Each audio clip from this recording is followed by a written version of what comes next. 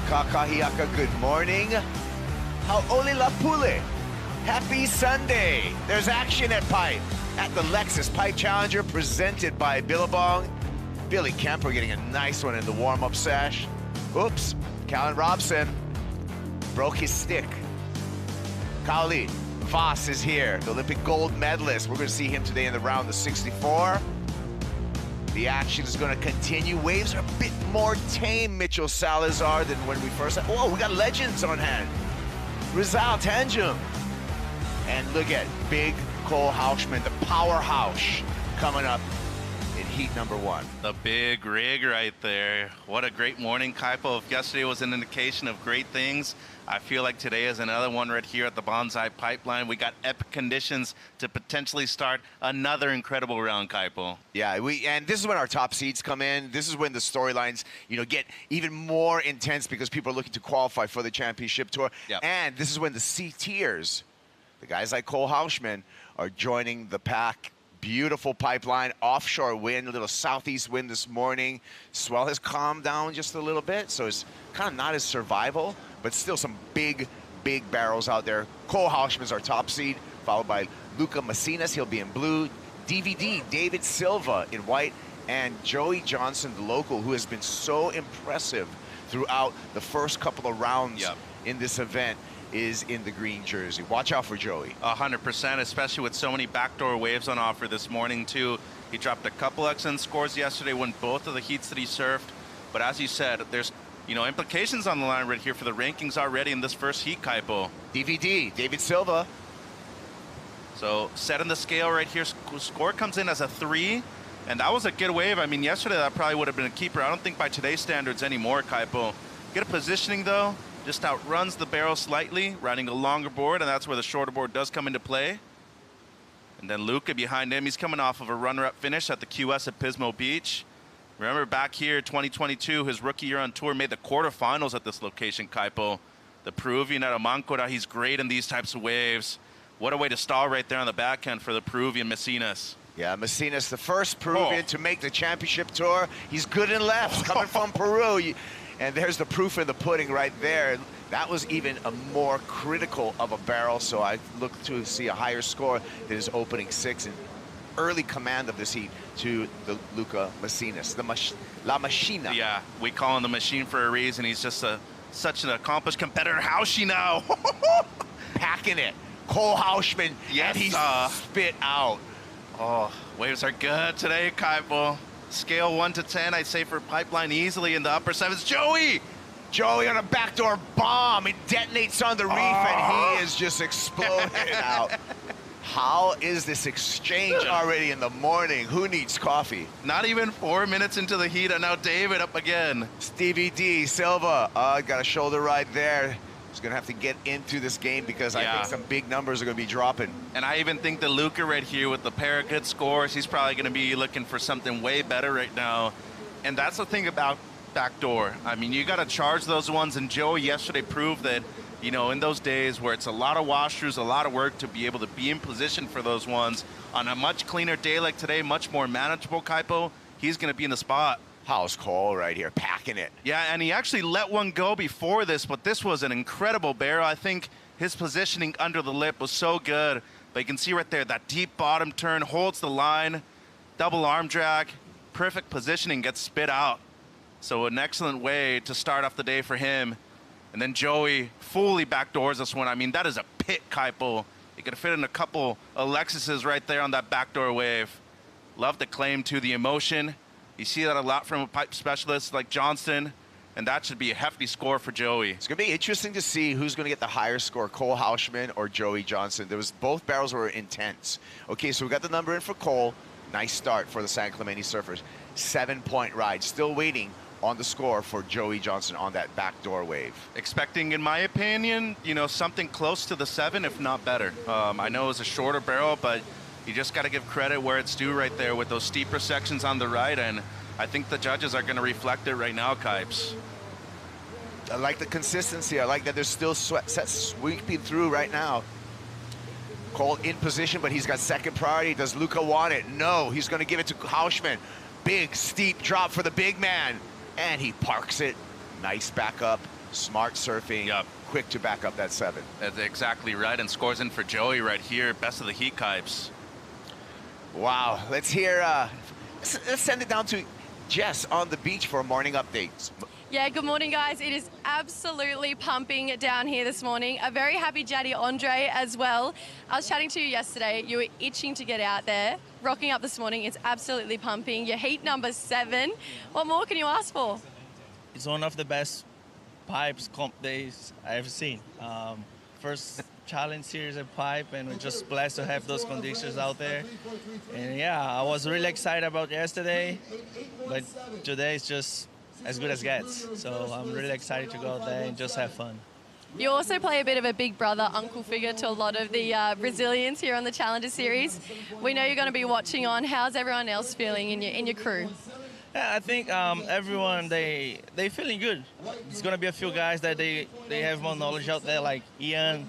You know, Ian's such a wizard out there. He always goes like finals, semifinals right here. And another guys that they surfing here for the first time, like Wesley, and he ended up got a really sick wave yesterday. And yeah, we all know our limits, and I'm really happy to be here for them. And just sometimes they don't need anything. Like, they just need someone to say, like, dude, just do your thing and forget about what people are going to think and have fun. So I'm glad they all doing it. Awesome. Thank you, Jaddy. It is absolutely pumping. Let's get back to the action, but we are on for a full day. All right, yeah, Jadson Andre, we'll see him in heat number 7 of this round of 64, coming up against Winter Vincent, Dimitri Poulos, as well as Ryan Huckabee. Gnarly heat right there. They're all gnarly. And how did we get gnarly? On the reef, let's turn to Surfline and the Pacific. A lot of storms, a lot of swell. Yeah, super active so far this winter. It hasn't been the cleanest one yet. They had a great early season, and you can just see those blouse right there heading to the Pacific Northwest, right there in Hawaii. It's, you know, a lot of exposure right here in the middle of the Pacific Ocean, but for us, it's always better to have more swell than not enough, and today, I mean, perfect. 8 to 12 on the faces. It'll be dropping this afternoon, slightly onshore, but I do feel, I mean, the 16 heats are available out there right now, especially considering the rest of the week being much more difficult with the onshore winds. It is picture perfect out there right now, Kaipo, and as you can see, tomorrow and Tuesday going to be difficult. Wednesday looking a lot better, and I feel like Thursday now becoming an option as well. Wednesday, gnarly, with a capital G. 20-foot faces, side offshore. That is going to be the Gladiator pit out here at the Bonsai Pipeline. Thank you to Surfline for all the intel that you give us. And we're flying a beautiful morning here. It just brings a Mino Aka to my face. Mino Aka. Huge smile. The smile. Yes, sir. In Hawaiian. We saw the Mahina this morning out there too. Yeah, the Mahina, the moon. Well, Hawaiian Language Month, February, it guys. is Hawaiian language. Joey Johnson, he went excellent. Mike Cutty, Joey Johnson, very well done. Look at the numbers coming through here. 8.17 is what it averaged out to for Joey Johnson. One more time for this excellent wave. Yeah, one of the 2 regular footers out there in this heat right now, and, you know, yesterday was a good indication of a lot of those backdoor barrels just being much squarer than the ones on the left. And you can see right there, I mean, the entry point, that's the whole reason why it's called the backdoor. You want to be coming from behind the section, and I just love that he's riding something that seems just slightly longer for him. And I think especially going backdoor, a much steeper wave than pipe, you want to be able to get into the wave as early as possible. 3 excellent scores already in this event in 3 heats surfed, and we're still 20 minutes into this one, Kipes. Yeah, 8.83 on his opening heat. I think he had an 8.17 in the next round, and then an 8.17 here to start off his campaign in the round of 64. Interesting thing for Joey Johnson too, also getting his competitive feel. Not known as a contest surfer, really, you know. So good to see him, and that's the dangerous thing about a wave like Pipeline. Not just as the wave is dangerous, some of the local pipe locals are dangerous because this is a special skill set to be able to not just position yourself, but also have the bravery to go, because you can't hesitate at this wave at all. It's one of the 2 locations worldwide on the championship tour that have, you know, those surfers. Manoa Drolet, Bruno Santos, that one final back in 08 at Chopes. And then right here, of course, I think you got to go back to Jamie O'Brien, 2004, one of the most recent ones, where he had accomplishment. And you look at the who's who of one here, everybody's either been the most well-rounded surfer in the world or a specific pipe specialist, Kipes. And I think Joey has that ability too. And on the women's end, we need to mention Moana Jones-Wong as well, that just came out and just took out the international field. And she proved you could surf that way out here too. And she put in her time. She demonstrated that that's what you needed to do to be able to achieve a result like that in an event here. Luca with priority, Kipes, looking left once again. La Machina. And that one's not going to change the situation. He's going to hang on to the 5.17, the 6-point ride. He is in the lead. Cole Hauschman sitting in second. Cole in a delicate situation, however, because Joey Johnson just needs a 2.16 to take that second and advancing spot off of Hauschman. Yeah, and good pressure right there from Cole, forcing him to use priority on that wave. Hauschman was interested, and he was looking to take the lead with the low 4, so I think right here, Luca, it's going to be a mistake. Cole Hauschman, what a story. He's going to come into his 3rd year on the championship tour, already with 2 CT wins. He is the 2023 Challenger Series champion. His crew that he hangs with, I call them the Avengers. Bear, Loco, Twitch, Rampage, Shex, Jet Lawrence. All of these dudes that he hangs with are like outstanding at what they do, and together they really form a great team. Here's Luca on the replay. Yeah, just outruns it a little bit. Wanted to be slightly deeper than that, but Cole was kind of in the prime position for that one, Kipes. So good pressure by Hauschie. Also, Sam Darnold from San Clemente. He's going to be playing in the Super Bowl. He's good friends with Cole and Jet and everybody over there. And another thing, too, is there's elite training when you look at guys, like you compare the NFL, someone like a Sam and a Cole, the elite training that they do. Hauschman, Cody Farah is his trainer, world-class trainer. Bob's going to drop out on this one and scorpioned for Macinas. You called it, Mitchell, as he was paddling into it. He didn't hesitate, but you saw that was a double up. Bottom drops out, and Macinas goes down. Initially, I thought he was looking right, and he was kind of forced to go left and already committed to the paddle, so it's going to be a quick one for Luca, but as he said, much tamer today. Paddle back out isn't as heavy. Still, though, this does not feel good, and I can tell you from plenty of experience of doing that myself, Kaipo, those ones, you'll be feeling it later. Yep, I've seen you pearl, Mitchell. A lot of water up the nose. Too many Portugal sessions like this, Kipes. Portugal sessions are all the time. But actually, I pearled in Portugal. I'll take. I know. I feel bad for that one. I'll take the hit on that one. Yeah. You're still mad at me. But no, look, this is a wave where you can't play any games, and once you commit to the paddle, I truly feel it's just better to go for it 100%. And still not make it, then pull back, get caught by the lip anyways, and get pulled over, and then if you get caught inside by the set, it is so much worse. Yeah. And I feel sometimes, these surfers, yesterday we had 100 surfers out here at Pipe, and it was a full gladiator pit.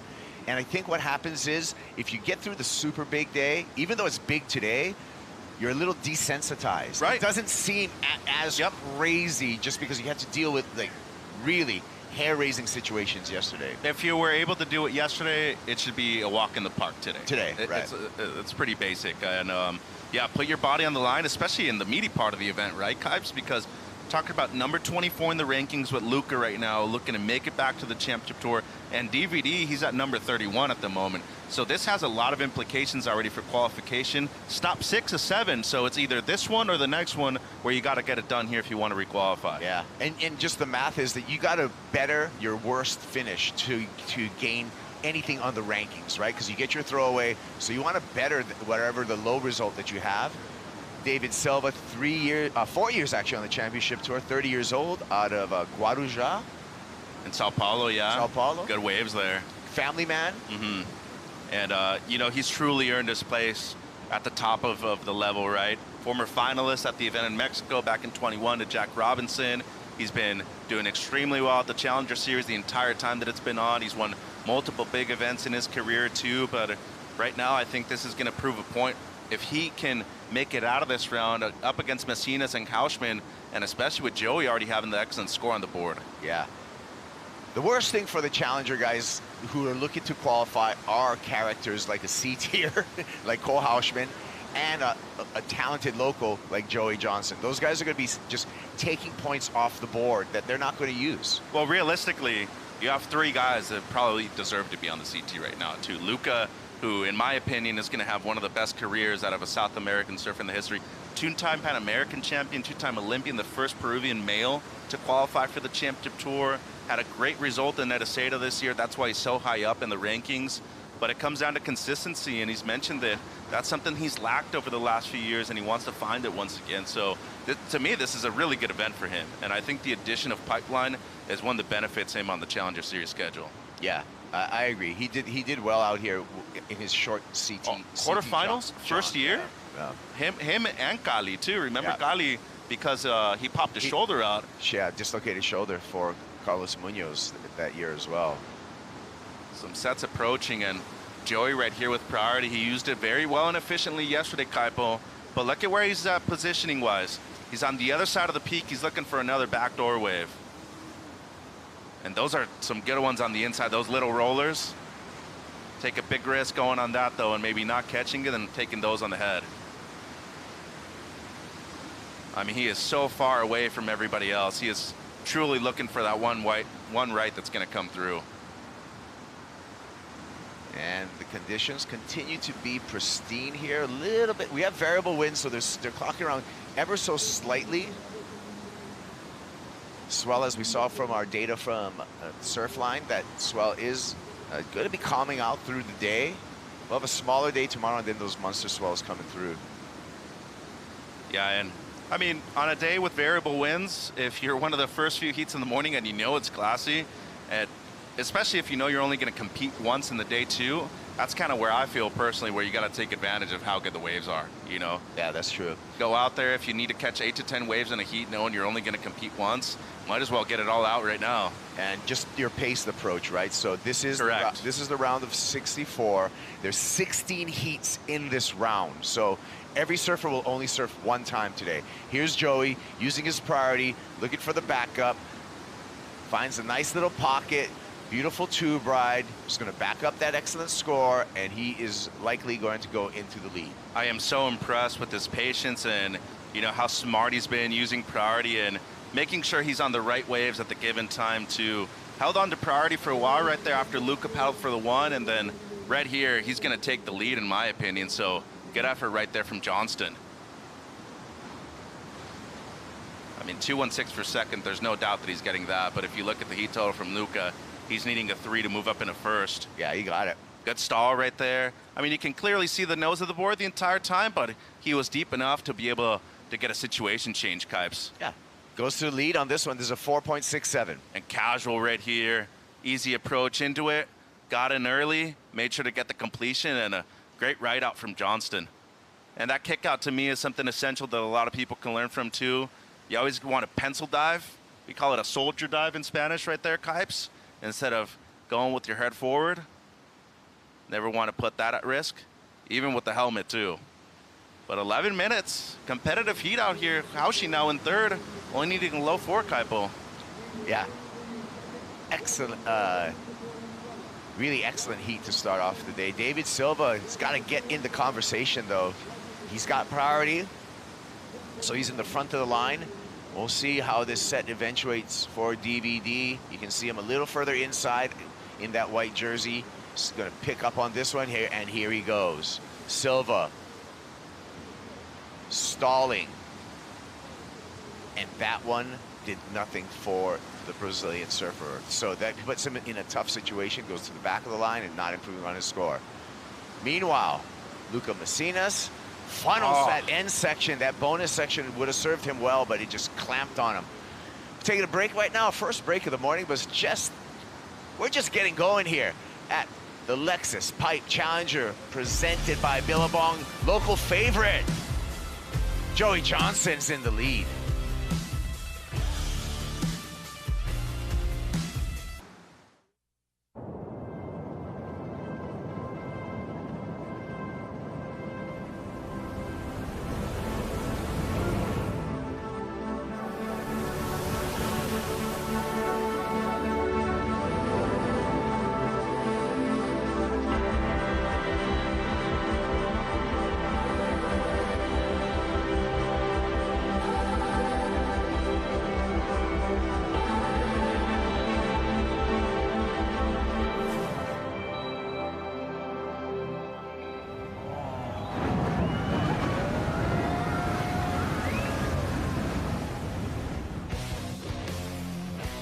Sakura, Betty Lou Sakura Johnson coming in from a free surf. Women are off for today, but I can't wait to see what they're going to bring when we continue competition on the women's side. Some fan photos with Katie Simmers. It's good to see Katie here at Pipe. She says it's for the girls. Oh, yeah. Oh, she charged white male yesterday, too, with Molly Picklam. How that would have about a 10-0. But yes, Pipe is for the girls. Something else included in there that we obviously can't say, but she had a good time. I dare ya. 7 minutes remaining, and the local Joey Johnson out in the lead. Cole Hauschman, our top-ranked surfer in this heat, in second and advancing position. And that's going to be the way throughout this entire competition. 4 surfer heats, top 2 moving on into the next round. Yeah, and situation change right here. Hauschman up into second place. So right now for Luca, number 24 in the rankings, we talked about the implications of him requalifying for the championship tour. This is a must advancement heat right here for Luca. Same thing for DVD.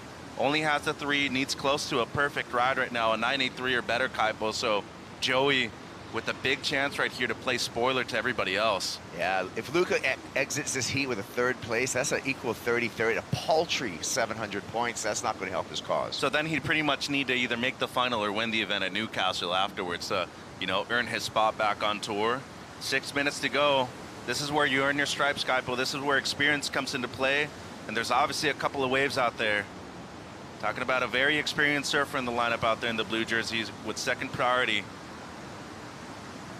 But Hauschy, I mean, efficient. He's only caught 3 waves. All 3 of them have been complete kites. The 7 and the 583 and thrown away the low 3 as well. And Cole was actually on the alternate lists, and so got in with late call into this event, but has been spending a lot of time here in Hawaii, going back and forth between here and San Clemente. Yeah, because, you know, certain spots only allocated at the Challenger Series level for CTers, and with the addition of pipeline to the Challenger Series schedule, everybody wants to surf here, right? So Hauschy, one of the few that got in, and this is actually the score that moved him back up into second place, Kipes. Yeah, 5.83. So this turned the heat for Cole Hauschman. He's been working on his boards here on the North Shore with Matt Biolas. Some unique designs and some old faithfuls like this one right here. Yeah, I got a round up myself, a 610, and then a driver 2.0, 6.8, and you know, they've been using the Formula One, the step driver quite a bit too, and driver 3.0, so it all comes down to feeling. I know a lot of people tend to ride boards that are a bit shorter right here for competition just because you want to be under the lip the majority of the time, but I feel like for Cole, he's such a large dude, something, you know, that's easily a smaller step up for him, a 6.6, potentially a really good board out there right now, even a 6.4. And you know, he, like, for his boards, they're big, but they're not over volume because he's so fit. You know, I talked about the work that he does with Cody Farah over there, and in training, and he, like I said, he trains with really elite athletes, if you would. A lot of crossover from MMA with the training for Cole Hauschman. Here we go, judges' notes, Mitchell, on how do you get those excellent scores? Yeah, right here, barrel riding, always the primary scoring element. A lot of emphasis according to the conditions, of course. Commitment, degree of difficulty. I think takeoff, depth is probably one of the most important things.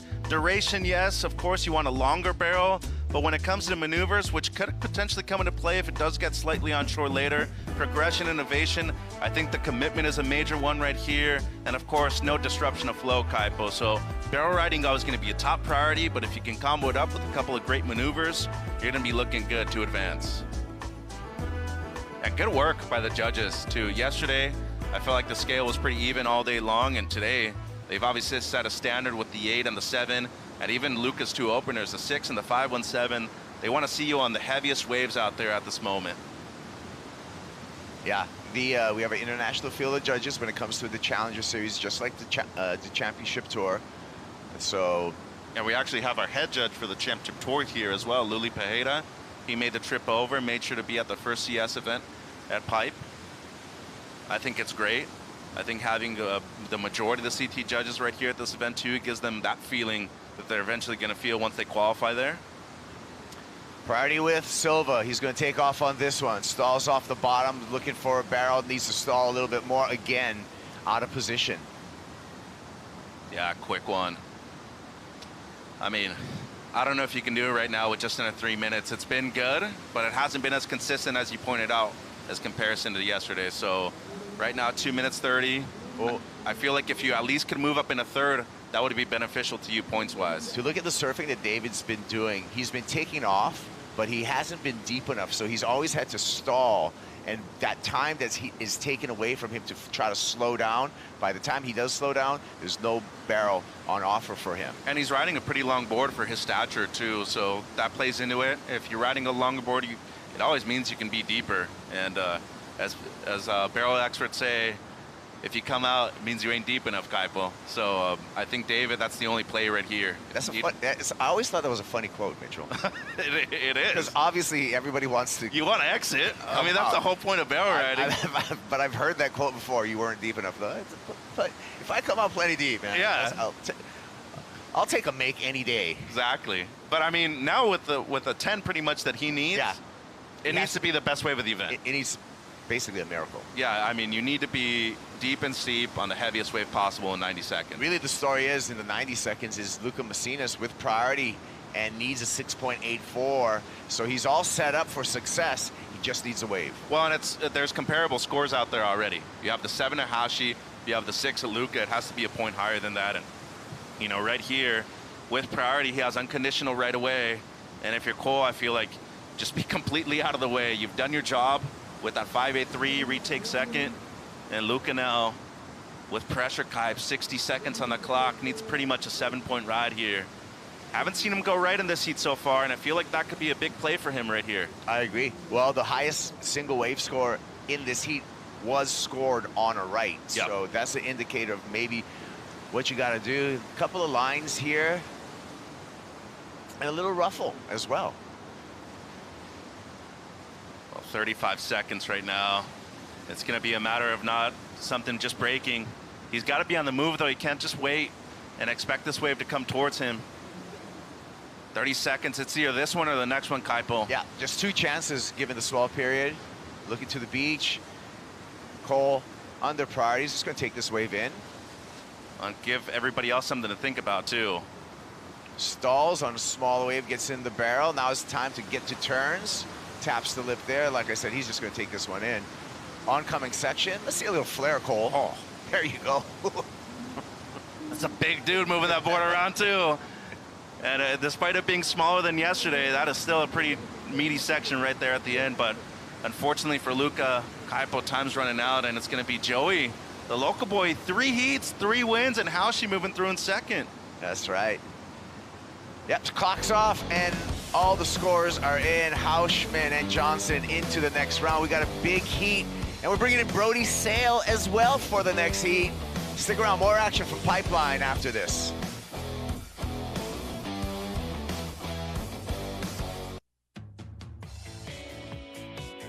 The Lexus Pipe Challenger, presented by Billabong, is brought to you by Lexus, experience amazing, and by Billabong, official presenting partner of the Lexus Pipe Challenger. He did it again. Joey Johnson winning another heat, advancing into the round of 32, along with Cole Hauschman. Both of those surfers, some smiles on their face, knowing that they're going to continue through competition here. And we're continuing through right here on the set. Welcome to the set, Brody Sale. Thanks for coming again. Thank you. Stoked to be here again. You're becoming a regular in here. Thanks to Billabong. Billabong sponsored the event. Yeah. No, and we love your work. What do you think about this next heat that we got coming up here? Mateus Hurdy, Morgan Siblick. Oh, here we go, Jacko. And JB. Yeah, it's a great heat, actually. There's obviously Mateus and Morgan are kind of in the talk for qualification, and then Finn and Jackson, I think, can still get it done with 2 big results, but obviously I'll be rooting for the Hawaii boys, good friends, and then it'll be cool to see how Mateus and Morgan handle the pressure of needing results here. You can see the number 7, number 14 coming into this event. Mateus Hurdy can qualify for the championship tour if he gets into the final and gets the 2nd place or better finish. He either wins or gets 2nd place. Mateus is on tour, which would be So justified, Mitchell, after Mateus coming just one spot away, just a couple spots away, Yeah. both 2023 and 2024 for that CT qualification. Yeah, and the big difference, oh my goodness. Morgs just packed one right there. Clampy. Oh, that was sick, though. That's a good indication of things to come in this heat. And this is the one we saw from JB. Just too much froth on the face right there, and just a quick in and out for Jackson. I think one of the better surfers in the event out of the goofy footers, too, going at pipe. But to your point, I mean, Mateus has been that close to qualifying a couple of times, and it's because the last events have always been in Saquarema. There's been added pressure there. Now here at Pipe and Newcastle at the last one, Kipes. Side runner. Morgs on a runner. You called it, Brody. Morgan Siblick, the Novocastrian, former number 5 in the world. That's going to be a good score. Oh, yeah. Yeah, that was a perfect little inside 4-foot runner. Kind of, I don't know if he had third or fourth prio, but yeah, snuck it underneath Mateus and Finn that haven't caught a wave yet, and that's going to be a nice little score to open up his account. Number 14 as well, Kaipo. Doing very well in the rankings. He at least, you know, makes the quarters or the semis here. Would be huge heading into home at Newcastle. Great line that he picked too, and you know, the barrel was amazing, obviously. I think this carve underrated too. He's going so fast, and to be able to control the fins on the board that way, especially coming out of the barrel like a slingshot, Brody, well done by Morgs. Yeah, it's sick to see Morgs. You know, it would be really cool to see him get back on tour. Like you said, he got 5th place that one year in the final 5, and then yeah, I think the last, like, I don't know, maybe 3 years, he's kind of just been like right there, you know, like one of the first 5 spots out, and I'm sure mentally it's really gnarly to not make the jump as far as, like, you know, money-wise, you know, sponsors, CT prize money and all that, and then but just to see him like just still surfing like better than ever, and always keeping himself in the mix. I think, I don't know, what did it say? He's 12th place right now. So he's 14th right now. 14th, yeah. So he's right there, and yeah, it would be cool to see him get back on tour. He's definitely CT level surfing. Yeah. Yeah, again, at the end of the year, we take the top 10 men, so Morgan's right in the conversation. A lot of expectations, right, Mitchell, on Morgan Siblick after finishing 5th on the championship tour in his rookie year, first go-around. Yeah, and I think the question always won, how much did he, or the question was always asked, how much did he benefit off of those events being in Australia the majority of the time? I still think he's world-class, as Brody's saying, and he's obviously made major improvements right here in the barrel routing, too. JB looking back door. JB. On the backhand, Jackson Bunch stalls, little pit ride there for the surfer from Paia. Well, what did you think about that one, Brody? Oh, wait, we got more. Finn Thunders. Finn Thunders, Go, Finn. McGill in a deep barrel, traveling through there. We don't want to give up hope on Finn, Oh, but it stayed open. Doggy door. Oh. Wow, that would have been a 10 if he makes it out. Yeah, that would have been a 10 for sure. Yeah, Jackson kind of seemed like on his wave he's a little bit out of position, needed to be a little bit deeper. Still be a score though right now. It's so funny, Pipe, like you could, you know, that might be a 3, but at the end of the heat, if you have a 3, like needing a 3 is like a real score, you know, like yeah. you still need to get barreled. So just having that out of the way and don't need another one of those, but yeah, it's just complete. Finn McGill, the 2017 World Junior Champion, a final with Joe Azuchi that year over in Kayama. Also, Finn, well, we'll talk more about Finn, but first this replay, Brody. Yeah, like I said, he tried his hardest to slow down. I think he just kind of took off in the wrong spot. But he is so good right and left out here. So the waves are firing. I have no doubt he'll get a good one. At least one good one before the end of the heat. Wow, that wave was crazy. If he somehow was, I don't know how far he made it in that, but if he got over that first section, he could have possibly made it. Live action with Mateus Hurdy getting on the board for the first time. That left head pipeline, not a super deep barrel, but at least he's activating, getting things going, Mitch. He's on the board. Number 7 right now. He made the final at the US Open. In my opinion, I think one of the best all-around surfers worldwide too. And, you know, high expectations from the Brazilians for him to get on tour right here. But, I mean, Brody, you can attest to this, you know, being a prodigy yourself out of the Hawaiian Islands. It's a big amount of pressure that, you know, people expect out of you, especially once you compete on the Challenger Series and you have a bit of success there. Yeah, for sure. Mateus is like been right there. Same with Morgan. I don't think he's really ever made the jump. He's got CT wildcards and done well, but yeah, he's been like Morgan, kind of like the last 4 or 5 years, just been like right there, you know. And yeah, it'll be interesting. I looked at the points kind of before this heat, and he's at 7th, and there's kind of a big gap between 7th and 8th, and he definitely needs to, you know, get that confirmation of like I qualified and before he relaxes, but he's definitely sitting pretty good with the points. But it'll be interesting to see how he handles the pressure, you know, with the last 2 events and just needing to, you know, probably incrementally just better one result or something. But yeah, it'll be interesting for sure. Yeah, and the math on who's going to be taking up away points here. Morgan Siblick in a funnel cake right there, but not hitting the spot. But talking about, you know, taking points away and how points disappear for some of the challengers. Joey Johnson, the local. Joey's taking those points away from the Challenger Series, guys. Let's hear from Joey. He's on the glass with Jess. 3 heats, 3 heat wins, 3 excellent scores. You say you're not a comp guy, but you're absolutely nailing it right now. But I mean, Pipeline is cooking this morning. It's, I mean, these are my ideal conditions. Super clean, couple rights, and everyone knows I love going right. And I'm stoked that we're running today and the waves are firing, and I hope that everyone has a good time and stay safe and, you know, get the waves that they want. I saw you chatting to Callie Vass this morning, even with the likes of Charlie Crevant. He was going backdoor just based on your waves yesterday. Are you giving out a couple of tips to some of the competitors here? No. They're just my friends, and I only get to see them during the wintertime, so anytime I get to talk to them and just catch up with them, you know, they're really good friends, and like I said, they're not here all the time, so yeah, I'm just stoked to be here with my friends that I don't see all the time and, you know, keep it a good winter. And of course, we're not going to see you compete again today, but off the wall is also cooking. Are we going to see a couple of big Joey barrels out off the wall now? I don't like off the wall. I'm not going to lie. I'm not a big fan of it.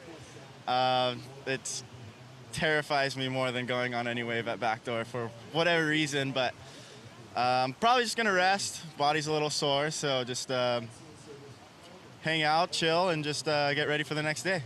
We love it, Joey. We'll let you go get warm. Thanks, guys. Yeah, Joey Johnson's gonna. He earned the day off. Hey, Joey, take the rest of the day off. You did your job for this morning, advancing into the round of 32.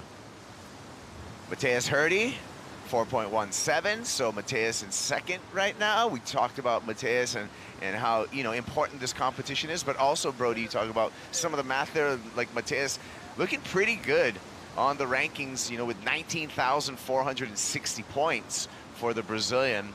I feel like right around 20,000 is where you're going to feel pretty confident in qualification. Typically.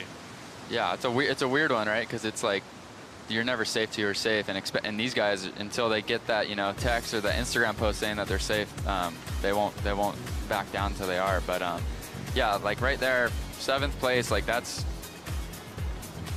looking pretty good. I mean, I don't really know. I think this year there's more events, but yeah, it'll be interesting to see where it all ends up at the end of the year. Yeah, and you can see the difference. You already pointed that out, Brody. 19 and in number 8, Liam in 16,000. So there is that gap right there, a little bit of padding. Now, a lot of things can happen for Mateus to qualify, but he can guarantee seal the deal, makes the final here, 1st or 2nd place, and he's on tour. I feel like 1 and 2 are pretty safe too. I feel like Eli and Sam have pretty much done their job at this point as well. There's a lot of former champ tour surfers in the top 10 though on the men's side, and that's where experience comes into play. I would love to see Jacob Wilcox back on tour as well. But personally in this heat, I feel like Finn McGill is one. He's a local surfer.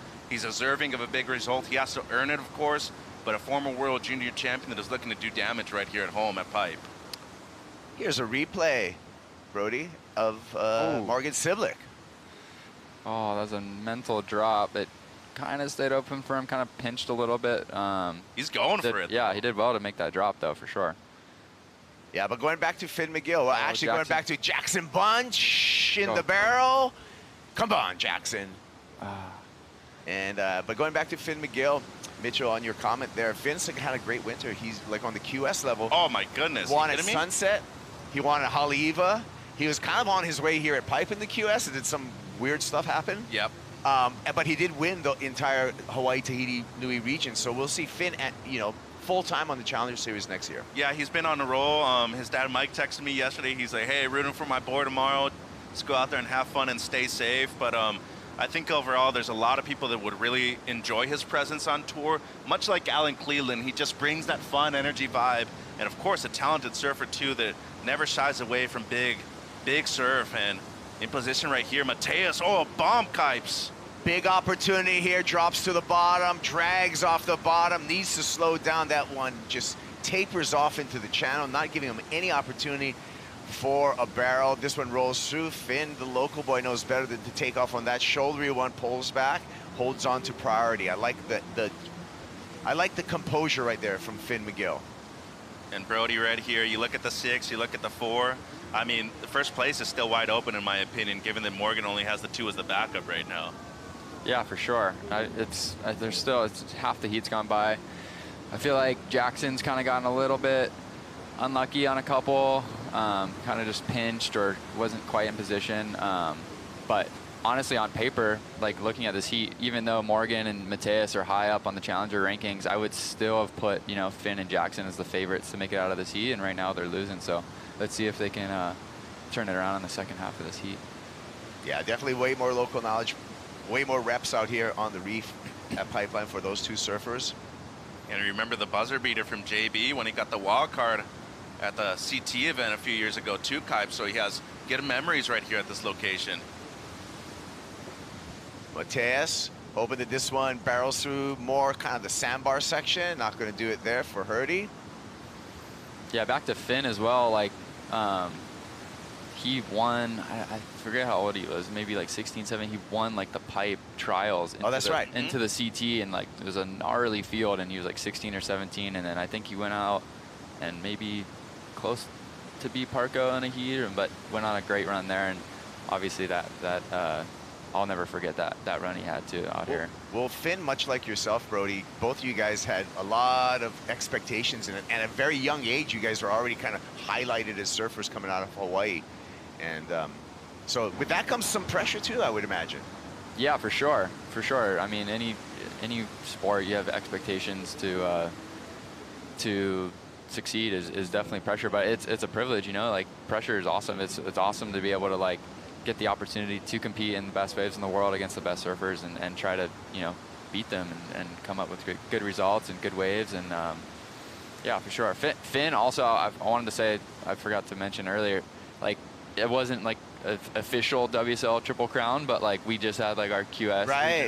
It was all the Triple Crown, Sunset, Haleiwa, Pipe, and he won Sunset and Haleiwa, and he didn't do too well out here at Pipe in the heat, but he won the Triple Crown. Like, yeah. A few of us did the math, and he won the Triple Crown. Even though it wasn't like official like WSL, it was like he won it and was the best out of the 3. So that's a big accomplishment as well. All right, we're taking a break right now. It's Morgan Siblick in the lead, Mateus Hurdy in second in advancing position. Can Jackson Bunch come through? Can Finn McGill come through? Also, waxing up, Kaoli Voss in the next heat.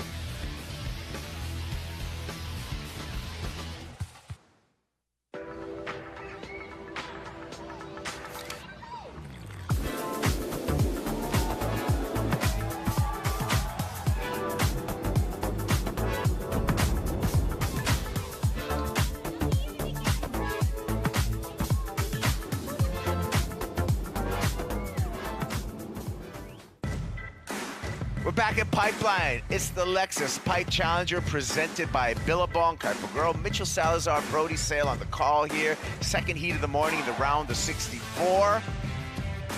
And the two local boys trailing the two visiting surfers in this heat. But Finn McGill, a lot of expectations from Finn Thunders McGill.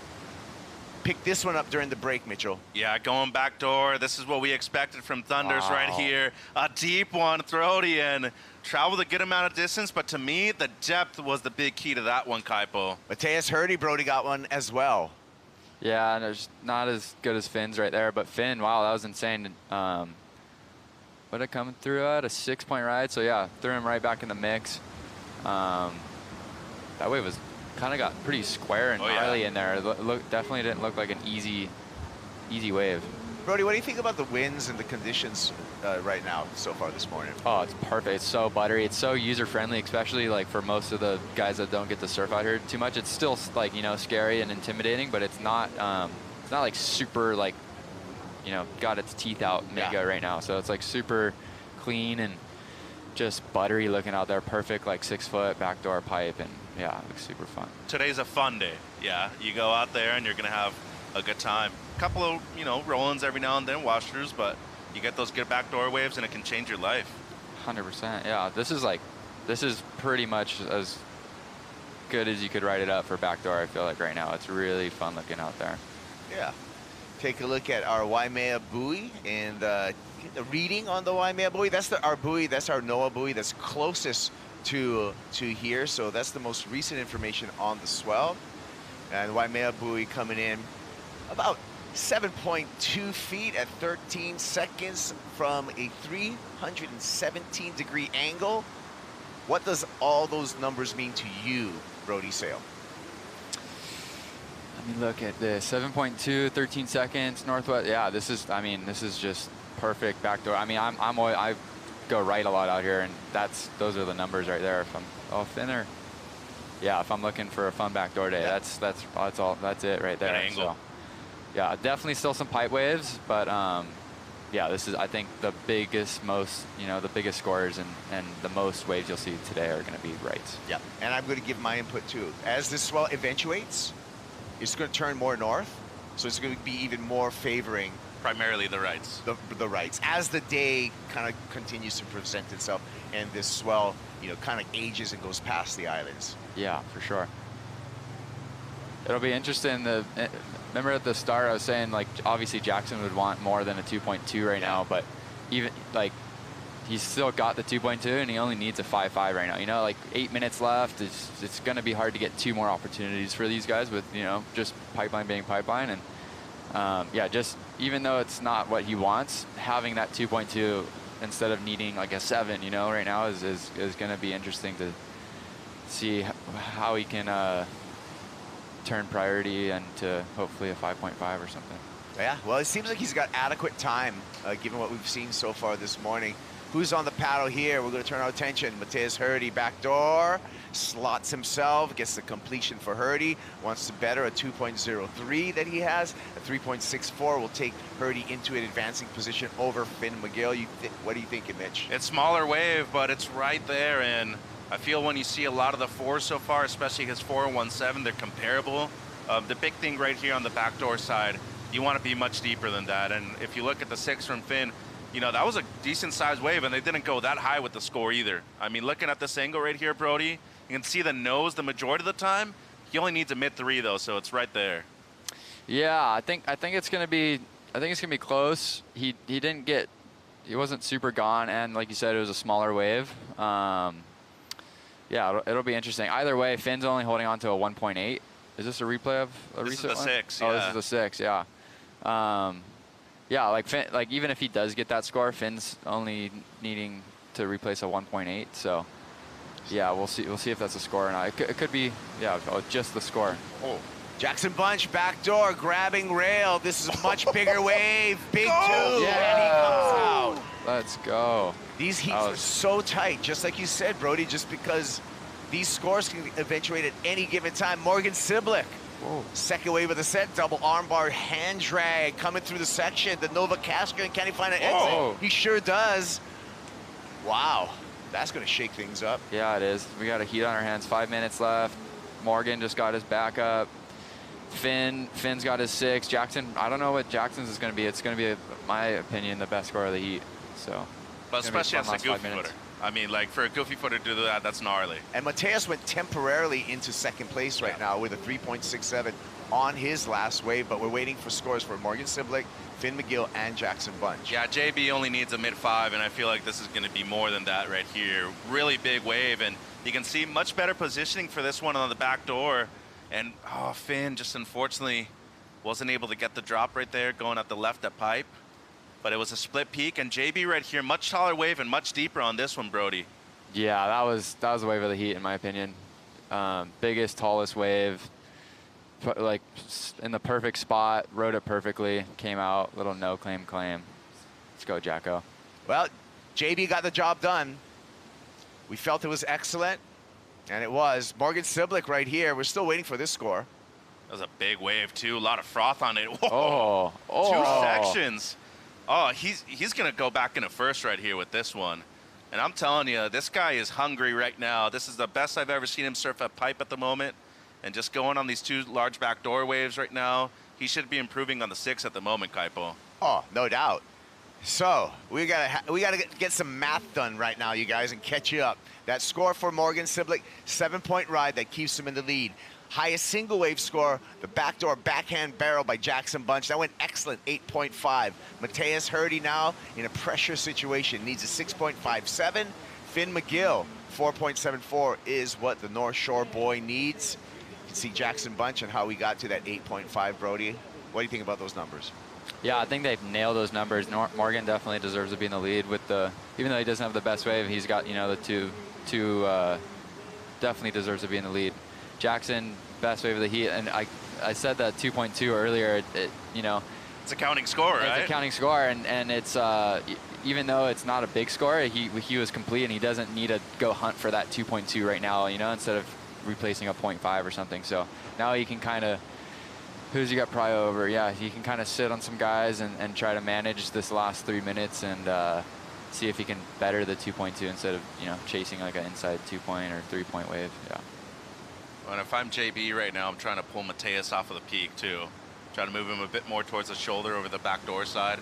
And not to say that Mateus doesn't have experience at this wave with positioning, but just talking about 2 local surfers that have so much more experience out there in green and white at the moment, Kaipo.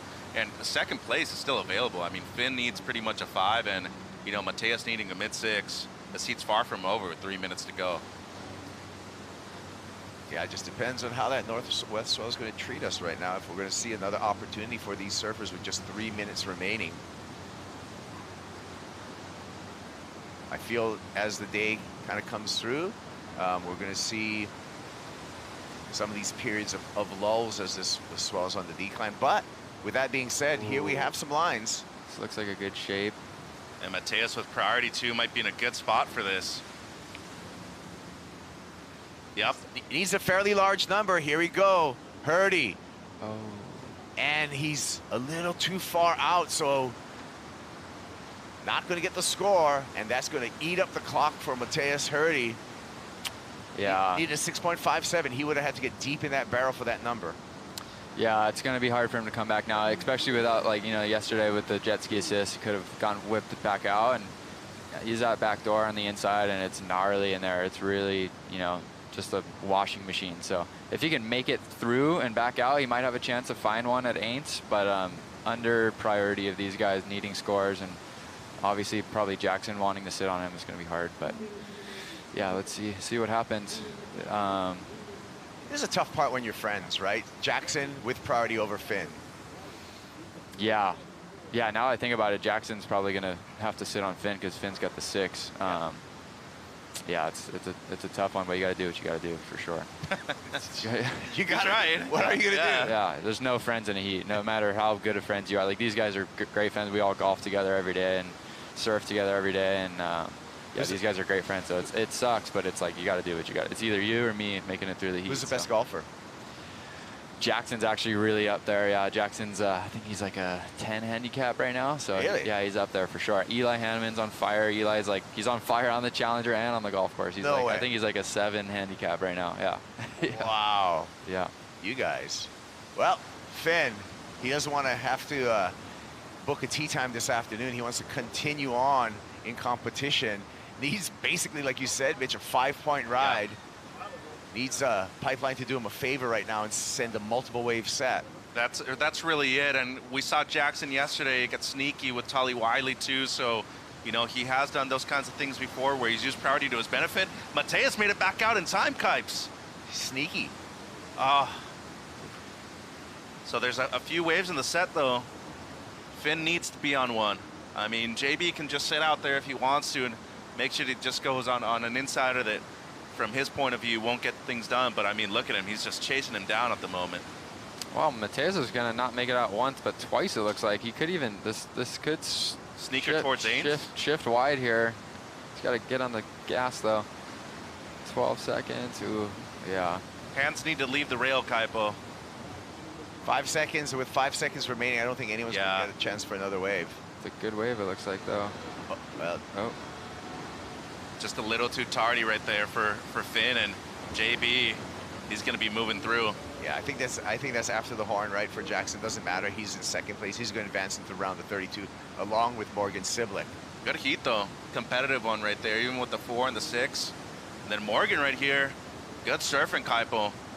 There's the numbers. Siblick, Bunch, onto the round of 32. Thank you, Brody. Always enjoy chatting with you. Hopefully we can come back in for some more heats, more action. When we return, we're going to have an Olympic gold medalist out in the water here at the Lexus Pipe Challenger, presented by Billabong.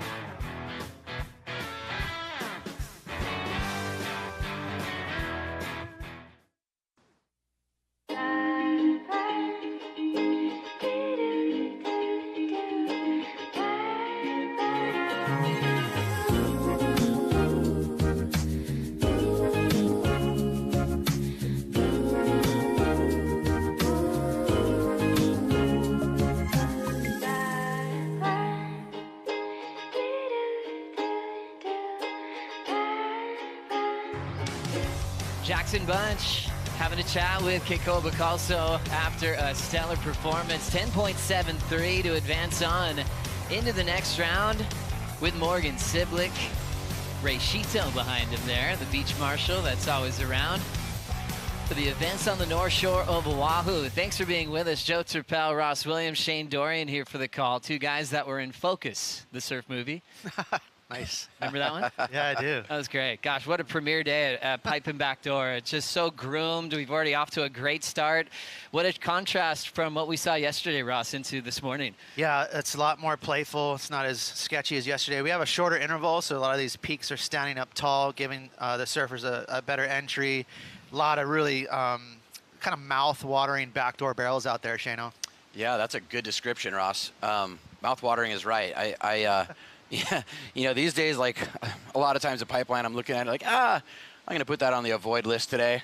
You know, it's like, but this morning I was like, wow, like, if you minus the crowd, it was like as good as it gets. Just pristine peaks, as Ross said, like, almost everybody in their right mind would be salivating to get out there. Shane, congratulations on your Wave of the Winter entry. Oh, thank you. That was amazing wave Thanks, of Backdoor. Dude. Thanks, dude. How was that session, the crowd lining up a wave like that? Yeah, I was psyched. I'm going to be honest, Joe. I was pumped. Like, those waves don't come to me very often. I don't put myself in that position a whole lot because Pipeline is so intense, as Ross knows. Like at this age, it's easy to avoid it, and it was fun to get out there. It was an uncrowded day. It was a weird day with not many good waves, and that one just came. I mean, it just sort of just came to me as they do. As we have one coming to Cade Madsen. He is looking for some shade at Backdoor. A guy that spent some time on the championship tour, and he's looking for his spot back. McConaughey, local boy, still on a roll from yesterday. As he'll start off with a nice make at Pipeline. So the story this heat, McConaughey, 2 big heat wins in yesterday's competition to now get to the round of 64. Representing the local crew, father, a master shaper and charger as well. You've got Carlos Munoz, who would be the oldest in the pack at 33, but here comes Kauli Vost from Teahupo, deep in the pit at Pipe, and he will get clamped on his way out. Rare to see Kauli fall on opportunities, but we'll probably get another look to see what happened, Ross. That's the X factor today. You know, like we were saying, the waves are so good, and all these surfers are really psyched. So that's kind of one of the key things to take care of when you paddle out in the heat today, is just to calm yourself down, because these types of things can happen. You can pull into a really nice wave and get pinched on. Next thing you know, there's 8 minutes left. You don't really have a score. You start kind of freaking out. Happened to Finn McGill in the last heat. And so these surfers that are really good out here, sometimes heats just don't kind of go your way. You still have to take care of business and find some open barrels out here. But some of the waves that are not as good will pinch. And that was a really nice drop from Akana. He's so good at bottom turning while he's dropping in the barrel. He's a little guy, and he just keeps that toe edge rail in really nicely. And there's that pinch, you know, and you're going to get a few of these today because it's so teepeed out, it's shorter interval, you'll get those pinch barrels. Carlos Munoz grabbing the rail, gets the exit into the sunlight. Nice, cool, lazy little cutback to get out of there. Now 33. It's amazing how long he's been around. Remember, he's getting wild cards at the CT. We're going back to like 2014. He had a fun heat with Gabriel Medina where he did a giant alley-oop, coached by Jimmy Hogan. There's so much fun on the beach, and I remember Jimmy Hogan setting a game plan with Carlos. He's like, you're a wild card. These guys are in the world title race. Go big every time you get a chance. And Carlos was like, well, that makes things easy. And he was just throwing Hail Marys on every section. Looking at this wave, Shane, what'd you see? Yeah, it was one of those, you know, as Ross said, a lot of these little lefts are kind of, they're not really like knuckling up really hard. They're not really scooping on the reef, so you're going to get that hollow begin. Like the very start of that barrel was like really hollow, but then you could see that pinch as Ross was talking about. And we're going to see a lot of that today. It is a little bit of a shorter period, which thins out the swell quite a bit. There's like a bit less power, a bit less double up, like a little bit less intensity. But having said that, that's what makes the conditions so perfect for backdoor. That wave that Kaoli Voss got, the right was a 10. The right was a absolute 10, and Carlos was right there and paddled right over it. And I don't know if it was just like early in the heat or like he was thrown off by Kaoli going left, but I actually turned around and watched that wave, and it was like an 8-second perfect barrel. Like it's just you could have just stood there without having to pump. And Kaoli had goofy footitis. He had goofy footitis for sure. He was looking left only. Yeah. Such an opportunity. Like if you have a couple goofy foots in your heat and your regular foot, and you're just a little bit sneaky and your eyes are open, it's a wrap. Wow, good read, Shane. That's a big story at the start of this heat. What could have been at the moment. We're looking at 1s and 3s at the moment in this matchup. McConaughey out front with his 3.93.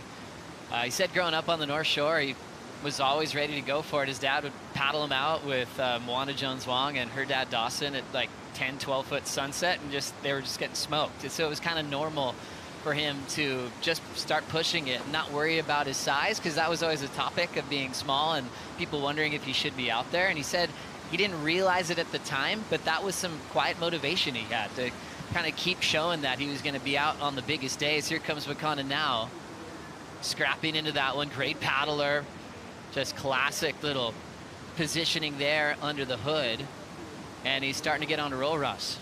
I like it. You know, his size and stature, it helps him actually because he's super brave. He's not timid. He turns around. He turns and burns on really psycho waves. And he's got good technique. So actually, the fact that he's kind of smaller, it doesn't bother him because he's still on that toe side rail and pulling into real sketchy waves. You know, you don't need to be a big, powerful guy to do that. You just need to have the technique, and Makana does it. You know, it's all about that bravado and technique. He's got the best of both worlds there. Makana Pang having a look again on this angle, Shane. Yeah, you know, as Ross said, his technique, his level of comfort out here at Pipe is pretty incredible, actually. And I think his size has actually really like played into his psychology over the years. I think he, you know, as he was growing up, all his friends were getting, you know, bigger and stronger, and they became like, you know, he had something to prove, I think, psychologically, and you can see that. He's a bulldog in the lineup. Like, he doesn't want to take any crap from anybody out there, and like, he will, like, exactly what Ross said, like he identifies heavy waves, and there's just no excuse. There's just pure accountability. I'm going on every heavy wave, and I think some of that is just like that, like, I'm going to prove all you guys wrong forever, you know? Love that. Still a ton of time in this heat. Makana enjoying the lead at the moment as Morgan Siblick is on the glass with Jesse Starling.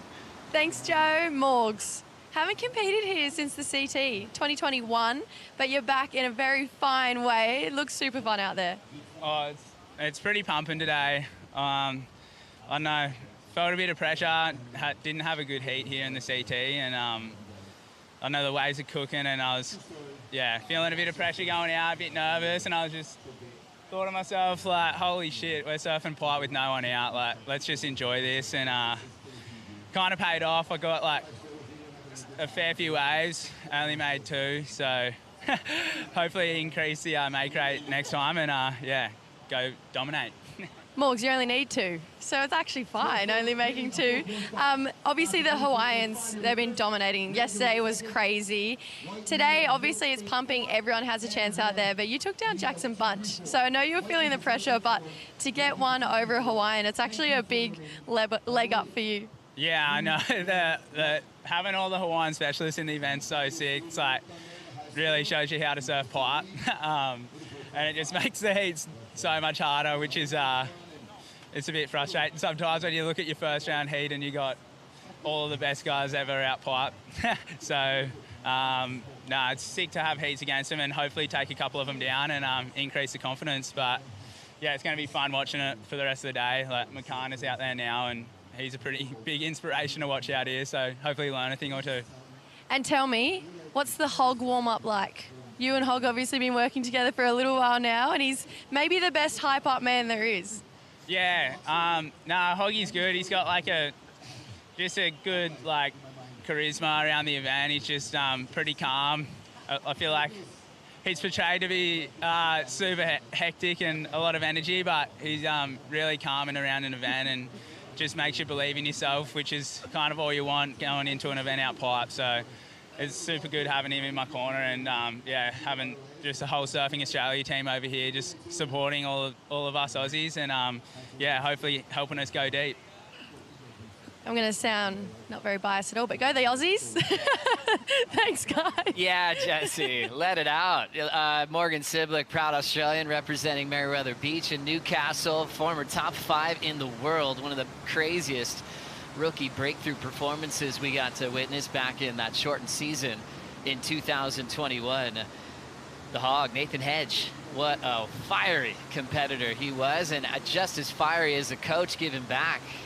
As you guys know, Australia hasn't made those high-performance surfing centers that they've got guys like Nathan Hedge, B. Durbidge, and such an amazing crew helping out the next generation. I mean, Morgan's just soaking up all that knowledge and turning into a bit of an animal himself. Sure, yeah, and it's good energy. And Nathan Hedge reminds me of Doug Silva in a lot of ways. You know, he's kind of quirky in a fun way and keeps it light for his surfers, but a lot of intensity too.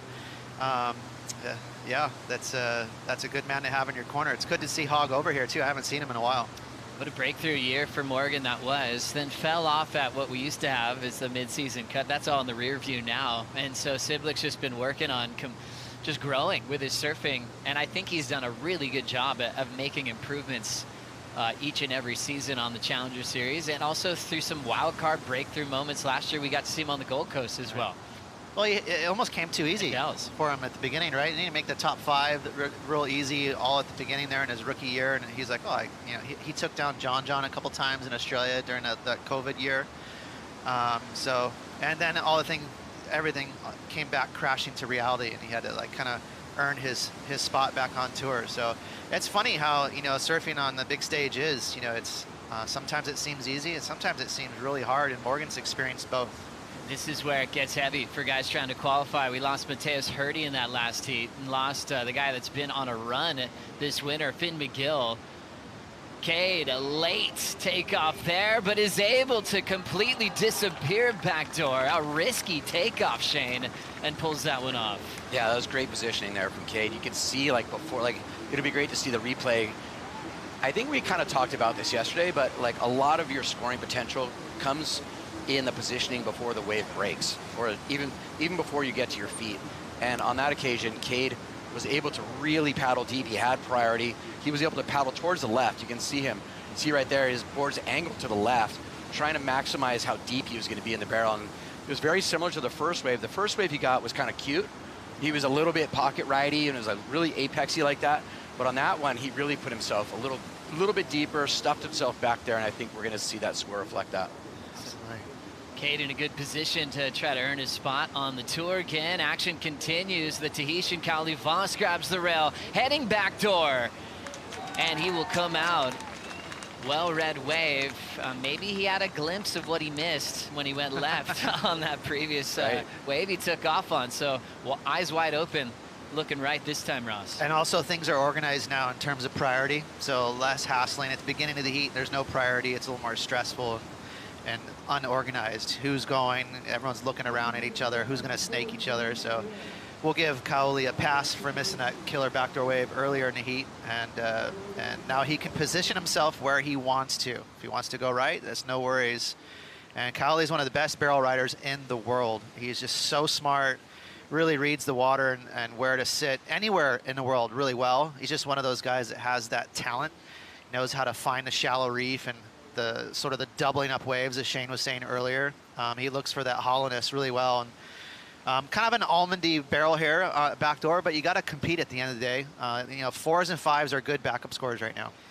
Talk about the game changing over the last 50 years of tour surfing, going back to 1976. In the recent times of when they announced 4-man priority rotations on the QS level and beyond, that changed everything, especially here at Pipeline. I mean, as you guys both know, 4-man heats out here, when there was no priority rotation, guys would just get shut out. They could just be sitting in the spot and have 2 people just boxing them out of waves, and they'd come in with a 0. Not because they didn't want one, just they couldn't get one, Shane.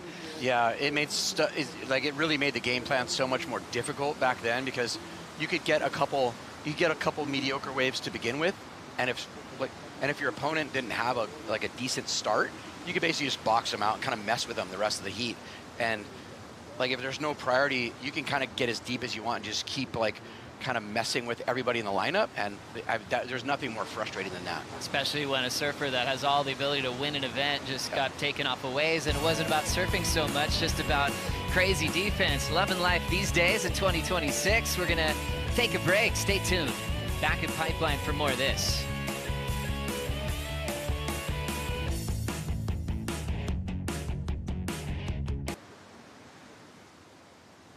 Here's a flashback Cade might not want to look at from 2024, one of the scariest wipeouts we had at the Lexus Pipe Pro in his rookie debut. He was absolutely rattled, like you think he would be. Posted it on social media later that day and was just like, oh my gosh, I'm just so thankful that I walked away, Ross. That was frightening to watch. That was brutal. Cade rides a touch smaller boards than normal guys out here, and yeah, he got hung up really bad. And just falling on his back like that at the apex of the bottom, that was pretty brutal. And here he goes now, 2026 Lexus Pipe Challenger, presented by Billabong, making adjustments, growing with his knowledge of one of the heaviest waves on the planet. Good to see Cade learning a lot as we funnel down the line with Carlos Munoz, Pura Vida. Wow, Pura Vida, for sure. That was a sick one. Carlos was always involved and usually part of the highlight reel, those Volcom Pipe Pros for many years. That was his main sponsor for a long time, so he got a lot of winners where he was right here with a great view on the top balcony, looking at pipe and back door. So a ton of experience for the 33-year-old Shane. Yeah, I can't wait to see the replay of that wave from Carlos. That thing was apexed out, had the full kind of elbow on the thing, kind of wedging at him. He's the best, dude. I saw him out at Pipe the other day. I paddled out, and he's like, man, so fun out here, man. So happy to be back in Hawaii, man. He literally said man like 10 times in 1 minute. This is so awesome. But he just has the best vibe, man. Super Pura Vida. He just always has a huge smile on his face, and you could bet he was smiling after that wave. He rode that wave perfectly. He lined it up perfectly. Those little pumps in the barrel, that would have felt epic. Oh, that's a really good impression of Carlos. That's pretty good. Yeah, he gives you that really psyched feeling no matter when he sees you, whether it's in Foodland or in the water. He's all hair and teeth. Yeah. Big old hair and big old smiles, always smiling. Hair and teeth. It's great. 9 too. That's well deserved. The scale's a little bit higher in this heat. Kaoli's 7.8. I thought was going to be maybe a 6. Yeah. And so the scale is a little bit higher. So the judges, as long as they keep that theme, that's fair, and they did, because that was Shane. You could attest to this more than anyone, but that looked like a loud barrel. That thing was so hollow and it spit so hard. Those are the kind of barrels that you hear it just as much as you feel it. And just the intensity of the drop, how it was really, there was that big TP and it was apexed out. It wasn't almondy at all. There was no moment of that wave that was almondy. It was extremely throaty. All the waves before had settled down, and it had gotten really glassy and still on that reef, and it hit that slab just perfectly. And his positioning, he was perfectly deep. His style was poised. He just handled everything perfectly. It was pretty damn awesome. Love that. Just touching on the setting the scale idea that you were bringing up, Ross. I think the thing is you don't want to go too high and run out of room, right? You know, there's a couple of stories that you could reference. Conan Hayes in the late 90s at Chopes, you know, where all of a sudden there wasn't room to go higher above a 10. Right. He needed an 11 or a 12, but the scale was maxed out. And judges are always so aware of that, seeing what's left in the scale so they have separation between waves. Right now, even if it is leaning high, they're going to make sure that they get the proper scores to balance out the heat. 8 minutes on the clock here. Priority was with McConaughey. Needs a 7.51 to keep this run alive on his local lineup. McConaughey said he grew up in the time where it was really serious about putting in time and earning your spot in this lineup. And it often goes by age. As we look at McConaughey now, searching, holds priority. Cowley takes an extra look. But even he said the group ahead of him, wow, that thing's gonna unload there. You can see McConaughey too setting himself up to be deep for a left. Here he goes. And a little Powell late decision to pull back. That's going to cost him his priority. So now he's in the back of the line. And he had to. That was a good call. That was a safety call. You know, that thing was filled up with whitewash. It would have been really sketchy to pull into. And that's that local knowledge. He's like, nah, this is not worth it. I don't want to get injured. And even though he's well aware he was going to lose priority, which sucks, you don't want to just sacrifice yourself pulling into a frothy, weird one and get lipped on the head. I even think his best waves yesterday, his keepers, were actually in fourth prio. So you'll maybe lean on that local knowledge to try to get himself in a better spot in this heat. If you were going to coach him up right now, you'd say, hey, don't go to sleep on the rights. You know, the rights are arguably better right now. And McConaughey's got a little bit of goofy foot-itis, so maybe with fourth priority, he'll look around a little bit. The challenge of backside at back door, you know, one of the greats that we got to see, you know, at the Pipe Masters, Gabriel Medina getting a 10 going that direction where he can really just chase down big sections. It's pretty rare to see that kind of a connection, and how dangerous it is oftentimes at back door when it's absolutely pumping. As we look at this decision here, Shane, what happened here? Yeah, this wave was pretty darn good. I'm surprised nobody actually went on that wave. And then McConnell looked at the next one, which looked really good as it was approaching, which is typical of Pipe. But then the wave kind of fizzled last second. You can see there's a lot of white water on the face. The wave gets really jumbled in the barrel there. Really hard to get deep on a wave like that and make it. And McConnell knew it. He made a really big mistake by not going on that first wave. And then he kind of misread that second wave, which is, you know, I mean, it happens all the time, you know, out there. It is a mistake with time winding down, like nearly 5 minutes left, and then all of a sudden you go from first priority to fourth, needing over a 7, right? Is that what he needs? So I mean, he needs a great score here at the end of the heat, and he just kind of threw priority away, which is brutal, because you know it's pretty clear when a really good one comes in right now. It's really obvious. So having priority when that magic wave comes in, and not having anyone like be able to sort of even paddle around you or anywhere near you is pretty amazing. Cowley Voss, first priority in a big moment in his career. If he makes the semifinal at this event, he'll be a rookie on the 2026 Championship Tour. Remember, we lost Mateus Hurdy from the heat before. His story's been pretty heavy, like a heat or two away from qualifying the last like 4 seasons, it feels like. And he just got knocked out. He does have Newcastle left. He's still in a great position, but for Cowley Voss, he wants to get it done here before heading into Newcastle. And he's up there 6th or something like that, I think, in the range. Is pretty high. Right, but number 6. So work is not done, but he would be looking at this event like, hey, I'm one of the favorites. He knows how well he surfs out here. And I would say Finn McGill too in the last heat, but you have to be careful because at the end of the day, like Shane was saying, priority kind of dictates when you're in the zone for a good wave, and the rights are a little bit better than the lefts. You got that short interval that's making some of these waves pinch on you, and you know it's you can't rely on every wave being perfect. You still have to put together a little bit of a heat. Cowley Voss taking out the Olympic gold, and talk about pressure. He was expected to win that for about 4 years, and he had the help of this man, Jeremy Flores, in his corner, who's turned into one of our favorite coaches. Same passion, same fire that he had when he was competing on tour. A 2-time Pipe Master is Jeremy. As we look at a jump from McConaughey, Shane. Yeah, you know, I think we're seeing some desperate measures right here from McConaughey. He knows his back's up against the wall now, especially not having priority out there. It is pretty brutal, and there's not a ton of waves. So it's not like the rotation's happening super quick. So he sort of has to look at anything at this point. More waves on the way. Makana jumped, but he had 4th priority, so that stays the same. He's slowly looking at everything that's coming through. He'll hold his position, and the focus is on our top seed, world number 6. Won in Portugal over George Pitar, and then finaled with Jacob Wilcox at Newcastle. Cowley locks in, focusing at backdoor, a wide open pit. Much bigger cave than he had on his 783, and that fires up Jeremy Flores, Ross. Yeah, and that's why we like watching Jeremy. You know, he really tries to inject these surfers that he coaches with his fire. A lot of it is about that when you're in the heat. You know, if you get too cruisy, you can slip and miss a wave. But Cowley stayed nice and patient. He waited for the right wave and was rewarded with a cave. That was a short barrel, but it was really hollow. Then a wipeout from Cade Madsen as he's working his way back out. Caught a rail, poked the nose right on the takeoff, went straight down, so he's got his 8.6, 3.83 out front. Priority goes to Carlos Munoz, 2:20 to go. That was clutch. Cowley again, Shane. Yeah, this was clutch from Cowley. I was thinking it's only a matter of time before he gets his chance, and wow, he really made the most of it. Needing what did he need, like a 4.18 or something like that. But that was insane positioning, really well read on that wave. You know, being in the channel when he won the Olympics last year was insane. The energy was out of this world.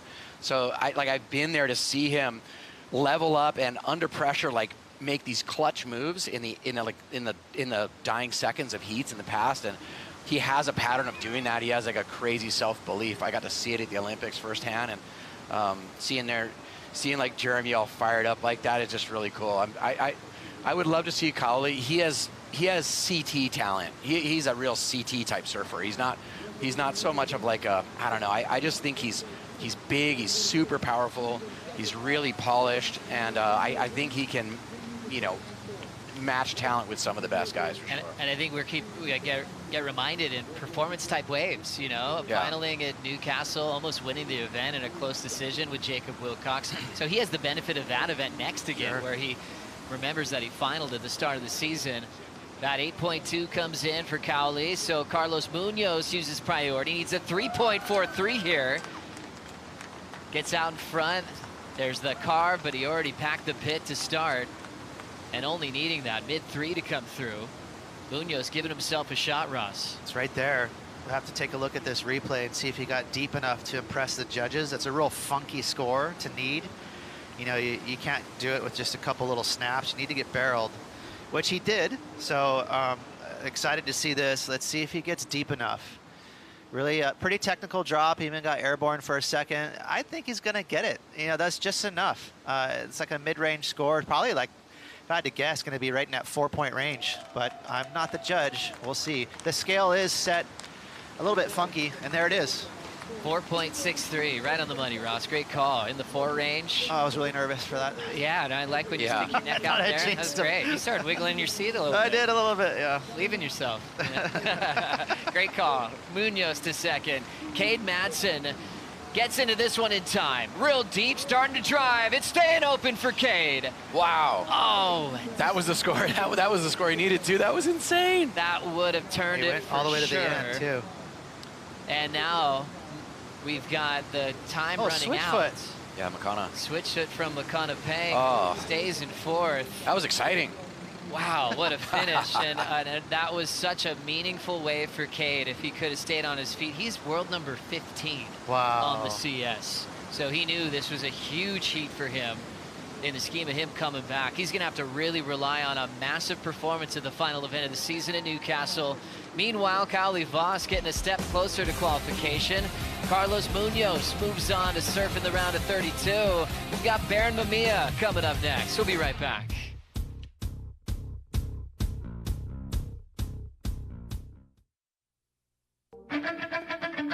I feel like Andy surfed not using his brain, just using his heart. He was the happiest I've ever seen in the water. The happiness shone through him, like he could see it coming glowing out of his face.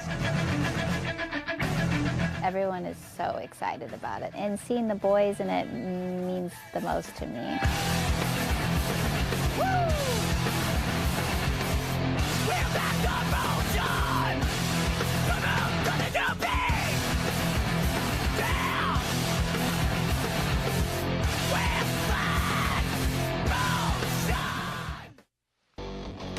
check out Billabong.com and see the newly released Andy Irons collection. It is amazing, and always remembering our hero, 3-time world champ AI, giving us so many memories globally, especially here at Pipe, multiple-time Pipe Master champ, along with those world titles. And Ross and Shane with several AI memories. Recently, it's been really fun with Billabong. Shane, you were over on the North Shore of Kauai, and then even right over here on the North Shore of Oahu doing talk stories with a really cool crew like Aki, Parko, Barca, Bruce, sharing your best memories. I showed up at the Oahu one, and man, that was awesome. I could hear that stuff all day. How was that experience? It's been fun, you know.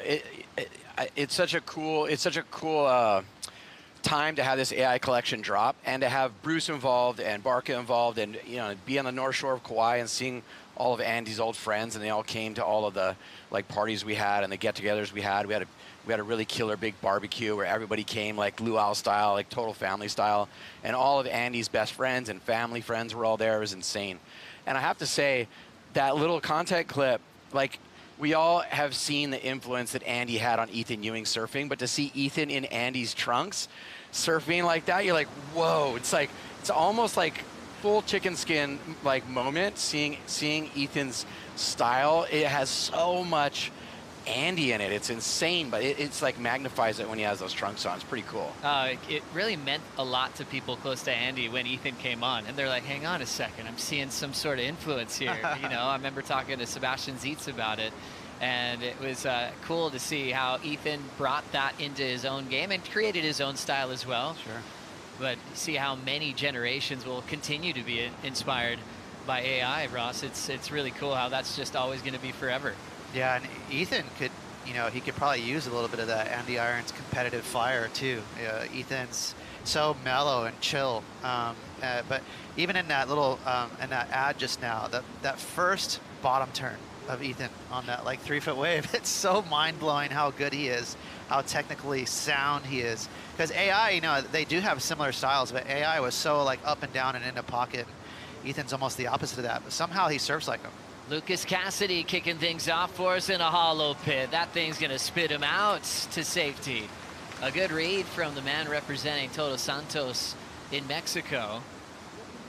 Got a jump start. He'll take the lead with that effort, and a massive heat for him, getting compared to maybe the best in pipe right now. Baron Mamiya in the red jersey. Bronson Mady, world junior champ from Lakey Peak, is out there in blue. And also Lucas Silveira, who won his world junior title back in 2016 in Portugal.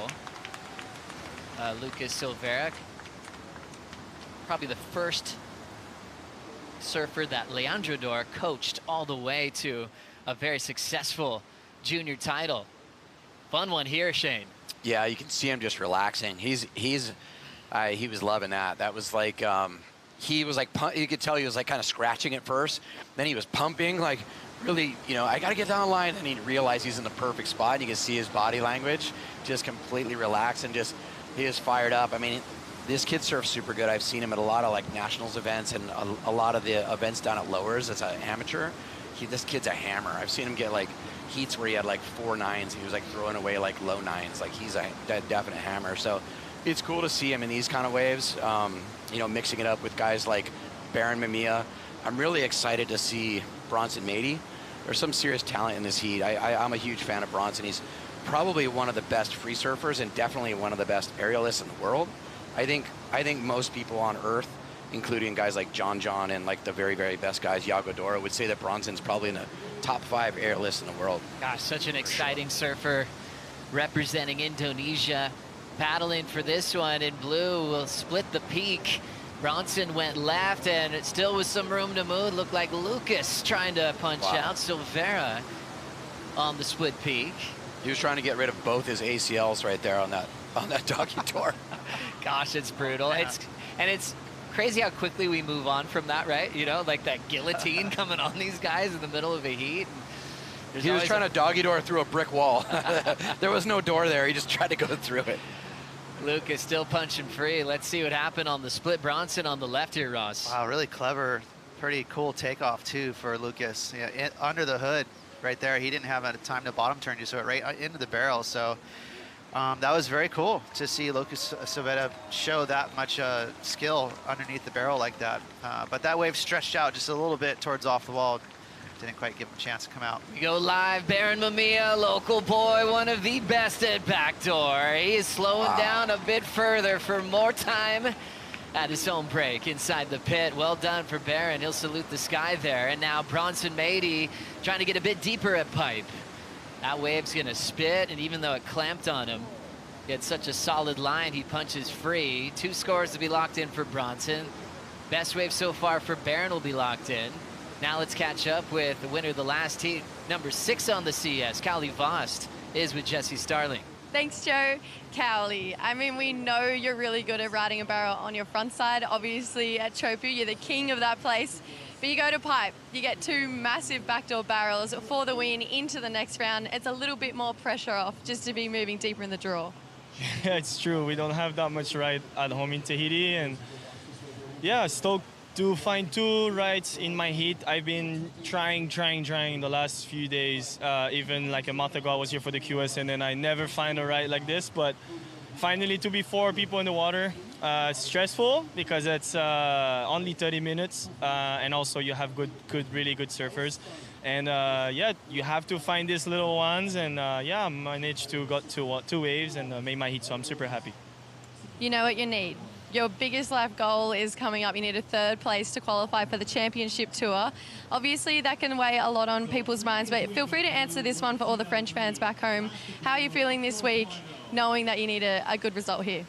Oh, it's part of the goal for sure. The goal is to go in the final for sure. Here in Hawaii, it's like one of my best places on the planet, and love these waves. And yeah, the goal is to do final. The goal is to qualify. So yeah, hit by hit, stay focused, and enjoy also the time here, because we don't have that much opportunity to surf pipeline, perfect pipeline with 4 other guys in the water. So yeah, just try to enjoy as much as I can, and yeah, having fun. And for your friends and family back home, feel free to say a message. Yeah, thank you for everybody's watching. Made this heat today, into the next one, and yeah, let's keep going. Awesome. Thanks, guys. Thanks so much, Jesse. Cowley Vost, 1 step closer to qualifying for the championship tour. He's got to get to the semifinals to make it official. His mentor's excited. Jeremy Flores, a 2-time pipe master. Michel Perez, a pipe masters champ as well. And he wants to take out the CS at this series. Just getting waves. I mean, he talked about coming here for the regional, and well, I didn't see waves like that at backdoor. It makes surfing so interesting, you know, where these guys are practicing and learning on the fly, you know, where skaters and snowboarders, if they've got a big ramp they got to compete on, they've hit it a million times before they perform, and yeah. Cowley's just got to hope everything comes together and he's ready for the moment. It's a weird thing because as we watched Baron get an 8-point ride right here, just a smaller wave at backdoor, but it had really good shape, stayed hollow, and got a little extension here. But to your point, Joe, getting reps at backdoor is so tough as a competitor, especially if you're not a local and you're not here for months on end.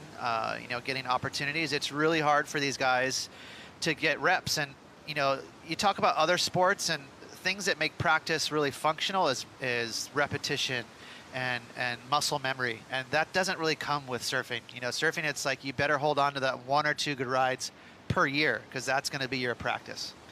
18:55 on the clock. I know both of you guys are really good friends with Rizal Tanjung and Chandra and the family, and it's such a cool story with Bronson. You know, they adopted Bronson when he was about 10 years old.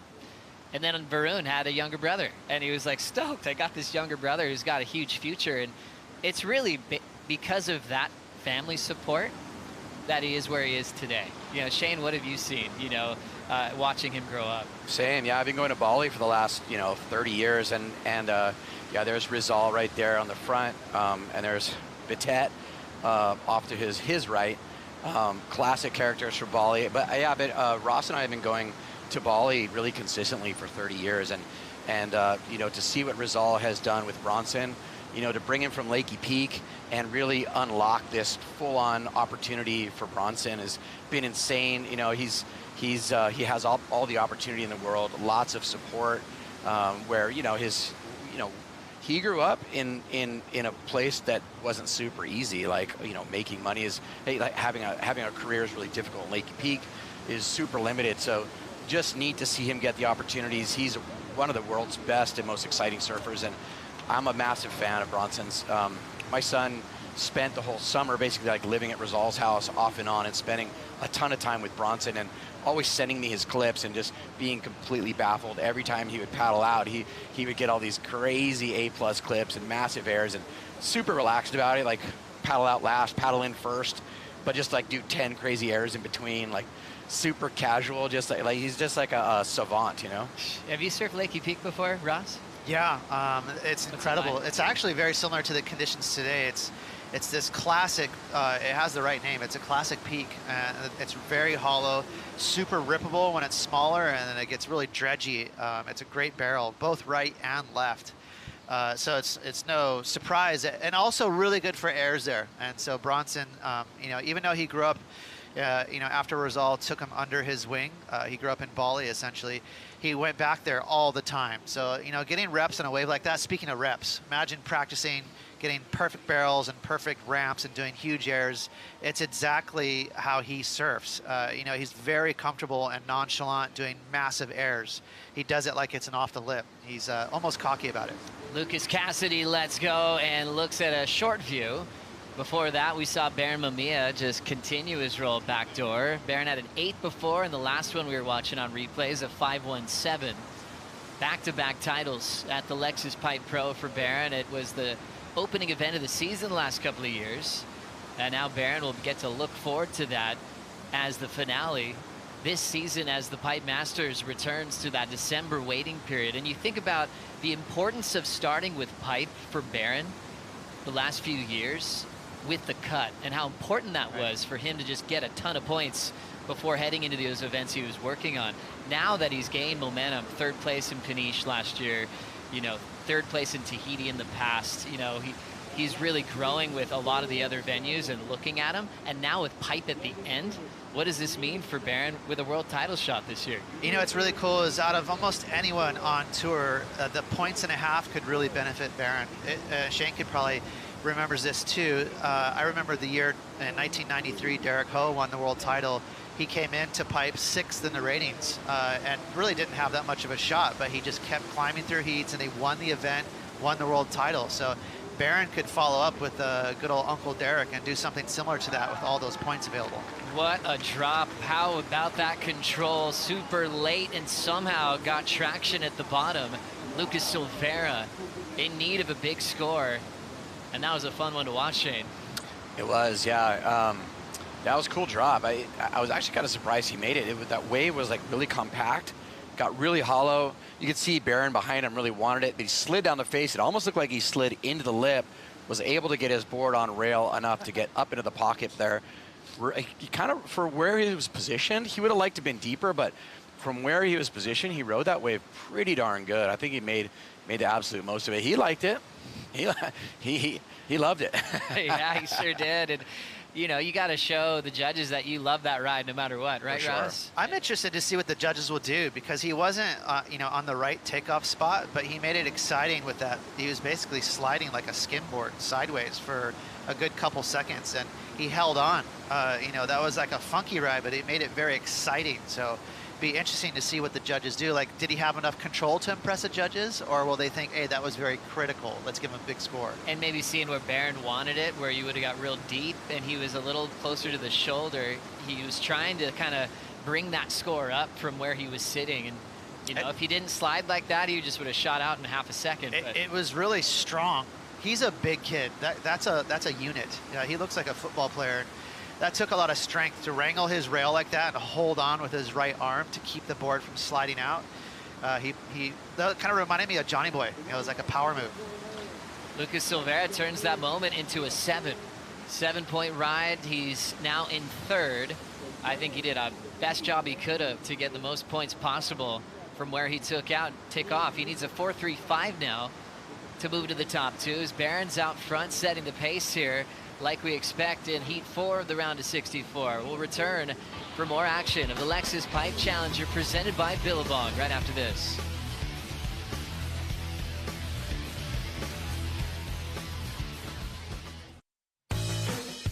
Flashing back, last 2 years in a row, Baron Mamiya going back-to-back at his home break called Pipeline. Lexus Pipe Pro Champ, 2 consecutive seasons.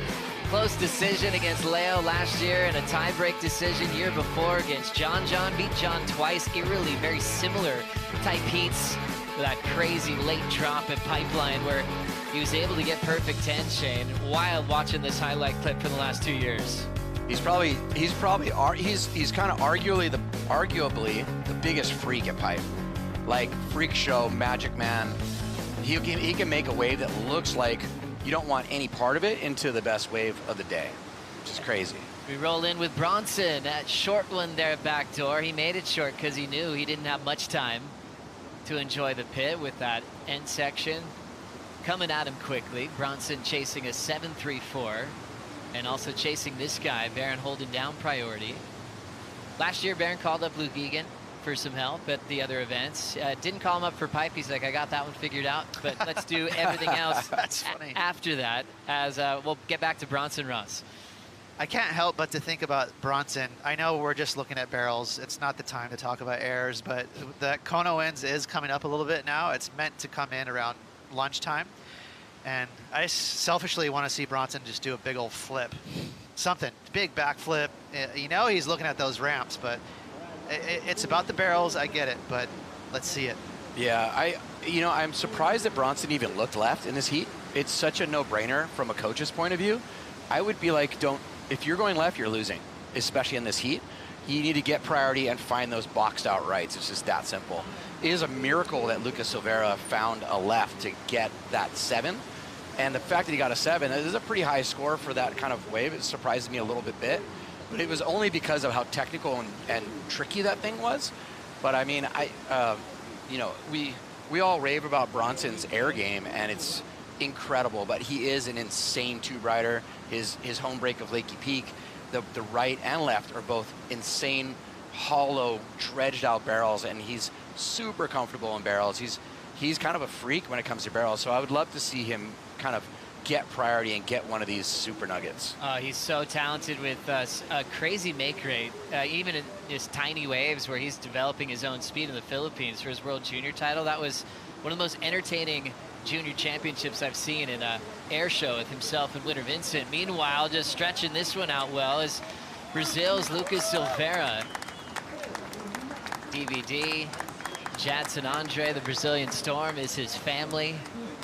Growing up, learning a lot from Leandro Dora, Adriano de Souza. Lucas got a wild card in Rio back in 2016, and he actually won the first heat, which included the reigning world champ Adriano de Souza at the time. And one of those guys too that was just signing up for giant wave sessions. You know, he was still in the junior series, and we'd find out that he was over at Jaws. Shane, did you ever run into him out there in like kind of that 2015, 16 era Jaws? Lucas Silveira? No, I didn't. But he's such a good surfer, and he's really well-rounded. Like, his backhand in good waves is incredible. Like crazy under the lip, like really technical surfing, and he read that right perfectly. Like that was such a cute, long, just drawn out, perfect barrel. Like, I have to say. Oh, sorry. Go ahead. Baron Mamiya just making it look way too easy. How much fun is he having? Just a nice drive down the hill. Lives very close to Ross Williams and finds himself in the barrel. This is just really another day, and he acts like that, doesn't it, Ross? He's just got that cool, calm demeanor all the time, even when he's getting really pitted at home. He's doing a good job in his heat, finding waves that are a touch more square, and that shape means everything right now. The judges identify that as more critical. It's a more hollow wave, and you get more points. Baron's so good at reading that. Shane, you were talking about Bronson, how he's got so much skill pulling into barrels, but you got to find the right ones. Lucas Cassidy lets that one breathe on him. Now he wants to get a little bit more. He's able to manage a nice little end section view, and he'll fire himself up on that one. Lucas started with a 7.17, so Cassidy needed that because Silveira's score, a 6.8, bumped him down to third. So that ends up being an important wave at backdoor for Lucas Cassidy, Ross. Interesting. The last 6 minutes, Baron's kind of cruising, right? He probably bettered his 5. We're still waiting for his last score. But it's going to be a battle for second, seemingly. As we look at 6:15 to go, Bronson needs an 8.4 to move on. And we'll see what happened on the left with Bronson here, Shane. Yeah, you can see him just tucking into another one of those kind of almondy short lefts. Like the max score he could have got is like a 2.5 or something. And look at that right, just insane. Like really great wave selection there from Lucas. 2 barrels on one wave. The thing was boxed out at the start. He arguably could have been a bit deeper at the start and got really like deeper in that barrel, but it was really well ridden. He doesn't need, I mean, he has a kind of an attainable score that he needs right here. It'll be interesting what the judges go with this. Judges doing a great job just making their separations from the good ones to just the mid-range ones. This is a good view of Lucas here, Ross. This is what Shane would call a cute wave. These are the kind of waves that I still want to surf at the me too. tender age of 53. I'm like, I could probably take off on that and pull in. It looks like a fun day at Backdoor. Yeah, what a day for sure. Cassidy's loving life. 6.63 is what he needs to advance. His scores are coming through, hitting that 5-minute warning.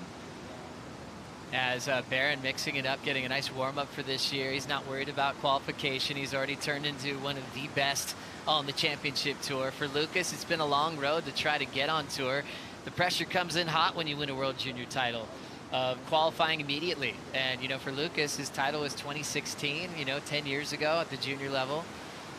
So he's not giving up the fight to pursue that passion of being on the Dream Tour. He was very close to the late Ricardo dos Santos as well. Ricardo, and kind of inspired Lucas, who's like this hard charging effort coming out of Brazil at the time, really changing everything of how they're approaching pipe. And Ricardo dos Santos was one of those guys who, a Billabong team rider as well, who is always in the running for Wave of the Winter year after year, and had big wild card showings at not just pipe, but also in Tahiti. And Lucas got to have a front row seat to all of that. Silvera now lunging into this one and gets spat out quickly, Shane. That was really well done. That was all positioning. That was all positioning before he got to his feet. He really maximized how deep he was able to get, and I think the judges are going to absolutely froth on that wave. This has turned into quite a battle. Remember, Lucas Cassidy from Mexico needed the score. He got it. So Lucas Cassidy got a 7.3. Lucas Silvera just dropped to third again. Now needs a 7.47, Ross. Will this come close? It's the battle of the Lucas. And the only thing that I'm a little bit cautious about this wave, it's small. You know, it's a little overhead. And the judges, they want to see critical. You know, they want to see bigger, kind of crazier waves out there today. So interested to see where they throw this score. And wow, they gave it, Shane, you called it. That was a massive score, 8.5. I'm a little surprised because it's a pretty small wave. And it was short. It wasn't long. Like Lucas Cassidy's wave was a lot longer, but they kind of went high with Lucas Cassidy's wave, where he really didn't get very deep. And Lucas Silvera, he was super deep. There's no way you could see it any other way. They're giving that the highest score of the heat. Yeah, that's interesting. It's been a little bit of a tricky heat, but it's. I mean, they've had a lot of opportunities. It's really exciting for sure. Yeah, kind of interesting to see. So Lucas Silvera, 8.5. Now the high score. Barron, remember, had the 8 on his second wave. And so Silvera out front. Barely spent any time in the third spot. Barron drops to second. Cassidy now needs an 8 to move on. And Bronson, unfortunately, is comboed to advance. And Shane, you called it early. You know, you just wanted him not to look left. And he has been just haunted by the perfection of these little fun barrels, but it's really taken him out of the heat at the moment. Let's compare the 8s. This is Barron's 8-point ride, Ross. Yeah, a little bigger. I mean, quite a bit bigger, and a pretty heavy drop extended through the inside. To me, this is the wave of the heat. Spit right there, secondary through the Aints Bowl. Here, this is a half a point higher. A much smaller wave, but well positioned, very deep.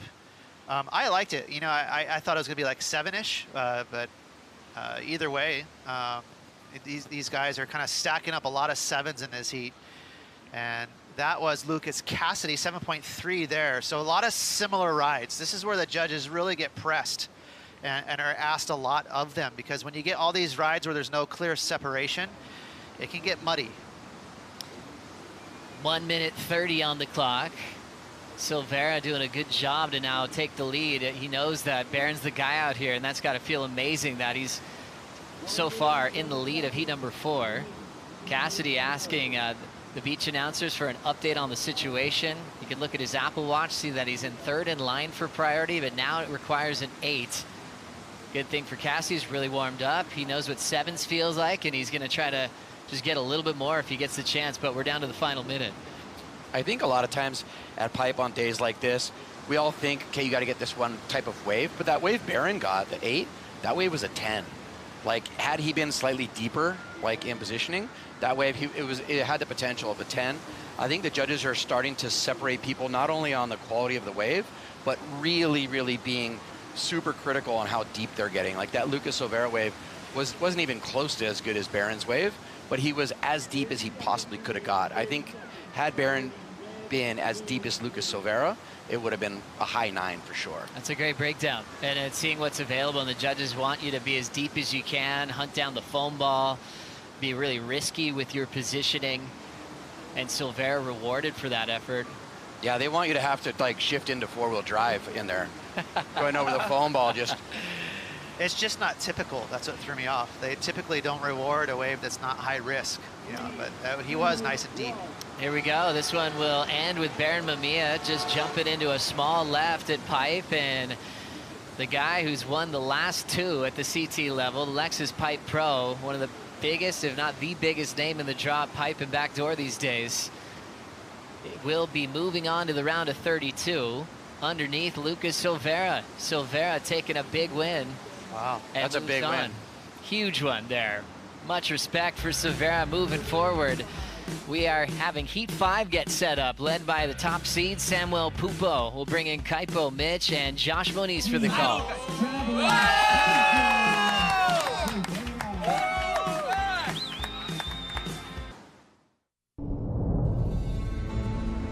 Here on the North Shore, looking at how many people have passed away and over the years, over the decades, and how radical the ocean is here and how dangerous it is and the surf, that's who you want coming for you in a bad situation, is Hawaiian Water Patrol.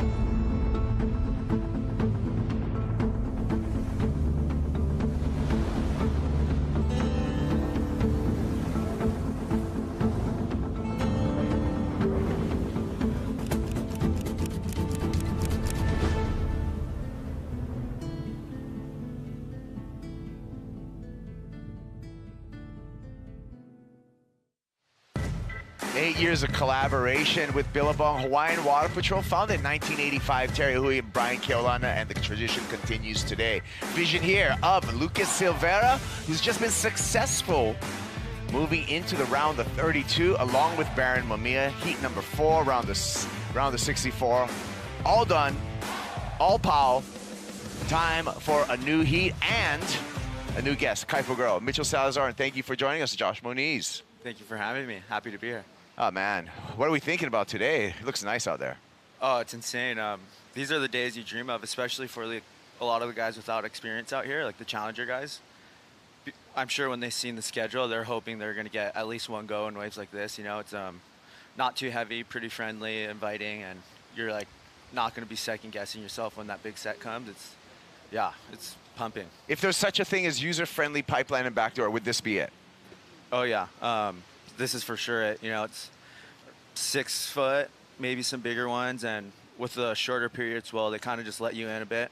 They can get a little teepeed up and a little hard sometimes, a bit steep, but as long as you're behind the peak, it's you just got to get to your feet, point your board, probably going to come out of the barrel. Well, we got a great heat here, and we'll start off here taking a look at a replay. Jorgen Kuzne representing France. Yeah. Number 20 at the moment on the CS rankings. This is going to be a good starter for Jorgen. Won a QS in Morocco last season, and looking right here, wants some redemption after Brazil Cup. But remember, early exit over there in Saquarema, so this is a big event for him right there in range of qualification. Charlie Couvon, another Frenchman. Yeah, and this guy rips, Josh. Yeah, Charlie, I'm pretty close with Charlie. He spent a lot of time in Hawaii, grew up at the Volcom House pretty much, so he's going to be feeling pretty comfortable. I'd say he's probably like the favorite going into the seat, just experience-wise, but man, the seat's pretty stacked. Sammy's you know, he's known for his high performance surfing, but he's so underrated in the barrel. He's so technical, so, you know, he hopped on tour and did a lot better out here than guys probably thought. So it's cool to see him having a good year and pretty much going to be on tour, I'd say. I think he's second in the rankings, pretty far out there. Yeah, he's second in the rankings. Sami Pupo, our top seed, if he makes the final here, he's qualified for the championship tour. He's done it a number of times, Mitch, where he's fallen off the championship tour and then through this Challenger Series got back on it. 2023 he did that, coming in number 2 overall in the rankings, and 2024 he did that, winning the Challenger Series to get back on tour. Looks like Sami's on his way one more time, but the math's not final yet. Math is final for Lucas Silveira, where 15.5, two-wave total, ushered him into the round of 32. Lucas is with Jess. Thanks, Kaipo. Lucas taking down Barra Mamiya, who is incredible out there. You were saying it was pretty hard to contain yourself. Yeah.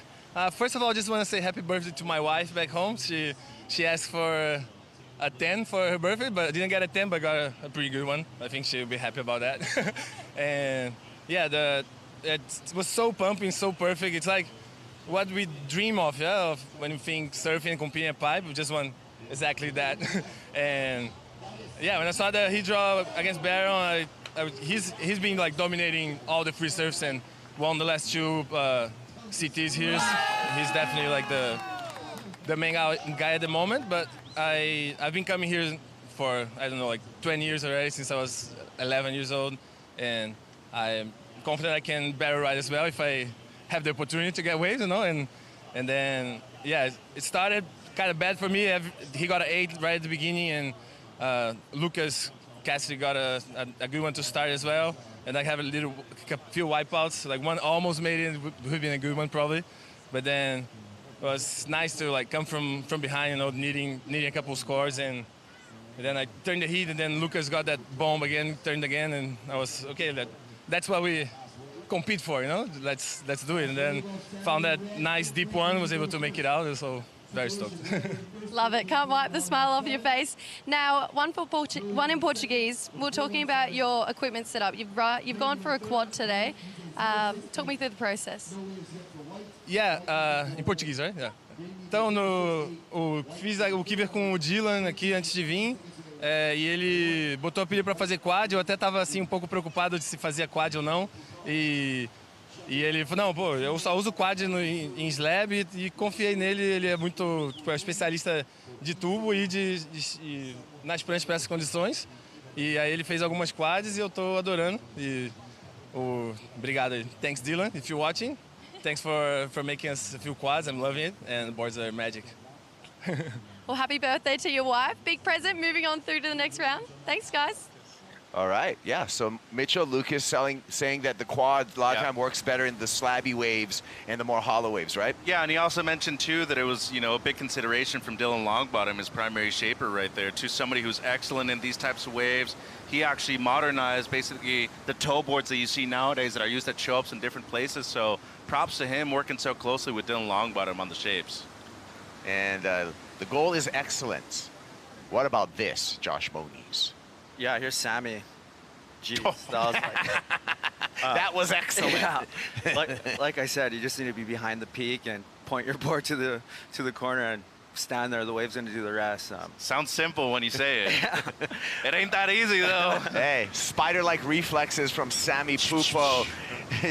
Slanging the webs, huh, Mitchell? 8.33 for Pupo. And look at the conditions. Look at the swell. Look at how beautiful day number 3 here is at the Lexus Pipe Challenger. Franco, our Argentinian competitor, stalls, gets in the barrels, gonna have to fight for an exit, unable to punch through.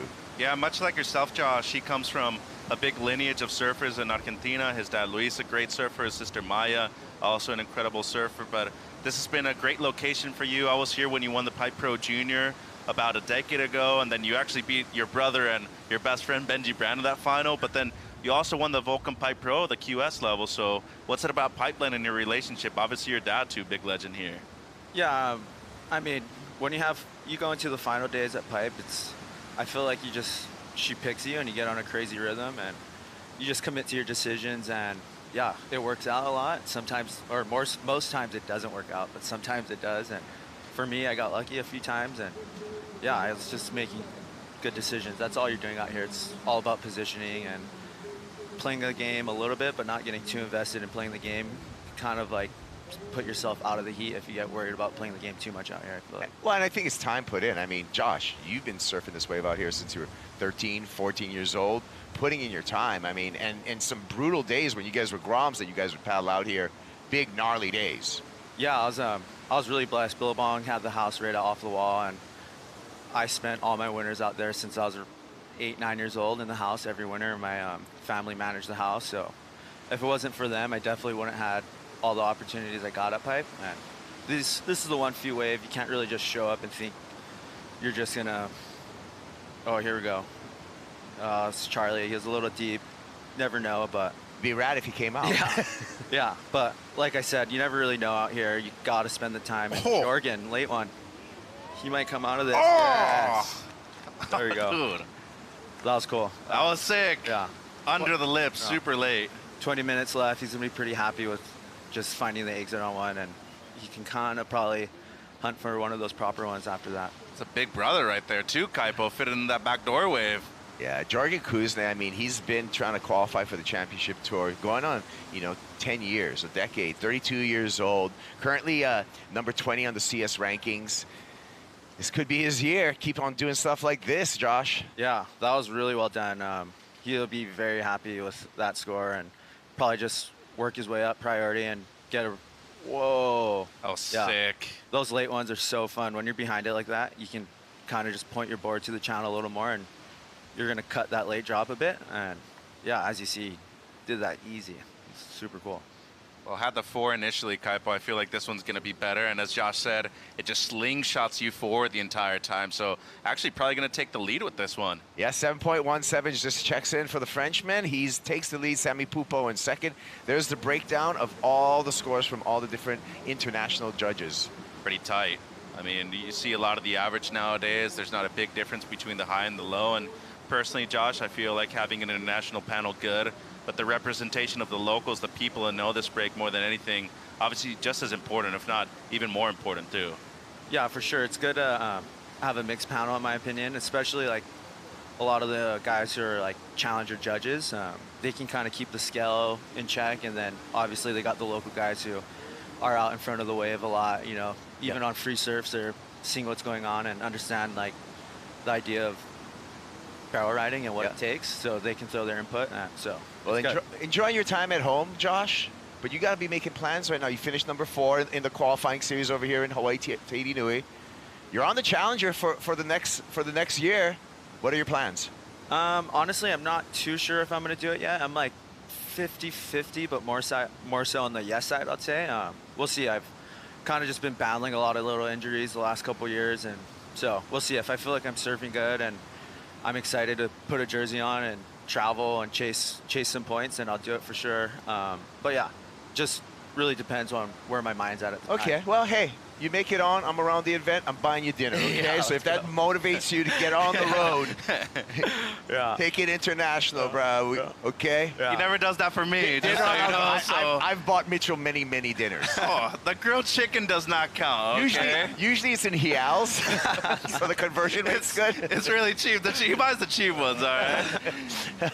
Hey, no, but I mean, just from, perspective of somebody that does this for a living, that's not easy to take that step back and analyze it that way. If you're not 100%, do you fully want to commit to doing it? And I think that earns a lot of respect, and it deserves a lot of respect, John. Yeah, thank you. Yeah, for sure. I don't really want to take a spot away from the kids behind me if I'm not going to be like 100% in.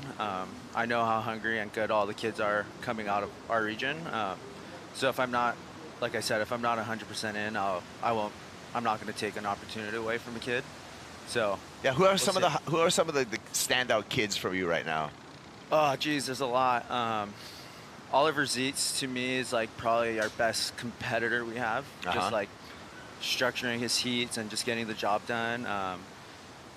I'd say Nalo Diodata is talent-wise is probably my favorite kid. Just has such a unique style, and the way he attacks the lip is my favorite. But Luke Swanson's that once you know, he's so good. I feel like those kids that are at that like world champ level, which I believe he is, it's kind of hard for them to click. But once they click, kind of like a Eli Hanneman, how he's clicking right now, it's like they're pretty hard to stop. And once Luke figures that out, he's still so young and works really hard, trains with Ross all the time.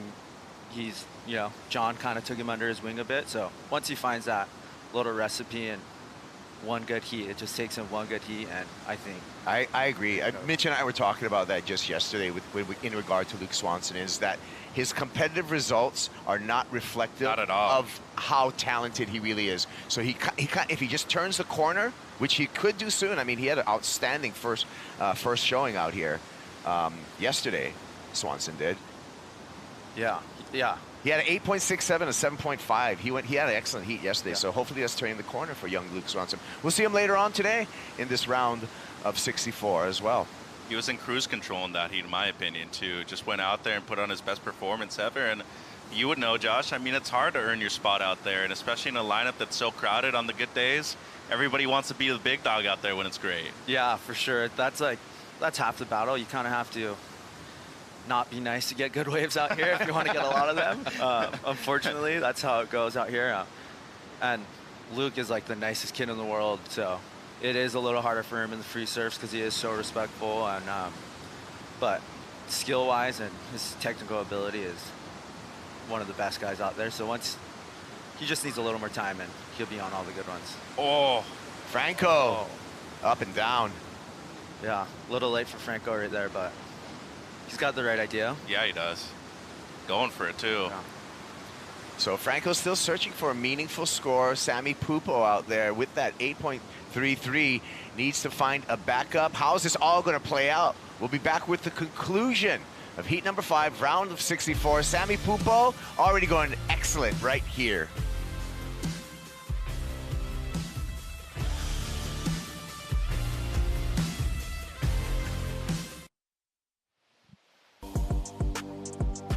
Lexus Pipe Challenger.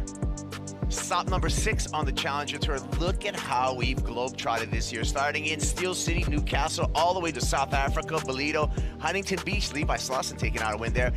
Sarah, where we saw Kaoli Voss just dial in on the backhand there.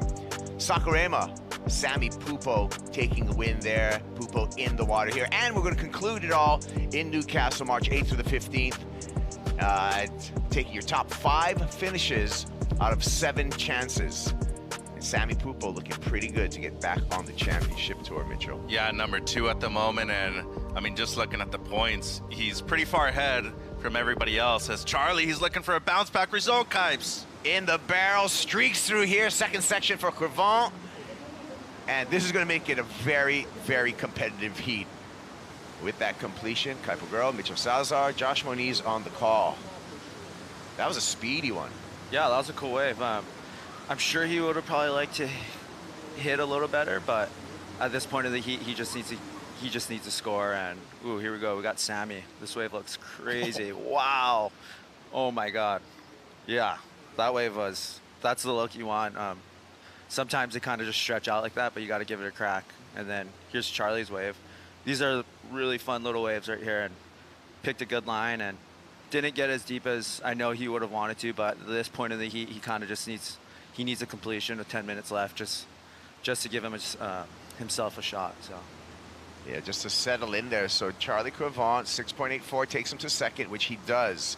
7-point ride for Crevant. That bumps Sammy Pupo down into third place. Pupo needs a 2.17 to get back into that advancing position. Jorgen Kuzne in control currently with that 7.17, 4.17 and priority. Yeah, and Franco right here pretty much needs a pair of 5s. A 5 and a 6 will get it done for second place at the moment. And even, you know, Jorgen right now with the low 4 as the backup, he's not safe either. And, you know, you talked about Sam being so diverse in his approach, Josh. I mean, he's good everywhere. They come from Matacias, Kaipo, heavy beach break over there in Brazil. And remember, a few years ago, he made the quarters here as well as a rookie. So this guy's world class, in my opinion. And as you said, I also think he's one of the guys where his results on the championship tour have not reflected how good he is. Yeah, for sure.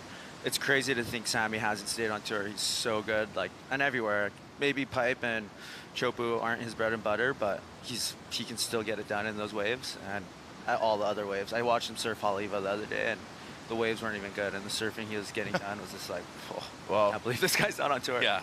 Much like yourself, he comes from Josh. He comes from a great surfing family. Older brother Miguel, just a fixture on the championship tour, one of the longest personalities that we've seen on tour, and Dad Wagner, a professional surfer himself, as well as surfboard shaper. Yeah, it's cool. The Pupos are all really nice people, you know. They have a really good family, and they're all so kind and mellow. And yeah, I like those guys. They've always been super cool to me on the road, and yeah, happy to see all his success this last year.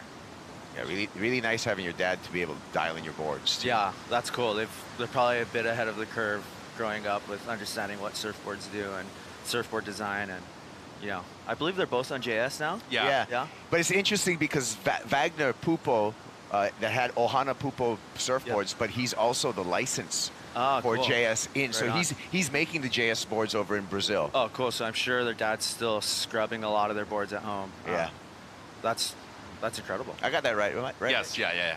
The Pupo family, they bought the license over there, and Sam was asking for a block and a priority switch, so let's see if Charlie actually did keep him off of that wave or not. And an interesting situation, and a situation right now with just under 8 minutes, guys, that could be deciding the outcome of the heat, too. 100%. I mean, Sammy Pupo, he gets priority over Charlie Crevant. Let's take a look at this again. So, did he block? Did Charlie act like he was going to use his priority?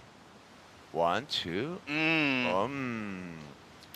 Really close. That was tight. Those are kind of 50-50 calls. Well, here they matter more. Yeah. Because there's the danger factor of it. I mean, if you're fully keeping somebody off of the wave, there could be potential for, you know, that person to get severely injured. 100%. He can't instantly just whip around and jump to his feet. That would be so dangerous. Yeah, this wave's tough. You don't want to ruin the positioning for the other guy, so you're trying to give him space, but at the same time, if you give him too much space and he backs off, then you're in a funny spot. So I mean, you gotta watch guys like Barron and Makunapang and how quick their decision making is. It's insane. They'll be fluttering on the lip, and they're sweet.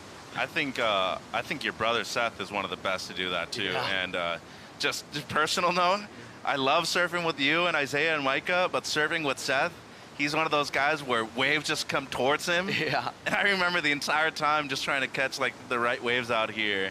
He'll catch one good one, he'll pile back out and be on another next best one in the next set that comes. Yeah, he's got one of those, you know, some people got it where good waves just come to him, and Seth's definitely been like that since we grew up. Like, he'd go sit in the channel and a wave just comes to him. So some guys have that, you know. Like you said, like Barron has that out here, John has that out here, and then they're also just so good at riding the wave themselves. That is true. Well, you know what? The priority judge obviously didn't deem any kind of block. The priority stays the same. So the challenge is up for Sammy Pupo, needing a 2.17, sitting in 4th priority. And you can't let it get to you at this point either. I mean, you have the 2 for a drop and a barrel that you rode. So it just needs to be slightly better than that. And pressure would actually be on Charlie right there, because as we've been saying the last 2 days, guys, a 3 is not an easy score to get at this venue. I mean, a 3's either an incomplete barrel or a real short barrel rad, or it has to be a couple maneuvers by today's standards. Yeah, those mid-range scores are weird out here. Here we go. Franco's on a decent-looking wave. Nice, got a little barrel. That's actually not a bad call from him. He doesn't have a wave yet, and with 5 minutes left on a day like today, you only need 5 minutes to flip a heat, especially with everyone only sitting with one good score. So he's definitely not out of the heat with how good the waves are. On a normal day out here, he'd be a bit behind, but he still has a chance for sure. Especially with these guys jockeying, they're going to kind of be a little out of position, probably just pushing each other around. And they're still going at it too. Yeah. I mean, right there, Charlie was about to pull the trigger, and I feel like if Sam forces it just a bit more, he might get him to bite Kipes. Yeah, I mean, this is some cat and mouse between Sammy Pupo as well as Charlie Crevant. And, you know, unfortunately, not like a beach break. There's not a lot of, I feel, and I'm going to ask Josh, you're more of an expert, there's not a lot of kind of second options of where Sammy can go. Yeah, it's funny. Pipe's such a small lineup, but at the same time, it's so big, because if you're a foot off the mark, your wave could be a 10 or a 2, you know? So as small of a lineup as it is, your positioning needs to be spot on. You know, I feel like the most important part about surfing pipe are like the 10 seconds before you even get the wave. Just your positioning. You get good at positioning out here, so it becomes a pretty easy wave to surf. But right now, they're kind of just playing the game. Charlie's going to shadow him. I'm kind of surprised Jorgen's not also hanging around them because... Yeah, look at Jorgen's just like, hey, that's between you two guys. Yeah. You two guys work it out. I'm just... I got priority. Nobody drop in on me. Yeah. I'm trying to better the 4. Get out of my way. You guys are good. How's it going? Yeah. He's also a big guy, too, so he's pretty intimidating. Yeah, Jorgen's a unit. Really good surfer. He's definitely just taking advantage of having priority at pipe right now and sitting on the main peak and not too worried about playing the game, but it's such a close heat that if he's not in the area, those two guys can pretty easily flip it and he can go to third, so we'll see what he does here at the end. Oh, you said forcing the issue. There you go. So now it's up to Charlie to come out of this barrel, and he does. That is going to be, yeah, that's right. Appropriate applause on the beach there. Charlie Crevant kissed that 3.5 goodbye. Oh, yeah. And turn defense into offense right there, Josh. So 2 for 1 for Charlie. Yeah, that was really well done. Small little wave, but looked like he was riding the foam ball the whole time. So the judges will like that. And then now Jorgen's kind of forced to play defense because Charlie will probably go to first after this one. Nice and deep. That little chandelier kind of helped him, kind of put him nice and far back. And yeah, Charlie, pretty underrated for his barrel riding. You know, they got big, heavy barrels in France, and he's always out there on those big, cold days over there they get in the wintertime. And yeah, you can't underestimate guys like him. Heck no. Here we go. Sammy needs to answer back right now, going to turns. Pupo needs a 3.01. So now recognizing that, going to turns, and I feel like someone like Samuel Pupo is going to absolutely milk this thing until he runs out of water. Ooh, which he did right there. Yes, that's shallow right there, pretty much where it hits off the wall right at the end of back door at Ains. And I don't know, you know, I don't want to get ahead of myself, but I don't know if that was the right decision at this point of the heat to try to already convert on turns. A 3 by today's standards is a pretty hefty score off of maneuvers, even though it is much smaller than yesterday, Josh. Yeah, I'd say that was a bit of a mistake for sure. Once you cross that inside section at backdoor too, he probably won't make it back out. Jorgen got a wave too. Wow. So did Jorgen Kuzne make, and he made that one. So that's going to actually heighten the need for Samu Pupo. We're still waiting for that score. Franco at seam right there, incomplete one.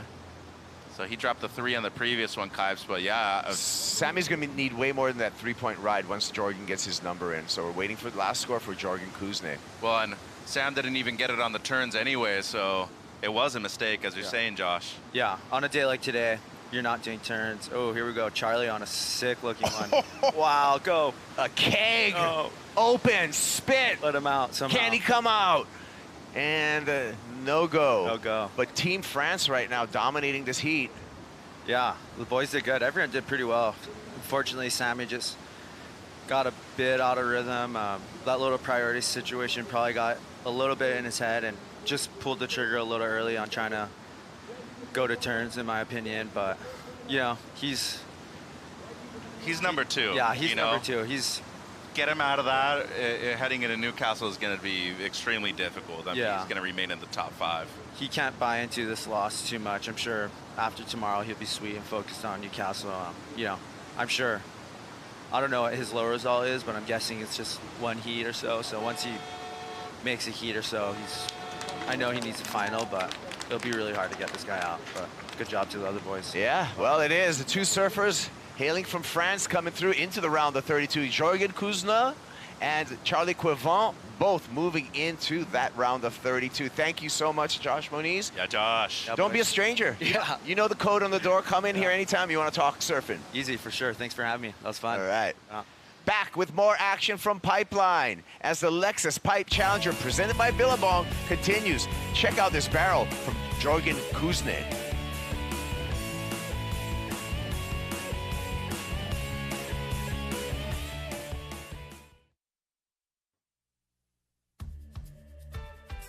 The Lexus Pipe Challenger presented by Billabong is brought to you by Lexus, experience amazing.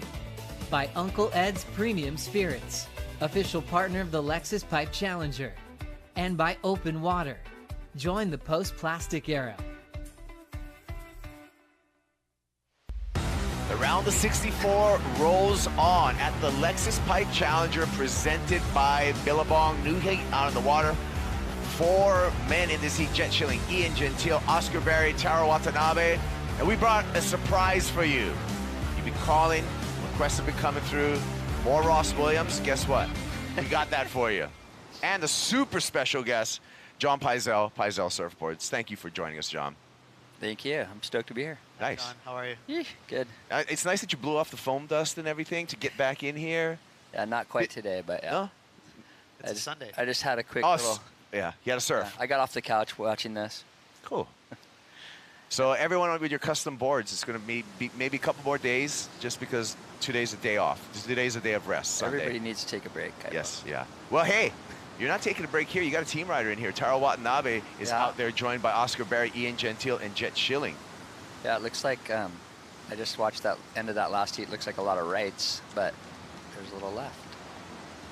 Yeah, it looked like that was Ian Gentile, 29-year-old out of Paia, Maui, trying to get back on the championship tour after 3 years on the CT. Gentile, Ross, he's had a pretty good run here at Pipeline. 24, he made the semifinals, going down to John Florence in that semifinals. He did. Yeah, he's sneaky good out here. Not like the main topic of all, there's such a list of kind of gnarly dudes out here, but Ian can send it. I do have a good punt for Pizell. You know, we're talking about him not working today, but he does have a good ghost shaper. Oh, yeah. All right, it's okay. It's only 1 cup of coffee today. I'm warming up still. Definitely punished for that pun. Speaking of ghosts, Jet Schilling just disappeared and reappeared just like a ghost for a 767. On a left. Oh, that's a good start. On a left. Lefts are still doing it. Yeah, that last heat, it was just all rights the last like 5 or 6 waves I saw. No, it has been. The rights have been better for sure. A little as more it's dropping and a little shallower, a little more better shape. Yeah, the wind's holding up right now too. It looks like it's supposed to get variables later, right, and kind of swing around a little bit maybe, but this is perfect. So it could come more Kona winds too, so yeah. And drop, but hey, that's good for airs, Kipes. Yeah, and Jet Schilling knows about airs, but he knows about barrels too. It's good to see Jet, you know, back in health. He had an ankle injury that took him out for part of the season, so he had to rehab through that, come back. Jet Schilling, our 2023 World Junior Champ, or one of the stars coming out of the San Clemente storm.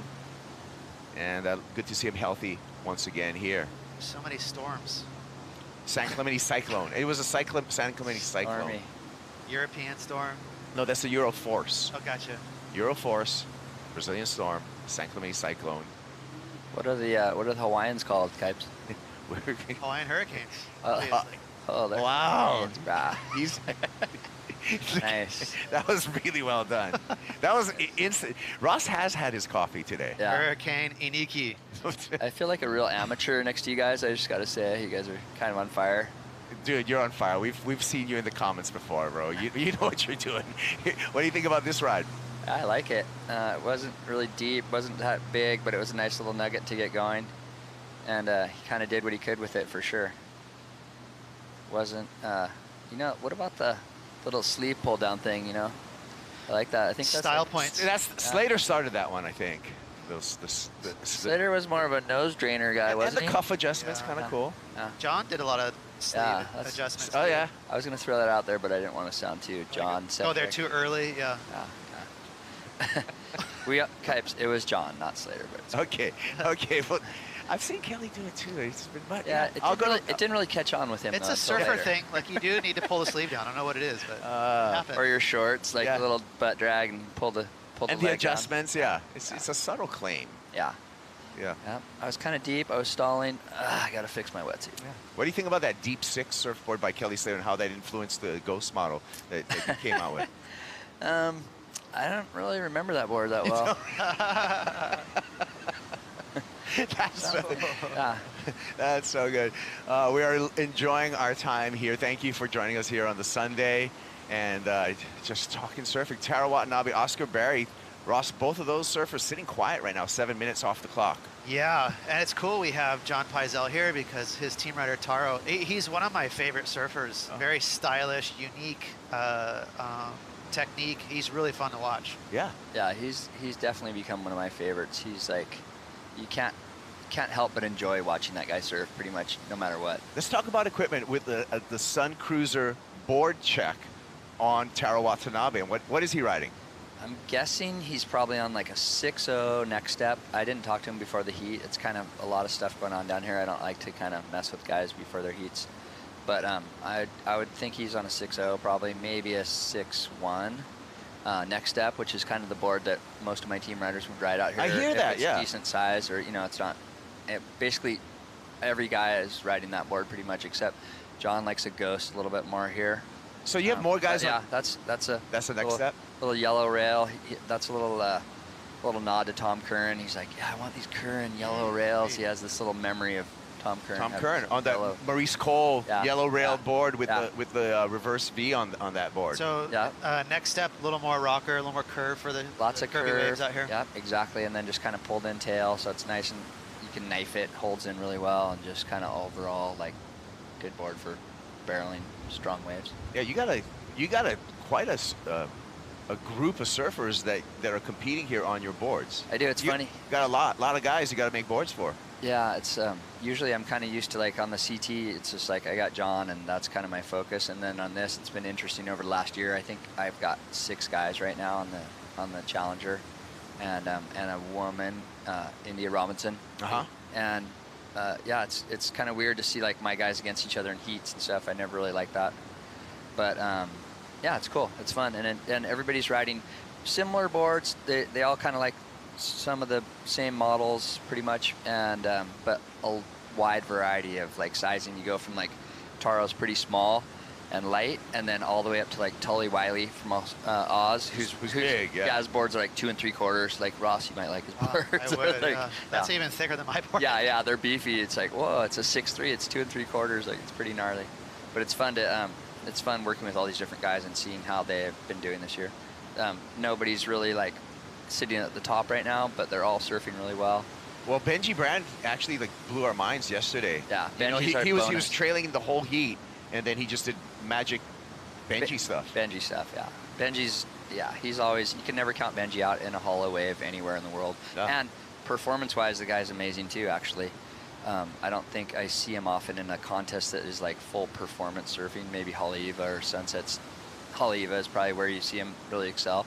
But if you put him to any sort of a barrel, he's like one of the best in the world, I would say. Yeah. Jorgen Kuzne won the last heat. Let's hear from Jorgen. He's with Jess. Thanks, Kaipo. Jorgen, it's cooking. What a privilege to surf Pipeline the way it is. And I mean, pretty stacked heat as well, that heat. You had to fight for it a little bit. Yeah, definitely. At the beginning of the heat, I got a bit stressed because I let Sammy go on SIC 1. He got an 8.33. I think I was perfectly placed to get maybe a better score, so I was like, oh no. And then I don't know, I just got the 7. It felt great, and yeah, I don't know. I was waiting all heat to get another wave, and I just kept I kept going like, okay, you gotta be cool. Don't stress, it's gonna come. And yeah, I did everything to do another score and be safe. Now, feel free to answer this one in French. Obviously, yesterday it was massive, it was pumping. Today, we've come down, it's pumping again. To have a Challenger Series event here this year, it feels like we finally got, the proving ground of surfing on the CS Tour. Ouais, c'est sûr que c'est c'est incroyable en fait de surfer une compétition ici. Ça fait des années que je voulais surfer cette compétition, mais c'est vrai que là, je suis parti à l'eau, je me suis dit waouh, t'as trop de la chance, c'est parfait les vagues, t'as juste à profiter du moment et faire des scores, et puis c'est ce que j'ai fait. Mais c'est vrai que j'étais assez stressé quand même. C'est tellement parfait que tu peux te mettre beaucoup de pression. Donc ouais, je suis content d'être là. Je voulais faire un gros bisou à tout le monde à la maison. Je vais essayer de faire de mon mieux pour ramener le maximum de points pour pouvoir me qualifier à Newcastle ou bien ici. Et puis, let's go. Hein? Through to the round of 32. Merci, Jorgen. Jorgen and Charlie Crevant, both representing France going into the round of 32. Wow. All right, well, what do we got here? We got Jet Schilling out in the lead, Ian Gentile. And actually, to tell you the truth, Ross, we got the number second in advancing spots is just wide open right now. Wide open. Yeah. And the waves are dropping a little bit. The Kona winds is getting a little more fresh. So we could see these guys start leaning on turns a little bit more here as the afternoon comes closer to us. I like to keep on talking boards with John Pizell. You know, you got the next step, right? You got the Padlock, you got the Ghost. Those are all for big, good waves, right? Yeah. But you make some boards for just like normal pedestrian people. Because, for example, I'm loving my Tiger Twin. Yeah. I'm just going to drop it on you, and this is like an honest assessment, you know. And so talk about some of the boards that you make just for like everyone who just wants to have fun surfing. Yeah, we have a lot. I mean, obviously you get known because of these kind of things through like the top end performance stuff or whatever. But yeah, the most important boards really realistically that people are riding are like the fun boards, you know, and that's kind of the majority of surfing that's going on is people having a good time. And boards like, just like you said, the Tiger Twin, the White Tiger is another one that's just super fun, small wave board, and kind of like a daily driver for California kind of waves. The Radius is one thing that a lot of my team riders ride, which is still for kind of good surf, but it's a just high performance shortboard. And then one of the favorite boards that we've had in the last year is the Red Tiger. Won the contest on last year or the year before, he won the title, and that was a board we designed. Here we go. As like a daily driver performance, but like user friendly performance board. You know? Right. What do we got here? We got Ian Gentile here, but what makes the performance board a little bit more user friendly? We're just flattening out the rocker and kind of like blending things so that they're not too curvy, so you get a lot of like flow through waves that aren't so pushy. Like if you, it's easy here to think of like boards work so well because the waves are so good so much, but when you get somewhere where there's a lot like slower waves or slower spots in waves, you have to kind of adapt things for that, and a lot of that has to do with like thickness and like where your volume in your board is, where your float is. And you want drive. Yeah, like, you always want drive. Like Ian Gentile just got right there. Yeah, that was nice. I think the Red Tiger is cool because it reminds me sort of a 90s board. It's got the slight bump, deep double concaves, even a little bit of V off the tail block. It looks like boards sort of in the 90s. Yeah, it's just like something, it's real simple, you know, and it's like just like kind of following the simple principles of stuff of like keep it going fast, keep it flowing, but also keep it maneuverable. Okay. You know? So kind of everybody from like somebody like a world champ to somebody as an average surfer can have a good time on that board, I'd say. So I'm going to put my order in for Red Tiger. Yeah, it's super fun. We'll figure that one out. We'll get the Go Shaper on it for you. Yeah. Me? Hey, but you know, that's a whole nother subject. I mean, like there's shaping, but then also the design element is so important in surfing now because all the CAD design comes into play, and you guys are tweaking like really, really intricate little specs on a surfboard. Yeah, we just like even in that, talking about that the other day, John called me and he's like, hey, I want to take a Ghost and just like chop the nose and the tail off of it and shorten it up and like ride the middle of a Ghost. Wow. And so we made a board called the Chop Ghost right now. But and so I took a 6.4 and basically made it a 6.1. I cut 1.5 inches off either end of it and kind of re-templated everything and blended it. And he's like, this board's so sick. And it's like, that actually is a really user-friendly looking board with kind of like a rounder nose and some stuff. And he's only ridden a couple of them so far, but he's super psyched on it. But that's all on CAD. Whoa, look at this, jet going down. That was all on the computer. I didn't actually go in and make a 6.4 and chop it off. I did it all through measurements ahead of time. That's the beauty of CAD, right? Yeah. Is that you can do that without physically having to go in there, get the board cut, and then do the fine tuning. Right, because if I do it that way, which is totally, it's not that hard. Let's see, this thing is awkward the way he fell backwards in the barrel. That was scary. That hurt my shoulder just looking at that thing. He's Sans helmet too. Yeah. But that was the ear slapper. Yeah, very awkward. When you go backwards, when you're on your back looking at the top of a barrel. Yes, it's not a good feeling. Never a good thing. You don't want to be looking up. Oh, there. Good one for Oz Barry right there. Oscar Barry, we didn't really talk too much about the 23-year-old, number 3 on the Challenger Series, this guy. He's waited a long time to really get things going. But Oscar Barry, he makes the final here, and he gets first or second place. He's on tour. He's already looking pretty good. Where's he from? I mean, I know he's from Oz, but Yeah, I don't. part? I don't know specifically from. I know he rides Luke Short designs Yeah. though. So the LSD boards, we haven't seen those around for a while on Where he's tour. from either.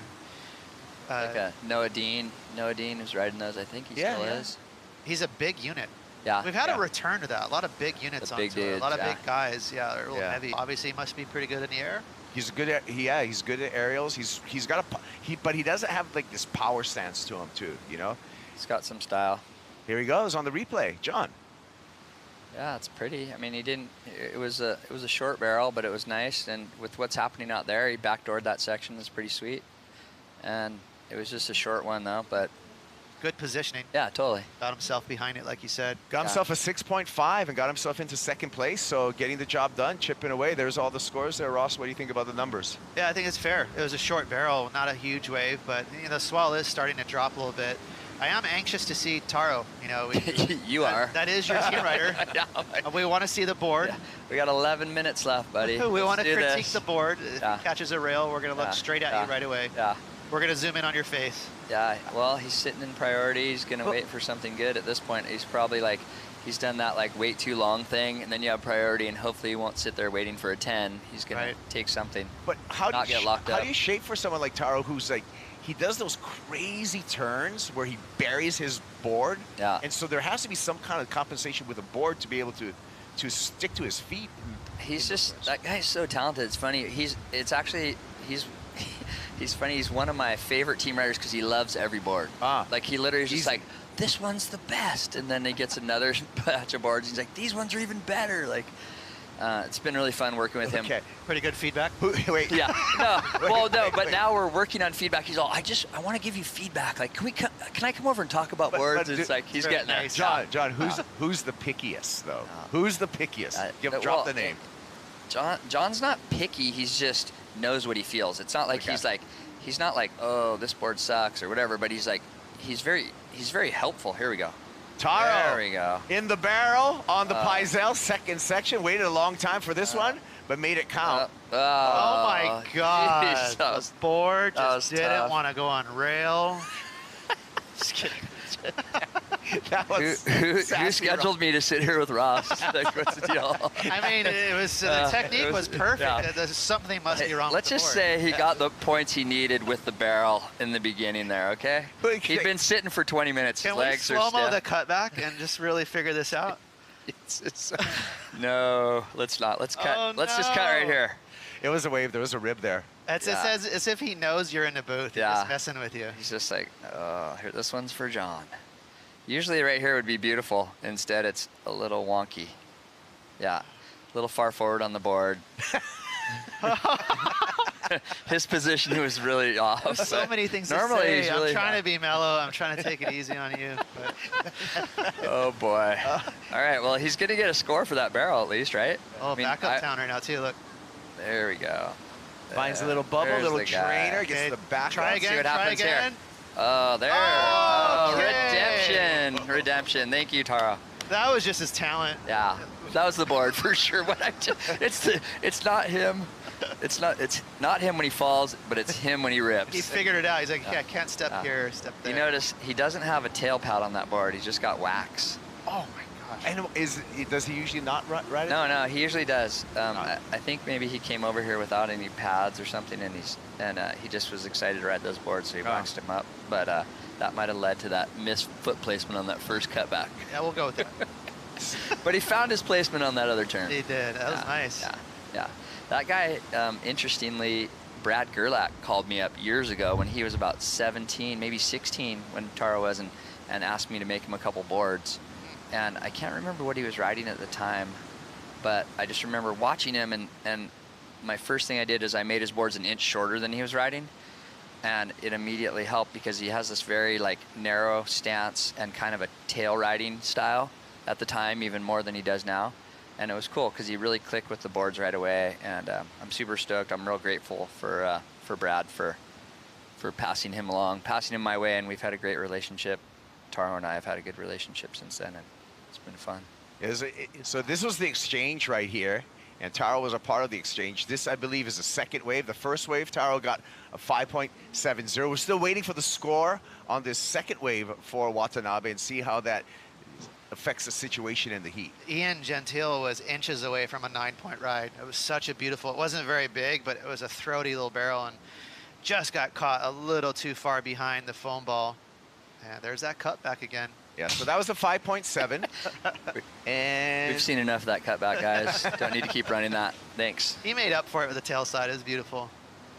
Yeah, I love that. And so Taro is from Malibu. There he goes. Just went up to second. Yep. Yeah, he's from Malibu. That's so good for your boards. All that time on a face to figure out rails and how boards work.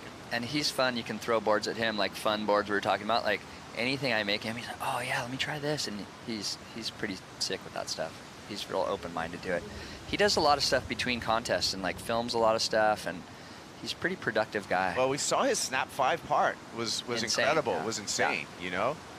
And that's another cool thing is when you have surfers who are able to wear a jersey, but at the same time invest that time to do all those free surf trips, because you have to be at such a high level to even make the edit for someone like Snap 5. Well, and that's where it comes back to just his pleasant style and like everything about it. It's like people want to watch him surf. It's fun to see, you know? You know, you said Gert turned you on to him, right? And Ger's all about style, right? Wave key is technique, but Ger's always been a style master, right? Yeah. Ryan Huckabee warming up. Jadson Andre is going to be in the heat. Dimitri Poulos and Winter Vincent coming up next. Speaking of style, I love the way Winter Vincent surfs too. Another stylish, tall, regular footer from Australia. Yeah. I like Dimitri's style too. I think he's pretty sick. Style is back. Yeah, it's nice. We hope. You know, we keep on saying that like flow is part of the criteria, but you can't really judge style, but it's pretty important. I think so. It's hard to really put it into words what it is too, right? It's like you're a surfer, you know what looks good and what doesn't look good. I think a lot of it comes from softer angles. If someone's real kind of boxed out with their stance and arms, it looks kind of ugly and edgy. Yeah. Maybe they surf fast, but it looks a little off. But when someone can, well, here we go, Jet. Jet on a bombing pipe wave, barely pulls in and unable to make it out. He's going to remain in second spot. Meanwhile, Oscar Berry on his last two waves, a 6.5, a 6.27. Berry goes into first, and Oscar Berry has heat control at the moment. He's got the lead, he's got priority, he's got 5 minutes, 20 seconds on the clock. Taro Watanabe needs a 5.98. Ian Gentile needing a 6.35. Yeah, just buttoning up on that whole, like my opinion on style is like when surfers can have their arms a little more loose and their knees and their legs a little more loose and things kind of bend so they can fit in tight pockets, stand tall, compress, do a little bit of everything. Those typically are the like easier on your eye kind of style, whereas surfers that are more skatey and kind of skim across the water tend to be more boxy. I like just like a little bit of not looking like you're trying too hard. Yeah. You know what I mean? Like it's just natural. Like the guys that have the best style are kind of just natural surfers. Usually they're kind of just, they came that way almost. Well, guys to a certain degree. Guys like Joel Parkinson, Ethan Ewing, they've actually had to try to sometimes dirty up their surfing a little bit because sometimes both of those surfers have been accused of looking too smooth making it look too easy, right? Right?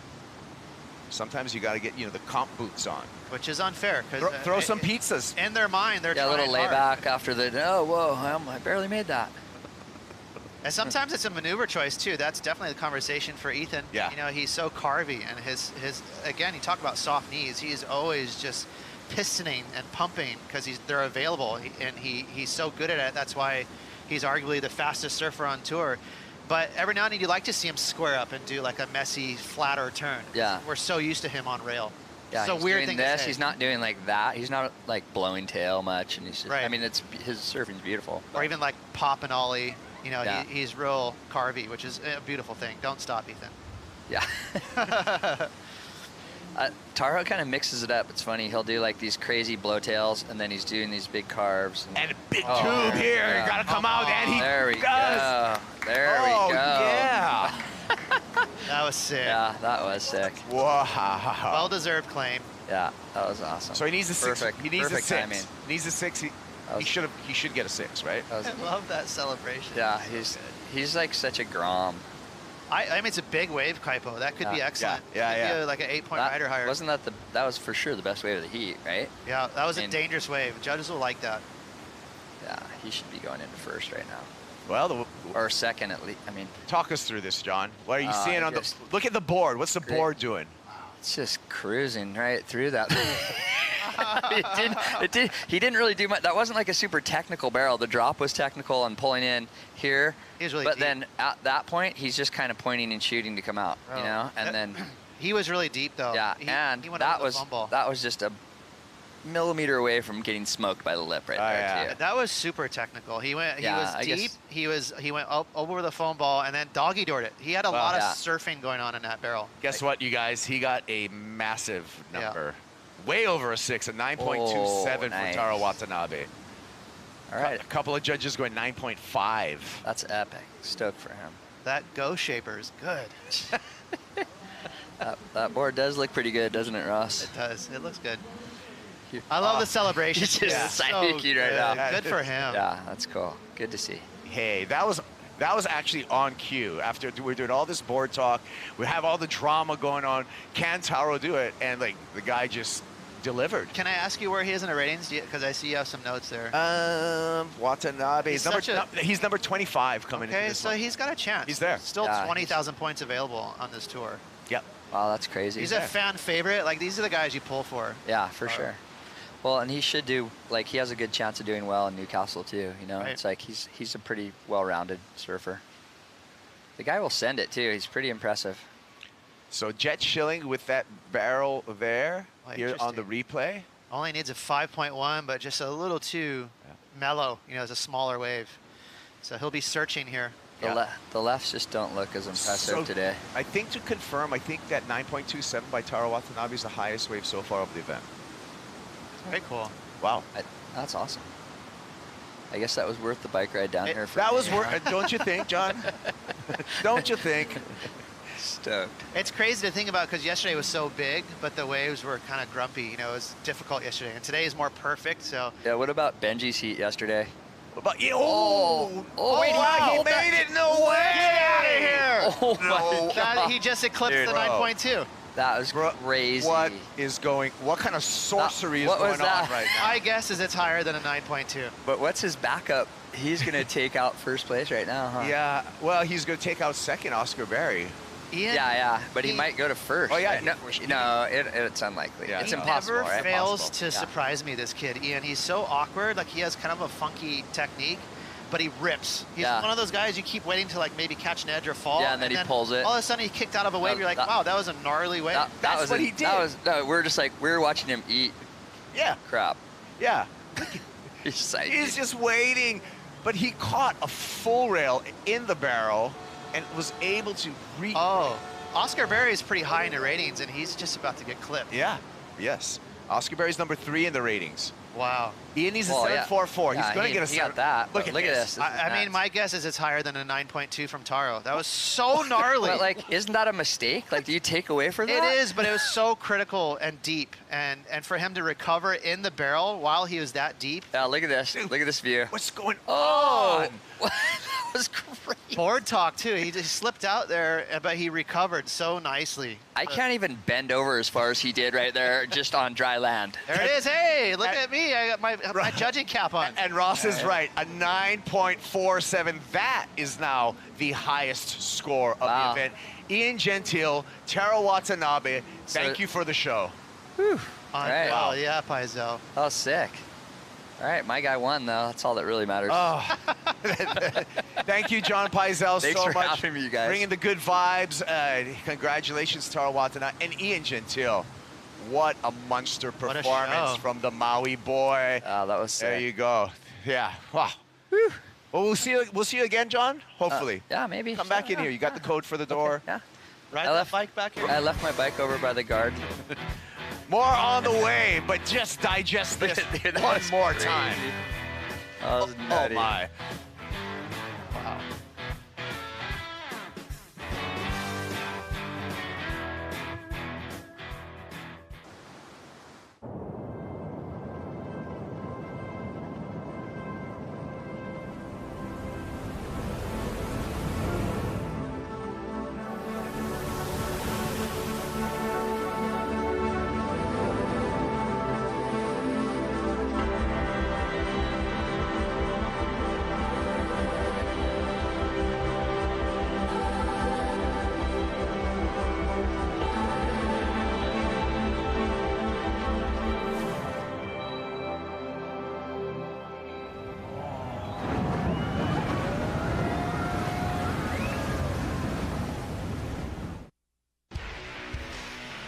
Magic Morning here on Sunday continues at the Lexus Pipe Challenger presented by Billabong. Lexus coming on board with professional surfing in the WSL a couple of years back in 2024 and doing great things at Pipeline, US Open, award shows, and beyond. Now a heavyweight CS with some big names getting knocked out of the mix.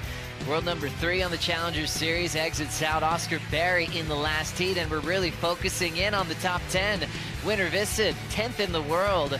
11th in the world is Dimitri Poulos. That is going to be a big one, potentially in the big picture for qualifying for the tour. Thanks for being with us. Joe Turpel with Jesse Starling, a standout from North Narrabeen, and really close to everyone on tour, but especially these Aussies that are going to be holding their breath heading into Newcastle. Yeah, I'm not going to lie, that last heat was tough to watch. Oz, he's one of my really good friends, and it was just in that dying stages, but that barrel from Ian Gentile was crazy.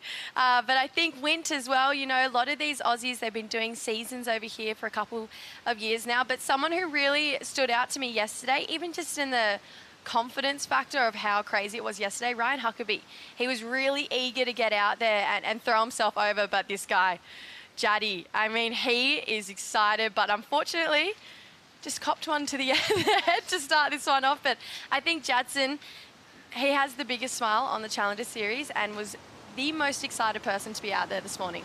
It was really fun when you had a chat with Jaddy, because you both obviously big smiles on your faces, but what was his energy like this morning? He's so funny because it's Jaddy, he's kind of just like always buzzing around. He's like a little Energizer bunny, and we were standing there getting ready for the interview, and I was like, Jaddy, come on, like, just stand with me. He's looking left, looking right, but yeah, it was good to hang out with him. The veteran from Brazil pulls up and under as you see a little bit of fluff on the face now with some wind, but he's still able to get the completion. A warm-up wave for Jaddy, and now Ryan Huckabee deep on this one. The man from Flagler Beach, Florida, will get tripped up along the way. There's a surfer that made that area very famous, Frida Zamba, as we look at a late takeoff and a giddy up from Dimitri Poulos. Talk about not needing to paddle to get into the pocket. However, he goes down, so a few failed attempts, but making it very exciting to kick off Heat 7 today. You know what always happens, Joe, is when you're traveling and competing, you usually have your travel buddy, someone who you consistently stay with, routine, feels easy, it feels like home. Dimitri and Ryan. Right here in Hawaii. Actually across the world usually, but it always happens. It's happened for years on tour. It's like, hey, you want to stay together, split the cost, traveling's expensive, and oh, look at the heat draw. What do we do now? Yep. And it always gets awkward, even if you pretend it's not. You're there for the same reason, traveled around the world, and you're going to send your roommate home. Well, you know, we'll see how this one ends up with 4-man heat. Maybe their plan is to work together out in this lineup if they can. Yeah, that would be sick. I mean, those guys, they kind of act like brothers. I'm pretty sure they actually on and off live together as well back in America. So, yeah, I mean, Ryan, like I mentioned, he was such a standout yesterday. Just in the confidence-wise, it was big and scary yesterday. There was a lot of people who went out when they really didn't want to just because of how big it was and maybe how unexperienced they were. But Ryan said he's been here for about a month now, and he's just been forcing himself to go out on those really big wash-through days until he's starting to feel more and more comfortable. So I think that's a bit of a superpower for him. Jadson Andre pulls in at backdoor. Just survived a wild drop when he got his rail up and above the surface. However, the thing freight trained on him and stretched out. Jaddy competing at Pipe for several years now, spending over a decade on the championship tour full time. Kind of like where Al Cleland might be, you know, the mascot of the tour these days. Jaddy was before Al, for sure. Yeah, I think that's a really great kind of comparison between the two. Super deep on that one. That would have been a miracle and a massive score if he had to come out of that. But I think Jaddy as well, he's taken on this almost father figure, uncle figure to that Brazilian Storm that's on the Challenger Series. Everyone looks back to Jaddy, and he is there even once he's knocked out a competition, watching every single one of their heats. He's such a light that we have on the Challenger Series. Fading the takeoff and putting himself nice indeed. Dimitri Poulos still has some light shining at the end of that tunnel, but he'll just move on him towards the tail end and keep him underwater for 2 consecutive wipeouts. 2 great attempts though, as he has to jump off that Timmy Patterson surfboard, and he'll pick that up on the other side. trying to keep it intact, being shallow. You can't afford to punch too deep, and also the wave's so powerful, usually takes the board out of your hands anyway. Yeah, I love the little fade right to go, fade left to go right out here. I mean, he was really deep. He's got a great way that he can generate speed in the barrel as well. We saw him travel a long time in his last two. But Dimitri, I can really appreciate that he's trying to get deep. You know, he's not trying to get some short, sharp barrels. He wants to deep. He wants to have that travel time to really show the judges he's got that X factor to go big. What a performance in that last heat into the nines. 14.97 combined total for Taro Watanabe, hanging out with Mitch Salazar. Yeah, thanks, Joe. Taro, you dropped a 9, Ian dropped a 9, and actually the best score of the event right there at the end. Oscar momentarily moved up in a second. What was going through your mind right there, knowing that even Jet had a 7? Congratulations on a big win. Thank you, Mitch. Yeah, I just kind of waited super long. I was like, oh, like I know there's good waves out here, but they just weren't coming to me in the moment. And then I think around like 10 minutes, I just had to like pull the trigger and just get a little score. And then I like paddled back out, got a little aints one, and then just somehow like I just kind of been sniffing out the little inside rights, and that one just, I knew it was a closeout, but I knew if I could like get in for a second and come out, I'll get like a 6 or something, and it stayed open, and just so stoked. When you came out of that 9 right there, your reaction was everything. John Pizell was in the booth, and he went crazy with Ross and with Kaipo. Just seeing those kind of things from yourself, from the perspective of here, having the Challenger Series at Pipeline, what does it feel to compete at your first major event out here? Amazing. I've been coming to Hawaii since, you know, like probably since I was 8.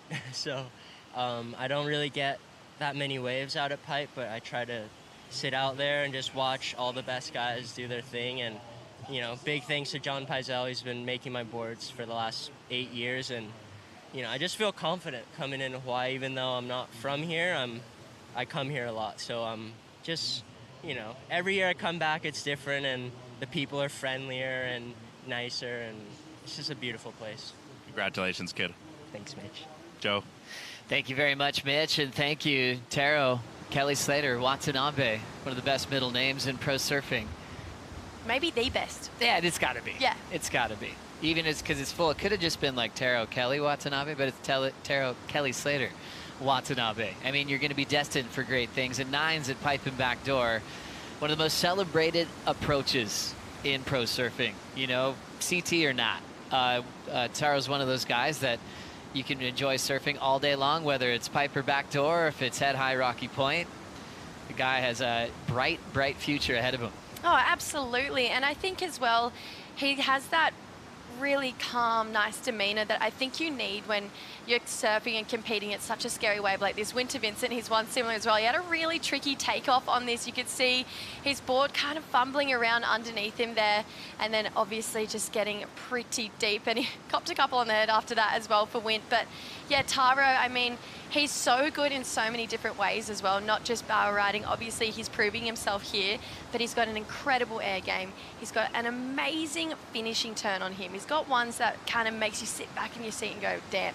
You know, he's able to surf waves that aren't that good up, and I think that's a real superpower to have, and that's why we're seeing him really get better and better results and getting closer to qualifying for that championship tour. And what a great example for Brad Gerlach, you know, with the Wave Keep program, you know, having a student like Taro for so many years. You know, people see him surf and go, okay, Ger, I'm ready. Let's do that. I want to do the same thing. As we look at Winter Vincent late on this one. Yeah, Taro actually this year he's been working with Chris Gallagher as well. So Gally was down the beach, and I think they've got this really cool unit. Levi, he's in that as well. Alyssa Spencer, and they travel as a pack, and I think it's really nice for them to feel like they always have family on the road. Gally's one of the coolest humans you can meet. Was on the CT representing Santa Cruz, but he moved to the North Shore a long time ago. His kids grew up right here at Rocky Point. He's one of those guys you walk by on the bike trail, and he always got like headphones on. He's listening to like real calm music, flutes, you know, maybe a John Mayer ride or something. Yeah. And he's just so calm, perfect posture. He'll take one ear off and just loads wisdom on you. Not just about surfing, just life. And I could see why people would just sign up to hang out with Chris Gallagher all season when you're trying to put together a qualification campaign. Oh, absolutely. And I think as well, when you look at where everyone is on the rankings, yes, there's people who can qualify this event, but when you check out the points, it's pretty tight. You know, it's really close between all of the surfers. There's a big challenge to have that top 10 look completely different in the next two events. Jadson Andre from Natal City in Brazil gets a funneler at backdoor. The man is a father these days. Always loves to compete. He was so busy when he got on tour. 2010, he was a rookie. That's when he beat Kelly in the final at Imbituba in Brazil. And that's when you do like 20 plus events in a season, because you're on the CT, but you're backing yourself up. It was a very busy time. And the next year he'd go, okay, I'm doing 20 plus more. But Jadson thriving in the jersey. He was the hero of the QS at the time and an absolute legend on the championship tour. Some shaded names out of the event. Samuka, number 2 in the world, lost earlier today. Oscar Berry just dropped to 4th with his loss in the previous heat. And a heartbreaking one for Mateus Hurdy as he's still in 7th. Winter Vincent in the water now. Knows that there is a bit of room to move above him on the rankings Oh, now. definitely. And if you're Cowley right now, you're the only one in that top 10 that's competed and made it through thus far in this draw. So you'd be feeling pretty good about yourself, knowing that you're going to get more points than those guys who are really snaking around you right now. Chippo, he's coming through. Jacob Wilcox. So for me, a massive standout in the free surfs. Jacob, obviously coming from WA, not scared to throw himself over, and I just think he's done a lot of time over here, and experience is on his side. Gosh, he's such a weapon, isn't he? Especially in waves of consequence, forehand, backhand. We've been enjoying his surfing for a very long time. Wilcox would be getting wild card call-ups when he was 16, 17 to go compete in the search events around the world or Bells Beach. So Jadson got to know Jacob pretty well in those early years. Wilcox, his whole goal to get back on the championship tour, and did well to pick up a win in Newcastle to open up the season. Back to Jadson Andre, Jesse. Yeah, we've finally got a make in this heat. Beautiful threaded barrel here at backdoor for Jaddy, and you can just tell he's oozing experience. Look at this, tucks in, draws that line. You can see that knee really stalling him, making sure he's getting a nice amount of coverage here. The judge is keeping it relatively low, a 417, but I think at the context of this heat where we're sitting, that 417 is going to come through as a nice backup. Winter Vincent pulling right in under the hood. Well-positioned make there for the man from Manly in Australia, the gateway to the northern beaches. He was just a super grom that would get wild cards into those events at Manly Beach. We're talking like Oz Open, Sydney Surf Pro. He was so little, but he'd have like the posters already all around town. You from the next beach over, you know, you would see Winter coming like when he was about 7 or 8 and just stickered up and just super cool. You know, for as far as personality, he hasn't changed a bit. He's so awesome and polite. And now he's about 10 feet taller and absolutely ripping. He's so tall. He's found himself a really nice funnel through here as well. But I feel like Winter, he's really come into himself, especially these last 2 years. I think obviously that World Juniors campaign last year where he came second to Bronson Mate, he really did start to set him up for a solid year. But he kind of just grew overnight and didn't have that awkward stage of not being sure where his body was. He kind of just grew into his body and then started applying it, and he was surfing really good straight away from that. But he's got the coolest, calmest demeanor about him, and I think sometimes people maybe look at him and think, is he even trying? But Winter, he's got to stay calm, because if not, he can get a little bit noisy in his head sometimes. But he would know as well, like looking at the leaderboard we were just checking out, he's probably not feeling the safest in 10th position. I don't think anyone would sitting there. So he now, with a couple of those big names out, Sammy Pupo, Oscar Berry, he's got a real opportunity to make this heat and keep taking it deeper in those rankings. So far, Jaddy out front, Winter Vincent in second. Dimitri and Ryan know they only need small scores to get into the top 2, as one of the biggest names in the draw, last year's runner-up in the world, Colapinto, pacing, coming up next.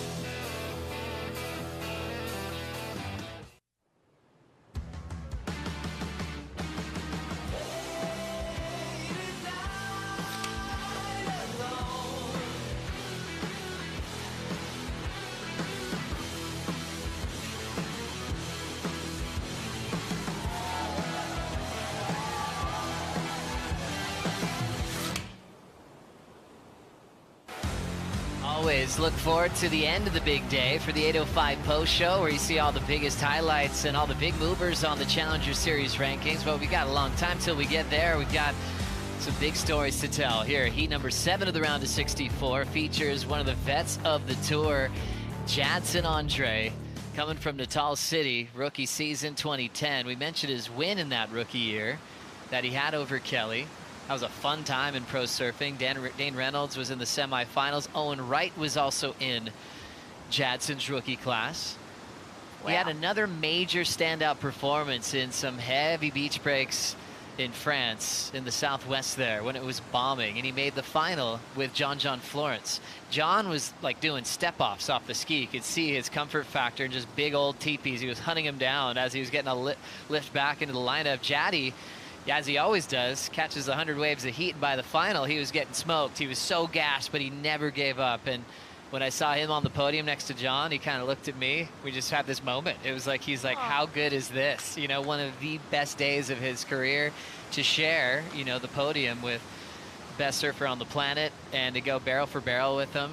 Even, you know, outside that win in Brazil, that moment in France is something that he still looks back on with a smile. Through all your years of working on the WSL, you know, you talk about Jaddy and Owen being in the same rookie class. What year really stands out as the best rookie class to come through? I think it goes back to John Florence, Gabriel Medina, oh, yeah, wow, and Miguel Pupo, when they all came up at the time. And it was an interesting time. There was a mid-season rotation back then that went away and came back in a different way. But at the time, John got called up because Jaden Nickel had hurt his shoulder.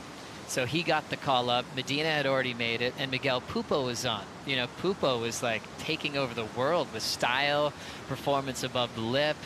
Gabriel was already, you know, king of the Groms, this guy that was demoing people at 16 on the championship tour. And then it was John. You know, everyone knew his story from day one. So when they came on, we're going, okay, rookie of the year race. Wow. It's on. Let's go. That one always, you know, is the one that you reflect on. You're like, I don't know if it gets better than that, you know, with those guys having 3 world titles apiece. Miguel Pupo did talk about feeling like he was in the shadow of them, but then look what he's done and turned in more consistency than ever at this point of his career with his younger brother getting on tour. Oh, Miggy and Sammy, they're so awesome to hang around. Jaddy. Jadson grabs the rail, head down. It is going to knock him out at the end. 417 was his best. He was trying to improve on that low score of a 217. So tough fall there. If he got another make, he's probably thinking maybe another high 3-4 Ranger, and have to go back to the drawing board now. Similar to Jaddy, I feel like Miguel also really takes on that role of kind of uncle and father figure, but Jaddy, he read this beautifully, got himself nice and high, but you can see as he's come out, he's hit a bit of bump, and then that lip, unfortunately, just crushing him to the bottom there. So Jadson, he's got a 417, that 217, relatively slow heat, I feel like, as far as scores go in comparison to what we've seen. But I think as far as kind of that benchmark goes of being like a carer for a community, Jadson and Miguel would definitely take the cake for the Brazilians. Judges have been loving life today. They love scoring all types of events, but everyone loves when the waves are firing the last couple of days. They always send out notes to the competitors and talk about the components that are going to get you the really good scores. When you think of pipe and backdoor, you can really lean into commitment. You know, when the thing's bottoming out and they just put their head down and go and make it, the degree of difficulty will highlight a big score. Also how deep you are, how you're exiting the wave, how thick it is, how wide open the cave is. That's what their favorite notes are when it comes to pipe and backdoor. Lunging into this one is Winter Vincent, and an easy make for him. Yeah, Winter, that was, you could see Ryan had second priority there too, and Ryan was looking at that one and decided not to go. Winter moved himself over to pipeline to sit deep on those backdoor barrels, but we've got a paddle here. Dimitri's got that up and under on lock. He doesn't need time at all to set the rail, and he will make it. He had an attempt at that before, now successful. Jaddy's got to make this one. He's got a good line, a good pace of a wave at backdoor, but once again, the lip lands right on his head. It's nothing like watching people pull into big barrels. Honestly, I refer to it as watching bull run. No, snapped board. Oh, Jaddy, you know what? He was so close to coming out of that one. When you're sitting watching someone travel so fast, you can't take your eyes off it. Ryan's turn now. Ryan Huckabee takes his moment at backdoor and is able to achieve a nice open face hook. He's got power. He's got great airs for his size as well. Behind the peak, it's Winter Vincent's turn. We already see the spit. Where is Vincent? Few duck divers around that moment, and Winter unable to make it out free. There he is in red. Actually got stopped a bit early. And the Hawaiian Water Patrol with Jadson now. He's already signaling to somebody to bring his backup board, watching the time with 5 minutes on the clock. Yeah, you can see him trying to wave someone to come down. Jaddy, quickly with that board change, has to make his way back out though. With 4.5, well, just under 5 minutes to go, we feel like there's going to be some nice scores start to lock in for some competitors. Winter already getting one of them. Dimitri's though, the judges are going to love the criticalness of that takeoff. The fact that he took off under the lip, I mean, like you mentioned, he's got them on lock. And I feel like what a cool, unique kind of approach that you can bring to yourself. Obviously, everyone wants to have that risky takeoff. The judges love to see control in those high pressure situations, just like these takeoffs are at backdoor and pipeline. And Dimitri, obviously spending a lot of time trying to perfect that, and I feel like it's going to pay off in a big way for him now. Certainly will. Replay here, starting with Jadson. Oh, Jadson, what went wrong? This felt like it was going to be a massive score. Look how deep he was. Could see, tried to get a little bit greedy for that second part of the barrel here at backdoor. Tucks in beautifully, has that perfect stance, that perfect technique. Didn't try and slow down too much. He was perfectly in the pit, but as he was trying to get a little bit greedy, that lip unfortunately crushing down on him. Ryan getting a nice cover up as well. He's been saying he's feeling super comfortable, but how is that hack after it as well on a bigger looking board for Ryan? I feel like he's gonna need a little bit more. This was a great barrel. It's a nice short, sharp, not too critical of a takeoff though, could kind of take off and tuck in. So the judges will note that when it comes through with this score, but this is what I love. Takes off straight under the lip into this barrel, nice and deep. And you can see he had to fight his way out of the exit a little bit more. But as far as risk goes, that takeoff, I mean, wow. Dimitri just tucks in beautifully. You can see just the time he's spent out here to navigate those takeoffs as well. And there it is. It's going to be the best wave score of the heat. Terrible timing for Jaddy to break a board. You know, when he needed a solid score to go with his 417, then the guys who needed numbers got on a roll with 2 makes behind him. Seeing Ryan Huckabee turn in a 5.93, Dimitri pretty much the same, just slightly better at a 6.0. Ryan takes second, Dimitri to third. Jadson gets shoved down to fourth with 2:45 to go. Yeah, Jaddy, this is not what he's looking for. You can see he's checking his watch, he's paddling back out. Thing is, he's going to get back out there with 4th priority. That is never a good sign ever when you're in 4th priority and you're in 4th position. He only needs a 3.1. I was talking to Callie this morning. He said a 3 still needs to be something pretty substantial. You can't go to turns and expect to get a 3 out there, especially with the conditions we have today. So it still has to be a pretty good barrel. Obviously, yesterday we saw Makana Pang get lots of good scores underneath priority, so he needs to channel his best Makana and find those little gifts under everyone else and just get himself something of some consequence, potentially maybe pipeline, just get a nice short sharp barrel there for Jadson. But yeah, then you look at Dimitri, it's a 1.26, and if he gets that, unfortunately, see you later, Rumi. So it's a battle of heart and head here as well for Dimitri, and yeah, I just feel like no one's really too safe at this point. Minute 45. Remember, Dimitri is number 11 on the Challenger Series. Winter Vincent is number 10 on the CS with 10,000 points on the line for a win. And some names above them already out of the event, like Mateus Herdy, Oscar Berry, Samuel Pupo. These guys know that there's some room to move to feel a bit safer heading into Newcastle. And Winter has the lead, 4.5 and a 3.83. Huckabee right behind him. Dimitri with 3rd priority, only needs a 1.26. Dimitri and Ryan riding for Timmy Patterson surfboards. And typically on the next level model, when it comes to surf and pipe, they'll actually have a model that's been designed with Italo Ferreira, Jadson's best friend. The IF-15 model for usually the other waves around here, but that next level is perfect for hollow waves. It's got a little tail flip, nice high tail rocker. Little nose flip as well for those late drops, and then a moderate rocker curve throughout the rest of the board as we look at Winter Vincent lunging into that first section, and he will call it a heat there with that closeout. First priority will now shift to Ryan Huckabee. This is so hard. I mean, obviously these guys really good friends, but you've got to play the game. So Ryan, with that priority, he's got that whatever he wants to take over Dimitri right now. He's a big paddle. When it's so small, fair enough going this small wave here. Because he only needs a 1.26. Ryan was aware of that, and Dimitri could have accomplished it on that wave. It wasn't much of a ride, and there's 9 seconds, and I see the blue jersey bounce of Dimitri Poulos. Meanwhile, Jadson coming into his second turn, leans back and punches the whitewater. Things getting scrappy with the swell getting smaller and the wind picking up. Jadson grabbing his backup board and got enough time to get one final effort in.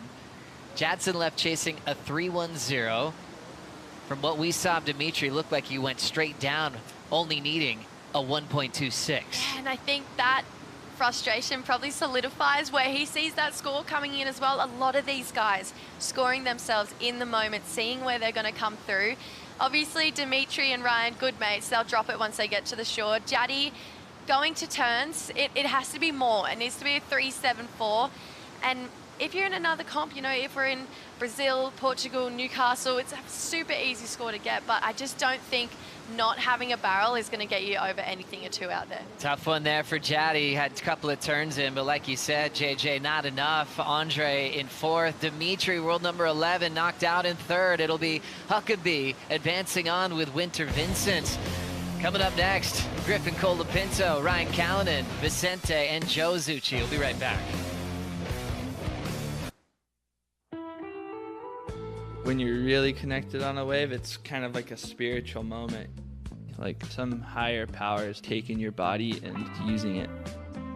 I've worked so hard to get all aspects of my surfing to the highest level that I can and create no weakness, because then I feel like I deserve it. That's how much I want it. Sometimes a loss is a good thing. It just keeps you hungry. That was my biggest dream ever. I don't want to let that kid down. The male pro Portugal champ. Seeing through all the adversity that you went through, on the other side, there was something beautiful. One of the things I see in Cade that I also had in myself is overcoming the nerves, harnessing them, turning them into fire. What motivates me to care and give back is just like how much I love these guys. They push me just as much as I push them. The more you care, the more focused you are.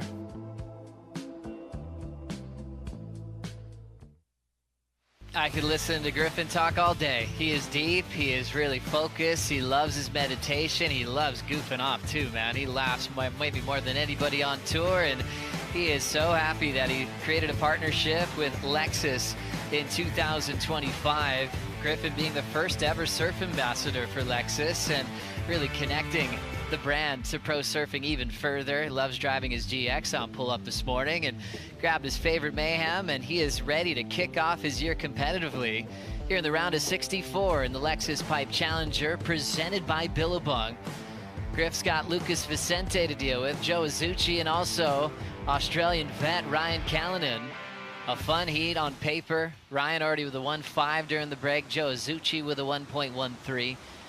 So those numbers are important because we're kicking off a priority rotation. So Griff and Lucas Vicente will work it out from here. Joe Trappell and Jesse Starling. Let's start with Joe Zucchi here, representing Japan. JJ, what do you think? I love Joe Zucchi from Chiba over in Japan, which my friend Daiwako, we commentate a lot on the Asia QS. He actually got to do the World Juniors, and we always call Chiba the Gold Coast of Japan. It's where everyone goes. It's kind of the surfing hub. So he moved there a couple years ago. He's been training there a lot. It's quite cold there this time of year. So cool to come over to Hawaii, be in this warmth. He's here with his family as well. But let's see what he got done on this first wave. Just pretty wide of that barrel there. You saw a big spit, and unfortunately a lot of oncoming water came right towards Joe here, so it might hurt a little bit. You can see yesterday he was such a standout. He really was. He wasn't scared to throw himself over. Feel like he actually lifted as the swell got bigger. He really forced himself to grow as a competitor, but his mum down on the beach with a pretty cool kind of ping pong bat looking thing, Joe Azuchi, go Joe Azuchi with his face on one side and go Team Japan on the other. How good is that? Family support here for Joe Azuchi. And if he gets a good ride, look for that ping pong paddle downstairs with his face on it. You know, I see his face all the time here on the North Shore. He comes here all the time. I see him in the water everywhere, from Rocky Point to Sunset Beach.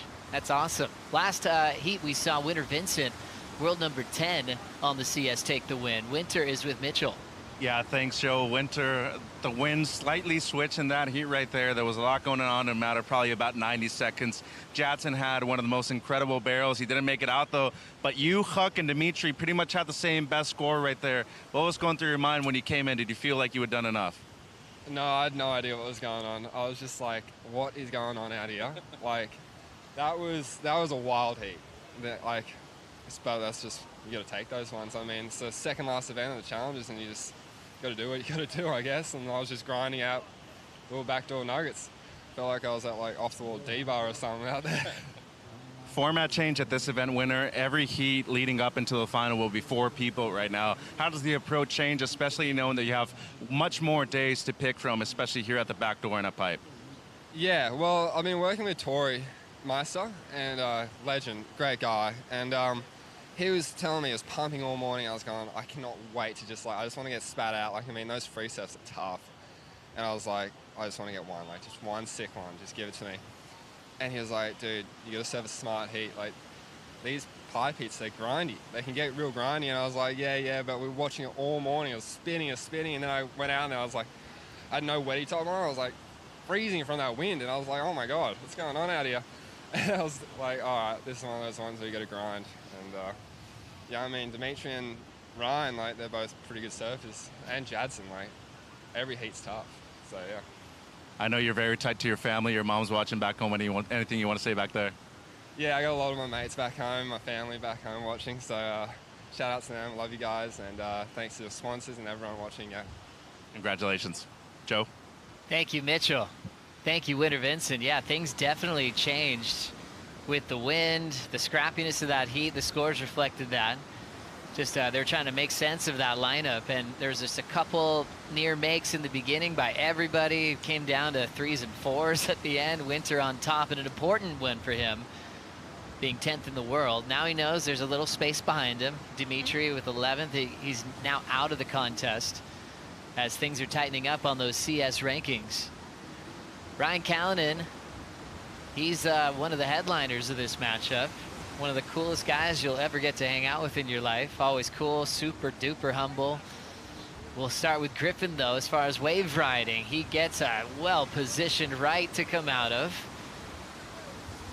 And snap to slide to dance with that lip line, and he's in motion.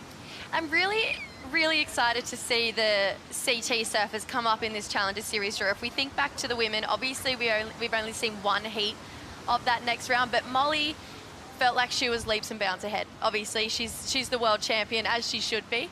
And I'm excited to see if we're going to see that sort of difference between our CT and Challenger Series surfers on at Pipeline here.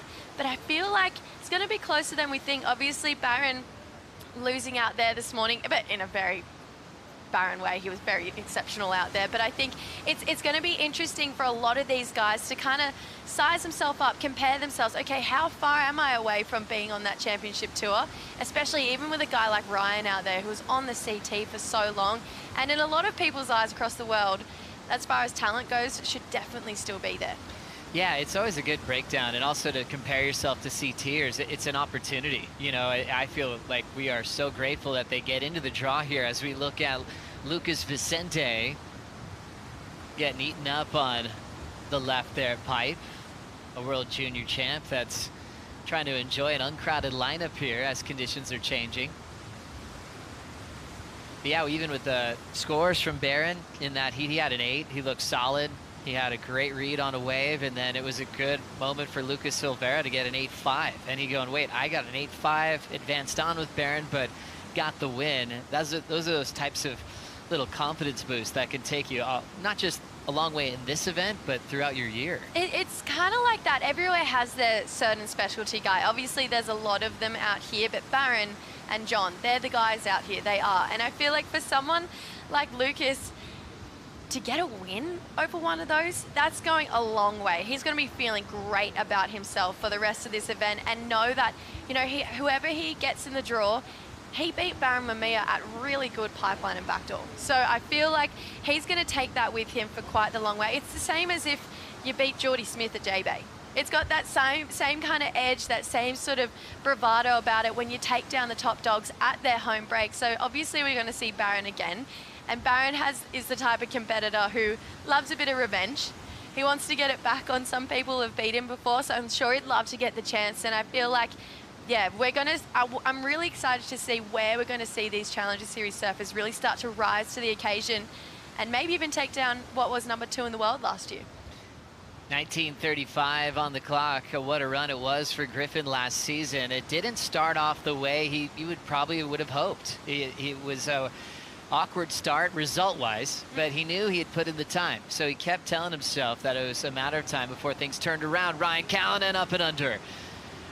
Almost a chandelier type barrel as it squishes him. With that wind starting to pick up, that barrel just clamped on Arcal. But it was the size of the wave, a good look of a wave that he probably was hoping for. See if he gets another shot here.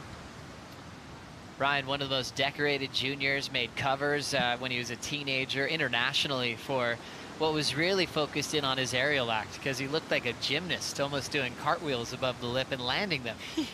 And he missed out on a couple World Junior moments because he would just have ankle injuries. Here's Joe Azuchi. Hollow moment there, but a really short barrel ride for duration. But he'll step off. And now Ryan's at this time of his career where he's, you know, now part business owner with Julian Wilson. He's a dad now, you know. Penny's here with Nina, his wife, enjoying some North Shore time.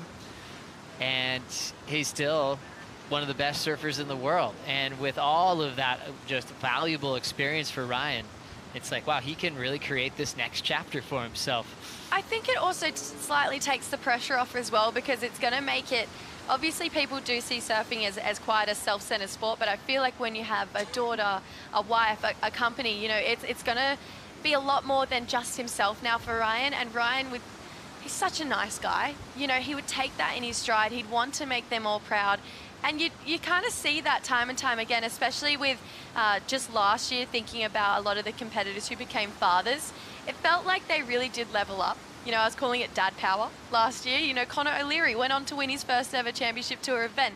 And so to have, you know, a little girl to be doing that for, Zeke Lau, you know, her daughter was here.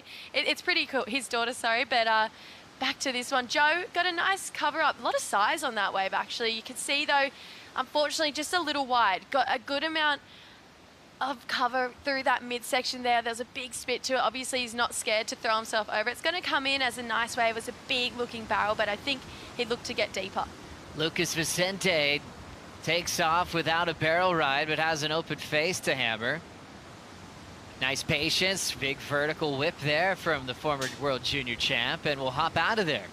We'll see if this ends up being a very important wave. We saw how, you know, Dimitri is chasing a one ranger in the last heat as conditions are changing. So I don't mind that now from Lucas to settle in and throw a couple of backside hooks. Yeah, and I mean, we saw that, especially in that first day with the women's. You have to be able to have that moment where you go, okay, let's just get a score on the board. At this point in the heat, he only has a 0.77. When you're pretty much halfway through the heat, you go, all right, I just need something. Get myself into this heat. Let's bring that requirement down. People around me are starting to drop fives. Okay, let's get something in that range. Obviously, didn't get the barrel. That's what he was chasing, but he's got such a good backhand. He is so powerful. The way he times those turns, just like that last one, he pivots off the top when he's connecting with the lip line. So Lucas, smart competitive surfing here. Drives really hard off the bottom, meets it with power. This wave bending back towards him through the inside of the reef. Vertical hook in the pocket. As far as surfing this wave, great surfing. Obviously, everyone wants to see big barrels at Pipeline, but at this point, it's really smart just to get something more than a 0.77 on the board. It's fun when you see competitors just always ready to adapt. You know, you hear that word all the time in pro surfing when conditions change, and you can't really rely on the same game plan as you might have had in the first heat of the morning. If you're surfing multiple times, you got to adjust. Okay, wind's up. Where's the scoring potential? And make a game plan. The best in the world are so good at that, of being able to have clear eyes in a brand new heat and start from scratch. Guys like Griffin are so good at that, because when you're number 2 in the world, you get to react to everything in front of you. And we talked about his turnaround for a moment, just how tough it was to have bad results, to even consider falling off at the midseason cut like we had last year. He actually had to entertain that idea as it was creeping up closer to Margaret River.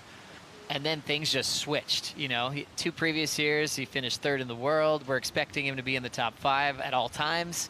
And he kind of showed that there's just different pathways to enter a world title race. The wave he got at the box, where he was levitating on the foam ball, and then he did the full road against Leo without priority. It's like he knows how to create magic when he needs it. There's that kind of maybe spiritual element in surfing. You know, that relationship you have with the ocean, you know, that certain surfers have, and Griffin certainly has it. Well, Griffin, I think anyone who can enjoy his persona and just the person he is, if you know him or get to watch him through TV, he's a really spiritual guy. He's open about that, and he's really content in who he is, and I think that really helps him thrive as a competitive surfer. And I love the fact with how honest he is about his mistakes as well. I remember that in post-heat interview at Bell's, I think he just made it out of the elimination round. He's like, I've had a shocking start to the year. I really need to start making some heats, because if not, my dream, you know, it's going to slip through my fingers. I'm going to be back on the Challenger Series. And we saw that for not just Griffin, but for Crosby as well. And they both had to dig really deep to find their way out of the kind of corner that they'd backed themselves into. And good on them for doing it. I mean, it takes a real competitor to find that light at the end of the tunnel and then just start charging for it. And Griffin, that 10 lives rent-free in my mind. Honestly, that was exceptional. And every single time I watch it, you just think, wow, the control he had in the air to not over-rotate on what was a ridiculous section coming his way as well. I mean, yeah, we could play that whenever we wanted, and I'd still say, wow. Oh, it's going to really age well. Over time, Griffin Colapinto, a Triple Crown champ, the first Californian to accomplish that, being the best in a winter season at Haleiwa, Sunset, and Pipeline. As we have under 13 minutes on the clock, Joe Azuchi's the one with the lead. A 5-5 is his high score, and Vicente getting the 5-3-3 for 2 big backhand blows. There is the connection for Joe Azuchi for Japan.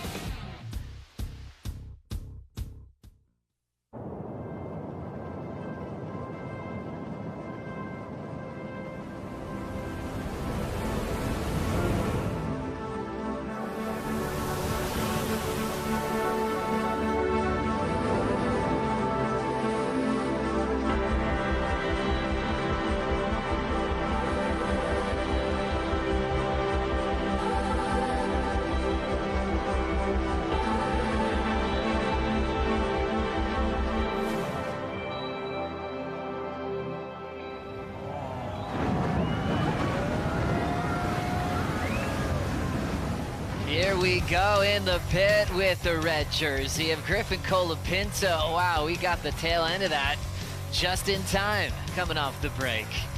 Griffin Colapinto, Lexus ambassador, reminding us that Lexus created a Surf LX model that is a custom design specifically to support this wonderful lifestyle that we're in for life. Griffin making that barrel, moving into the top 2 for sure. We'll see the takeoff in a moment.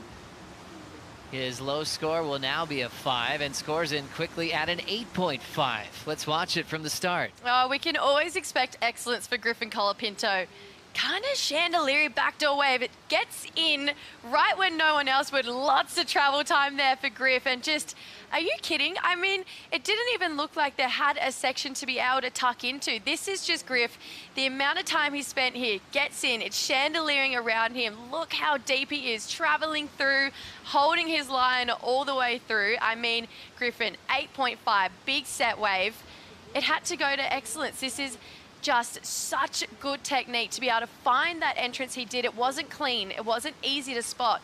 Only people who have surfed this wave time and time again know that the entrance is there. Tuck in, hold your line, and get a really solid exit. 2 waves during the break. The last one was the 717. Oh, you're kidding. 15.67 points in about 2 minutes there. That is wild. Griffin, again, with not a clean entry into this one. It's cleaner than the last one. Tucks in, really solid amount of travel time. Look how deep he is, and got a quick exit before that one shut down and clamped out. Again, this experience that he has out here is exceptional. The way that he can find those barrels when it looks like it's going to chandelier and close out, turn it into an 8.5, and then go back out under priority, find a 717, and get out right before that wave's going to shut down and then end the opportunity for a big score. So, yeah, I think the other 3 competitors will be hearing that going, when did that happen? Yesterday we were talking a lot about short turnarounds from when you're in a combo or you need scores, and Griffin did all of that in the break. You know, just getting to 717.85, just automatic. That's just his knowledge of this reef, all the winter months he spent out here, and his just unbelievable knowledge of heat strategy. That was a crazy turnaround to take the lead because everyone's comboed now for the win. Griffin, some of his best friends are from Hawaii, like the Moniz brothers. I think they feel like brothers, you know, when they travel together, joke around all the time. But that definitely made Griffin feel like home away from home. When you travel from California, you're trying to get your feet wet at pipe and back door. It's intimidating in a lot of ways, you know, with the crowd, the reef, the wave itself. And I think that really helped Griff just feel like he's had some friends looking out for him, and he learned how to get his waves out here. It's so important, and I think that's something that these CT guys really do have that edge on, and that these Challenger Series surfers are starting to get in their system, is finding routine and finding rhythm. Your first year on the Challenger Series, you look at most people, it's 9 times out of 10 usually a pretty shocking year, because they need to find where they like to eat, what feels like home. But Griff, he's nailed that around the world now. Now he's loading up. How is that slob? Tail starting to drift. Doesn't land it, but here comes the fun factor for Griffin Colapinto. Starting to let go a little bit and mix things up. He's treating this just like he would a CT. You know, you want to get that muscle memory intact. You want to get that heat strategy. At no point is he going to just mail it in and cruise. You know, he's got his coach here, Tommy Whitaker, all of his sparring partners. Jake Patterson is almost like an assistant coach in that crew because Snake and Tommy are best of friends. So they're working on their surfing, preparing for the world title campaign, and all starting here at Pipe. But when the waves aren't good, they just sprint as fast as they can to the Turtle Bay Golf Course. And Griff got an eagle the other day on hole number 1. Really? Yeah, he was beyond himself. And he looks for signs, you know. He was like, okay, that is a sign I was supposed to play golf that day. Stop. Yeah, and then he had a blast. All of his friends were almost cheering him up for that eagle. It's pretty funny as well, you know, how much golf has come into surfing. Everyone has gotten amongst it. You look at Sierra Kerr, she's an exceptional golfer. Molly Picklam, she plays golf now. We're just in the Philippines on lay days, we're going and playing golf.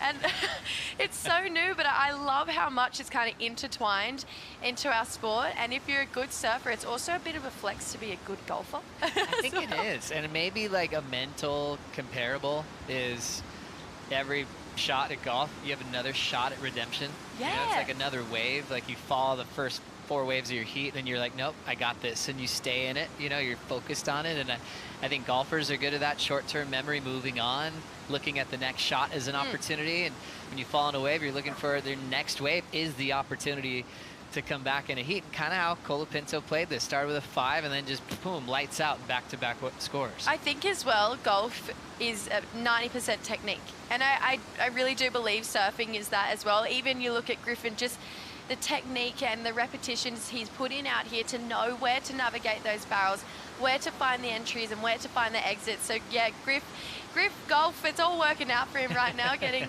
the eagle. So obviously a really solid heat. When I was chatting to Cole Hauschman earlier as well, and he was saying, honestly felt a little bit rusty for his heat this morning. And I think it's pretty cool to know that these guys have had a really big off season, but they're here and they're ready to be competing again. And you don't want to be warming up in your first heat on the CT at Bells. You want to be ready to go. Remember, there's a lot of changes this year too.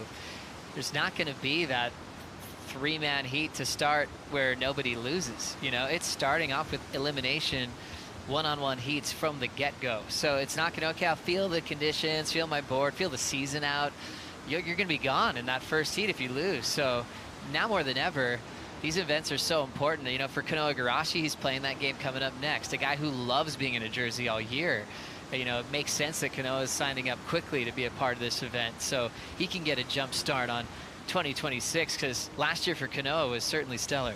Oh, absolutely. You know, actually, a lot of CT surfers trying to enter this event. There was a lot of guys. Jake Marshall was shocking the Marshall tent for so long. He was there going, if there's a spot, don't you give my Rashi to anyone else. His first alternate to get into this. Crosby's here, Al's here. Everyone really wanting to get a spot into this event. Obviously, rankings has come into it. Kanoa, Griffin having an exceptional year. But I think it's going to be a really exciting championship tour season when we start to see everyone show off what they've worked on in the last 7 months. And Griffin, I feel like looking more composed than ever. Certainly is. 3:15 on the clock. A message just came down from head judge Lily Pereira to the rest of the field, the beach marshals, to pass on for the remaining heats of the day, noting that the scale is going to be adjusted considering the change in the conditions. While barrels are still the main focus for high scores, committed, powerful, and progressive combinations of maneuvers in the steep sections will also be an important factor for the scoring, as we are channeling an exit for Joe Azuchi that he can't find. With Griffin taking first, Vicente second. Joe's support crew right there with the flags are holding their breath now, because he needs a 4.0 to get back into the top 2. Yeah, it's not much, you know, considering even that 5.5, he's got great technique in the barrel. Like you mentioned, Joe, you always see him here. He's done plenty of seasons over on the North Shore. A 4-point ride, you could see it was feeling a little bit tense in Team Japan. The flags weren't waving as vigorously as they have been, but I do think a 4 can be found under priority. Think about Griffin, he got a 7.17, Makana Peng over the last few days. So if I was Joe, 2 minutes to go, I think you just have to start swinging. And even look at that score for Lucas Vicente, 5.33 for turns. So if you have to go to it, go to turns. Joe Azuchi's mom is going to be waving that ping pong paddle with his face on it. Yep. You know, she is rooting for him to win this contest. But she might have some backup surfers that she might be cheering for too. I wonder if Joe knows that. I'm not sure if he does, but yeah, she's a massive Mason Ho fan. Of course. Massive. I think yesterday she maybe got 4 or 5 selfies with him and a couple of autographs. She was so excited. And you know, fair enough. He was absolutely incredible. He's an awesome human being. But if Joe gets knocked, might be peeling the Joe face off and Mason Ho. Getting a Mason right there. I bet Joe wouldn't mind. Oh yeah, everyone's a Mason fan. Yeah, it's too kind not to be. Minute 22 though, pressure on Joe Azuchi. 4th priority, needing a 4. Arcal from Meriwether Beach with priority now needs an 8. He had that bigger wave at Pipe, but it really had a big section land on him and didn't have any room to exit.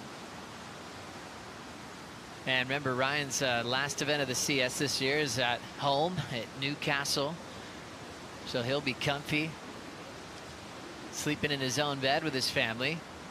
Griffin rushing this section, winding up for a nice floaty frontside air awkward landing that he just got out of. But a classy showing from Griff. Back-to-back waves he got during our first break at the halfway mark and turned in an 8.5, then a 7.17. 29 seconds. Azuchi starting to scratch into this one. Only needs a 4. Ooh. And he was able to get away from Lucas Vicente, but the wave didn't do anything for him. Yeah, I was thinking to myself, wow, it's a strange move for Lucas Vicente to let Joe go. I mean, if it was written in a handbook to have priority over the person that you're beating, you're going to sit on them. I feel like every single competitor in surfing or just fan of surfing knows that. So Lucas doing what he needed to do, but unfortunately, Joe's face might be getting replaced by Mason Hose. Exactly. There we go. The horn is sounded. That heat is a wrap. Callanan, Joe out of the event. Lucas Vicente moves on with last year's runner-up in the world, Griffin Colapinto. Heat 9's coming up next. It'll be Kanoa's turn to represent the CT, along with Nolan Raposa, Mikey McDonough, and Luke Swanson. We'll bring in Kaipo, Mitch, and a 2-time pipe master, Jeremy Flores, for the call.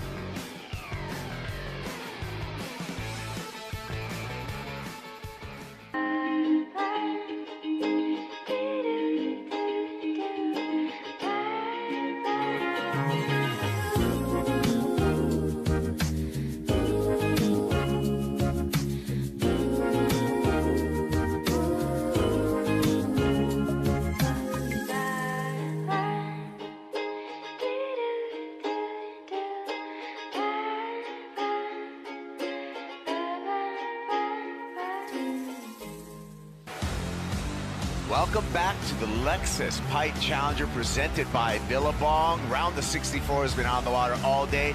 Conditions have changed a bit, but we have yet another exciting heat for you and a special guest as well, Kaipo girl, Mitchell Salazar, two-time pipe master, Jeremy Flores. Thank you for joining us, Jeremy.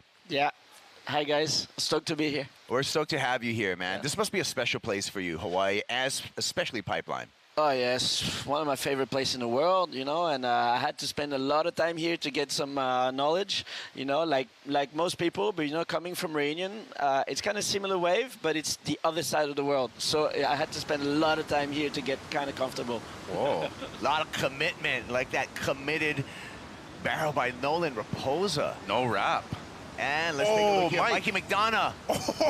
Got in there and got out. Wow, what a way to start. How was that exchange, Jeremy? That was so cool, man. He was like on his tiptoes, just hanging on the takeoff. That's what we want to see. And I mean, I was watching as a little bit of onshore, but I guess, you know, second, third wave of the set looks like it's still barreling pretty hard, which is cool to watch. It's really cool to watch. Yeah, our head judge, Lily Pereira, sent out, you know, changing in the criteria just in the last heat, but the barrels keep on coming. Kanoa Igarashi, former runner-up here at Pipe. Nolan Raposa, you saw him with that pipe barrel. Mikey McDonough, the hard-charging Aussie with that great backdoor barrel, and Hawaii's Luke Swanson to round out this heat, Mitch. Great heat. Two goofies against two regulars. Kanoa's made finals at all three different locations here on the North Shore, at Haleiwa, here at Pipe, and at Sunset Beach, of course. Known, looking strong after Brazil. That's actually the first time he's ever made a heat in Saquarema, which is just unbelievable. He's won in similar types of waves, though. He won in Arica, actually at QS back in 2018. So El Gringo right here at Pipe, there's similarities. And, of course, Mikey got a lot to prove. And Swanson, I mean, best performance of his young career yesterday afternoon, Kipes. Yeah. Let's take a look at the beginning, starting with Nolan Raposa. Jeremy. Wow, that's a good way to start the heat. You know, they found those pockets. You know, like it's onshore, but it's still barreling. I mean, pipeline, backdoor. That's a good thing about these reefs, especially the sand's been like coming out the last couple of days, so it's really, really hollow. And look at this. That's so cool. That was gnarly. Whoa, so cool to see. That's a big dude too, Kaipo. Yeah. Yeah. Get to enjoy it here in the slow motion, Mitch. Yeah, and as Jeremy said right there, it was crazy because he was tippy-toeing the drop right there. I mean, he disengaged with this board just slightly, which made it even more intense. That should be a big score, especially considering the onshore wind right now. Yeah, he almost got his head cut off with that lip. You know, he was that close, you know, but he's a big dude, so I guess he smashed that lip. Yeah. Hey, you're working with a number. Well, first let's acknowledge some big numbers that are coming in. Oh. 9.5 Mikey McDonough, an 8-point ride Nolan Raposa. That's most trouble for someone like Kanoa Igarashi, who's very well proven out here. Here goes Igarashi, looking for an answer back. That's not going to be it for Kanoa. Kanoa, runner-up here in 2016 to Michel Borez, and a semifinal finish against you in 2017, Jeremy. Yeah, Kanoa is sneaky good. You know, he's that generation with the Quicksilver team that we got to see growing up, and he's really, really good out there, especially backdoor. You know, when it's days like this morning, he's a really hard guy to beat.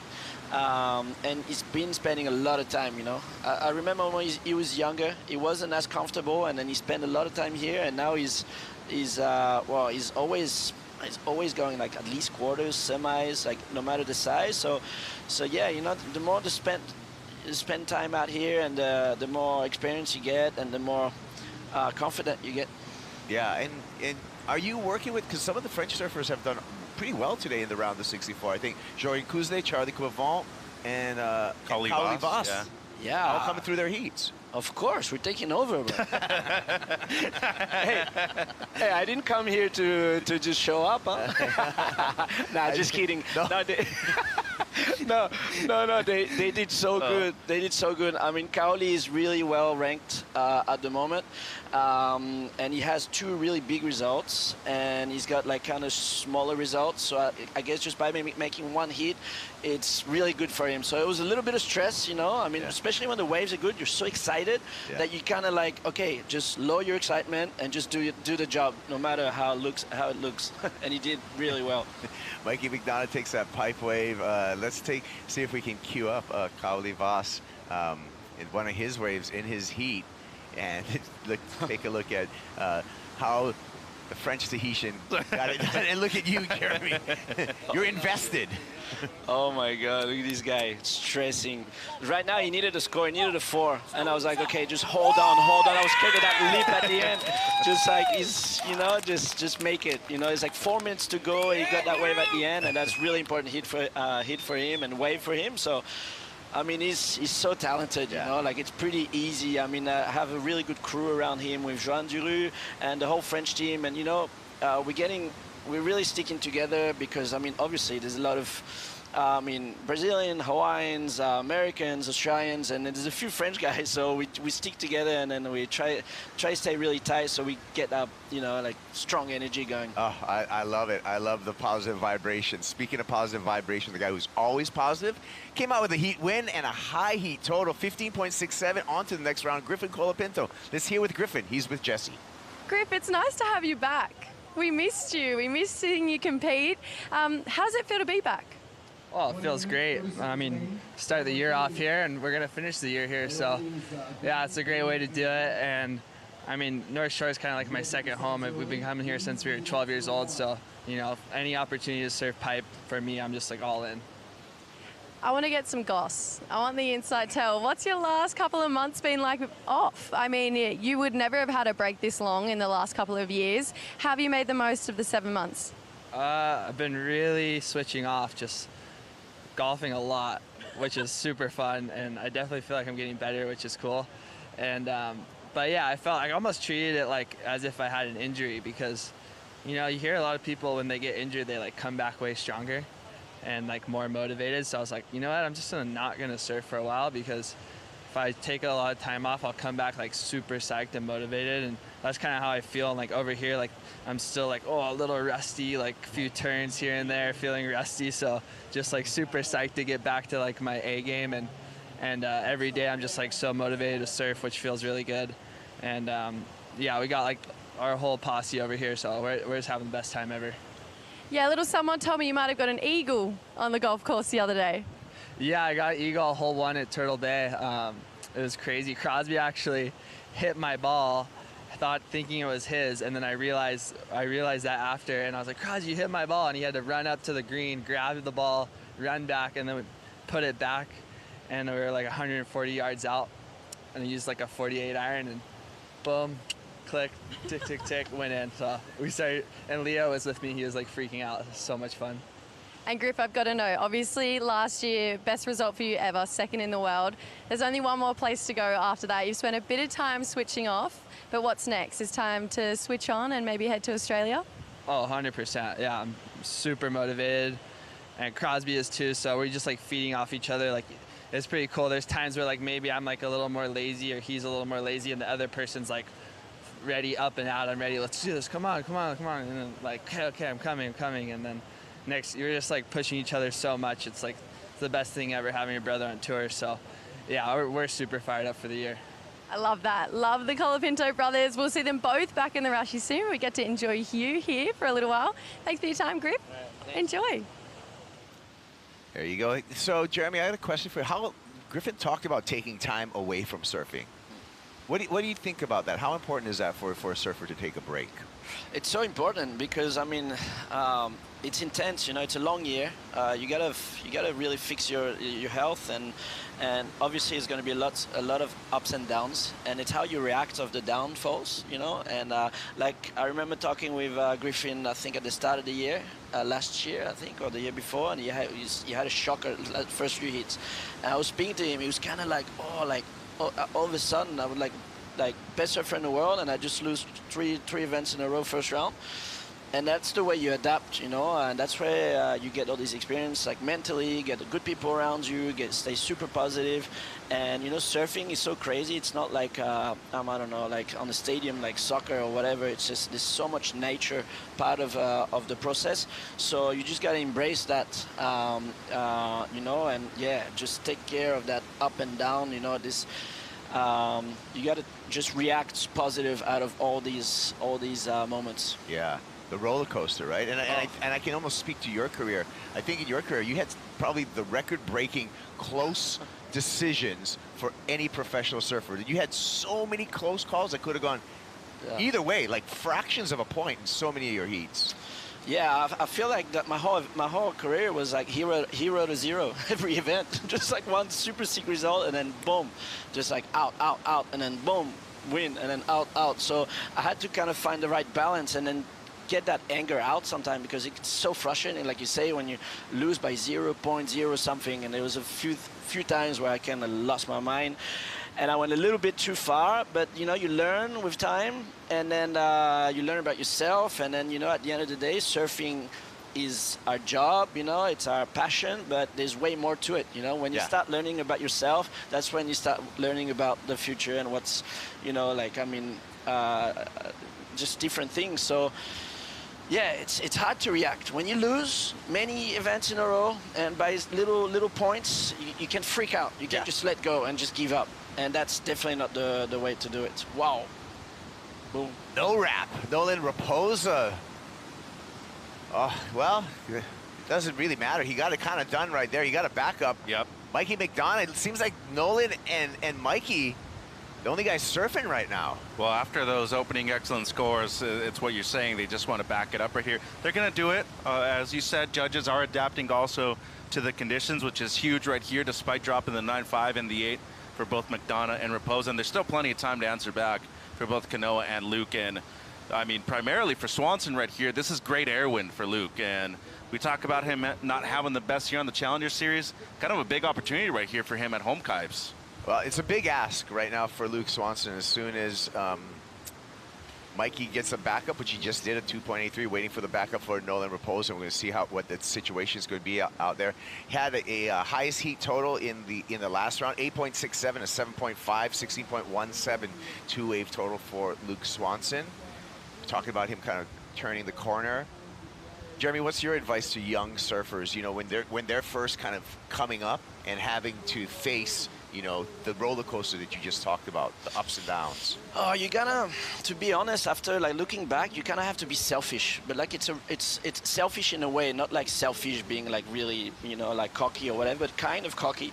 That you gotta really take care of yourself, think about yourself, think about your surrounding, and just, that's the way to do it, really, you know, because when you start thinking about people around you, or, oh, like I did sacrifice that, and I don't have, you know, my sponsors and stuff, there's so much around it that you can get lost, you know, so you got to really think about the moment, the right moment, and make the most of it.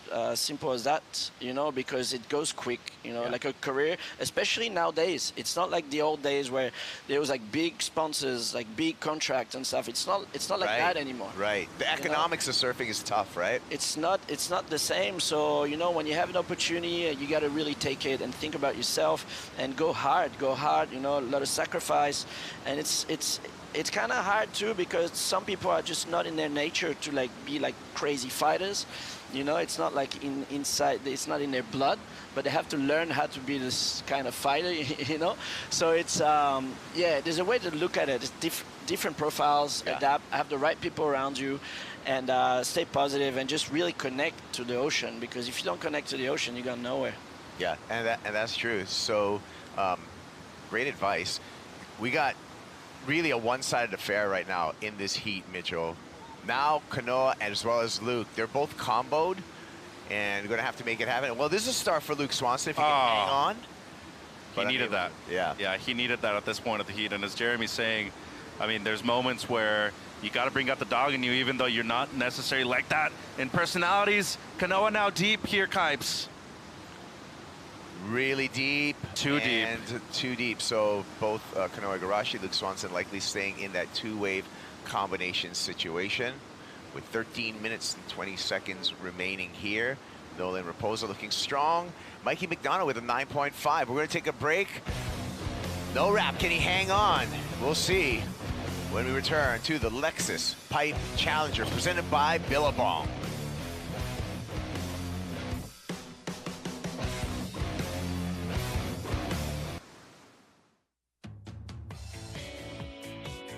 The Lexus Pipe Challenger presented by Billabong is brought to you by Lexus, experience amazing, and by Billabong, official presenting partner of the Lexus Pipe Challenger. Nolan Raposa, back door, pulling in. Doing it for Long Beach. But that was a long, stretching wave. Nolan Raposa currently in second place. Is heat number 9 around the 64. Kaipo Guerrero, Mitchell Salazar, and our special guest, Jeremy Flores, calling all the action. What do you think, Mitch? He packed that one right there, and as he said it from the LBC, he surfs Seal Beach Southside like that every now and then. What? The proper one. What? Can be like that, Kipes. Seal Beach. Oh, yeah. Like backdoor. Are you letting out a secret right now? Oh, I'm pretty sure it's well known. Once you see 200 people out there in the short break, you kind of know that it's good. Oh, yeah. I've seen some clips from there, yeah. Good job. Well, Nolan Raposa, take another look at it. What do you think, Jeremy? Yeah, he had to go. He had to pull in. You never know. There's always an exit. There's always an exit somewhere. Like, that's why I keep saying backside or front side, like some. I love that. I love that coming from like someone like you, and then actually someone who's coaching is there's always an exit. Just find it. He's pretty intense too. I was there in Tahiti when Kali won, and I could see you just splashing the water from the lineup the entire time. It was hilarious. And by the way, Marco Mignot not only admires you, but I think you've been a huge part of his career too. So just congratulations on all your success outside of the jersey too, Jeremy. I think you've been a big part of their career so far. Thank you. I appreciate it. But you know what? These kids, that whole new generation, they're so humble. They're hardworking kids, you know. The girls, we got this generation of girls coming too. They're amazing. And then that whole Marco Mignot and stuff. I'm a fan. Like, I just watch. I'm like, okay, like, I wish I was so strong mentally, you know. These guys do all these flips and all these airs and stuff, and they just, you know, sometimes you're just learning with you know, they need a little bit more experience. And I'm just here to be like, just do it, go. Just that's it. I'm here for that. Nice exchange happening right here. I got to ask you a quick question, Jeremy. Your opinion of what's happening with this phenomena of Tia Zabrowski? Yeah, she's out of this world. I see this. I see almost like dominate, like how Carissa kind of changed at a very young age, you know, women's professional surfing. Yeah, so we're getting things going with the French Federation and really following her super close. She's got an amazing family. She's doing a really good job with like getting all this stuff together because she's 14. Yeah. Like, imagine being 14, that good, and all these things happening. So I mean, she's got so much talent, but it's hard to deal with. You know, it can be hard to deal with to be so good at that age. Yeah. So I mean, she has an amazing family around her. Joanne Duru has been helping her all year, and it's been having some really good results. So she has a good crew. She's really on point for her age. Obviously, she's really young, so it's going to be the first year on tour, and she's got so much experience to get. But she's here to really win. You know, she doesn't. Yeah, you guys will see. Like the first 3 events, she really wants to actually like win, not just show up. You know, which is different for a rookie, right? Yes. Coming onto the tour, right? Yes, and we all know that there's going to be some. It won't be easy, you know. I mean, it's never easy, especially the first year on tour as a rookie. It's super hard, but she's got that mindset, that kind of innocent mindset that she just doesn't really care and just wants to win, which is great. Which is kind of good. Like, you don't have barriers. You don't have any self-imposed barriers, right? Yeah. It's just really cool to see, you know, and to follow that her journey, and yeah, I admire her a lot. You know. Yeah, I think it's dynamite what she's doing. Yeah. You know, and I look forward to see what she brings. And I think you can also, Jeremy, also relate to the challenge of coming into pro surfing at a very young age with a lot of experience. It happened to you, you know? That's exactly it. So we talk a lot about it. Like, I spoke to her parents a lot about it, and sharing this experience because I was so young. And I'm like, okay, like what to do, what not to do. I mean, there's a lot of things I would have done different back then, you know? So, okay, just don't make the same mistake.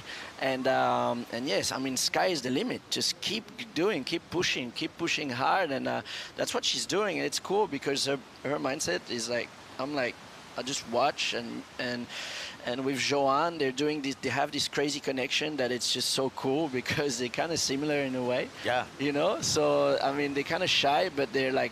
But then they pedal out and they're gnarly, right? Yeah. Like, they're kind of shy, but they're animals. Yeah. And I'm like, whoa, I like that. Joanne Duru, I mean, what a. I've had some of the funniest moments with him, like winning heats, and on the way in after winning a heat, he's punching himself in the head because he's so hyped up, you know? And he's not the personality that you would, on land, that you would think would do that, right? Yeah. Oh, man, he's one of the funniest human in the world. Trust me. If you guys, because he doesn't really bother talking English, to be honest. Yeah. He's like, yep. But sometimes he just says a few words, that's enough, and the whole room just like starts laughing, you know. So he's got a great energy.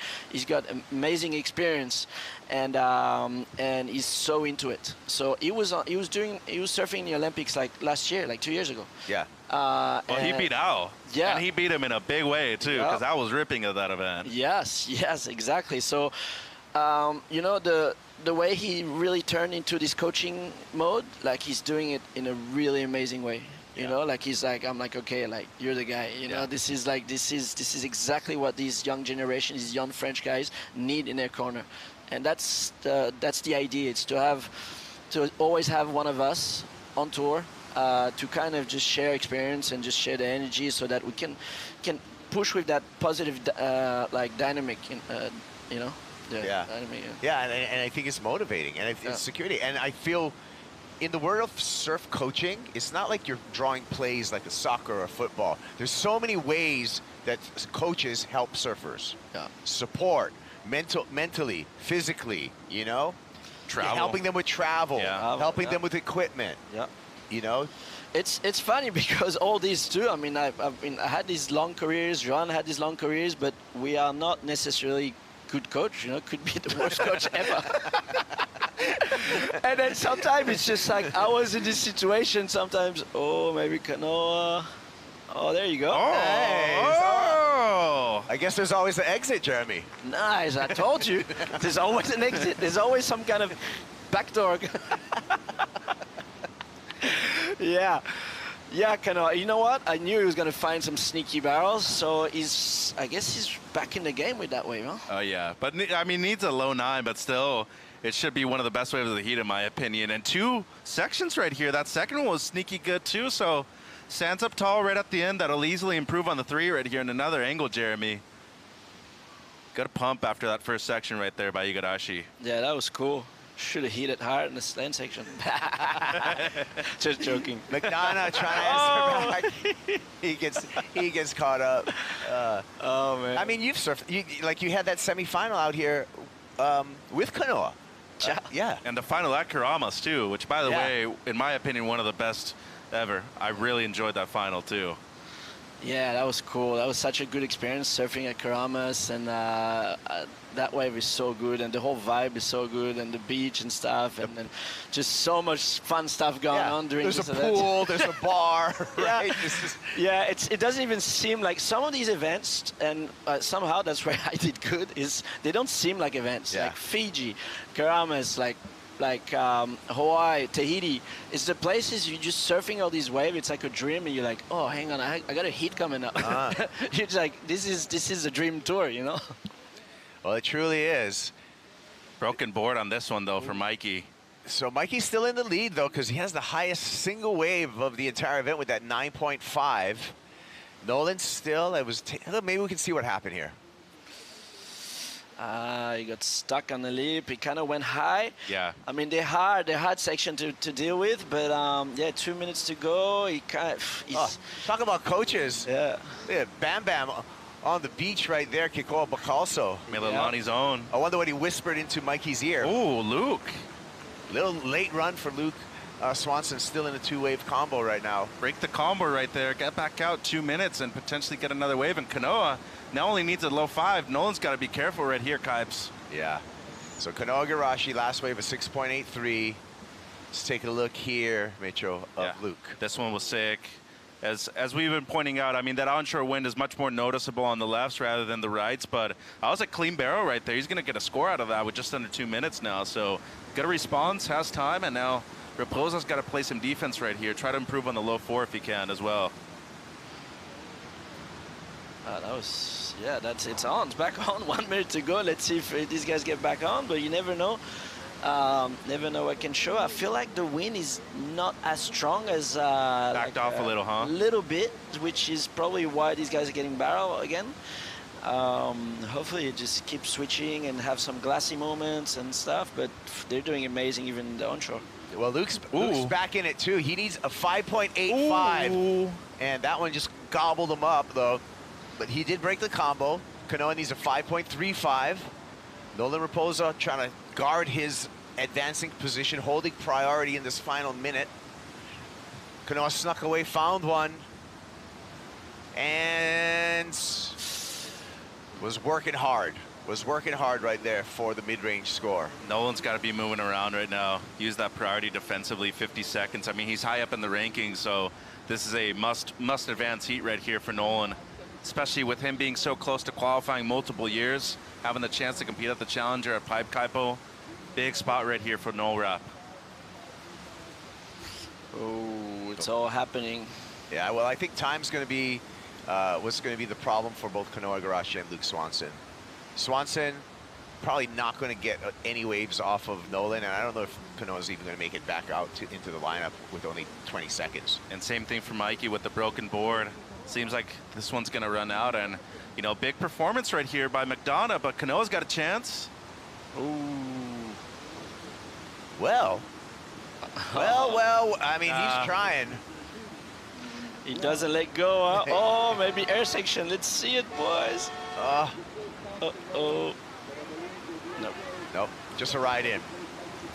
Well, we do have some scores we're waiting for, but I'm feeling incomplete for Red. Yeah, incomplete for Kanoa Igarashi. So it is now official. Mikey McDonough and Nolan Raposa into the round of 32.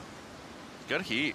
I mean, took a little while for them to get going, the guys that were in third and fourth, but they ended up getting a score right at the end. Hey, big numbers. We'll be back with more action, and we'll be back with more conversation with Jeremy Flores after this short break. Stick around.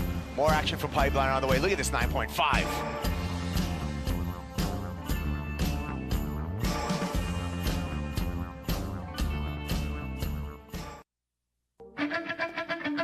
I feel like Andy surfed not using his brain, just using his heart. He was the happiest I've ever seen him in the water. The happiness shone through him, like he could see it coming glowing out of his face. Everyone is so excited about it, and seeing the boys in it means the most to me.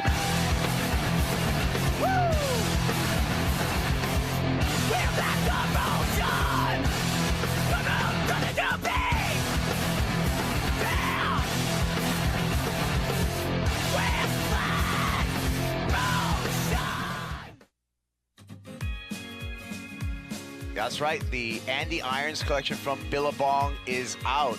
Billabong, the presenting sponsor here at the Lexus Pipe Challenger. Round of 64 on the water. On the set, we got Mitchell Salazar, myself, Kuiper Groh, and Jeremy Flores. And we're talking AI now, Andy Irons. And Jeremy, I know you've had a lot of experience with Andy as a good friend. Some of your memories. Oh, so many memories.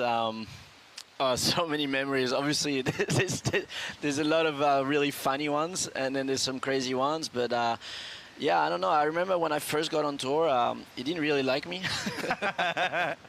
because he kept saying I was cocky, but which I was. You know, I was cocky. I was but I was the same with everyone. But then all of a sudden, it just, I don't know.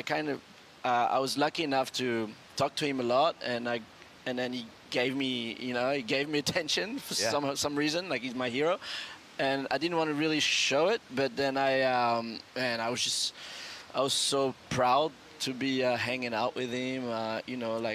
He's such a weapon. Like he's an animal, like in and out the water, and just his way of seeing things, of being direct, and there's kind of no bullshit around him. It's just like you do it. That's how you get. You like it or you don't, and that's what's amazing to see. Because unfortunately, if there was more people like that in the world, it would be much easier. Yeah. And hey, you've had success in Tahiti. You won there in 2015, but in 2011, you won a very special award. You won the AI award over there as the hardest charger. Yeah, that that award, because that was the Code Red, the day after the Code Red, that swell. Yeah. And that award seriously on top of like a highlight award of my career. Yeah. Why? Because the waves were insane, and because it was Andy award, and that was it was such a good memory. And I really had to make a point, and I was like, okay, if I want to one day be 10% of what Andy does, I got to do some kind of things like what Andy does. Well, you did it that year. That was absolutely incredible. Yeah. And you know, reflecting in your career, you got to be 2 times at Pipe. You won here in Tahiti, and then in 2019, when you won at home in France. Incredible. That was absolutely incredible, Jeremy. I mean, the whole country lit up for that victory. Yeah, that was such a good memory because, you know, that dream of winning in France was kind of like slowly leaving, you know, because at first I was like, okay, my dream is to win the France, and it just kind of every year just like first round out. And in 2019, everything just came together. Yeah. And that's, imagine that end of a career, you know, that feeling where you kind of think, I was already thinking about stopping, you know, and I was like, okay, like if I can do pretty good on my last year in France, then I would be pretty happy, and I end up winning in front of my family and my friends and stuff. It was the best feeling in the world. No, that was the best way to kind of come to the easily close the chapter. Yeah. That was like you couldn't write a storybook that way. You know what I mean? Hey, just Mikey McDonough went out there, you guys. 9.5, highest wave score of this event so far. Let's hear from Mikey. He's with Jesse. Mikey calling it the best feeling of his life, the best feeling he's ever had, maybe even better than winning Snapper. Talk me through that wave, Mikey. Yeah, I mean, it was just like the conditions got so tricky in the heats before, and I was obviously still really excited, but yeah, definitely deteriorated. So it was like sort of change of game plan just to sit and wait, and just I rode a little bit of a bigger board and just try to pick the eyes out of it and pick some clean ones. And like it was literally straight away, Nolan went to the left, and then this thing just TP'd up, and I was like, just scratched into it, and I took this biggest drop and like just knifed under the lip, and yeah, just came flying out and heard the beach erupt, and it was just like, oh yeah, those are the feelings that you dream about in surfing, and I've dreamt of my whole life, and yeah, that was just, yeah, crazy feeling. It's gonna be hard to come down from that one. What was the feeling like when you needed to really bury in that rail to hopefully not get the lip on the head? Well, like, it was funny because just like going through like my pre-heat prep and speaking to Bam, I was like constantly going back and forth. I was going to be on a 6.2 or a 6.4 or a 6.6, and 6.6 was kind of the call in the morning, and I just kind of stuck with it, even though the conditions got windy, and yeah, it just allowed me to get into it so early, and just allowed me to like get that first pump and get up underneath it. And I was like, yeah, I was pretty petrified that I was going to cop the lip in the head, but I just got underneath it, and yeah, stoked to move through. It was such a scrappy one, and everyone kind of came back towards the back half of that heat, and I broke my board and kind of had a couple of little things go wrong, but yeah, just tried to stay calm, and yeah, got it done. Obviously, you've had a win on the Challenger Series before, back near home, Snapper Rocks. You love a right-hand point break, we know that. But to surf Pipeline, and especially pumping Pipeline today, and you've had a feeling that feels better than you've ever felt in your life, this is kind of exactly why you start competing and start surfing, just to chase these feelings. Yeah, for sure. I've been coming to Hawaii ever since I was 10 years old, and been here so many times. I've got such good family friends here, and my dad's been here so much, my whole family, my uncle, and it's such a special place, my family as well. All of them love it, and yeah, so it's like definitely got a special place in my heart, and I wouldn't like really think pipe's like one of my strengths, and I came over here early, and definitely felt like I improved out there, and yeah, it's kind of nice to see some of the work paying off, and yeah, I'd like to move on through and just keep enjoying myself out there. We love it, Mikey. We can't wait to see it again. Thank you for your time. Back to you guys.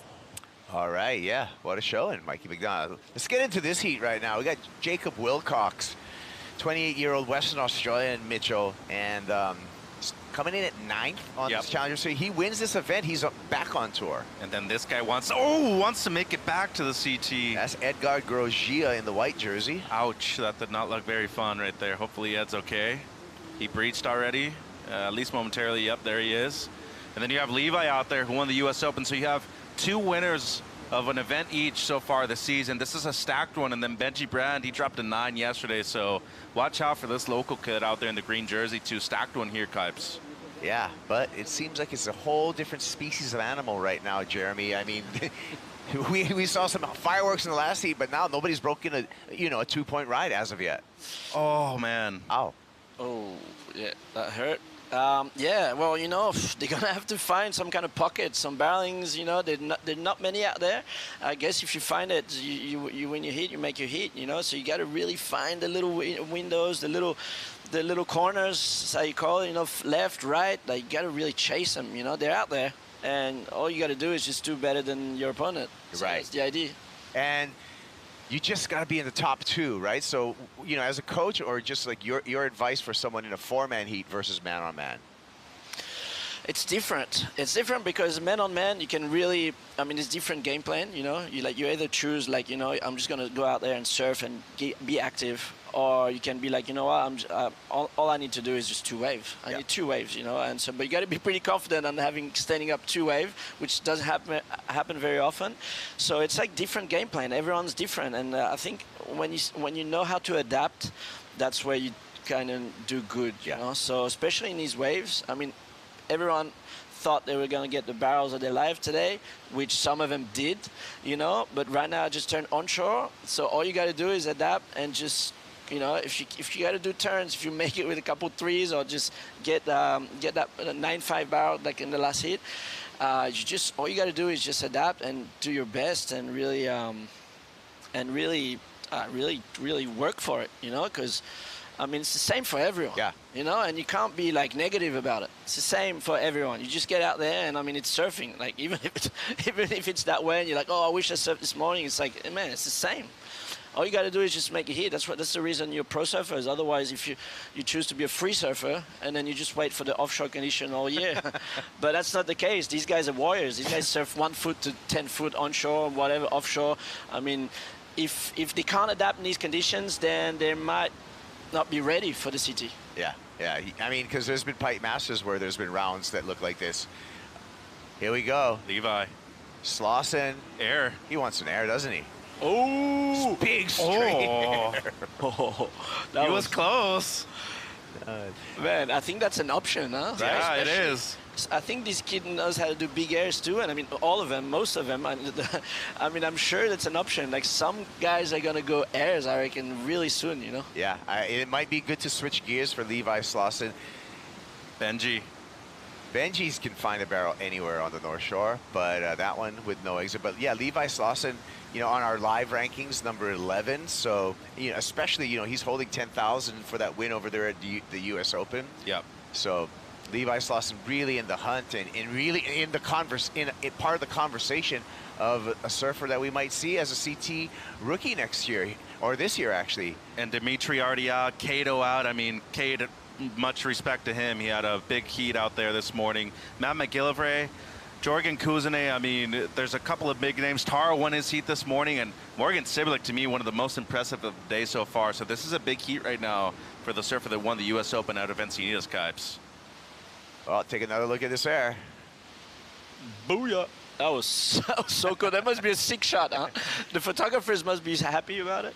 I guess the question is, what if he pulled that back just a little bit? Didn't have to go so big, but complete an air. Or also pose the question, what if he does land it? Yeah, if he lands it, lights out. Because at that point, the judges have to adjust their scale too, and they already sent the text to the surfers and everybody else involved. We're adjusting it to you guys as well. So I think if he lands that, we're probably at least going to see something in the 7s, probably touching an 8 Kaipo. Yeah, I agree with you. It was an impactful maneuver. Mm-hmm. And member of the Snap 5 team too. Remember, he's got those on lock right there. Him and Benji Brand were actually in Chucky Dooley and Snap 5. Yeah, it's funny because it's 2 different profiles, Levi and Benji. You know, it's cool because I guess Benji is probably going to be looking for these little corners, the barrels, the little pockets, kind of like in the last hit. Levi can go really big, and Edgar too. Edgar's got a crazy air game as well, right? Yeah. Jacob, I think, is a well-rounded surfer too. I've seen him surf in all kind of conditions. He's a really good surfer too. So it's a pretty stacked hit, but it's still anyone's game. There's just ones out there, so it depends who lands something or who gets a little pocket or barrel or something. I'm sure they'll find something. When was the first eye-opening experience on tour for yourself, Jeremy? Because I remember in Young Guns 3, you're explaining the criteria from the QS to the CT. When did you feel like you finally earned your spot right there? I'm still figuring out the criteria. Don't get me started. Don't ask me. Oh, my first year, I thought I had the rule book like on point, and then I don't know. I thought I was doing the right thing, but I didn't. It didn't work out. I mean, sometimes, but nah, they're doing like such a good job. Like especially in waves like this. Like I'd hate to be a judge, you know. Like some of the decision making and stuff. I'm like, you know, yeah, these guys do a tough job, and all you got to do is yeah. Sometimes that's kind of what we talk with our team.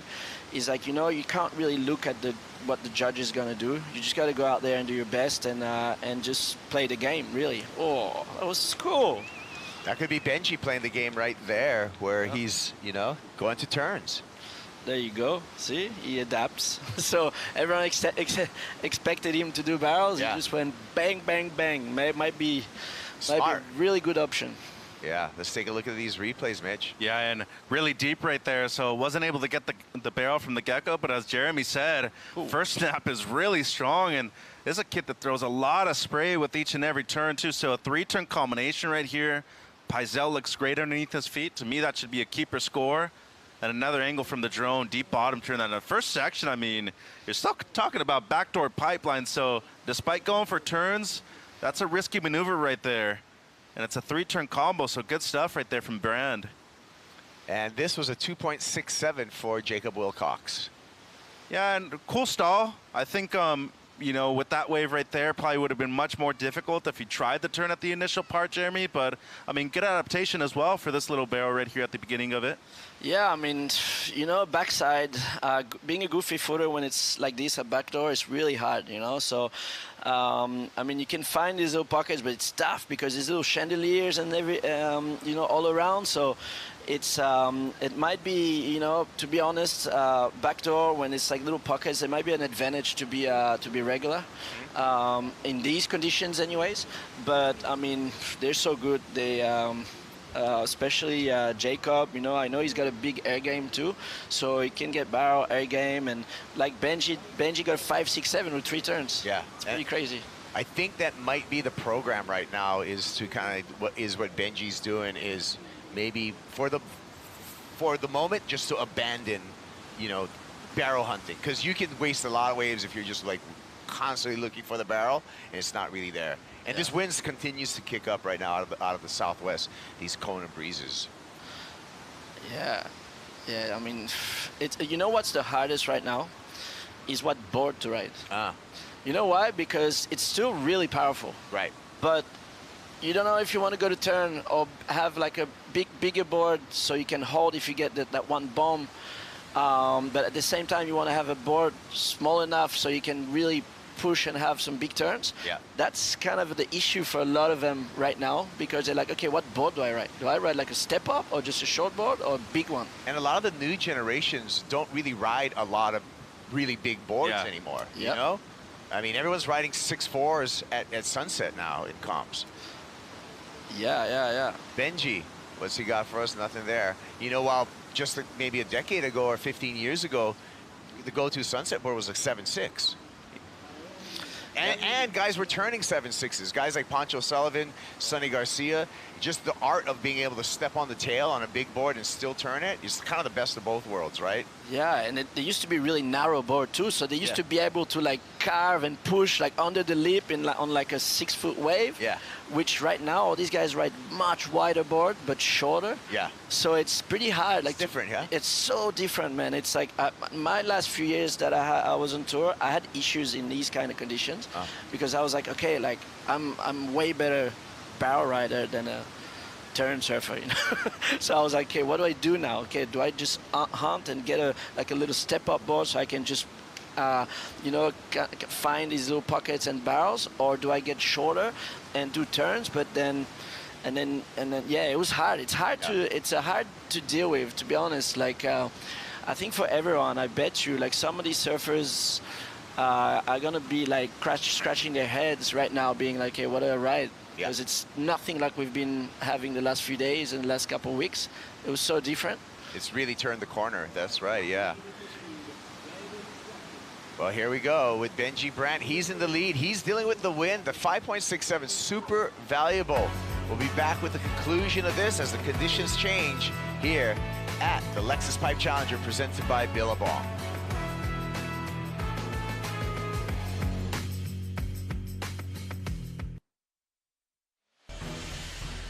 Lexus Pipe Challenger, Ezekiel Lau getting ready for his heat number 11 in this round of 64. Zeke will be joined by Callum Robson, KJ Nishi, and Eli Hanneman in that next round. We're 8 minutes and 35 seconds on the clock for Heat 10 of the round of 64. Kaipo Girl, Mitchell Salazar, and our guest, two-time pipe master, Jeremy Flores. Jeremy, one of the best speeches for a pipe master I think you gave when 2017 with John Florence. I think you said something like, I know you guys want to pop your champagnes right now. Too bad. too bad you can't pop your champagnes right now. I'm sorry for all of you folks. It was something of that nature. Yeah, the party crasher. The party. You did that in Tahiti too. The Heat actually in 2011 when he dropped 20 points and he won Andy's trophy. Yeah. That was against Michelle, right? Yeah, and my good brother too. We had that. That was one of the best heat of my life, anyways. Especially being in Michelle and pumping waves. But yeah, I don't know. I seem to, to hold on things, just don't let go. So John just won the title. So he had the fame already. I was like, just give me a little bit, just like. I remember I was paddling across Strider, and Strider was heading to John to do the interview. Yeah. And I'm like, I seen this little corner there at Ains. And I walk, I was like, oh, yeah, move, get out. I'm like, get out of here. It's like, it goes 10, 9, 8. I was like, oh, this thing might do is like this little double up. I didn't think I was going to get it, but I was like, if I have a chance to get it, I better be deep. And then, yeah, I mean, the whole beach just went quiet. And I loved it. that was really good, man. And you know what? That's entertainment. Yeah. That's entertainment. Well, yeah, it's cool when it goes your way, right? Yeah. There's always an exit. Yeah, there's always an exit. But especially against John, I mean, the guy is the best. Like, he's my favorite surfer, and to be able to be in final with John, I was like, that was already a bonus, So I was like, and to win it, like, it was such a cool feeling. Boom. Great memories. Chippa. We know he's got I was just going to say, we know he has a savage backhand, Jacob Wilcox, but just pushed a little too hard on that last final maneuver. He's still in second place, however. Yeah, he'll extend it too, and I mean, this heat's wide open with 6 minutes to go. Even Benji right now with the mid-5, he's not safe in first, and I feel like Levi is still pursuing something better than the one air attempt, which was the 1-point ride. So both him and Edgar, we talked about their firepower with the airs. And Benji, I mean, he got something in the 2s and the 3s. He's looking pretty good in the driver's seat, in my opinion. Yeah, they're doing really good. Man, if I could do airs, I would do airs every day. Oh, see, that's smart. He's getting back in the game. He gets a little score, and then he's right in it. There's like no scores, man. So Benji did really good finding that wave with 3 turns, and it's open. Huh? Yeah. It is. It's this was going to be one of those tight ones that's going to come down to the final minute, I have a feeling. Yeah, we got our Challenger Series rankings leader, Eli Hanneman, coming up in the next heat. Remember, Eli makes it to the semifinals. He's back on tour. And he also won the QS event here last month. So he's on a roll, Kaipo. Made the final over there in Brazil. He's looking good to requalify. Yeah, I was thinking about that in the QS event. If John, who was runner-up, won the event, John Florence would have won the Florence Pipe Pro. So that would have been kind of like, well, I mean, your name's already on the trophy, I guess, Yeah. No wonder he's not going back on tour.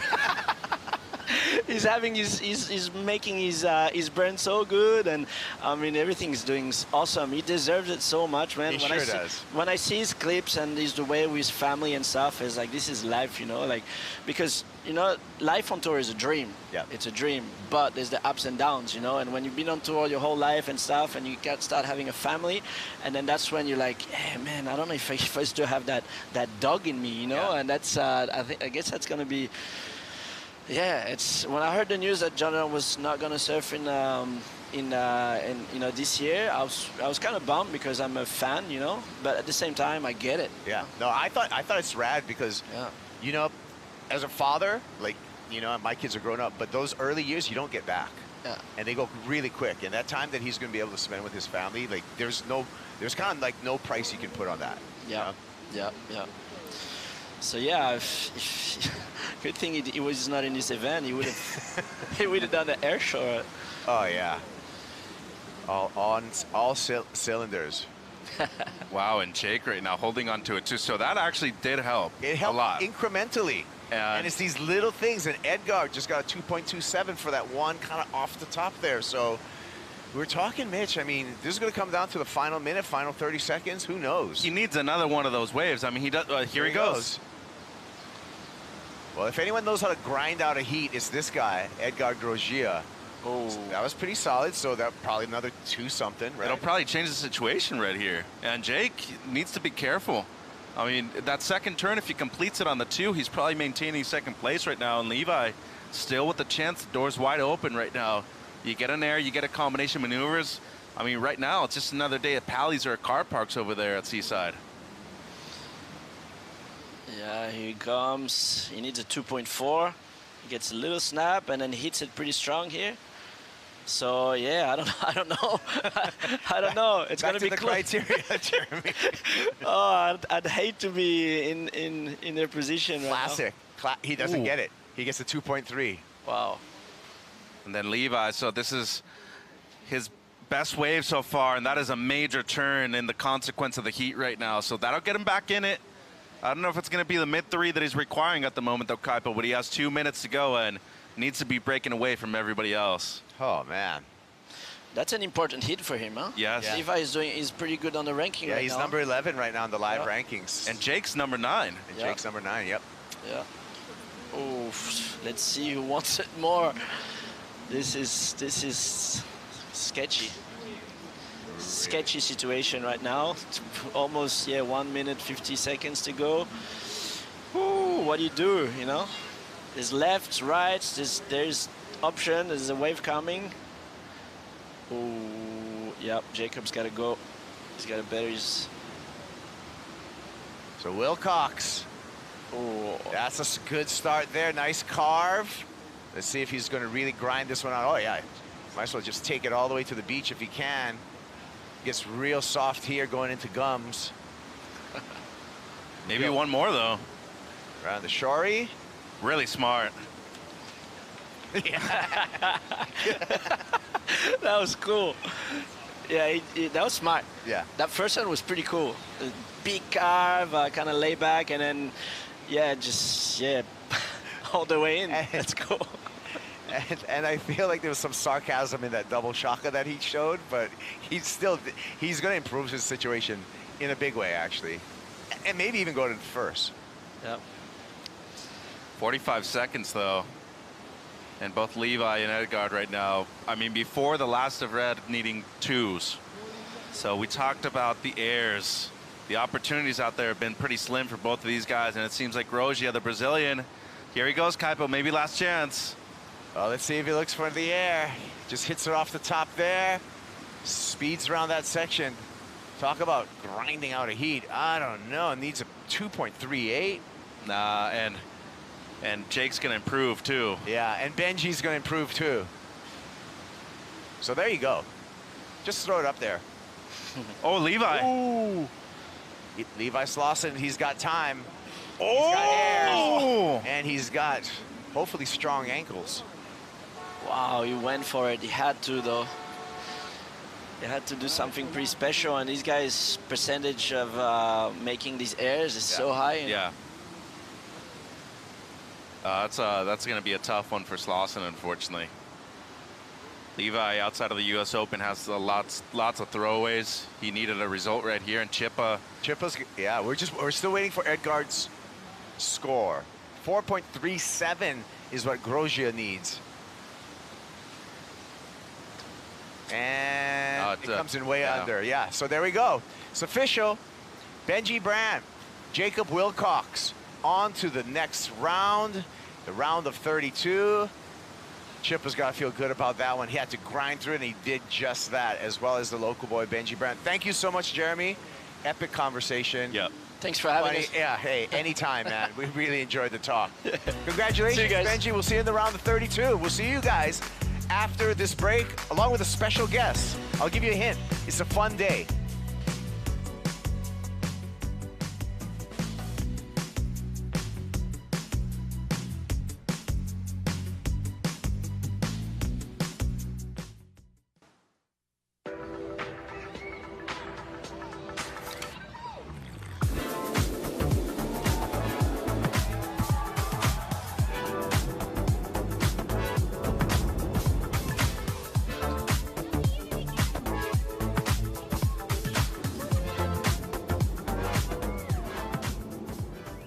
Good afternoon, everybody. Great day to be at the beach. Even better day if you're at Pipeline, because you're watching a Lexus Pipe Challenger presented by Billabong. Zeke Lau, Eli Hanneman, Kajiro Nishi, and Callum Robson hit the lineup, and I get to hang out with two North Shore legends, Ross Williams and probably the localest local boy you could imagine. How many steps did it take you to get to the booth, Jamie? Not far, boys. Not far. Good to see Jamie O'Brien. So stoked you got to come in.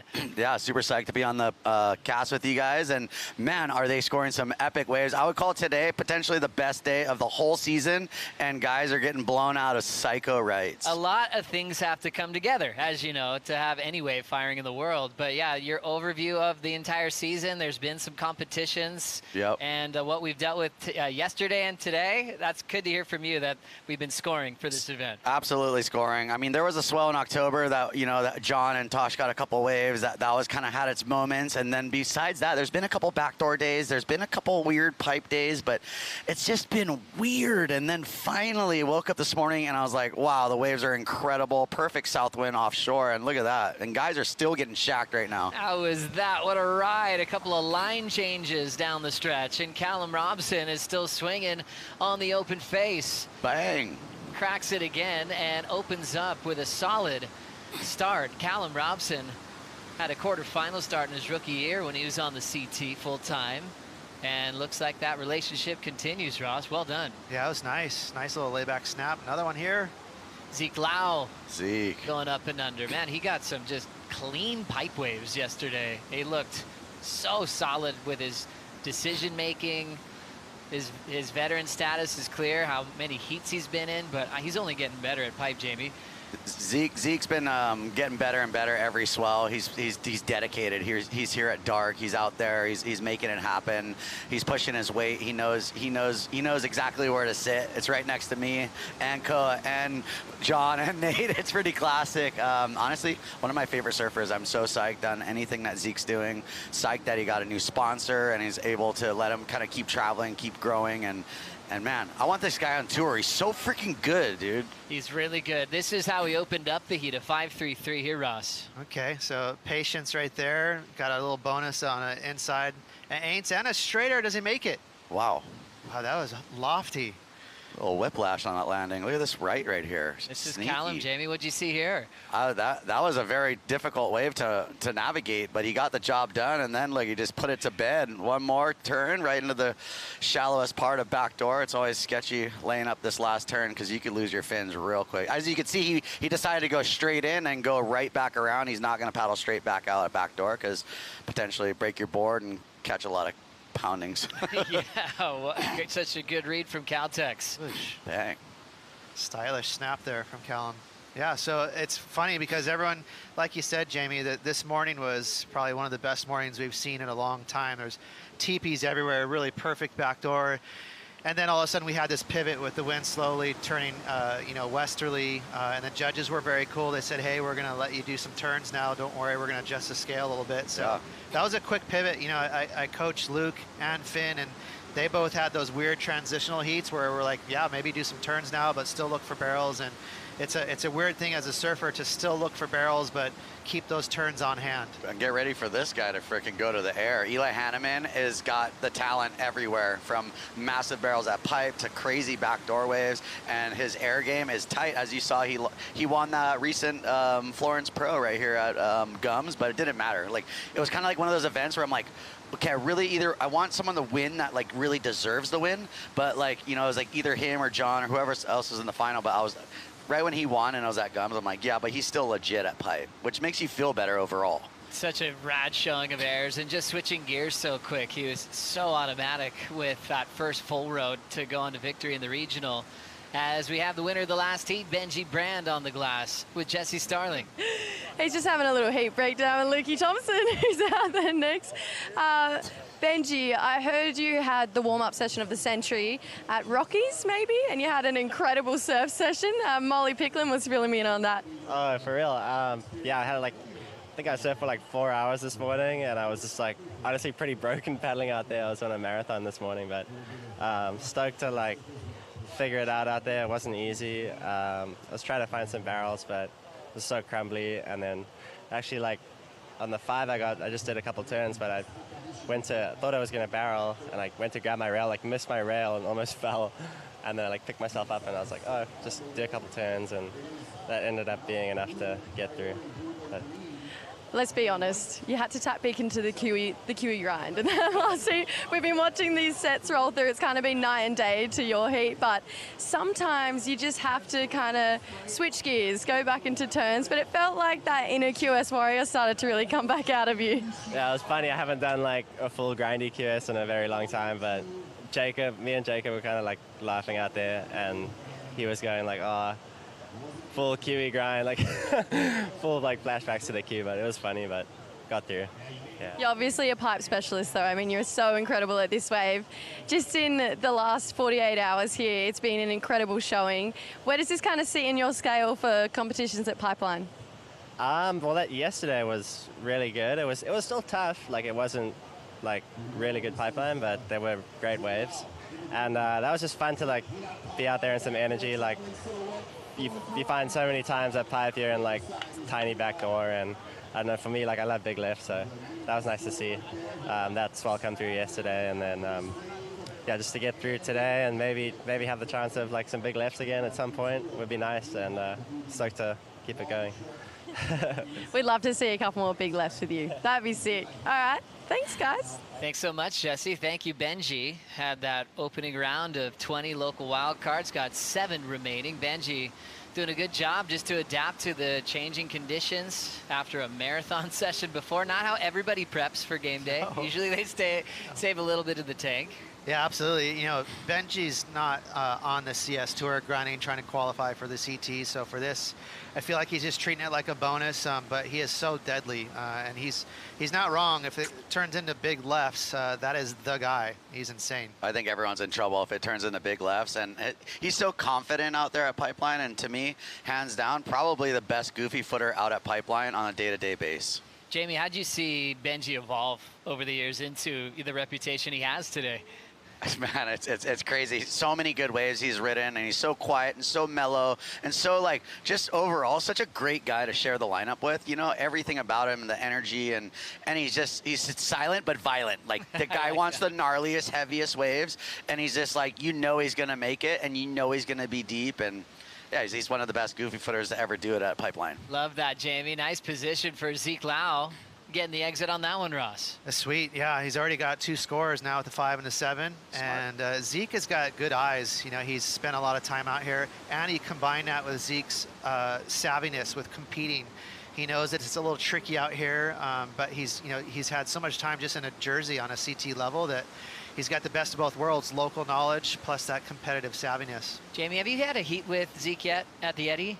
Yeah, actually, we were competing at the Eddie Aikau last year, it was interesting, bro. But I was like looking at him, and I'm like, bro, he's so deep, bro. I'm like, why is he so deep? Does he like not know the lineup? And he's like, bro, he's so far over. He's like 30 feet, 40 feet over. And like at Waimea, like 10 feet's a big difference. It's the difference between him making the wave and not making the wave. And I'm like, bro, he's crazy, bro. And like he was like whipping all like the ones that like they kind of look like they might not be 20 feet, but then they jack right at the last second. And yeah, it was great. It was great sharing the water with him. Luckily, like the eddies, like everyone's like, whatever, like if you drop in, I mean, it's all good. Like everyone's just kind of trying to have fun. So it wasn't like a gnarly, grindy heat, but it was super awesome to share the lineup with him. So great. I think it's been awesome just you sharing all your stories now in your podcast with Mason as we look at this funneler here for Elijah Hanneman. Bango. There's that fin throw reverse. Wow. Of course he did. The standard claim that he shows how confident that he's feeling at the moment. A wonderful combination to lay down right there, Ross. That was insane. That's just right there, textbook. I got everything. I can get barreled and I can do air reverses. Not a whole lot of people on the planet can do that. And Eli is so good out here too. He's sneaky gnarly too. He'll take off on wild waves out here, 10-foot slabs, and Eli's been there. But then for him to be able to throw an air reverse at the end of this section right here, I almost liked it more than the barrel. Oh yeah. Really gnarly into the flats. That was very cool. Stylish too. He's freaking skitzing out there. That's like, how does that even like surprise him anymore? Like he just stomps these things on a day-to-day basis. Oh, just a perfect ramp for Eli. I like those airs like that where you almost could see him do a snap, but his form's so perfect. Yeah. It's just a throw tail reverse. Another good angle from the drone here, Jamie. I mean, for him, Jamie, he's leading the ratings right now. He wants to get back on a CT, so he guaranteed the chest thump. It means so much for him to get points in advance. Is he guaranteed qualified already? Not quite yet. You know, he's like inches away. Okay, cool. You know, let's just be honest. In your head, you're looking at where he's at, and you're not worried about him. Okay. But it's just you haven't gotten the call yet. Mathematically, you know, yeah. saying that you've clinched. So he's surfing like he still needs a spot, but he is #1. He's had so much consistency, quarter semis. He had a big final appearance at Sakurama, so it shot him up into such a strong spot. Even with Newcastle left, Yeah. you know, I'm not worried about Hanneman. I feel like he's going to have another try on the championship tour, and he'll have new eyes on it. You know, it was such a quick start when you got the cut. Now, you know, he's in a position to enjoy a complete year on tour in 2026. Jamie, I don't know if you've seen that schedule release yet, but the CT looks insane. I saw they got Raglan in there. That's going to be amazing. Have you been there before? Yeah, Raglan's a freaking insane wave. Are they holding it at Manu Bay? Not sure yet. Yeah, wherever they want. Yeah. I heard on the last the parking lot. Yeah, it's great. It's beautiful down there. The people are great. Food's insane. By the way, I heard a rumor that if Eli makes the semifinals of this contest, he qualifies. Is that rumor true? Yeah, no, that's not even a rumor. That's straight up. Yeah. Oh, okay. So there are Awesome. scenarios for guys like Eli, Cowley Vost in that same position. If he gets to semifinals, he's on tour. Wow. That top tier. A few guys dropped out though, like Sammy Pupo, #2, he's gone. Oscar Berry fell out. Mateus Hurdy below them. So a few shaded names in the top 10, but still with a good shot, you know, of where they stand. Just depends on what happens below them into the rest of the event and Newcastle. With Callum Robson leading this one, 8.0. This guy was kind of that underdog warrior that qualified for the tour. He's had other jobs like apprenticeships back in Australia, started even doing some surf coaching, and next thing you know, all of his people he taught to surf are watching him on tour, and then he's making finals of Bells, quarters of Pipe. He had this just trajectory where his board started filling up with new stickers. He was just hot for a while when he was on tour, Ross. He's really fun. You know, a bit of a dark horse, as you say, but from South Australia, a lot of slabby, heavy waves down there, and it shows. He's really good here. He's good in Tahiti. And we had to learn about him on the fly because he's just like that blue-collar Aussie surfer. But I like that he's from South Australia. He's got that slabby kind of talent where he turns heads in shallow waves, too. Yeah, just up there on Cowley. I was thinking third, meaning semi, but it is a four-man final, so I think that means third in the final for Cowley to potentially seal the deal. We'll keep you focused with all those live rankings and up to date with that as this one continues. But Jamie, man, your show's awesome with Mason. I am hooked on it, you know. Awesome, yeah. It's really fun to see two longtime, you know, friends just shoot the breeze about everything Pipeline and beyond, and your guests have been awesome. How you been enjoying that show process and building shows and deciding who you want to talk to and bring on? Yeah, it's interesting to say the least, because we only do every last Friday of the month is when our podcast comes out, and I'm like thinking of names. Guys are texting me like, yo, I want to come on your podcast. But I'm like, I just got to make sure it's the right guy. And then I bring it to Mason. And Mason's kind of like the yes or no. And right when Mason starts going, I go, don't worry about it. We'll find someone else, So it's like just kind of carving the right people out. But, there's so many people that I would love to, have on the podcast. But, just it takes time and it's just fun at the end of the day. It's not like a thing where we're making money. It's just honestly it's very educational what we're talking about, and it's stories that people will never hear. So why not, talk about stories? Speaking about stories, someone's coming out. Oh, wow. That was a hustle for Eli. I mean, it looked like it was an impossible stretch, and he just about tracked it down, Ross. Wow, he got pinned there. I saw his hand out of the barrel, and then it just must have axed him in the head. Wow, what an effort for Eli. 867 though, what he got for the combo, the barrel to throw tail reverse, put him in third. Zeke at the 733 and Callum's 8. We've got a solid heat. Kijiro a little out of the mix, but Nishi's a solid comp competitor. Won in Cruy a couple years back. He's had some nice little results on the CS last couple years. Quarter in Bolito. Lost to Eli and Sakurema in the finals day. So he's just sitting patiently, waiting to get involved here. Is he a potential contender to qualify? Not at the moment, but he's still building. Yeah, the focus on qualification of this one really sits with Eli. But with 2 events remaining, that's a lot of points. So you can still make a late charge when you're keeping your top 5 results to qualify. Absolutely. It's fun to talk about, but really it's going to come down to Newcastle, especially for the back 5 in that top 10.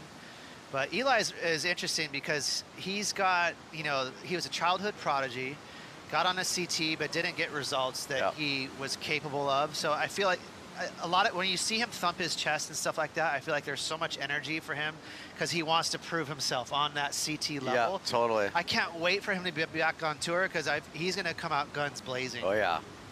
Really looking forward to that, man. He's been through some hard times in the last couple of years, but he said it's all helped him turn into the man he is today, in and out of the water. Eli having a blast. He's in third at the moment. Needs a 3.99 to move to the top 2. We'll be right back.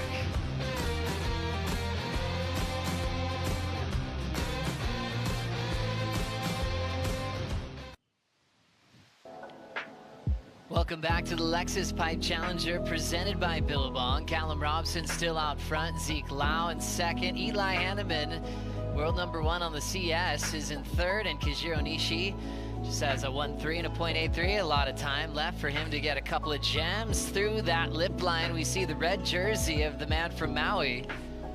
Eli going the distance and finding a ramp once again. Throw tail just a little bit late to that end section as it got a little sloppy under his feet.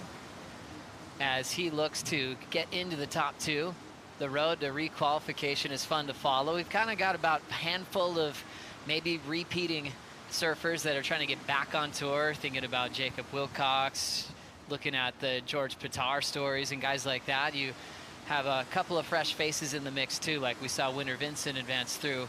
It's the funnest thing to guess who might be in the rookie class, and Eli's just picking up experience. Let's watch this one again, Ross. Yeah, good energy from Eli, just trying to get the marrow out of this one here. Looking for a little air section. Just got there a little too late on the soundbar, but I like his intention. He is just breathing fire right now, looking for any scoring potential. Jamie, how have you seen that evolve over your lifetime at Pipe? Obviously, it depends on the size and direction, but the finishing move, when you have that opportunity to get blown out of the left at Pipe, and then what your options might be, and where have you seen that go over the last 20 years? I felt like back in the day, like maybe it was like the late 90s, Slater was doing those like trippy floaters coming out of the barrel, which were like, whoa, or those big wrap-around cutbacks. And then it kind of was just stagnant for a while. And then I was always thinking like, man, I think the future is come out and blast a huge air. And I remember coming out of a couple crazy barrels at Pipe, big spit, and then set up, boom, big ramp, stomped a couple big straight airs, felt amazing, but then it kind of just died away. And then here came like the next generation, like John and like guys like Eli and just the next generation, and now they're all just coming out, just going to the moon. Like you saw Co Smith the other day, huge straight air. You know, it's like it's happening. I feel like the future is here, and like I personally think that technically, from a technical standpoint, I don't think you could technically get better at surfing pipe than how these guys are surfing pipeline now. It's been so competitive out there, even to get the best wave of the day.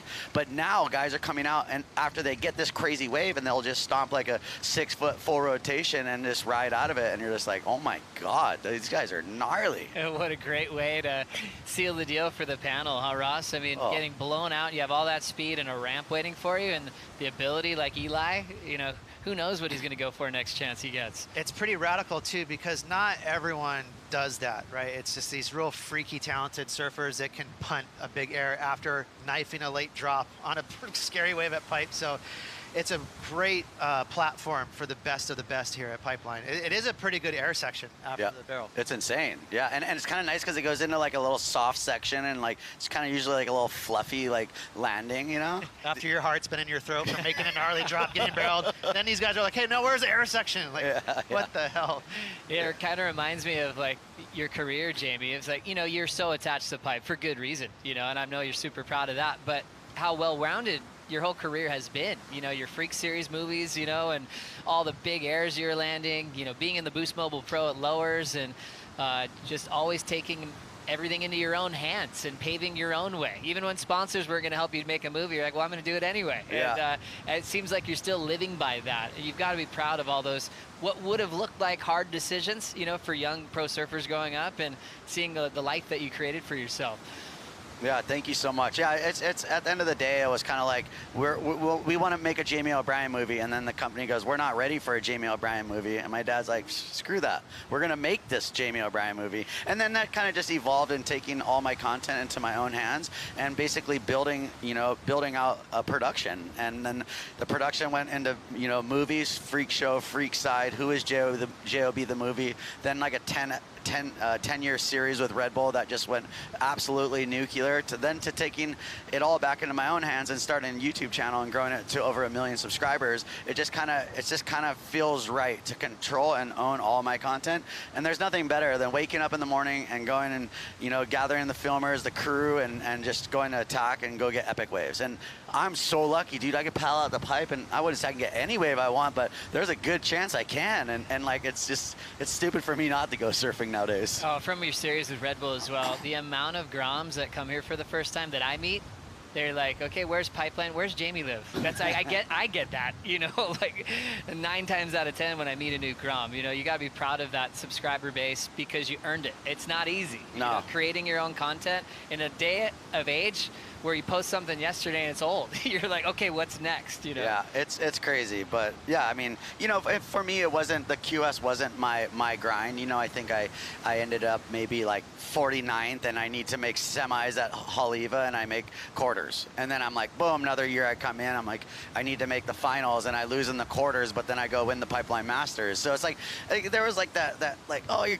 gonna be the next big thing. You know, everyone's like talking about, you're the next Kelly Slater. You know, like, you know, and same thing with Jeremy Flores, and same thing, you know, it's like people see these like freakish talents that are coming up through the ranks, and then they start like kind of painting the picture for you. But at that time, I just figured, you know what, I don't really like what I was doing, and I just kind of changed it up. I love what Bruce Irons was doing, and I love that he was traveling and filming and making movies. To me, that was my my shining light. Yeah, they're painting the picture for you. You're like, give me that paintbrush, I got this. 2004 Pipe Masters final. That, you know, just to take people there, this was through the Andy run. This is when Andy was demoing the tour. Yeah. Nationally, he won the world title in 02, 03, and 04. Who was in that final with you? Oh my God. 2004. Let's watch this wave. We might see a big air from Zeke here. Here we go, off the bottom, big front side. Bah! Something's coming here at the end. Oh, they're getting grindy out there. So the 2004 Pipeline Master final, it was Sonny Garcia, Bruce Irons, and dang, who am I missing? Bruce, Sonny, and Kalani Robb. That's a sick final. Hey, I paddled out and I was like, oh my God, bro. I can't go near Bruce or Sonny because they're just gonna they're gonna take any way. They're just gonna look at me and I'm just gonna fear them, you know? Like, that's just kind of like how it was surfing back in the day. Like, sometimes when they'd have priority, they would just go and they'd glare at you and then you're like, I'm not going. Like, it's not worth kind of dealing with it later, you know? Like, I was just a little kid. I was scared. And so I went past I went past them and I was like, maybe I'll find a sneaky backdoor left, and I paddled right past Kalani Rob, and first wave I got like an 8, and I paddled back out and got a 9.97. Oh, here we go, Zeke. Zeke trying to push through this one, loving that memory of that final in 2004. We also saw Keijiro Nishi get sucked up and over the falls as he was trying to get in it. So challenging conditions with the wind. They're all adapting, but still taking some wipeouts, Ross. That was gnarly. I don't know. That was so crazy. He had a long look at the wave. Here, nice wave for Eli. Uh-oh. Oh, ramp it up, my friend. Jeez. Nice, easy alley-oop for Eli. That sucks when you're paddling back out and you see someone stomp that right in front of you. You're like, dang it. Yeah, that was like a little snap for him. That's probably going to improve his score a little bit right there, I would say. So Eli, world #1 on the CS. He's hoping that he can just make it official and get the qualification announcement here at Pipe before heading to Newcastle. So he's chasing a 4.5 to catch up to Caltex. Zeke, though, hunting in third, and Keijiro over the falls, now comboed to take on the top 2 in this heat. 2 minutes remaining. Yeah, enjoying that chat with Jamie about that 04 final with some heavies that he had to deal with. And I think you and Mason broke down again, which never gets old. You know, the breakdown of earning your spot in the lineup, and even by age. I think you guys had a laugh because Mason seems to burn you on accident a lot. Yeah. Which was one of my favorite episodes, by the way. But just, it was really educational about that road. Here's Keijiro, though. Ross, what'd you see? Yeah, nice. Under the lip there. Is he coming through this? Wow, that would have been a nice score on the board. He's fighting, and that was right after he went over the falls, too. And, you know, this is so cool. I can't wait to see Eli find him a proper ramp. He's run out of time, but this is a kind of day where maybe he could do the biggest air we've seen in a surf contest. There's some huge ramps. If Eli can hook up with one. That's going to be massive, bro. Look, he wanted that big section, but it was a little too steep, so he took it a little wider, but it ended up working out as a full rotation. And you could tell he probably wanted another one here, but he couldn't find it. Just such a useful air with this wind. A 6.6 for Eli. Well worth it too. I mean, again, the judges are, you know, they're giving him some space in this onshore wind. Remember that alley-oop John did a few years ago? That Haleiwa? That thing was enormous. Oh my God, bro. Like, it's such a functional move for these guys that could create space, beat sections with it, you know? Here. Yeah. Yeah, the Kona wind session. That was crazy. It's just like that wind changes, and I think for regular foots on the North Shore, they kind of go, oh my gosh, I could do frontside airs. You know, like it's such a nice treat to see them find ramps forehand, and Hanneman's at the top of that list. He's used that to his game plan to great effect this year, where he can take a closeout at a lot of events and turn it into an excellent score. We've run out of time in heat number 11. So far, so good for Challenger Series world #1, Eli Hanneman, on his road to come back to the CT. 8.67 and a 6.6, advancing on with Callum Robson. We lose Ezekiel Lau and Keijiro Nishi in heat number 11. Good news is Jamie O'Brien's sticking around, and we've got another fun heat to call. Luke Thompson, Michael Rodriguez, Jackson Baker, and Luke Timo. We'll be right back.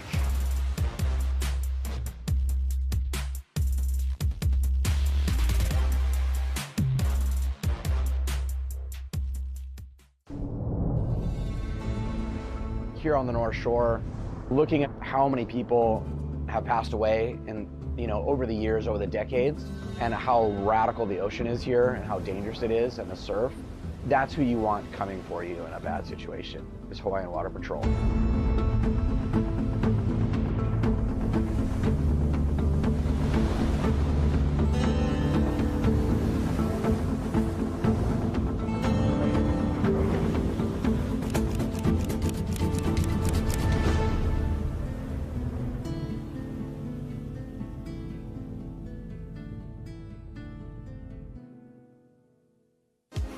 Just can't thank the Hawaiian Water Patrol enough. It's the best crew in the entire world of ocean safety, watching everybody in this event and everybody locally who's coming down to watch the event, local free surfers as well. Everyone's got a story of having good things happen with those guys around, and they're watching these guys closely. Luke Thompson, Michael Rodriguez, Jackson Baker, and Luke Tima, Joe Turpel, Ross Williams, and Jamie O'Brien for the call here. We've been focusing on the qualification story. It was for Eli in the last heat when he was successful moving on. Now it's for Luke Thompson, who had a very emotional win in Ballito in South Africa. Throughout this Challenger Series, that was fun because he won that, got into the event at Jeffreys Bay, got to have a heat with his longtime hero, Jordy Smith, and we've just been locked in on him ever since, Ross, just seeing if he could go the distance for South Africa. Yeah, big, tall South African kid, lots of power, and new name, which is cool. Get to keep an eye on him, like you said, and yeah, he's right there on the brink of it, very high up in the ratings. Also, Michael Rodriguez, one of the fastest surfers on the planet, came from kind of out of nowhere, won a local event in Brazil, and got boards from Mount Biolis and just qualified, had some time on the CT, and now he's still in the hunt for results here. Jacko Baker, another guy that's been there, representing Newcastle. Surfed with him the other day down the beach, or up the road, and he was just in great spirits. You know, he always talked to me about his strengths in Hawaii, being more Haleiwa Sunset, and sometimes he said that's a good thing. You know, going into an event where he knows he's got some work to do, being open and honest about it, and seeing if he could get one of his better waves at Pipe and Backdoor. Sometimes I think that's just a healthy headspace to have, Jamie. Yeah, most definitely I do. I was actually surfing off the wall with him the other day, and he's just a great guy, and I've always been a fan of him, and I told him, I'm like, hey, I ain't gonna lie, every time I watch your heat, I'm always rooting for you. And it was like a kind of a cool moment. I was like, I'm a fan, so it was super cool to just share the lineup with him, and he's just super humble, and he's excited for this event. He needs a big result, but also he's going into Merriweather, was it Newcastle? That's his hometown, so I'm sure he's pretty excited to end the season there, so maybe he gets a nice result here, and then moves over back home and kind of finishes out the year strong. I'm sure that meant a lot to him too, you know, to get a nice piece of a compliment from you, getting comfortable, going, maybe this will be my time at Pipe and Backdoor. He's one of those cool guys too, like when he would like be out at an event on the CT, he's like Jaddy. You know, he's in the competitors there hanging out all day. He's not bailing. He's not trying to book flights. He's watching all the women's heats, everyone else's heats, no matter what country they're from. And I'd get on a break. I'm like, Jacko, you're still here. He had the first heat of the morning. And he's like, where else would I go? Pro surfing's amazing. You know, he's just got such great energy. He's not shy. Yeah, and he's just so social. Most Aussies are, but yeah, he's the kind of guy you want to have a beer with. He just seems like so much fun. Doesn't take himself too serious, but he's also very competitive. He wants to win, but yeah, he's got a funny sense of humor. You just look at him, you're like, okay, I want to go have a laugh with that guy. I don't know him, but I want to go hang out with him right now. It's the best. Well, Eli won the last heat. He's hanging out with Jesse Starling. Thanks, Joe. Eli, we can't expect any less from you. A heat win at Pipe. I mean, you've already just come off a win in the Florence QS that was here a couple of weeks ago. It's not quite as pumping as it was this morning, but a big alley-oop and a heat win, you'll take it. Yeah, I'm stoked. I kind of made a lot of mistakes at the beginning of the heat because the heat before me guys had like 1s and 2s in their score line, so I kind of got, you know, busy right away, and then the wind died and all of a sudden it was barreling again, and I was in 4th priority with a couple fractional scores, so kind of like was a little panicked at the beginning, and then I just kind of had to, like, you know, hone in and kind of bring it all back and just like reel it in and regroup. I still had 21 minutes to go. Those guys already had, you know, 10-point heat totals, but I just figured, hey, you know, no is never an option, so just fight till the buzzer. I'm not going to lie to you, I was chasing your board down during that last heat, so I figure let's do a Sun Cruiser board check while we're here, while I've got you. Jeremy Flores said in a heat earlier that kind of hardest thing going on right now with this pickup in the wind is knowing what board to ride. What were you on out there? Because I'm very intrigued. Yeah, I was actually going back and forth between a shortboard and this, which is a 2-inch step up. It's a 510 Whiplash by Matt Biolis. This board's super good. I've had sessions that it felt like a shortboard, so I was pretty confident in either board. But like I said, the heat before was pretty bad, so I was like, I might have to just go out and just do some turns and airs and stuff. And it started barreling again. I think I would have been fine on a shortboard, but like this board is so good that it works, and I think if your mind's in the right place, you could ride a door. That's actually pretty true. I like that. And obviously this is Hawaii. This is your hometown. I just got to meet your beautiful family as well. It's going to be pretty nice having them here on the beach. Yeah, I was a little concerned out there. I was like, I got my whole family here on the beach. I got like a full entourage down here. So I really wanted to make them proud. I didn't want to come in, you know, with a heat loss. So that maybe gave me that extra bit of grit and, you know, drive to get it done because I wanted to make them all proud. They all, you know, some from Maui, some here. Everyone came to watch me. So, yeah, just feel super stoked and feel blessed to call this home. Family's proud. You're through to the next round. Thanks so much for your time, Eli. Thanks, guys. Thank you so much, Jesse. Eli's in such a great place. His family is awesome. They usually house a lot of people that come over from Maui. There's Kurt right there, the cool beard. He's a builder. One of our neighbors' mailboxes got plowed, and next thing you know, without even asking, he's like putting it back together, fixing it. Such a kind guy. And his mom Linda there watching the replay. They're super sweet people. Obviously, just love supporting their boy Eli and everything he does in surfing. And gosh, he's been a prodigy since he was 9, maybe younger. You know, he's one of those guys that felt what it's like to get a big contract early and then feel what it's like to have big pressure on your shoulders too. I feel like the pressure's still on. He needs to qualify right now, and then he's going to go show the world how good he is. And I think we need more exciting surfers like that on tour, and I'm a big fan of Eli because I know if it's 10-foot chopes, he's going. Dude, this kid is so gnarly, so tapped, and if it's small, he's going to be throwing huge errors. As we see now, Luke Thompson just feeling his way down the line and hopping out. Also, I want to kind of touch on Luke Tema. To me, my favorite junior surfer out at Pipeline. The guy is absolutely incredible. From technique to skills to like where he's placing his technique on the wave, everything is incredible. I'm so impressed. Last year was kind of, he was knocking on the door. This year, I'm like, he's the best up-and-coming surfer at Pipe, hands down. That's just my opinion. I just kind of like the technicality of how he rides the wave. He doesn't really make too many mistakes, and it's really cool and really excited. I'm really excited for his future at Pipeline. It's going to be very, very bright. Here he goes in action. Luke Tema pulls in, starting to move, and he is going to get a little bit clipped there before the exit. And how does that work, you know, for a kid like Luke? Well, watch this. Jackson Baker. He's got a powerful forehand hack. He just ends up flowing through that section and a little bit late to the final turn, Ross. Yeah, this is really interesting. With the conditions, it changes the favorite so quickly. You know, if it was 6 to 8 feet like this morning in barreling, Luke would be a beast. You know, he would say, you'd look at this lineup right here with this heat and be like, okay, this is going to be hard for these guys to beat Luke Tema. It's almost flipped on its head. I almost put Emrod as the favorite in his heat now. He's got a really good air game. And now he's going to be hitting those big sections. Even Jacko Baker, he's really good at wave selection and finding critical sections and doing that kind of CS style of surfing. So this is going to test Luke. He's going to have to, you know, show his versatility.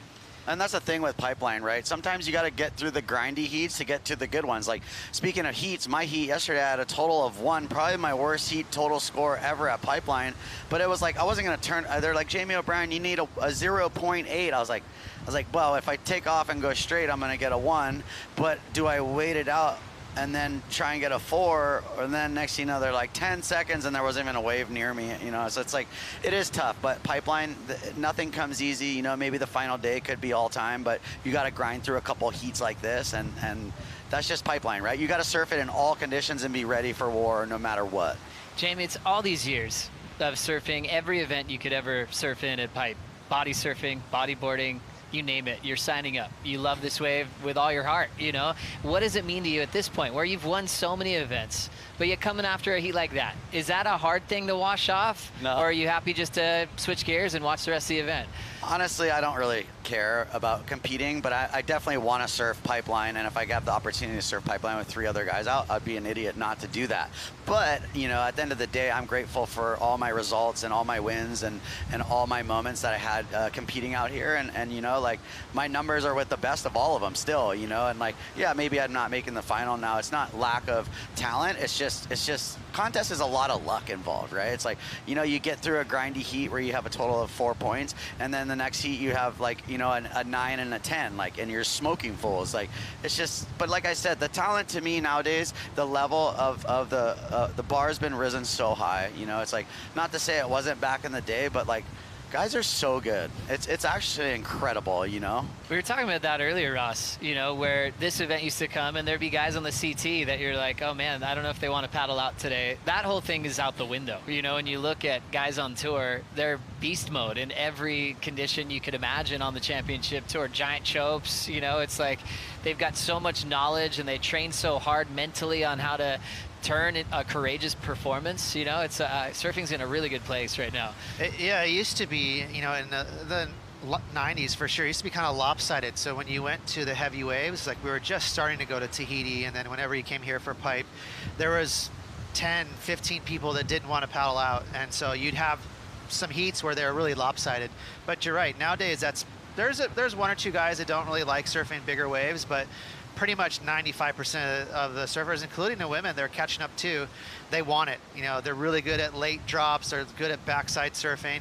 And then, of course, they can compete and throw big airs. So, yeah, to Jamie's point, the level just gets higher and higher. And in my opinion, everyone is getting more well-rounded. They're kind of good at everything now. Yeah, exactly. And it's crazy because you kind of see it, like if you watch videos back in the day, guys are getting deep, but like not that crazy, like as far as like from a technical standpoint, from stalling to big pumps. They were just taking off deep and shooting right through it. They weren't trying to slow down. Now you get guys like dropping in, slowing down, pumping, slowing down, pumping, dragging one arm, dragging two arms. They're maximizing barrel time, and you can't even see them do it. And that's the craziest part. It might look a little like grim what they're doing inside there if you're looking like straight down the pipe. Like some surfers have it absolutely dialed. Here we go. Michael Rodriguez trying to use this wind to his advantage, one of the best in the air. Thought about a barrel maybe in two minds, but yeah, a hard wave to read. A long time to wait for an opener. Damn. Where he didn't come up with a turn, but meanwhile, this is fun. Luke Thiem is having a blast. He just had a wild wipeout, just kind of fell straight over and then just cruising at the moment. Look at the scoreline, you guys. It's tough out there. Are you hard? Or did you just coach Luke? That's your shit, bro, not mine. That's my move. You're the guy on the boogie board. He should have done the butt spin right there. I love it. What a ride. Well, so today we got the southwest winds, and what's kind of creating that is like there's probably a storm really close to us right now, and it's setting up for some really nice air wind. You probably got guys at Rocky Point punting huge airs right now. I was out surfing with Jackson Dorian, and he was like, "Oh my God, the air wind!" And he's like, "I'm gonna do an air," but then he kept trying to wait for a set. I'm like, "Oh, you gonna do an air? Or are you gonna wait for the set?" Like, so it's kind of funny. We're kind of bouncing back and forth. Then in the lineup, I heard Rocky Point was firing, and then Benji just kind of spoke to that. Here we go.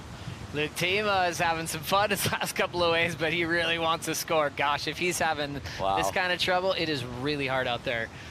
14:22, nothing over a 2 at the halfway mark. He's so frothy. Yeah, Luke will look at everything. He's so smart. So for him to not be able to find a score yet at the halfway mark, that just shows you how tough it is. The wind went from Kona's to sort of onshore. Yeah.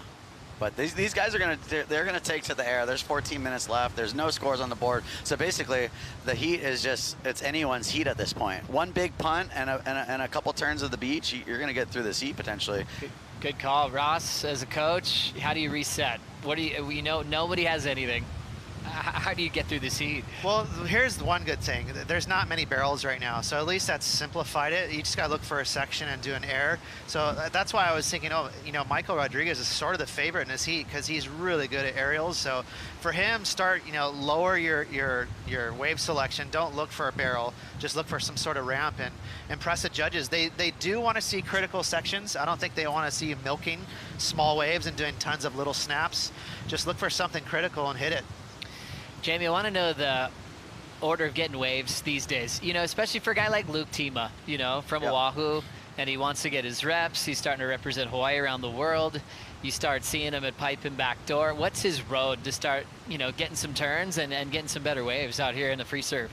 So what's good with Luke is he's very, very respectful kid. He always says hi to you in the lineup. Make sure he kind of knows he's there, which is nice, from the older guys sitting out the back. It's like I kind of know he's not going to be in my way, even though he's sitting a little bit under me. Because like for us older guys, we're like 8s or lates. I mean, and I want anything. I want only 8 to 10 footers. Like the Groms, they could, you know, like you got like Noah Beshin, you got Luke, you got, you know, Kalani Rivero, kind of Makana, and all these like next generation kids. They're kind of sitting under us, but kind of like they kind of try to fight it a little bit, but you know, I like the kids that come and say hi, and then they're talkative, and they're like, oh, cool. And then when you see a good one, you're like, go.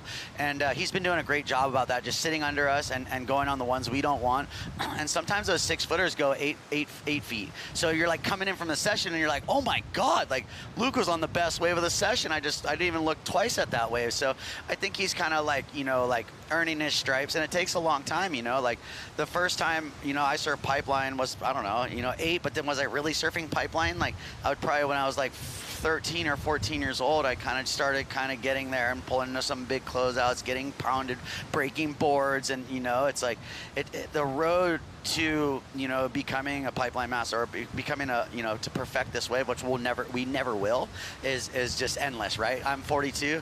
I'm at the top of the pecking order with a handful of the boys, and I love it more than ever. And it's like, it's so hard. Like, it's so hard. I never want to give my spot up. Like, it's so crazy to think that you could paddle out there with a group of your friends and share, you know, some of the biggest, heaviest, most beautiful waves in the world. So, you know, in the saying that, man, Luke's going to have an amazing career, and I'm already a big fan. I made it up in my mind like a couple weeks ago. I'm like, dude, this kid's so gnarly.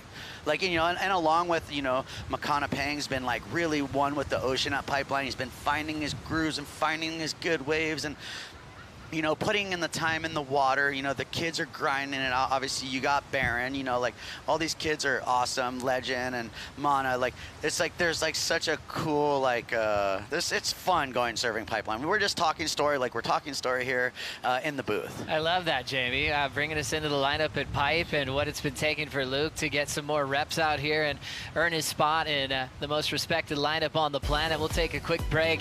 Jacko Baker out front with priority with just a 2.07. So there is a lot of this story to tell, and maybe more rides like this from Luke. I don't know who coached him on that one, Jamie or Ross. Ross. We'll be right back. That's a fun day. The Lexus Pipe Challenger, presented by Billabong, is brought to you by Lexus. Experience amazing. By 805 Beer. Properly chill. By White Claw. Grab life by the claw. And by Sun Cruiser Vodka Iced Tea. Let the good times cruise.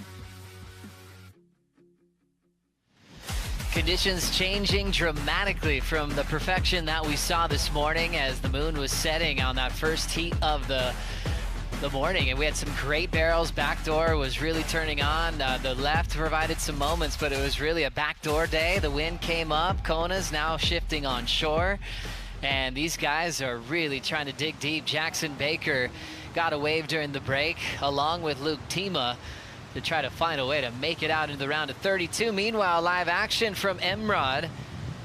Oh. Speeding into a section that's making it hard for him to make it out. His second attempt, he ends up incomplete. So, Ross, he hasn't shifted gears to look for ramps. Still kind of looking for something to pull into at this stage. It happens to a lot of people. You know, you get hypnotized by being where you are. Pipeline backdoor, I have to pull in, but all you have to do is just take a look at the score line. It's tough out there. A couple snaps, and of course an air. That's kind of the ticket right now. It's still hollow though. It's not exactly easy to hit it and do an air unless you're Eli Hanneman. You know, there's some tough ramps out there right now. Jamie, Jackson got this one during the break. Yeah, he's getting the job done. I think at the end of the day right now is these guys are grinding it out, and if that's what it takes, that's what it's going to take. I think, you know, like Ross said, I think it's time for them to go to the air and start stomping this out. Little whip right there for Luke Tima as well, Ross. Yeah, getting busy. So Luke has really switched on. He's got a high IQ, especially for his age. A lot of energy, and so I wouldn't be surprised to see him scrape a couple scores together here in the last 6 minutes. And then the South African Luke Thompson, world number 5 on the CS, just putting together a couple of grindy little turns. When you're really trying to force the whitewater climbs, you know what you're dealing with today at Pipe and Backdoor. And then the attempt for Michael Rodriguez trying to pull in there, he gets stuck. One of the fastest surfers in the world. He's had some exciting heats on the CT. Jackson's going to get this one going. Just a setup turn. Now he's got more of a wall and just hits it with the lip line. It's probably not easy to do that. He created that section for himself, Jamie. It's probably tough out there because, you know, watching from the heat before, they're probably like, oh, there's barrels, guys. You know, Zeke's getting barreled. Eli was getting barreled. There was actually some really good waves coming in overall. So these guys probably did go out there with the game plan, like, hey, we're going to get barrels. And then it just turned into complete disaster out there. As we got Luke, late takeoff. Can he find a little room in that tube? And that's going to take him down. I don't mind it, though. He is looking at everything right now. And 3.5 was his last score. 4.5 for Jacko Baker, enough to take the top two. And you might be wondering out there, you know, why we're still running after what we saw this morning. But the forecast, you know, looks tough, you know, when you look down the next couple days. It looks tough. It looks like we have a storm moving in tomorrow, which is going to bring bad weather and bad wind all together. It would just be a complete nightmare to surf out there tomorrow and the next day. And then the day after looks like it could be huge pipeline. And the winds look good, but it's going to be gnarly. How gnarly are we talking, Jamie? I think just a lot of second reef sets, a lot of getting caught inside, a lot of broken leashes, a lot of broken boards, but some psycho ones in between. Seems like kind of like maybe a Benji Brand kind of day, you know?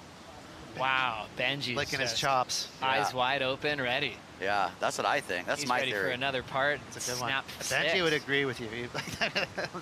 Let's put it on hold until then. Let's wait. Yeah, certain guys just come to life in situations like that. 4:30 on the clock. These guys doing their best to try to mix it up. An onshore pipe and backdoor at the moment. And really fun spending time with Jamie O'Brien, who made a career out of just being connected to pipeline. And I think everyone just remembers, wait, he's always in the eddy. He's traveled the world, did the QS. And I want to know what is exciting you for this year. Jamie, do you have resolutions? Like, what do you want to accomplish? I know you've accomplished now fatherhood, which is really special. Thank you. But how is surfing going to go into this all in 2026 with projects and everything else? What's your plan? So we're working on a big project with Red Bull. It's kind of like it's like a big feature film that's been like in the making. And basically, like, to me, what I want to do, it's going to be a collective of footage over the last 10 years. And we're going to tell the right story. We got the perfect storyteller, Darius, if you're out there. Yeah, brother, I can't wait to make this movie. And yeah, that's going to release in summer 2027. I recently, me and my wife had a kid, and his name's Kalohe, which means mischievous and rascal in Hawaiian. It's kind of like a fun twist, but kind of like the name. When you're picking out a name for your kid, it's a little tough because you're like, I don't know. It's just it's a hard thing to do. So the parents out there know the deal right there. And yeah, kind of, we launched a new company, Fun Day Surf. We're going to make soft tops and apparel and just kind of have fun. You know, it's just time to take control of our career and own our brands. And yeah, I think a lot of the big corporate, there's my wife right there in the blue and the Kalohe. Oh, you are blessed, my friend. Yeah, so we're having fun. We just recently moved out of Pipe and we moved up to Pupukea for a little peace and quiet. So it's been a different balance up there, but it's so nice to have a big yard and a little peace and quiet. Because I ain't gonna lie, it gets tough when you put your house on the internet and, you know, there's people that love you, there's people that hate you. You know, you're laying in bed and people are yelling, F you, Jamie O'Brien. I'm like, who the heck is that? You know, it's really? like, yeah, dude, it's just psycho. Guys are get that stuff. Guys are burning out freaking in front of the Kainui, get freaking big parties at the Volcom house. Like, my wife's like, I'm gonna call the cop. I'm like, no, it's all good. And then calls the cops, and all the boys are bummed at me the next day. I'm just like, dude, like, I'm like, there's got to be some kind of community over here. Have some respect. We're all just kind of like trying to, like, you know, find the community. So like, I was just like, dude, like after like my baby's crying and there's parties at the Volcom, I'm like, dude, we're out. Welcome to Pupukea, Jimmy. Thank you. You'll never leave. I've been on your street. Our good friends live right next door to you up there. It's a beautiful section. It's quiet. What a good chapter for you. Oh my gosh. Just to move up the hill. It's so crazy. Yeah. I mean, I ain't gonna lie. Like, I'm gonna miss Pipeline, but I'll never sell my home. But like when I come down here, especially during the event, it's so gnarly. Dude, I almost got hit by a car the other day, and I was like weed whacking my little like thing in the front of my house. Like, it's like guys are like you said, the mailbox got smoked. Like, people were just driving around here like crazy people, bro. Yeah, good call. Good call. It's time to just nest a little bit. Yeah. Create that comfort zone and then roll down the pipe when it's pumping. Great call. You've earned it. Minute 20 to go in this one. Jacko Baker, 4.645. Wow, well done for Jackson, just adapting. it's amazing how quick he can be in challenging conditions. From a day I surfed with him a couple days ago, he is so quick, and his hips are quick, and he has sneaky power that you might not expect when you see him go down the line. You know, following Finn and Luke all year on the CS Tour, this looks almost identical to Bolito. And same thing, Jackson had Luke in the heat, and he smoked him, and he has really good wave selection. He knows what the judges want, and this is kind of his jam. He knows how to pick a critical section and just sort of pin it like he did. Nothing real crazy, but, you know, he gets his uncle vibe in the CS heats, and he takes care of business. Look at Luke just sitting on freaking Luke. Luke Thompson, the one that needs more to qualify for the tour. Winning Bolito, he's taken every second so seriously. He's looked at his watch about 20 times in the last 60 seconds. That's insane. 2.68. That's small nothing. score for Tima. And Luke Thompson is going to shadow him till the very end. Tima's a hard guy to shadow too. He's going to keep S-ing his way back and forth, but Thompson looks like he's been able to hold him off. A very crucial victory for Luke just to get ahead. Hang on. Something. This is in time. A big, wild punt from Rodriguez. We were hoping he'd start doing those. Just a couple about of those 20 minutes ago. Would have been good for him. He ends up incomplete and staying in fourth. Tima third. Luke Thompson, Jacko Baker take the top two into the round of 32.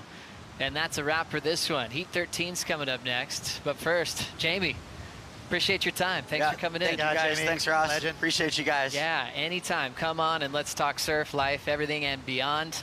Hope you guys are enjoying the show. Lexus Pipe Challenger, presented by Billabong, continues. We'll bring in Kaipo and company to call the next two heats. Stay tuned.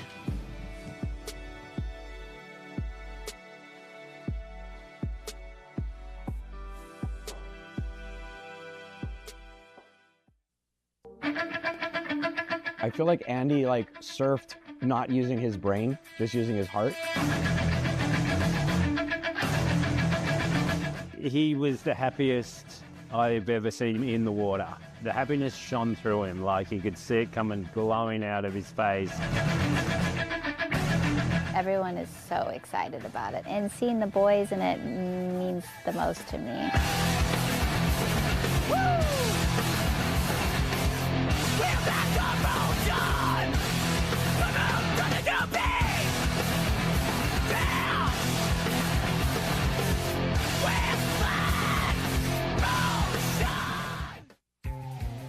Lexus Pipe Challenger, presented by Billabong. AI collection. It's back in stores. Go check it out. Rising Sun shorts. They're all over the beach. They're all over the air. And we have just a delightful crew to call some heats right now. Jess Starling, also Jackson Dorian. Jackson, thanks for joining us. Thanks for having me. I'm stoked to be here. I hear you like Kona winds for airs. Yeah, it turned really good just now. It's crazy air wind. I bet the boys right now are going to go off. Especially guys like Seth. He's really capable in the air. He's put out a lot of good video parts, especially growing up. So yeah, look for him to go to the air, and then of course, Legend and Caius and Zave, they can do it too. Yeah, and so Jess, it's a switch in, what we're looking at criteria-wise. Conditions have deteriorated, but we are determined to get through this round as we take a look at Seth Moniz here, the 28-year-old out of Coolio O. And this happened right before we came back on air. Jess, I think this is a giant alley-oop. Yeah, I feel like this was going to be something pretty special here, Seth. A lot of speed. Whoa. Huge alley-oop. Oh, my gosh. Looks like the board almost completely gets ripped out from underneath him, but manages to hold on there for Seth. 7-8-3, start of the heat.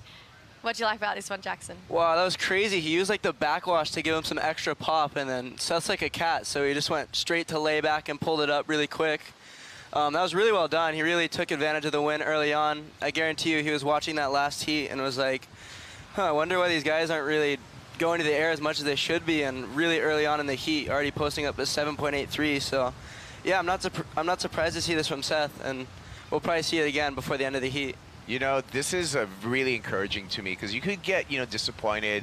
We don't see the barrels. We don't see the beautiful conditions anymore. We have this wind coming up. But the fact that we're still seeing progress. We're still seeing good numbers. We're still seeing rides in the excellent or near excellent range is encouraging, and I love just how these surfers are able to kind of switch gears when the conditions have changed, you know, within hours. Definitely. I mean, Seth has the luxury of getting to surf all the best waves around the world, you know, Pipe being one of them, but that championship tour schedule is incredible. For someone like Zave, Caius, or even Legend, but more particularly Zave and Caius, they get to surf this on the QS, on the Challenger Series. They're used to kind of these beach breaks. If wind comes up, we've got days that we have to run through. So this is kind of similar competition format that they're used to. And I'm sure Legend always finds himself out here when these winds come up. But Seth, you know, he's so good at being in the barrel here at Pipe, but he's just showing that he's just as good above the lip too. Yeah, sure is. A runner-up here in 2022 to Kelly Slater. Xavier Huxtable out there, 23-year-old. Seth just got so pounded. Oh no! Well, it comes along with the in the territory, huh? Yeah, that was nuts. Here we go, Caius on the backhand here. He has a really good backside. He's won multiple QSs with that, so look out to see him post some good scores this heat on his backside. Yeah, Caius King. It seems like he much like yourself, Jackson, was a surfer that was under scrutiny from the surf industry at a very, very young age. Yeah, and you know, it comes with pressure, but it's also a gift. You can take it how you look at it. You can look at it either way, and I think just being grateful and appreciative and working as hard as you can, I think, is the best way to approach it. Yeah, and I love it. I mean, Caius is full of, you know, just full of personality. I mean, he loves his metal music. You know, he's a great surfer. We've watched him just, you know, have this kind of defining style amongst him, which has been really cool to watch develop. Kaipo, if you can go and watch his band Headset play, I could not recommend it more. They are so fun to watch, him and his little brother Razzie. Here he is in the Rashi though. Nice off the top, going to turns like we suspected. No, I want to see Rasmus, right, and Caius with the band. Caius, yeah. I don't mind the pit. I don't mind like getting 805 or any kind of beer spilled all over me. Let's go. It's so sick. It's so fun to watch him. Bon, their drummer as well. He's so incredibly talented. Like you mentioned, Jackson, really good backhand for Caius. He's won over in Taiwan on that backhand. But Kaipo, I could see you getting amongst the mosh pit at a Headset concert. Oh, I love it. And there we see Seth having to do a little bit of a leash test right there, as well as a board test with that Sharp Eye board. Caius King, speaking of surfboards, recently made a change to Channel Island surfboards. Look like they've been working for him. They look great under his feet. Yeah, and obviously Brent being down here too, it's cool to see him have support in his corner. Oh, Zave tearing this thing apart. Good first turn. Also part of the same region that Caius is from, the Australasia region. They've shared all these events together. He has a really good backhand as well. Wow, yeah, and this one's connecting for him really well, Jackson. Tearing this thing apart. Wow, that was nuts. They've probably had some really good heats in the past between him and Caius. And right there, just taking it all the way to the inside. That was really lethal stuff on the backhand from Zave. Yeah, Xavier Huxtable, 23 years old, from Janjuk in Victoria. Janjuk, Jess, one of my favorite pubs in all of Australia. So all of you are watching, hopefully, at the Janjuk pub. Good on you. I'll see you folks in April for the beginning of the championship tour. Let's try and set up Headset at the Janjuk pub. Yeah. 805 beer, you'll be all over Oh it, my Kaipo. goodness. Yep. I'm telling you, Thursday night, Parmy night at Janjuk pub, not to be missed. Stop it. Yeah, Zave, he had a really great year last year when you look at it competitively. Obviously, he was kind of always so close to qualifying for the Challenger Series, and then when his best mate Tully did, it made him so much more eager. Got the wild card into Bell's championship tour last year and took down Italo Ferreira in a pretty convincing way that heat. It was pretty cool. That was quite an unfortunate streak of wild cards for Italo through that Aussie region, but yeah, Zave wants to get back there. Whoa, Legend, big power hack. Oh, I can't hold on. That was tricky for him. Now I think Legend's on Channel Islands boards as well, right? Yeah, Legend's actually, he's known as a pipe guy, but he has amazing rail game as well and has a mental style, super sick hands and just super formed out all the time. He's fun to watch. One of the most fun free surfers from Hawaii, and he's just really, really talented. And we've been talking about the right air wind all day, all afternoon, and I haven't seen him do too many frontside, but I know he's really capable backside. I think it'd be fun to watch him punt on the forehand now too. Yeah. Well, hey, it sounds like it's time to catch up with Jackson Baker. He took a win in the last heat. He's with Mitch Salazar down in the sand. Take it away, Mitch. Yeah, thanks, Kaipo. Jacko, I mean, if there's anybody that knows how to put 9 points up there, regardless if it's pumping or if it's grindy like it is out there at backdoor, now it's you. Congratulations, especially after the 9th in Brazil. Big heat win right here in the round of 64. Yeah, for sure. I guess always the goal is to get that bit closer to qualifying. Yeah, been a tricky couple of years, but yeah, like you said, I know I back myself. I know I can get 10 points, especially as it kind of turned like this. As much as like watching all morning, you've got your horns on, you're all like excited, ready to go. But no, I just had to adjust with Bam. I'm still lucky I had Bam in my corner and been working with him for a long time. And he's just like, mate, you're just gonna have to grind it out. If a barrel comes, got that little cover up and then I just knew from then on, get another 4-5, and that's probably a heat win. Like, I felt the boys probably needed 5s or 6s to catch me with 2-4-5. So, yeah, not the ideal pipe, but I mean, yeah, I'm progressing and, yeah, hopefully get a chance as this event goes on.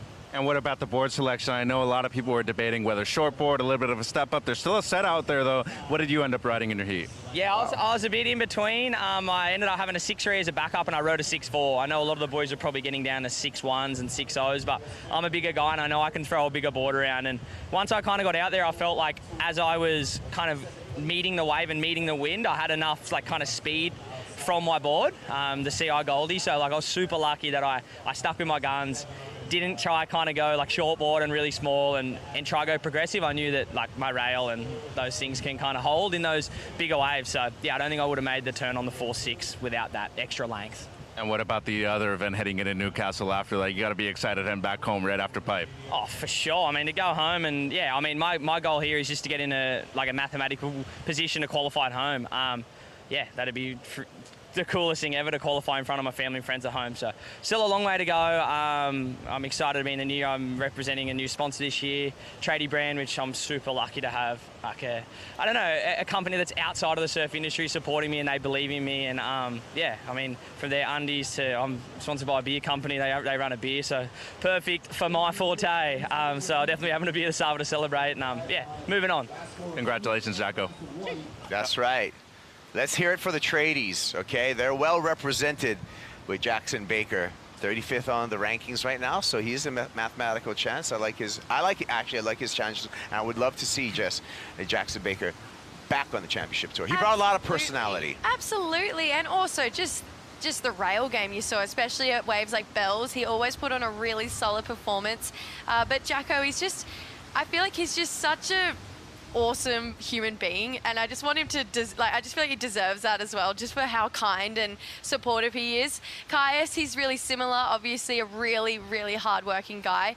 Like you mentioned, he's been competing and in the surf industry for a really long time, but he's grown into himself. He's thrown down some pretty solid turns, quite like that last one. And Zave, finding another nice left here. I mean, I feel like that first connection, the judges are going to really like that one because it had that element of risk to it. And you can just see, even though he comes from big bells, he drives really hard off that back foot through his backhand. Yeah, and just to stick with it and just recognize that, hey, this is what you got to do. Putting it all together. Could be, you know, windy afternoon over at 13th Beach for yeah, literally could be a windy afternoon back home. It has that same kind of power that it, you know, just comes at you and you get held down a little bit.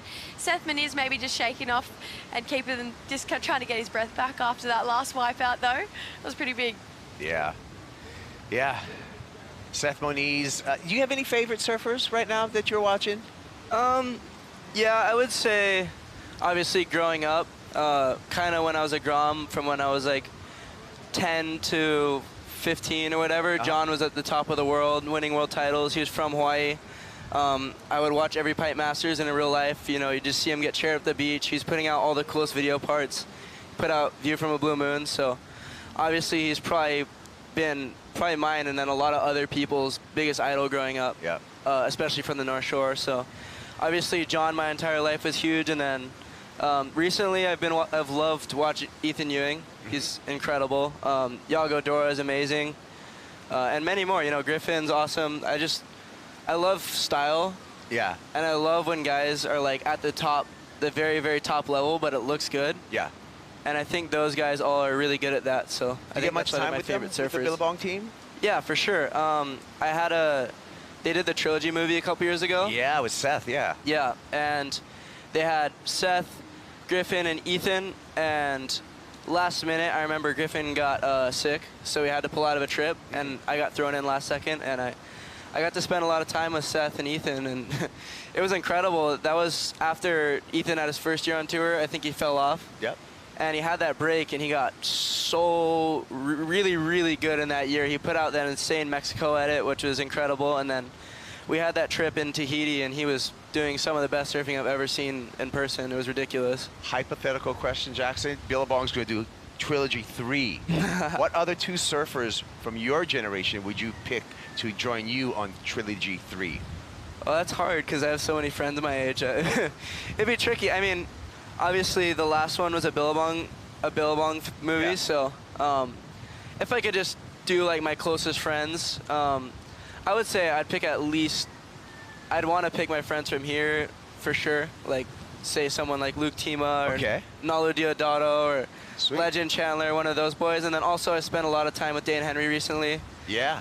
I spent, I think, a month and a half at his house earlier this year, and he's such a good surfer, and I think he's a really good person to be around because he's sets the bar so high. I feel like he makes everyone else in our generation get better. So he's gnarly. Yeah. He's a world junior champ. Yeah. He does backflips and comps. Yeah, exactly. What's going on? He's getting better at an alarming rate, so it's really fun to keep track of. And someone else who's got better really fast, Legend Chandler, huge carve. Oh, he had that. Recently this winter, he's been blowing me away. He's been doing some of the best surfing I've seen out of anybody, any age, like especially at Haleiwa and Pipe. Like, he's been putting together some really good surfing. So yeah, Legend, one of my favorite surfers in my age group as of recent, and he's getting better at a rapid rate as well. So he's rad. He's got that like laid back Kawhi style too, to his whole, just like just even how he speaks and carries himself, you know? Yeah, he definitely has a really, really good life, like cruising with his family all the time. He's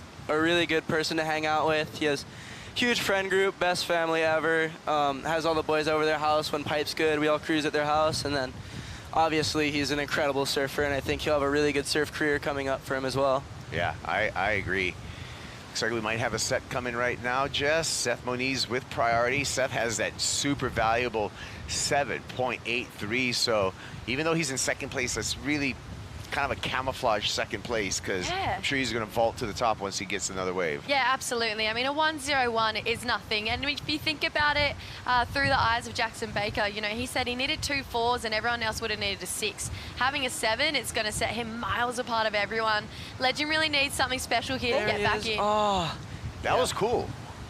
Looks like he's trying to get a start as soon as he can. With 12 minutes left, it's hard, and you kind of need to make sure you get 2 scores. If you're kind of left with 1, you'll probably not make the heat. So smart from Legend there. He's a really good competitor as well, and using his experience right there to try to get a score before it's too late. And we'll probably see him scramble back out there and get a score sooner than later. Okay, well, I think it's time for us to take a break right now, you guys. We're going to be back and see if Seth Moniz can back up that 7.83, and who else is going to make it. Hey, JP, George Patar, he's going to be coming up in the next heat. Just checking in.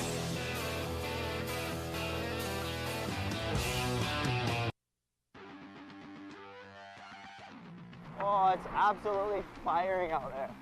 I'm Seth Moniz, and this is Pipeline. My paddle out spot, there's a little channel right here. You can kind of slip straight out.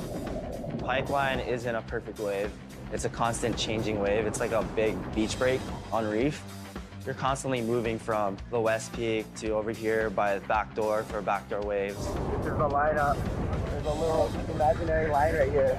There's other waves that are similar, but yeah, not like it, you know, not like the big K Pipe. You hit that reef, you're in trouble. There's just big stumps like that are sticking out. You slam, it's like straight concrete. It's a terrifying wave. It's a life-ending wave. There's a lot going on. There's a lot of people. It's like the full battlefield out there. I think that's what keeps you alive, though. It's like that fear of getting hurt and dying. My whole deal is like I make sure I'm making the best decision possible, and like when I turn around for that wave, I'm going.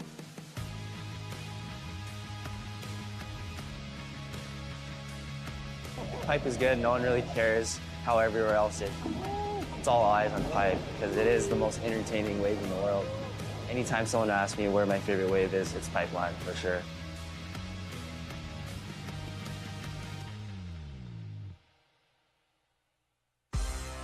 Yeah, Seth Moniz knows Pipeline, knows this stretch of reef, hanging out here beachside, probably since he was 7, 8 years old. Mom and Dad used to handle duties of chaperoning the Billabong house.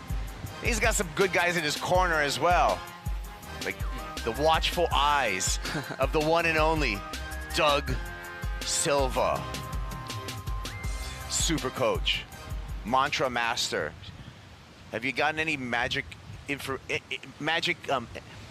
advice from Doug Silva? Oh yeah, I've had a ton in my life. Every time I'm with him, he's got some knowledge to spit. But right now, he's happy that Seth's getting a backup score here. He kind of took a while to stand up again, but here he goes. This best case scenario for Seth here, just to back up that 7.83. Whoa, can't hold on, but still, even if that's like not the biggest score, but just something of substance, it's gonna help him a lot, especially with the rest of these guys. You know, Zave dropping a 7 on his last left, really smart to really figure out a way to get scores out there and really smashed a few. So Zave doing a good job competing as well. And then, you know, that Caius and Legend are probably going to be getting scores soon as well. So, but this was smart here from Seth. He was probably hoping he could get this wave sooner, but yeah, it's good to have something of substance as a backup. Yeah, so close to coming for this end section. I mean, if you had pulled that off, yeah, it would have been something pretty special. Something we spoke about on the first day when we saw a lot of the women go to turns. Oh, but we'll get back to that. Zave finally getting some cover up. We got our first barrel, which is where this 7 points comes from. 7-point ride. Wow. That last one is Zave with a big hammer like we're used to seeing. That was proper. It's pretty cool to finally get just a barrel in a heat. You know, we had it pumping this morning. Zave would have been watching it all day thinking, give me some of that, and he finally found it. Yeah, I like that. This happened, and you can see it's a flat 7 straight across from all 5 judges. This happened during that commercial break. So Xavier Huxtable with a 7-point ride, 4.67 in the lead, 7.83 and a 3.6 on the last wave for Seth Moniz. Puts him in a strong second place. Caius King has a valuable 5-point ride, but needs a 6.44 to go into that top 2. And Legend Chandler yet to kind of start his actions within this heat. So Legend must have caught another wave too, because he's inside without priority from my priority screen. Yeah, go ahead. Something I wanted to mention as well, something that we saw on the first day, Kaipo, when the women were out there and we saw a lot more turns than we did barrels. There still needed to be that element of risk in turns, and I think these guys knowing that as well, hence why, you know, Seth going for those big oncoming end sections or a big alley-oop, and Zave taking these waves all the way through, but they still want to see barrels, and they're still making that pretty clear. Oh, there he is. And Seth making it pretty clear too. That was a smart pick there at Ains on the way back out. That's kind of classic backdoor competing right there. You know, you'll see all the best guys, like, of course, John, Seth's brother, Josh Moniz, also does this really well. They'll get a score at the peak at backdoor, and then on the way back out, they've already got their first score that they banked. They'll pick a wave off halfway back out at Ains and get another score, and that's what he did here. Really smart competing here from Seth, even got a cover up. And yeah, that's kind of, if you spend a lot of time out here at this wave at backdoor, that's kind of 101 of how to compete at backdoor. That's a really good observation, Jackson, in that you know you're already going to be in the bottom of the priority, so you got nothing to lose on the way and utilizing that wider peak over there. So good strategy by Seth Moniz. He did improve upon his score line with a 3.73. Still in second place, but strong second place. He increased the need for Caius King to a 6.57, and Legend Chandler needs a combination of 2 waves for 11.56. Yeah, pretty interesting. Legend, obviously he's going for those big Hail Mary turns, but I feel like maybe trying to force it a little bit. Obviously, Jackson, you would have seen more of his surfing than I have, but he's incredible in the barrel, and I feel like we saw him in this really nice flow state the last 2 days of competing, but right now it feels like maybe he's actually trying to push his turns a little bit more than what necessarily he has to do at this point, because obviously he's got the power behind him, but just connecting with a wave would really, I feel like, help his confidence right now. Yeah, for sure. I think he's hoping to put together a wave right now just so he can get rid of that combination. There's 4 minutes left. He's going to have to act soon. I don't think he was like I don't think he was pushing too hard. I think it was just the ocean so powerful that he kind of put himself in a weird position. The wave kind of just ate him. They were really good turns. He just couldn't put it quite down. And he's going to have to act soon or he's going to be in a really bad position. And I think what Zave did really well was just make sure he got the waves early on, and then he built upon that with that right. And did a good job. He started with 2 4s, and now he has a 7. So kind of just a perfectly put together heat from the surfer in blue. Yeah, smart surfing and local knowledge paying off for Seth Moniz. Caius King, I feel, is still in the mix. He does have priority, and he's just under a 7-point ride to get into that top 2. And he's got 3 minutes, 15 seconds on the clock. You can see Seth, he's got a pretty bright spray on his board. I was noticing it for Zave's as well. Zave, pretty cool. He spends a lot of time with Adam Robbo back home, and Adam's had a really big influence on Zave's just life and surfing. And he runs the Lady Luck spray, which was actually Robbo's spray when he was still competing. And I love that Zave, no matter where he goes around the world, brings a bit of home with him, even if it's just through a board spray. Oh, Caius, no, first priority. That was squandered. Unfortunate for him. Yeah. Well, let's see if Seth, I can't see where Seth is, if Seth can zoom in on him. Xavier's, I'm sure, aware of the situation now.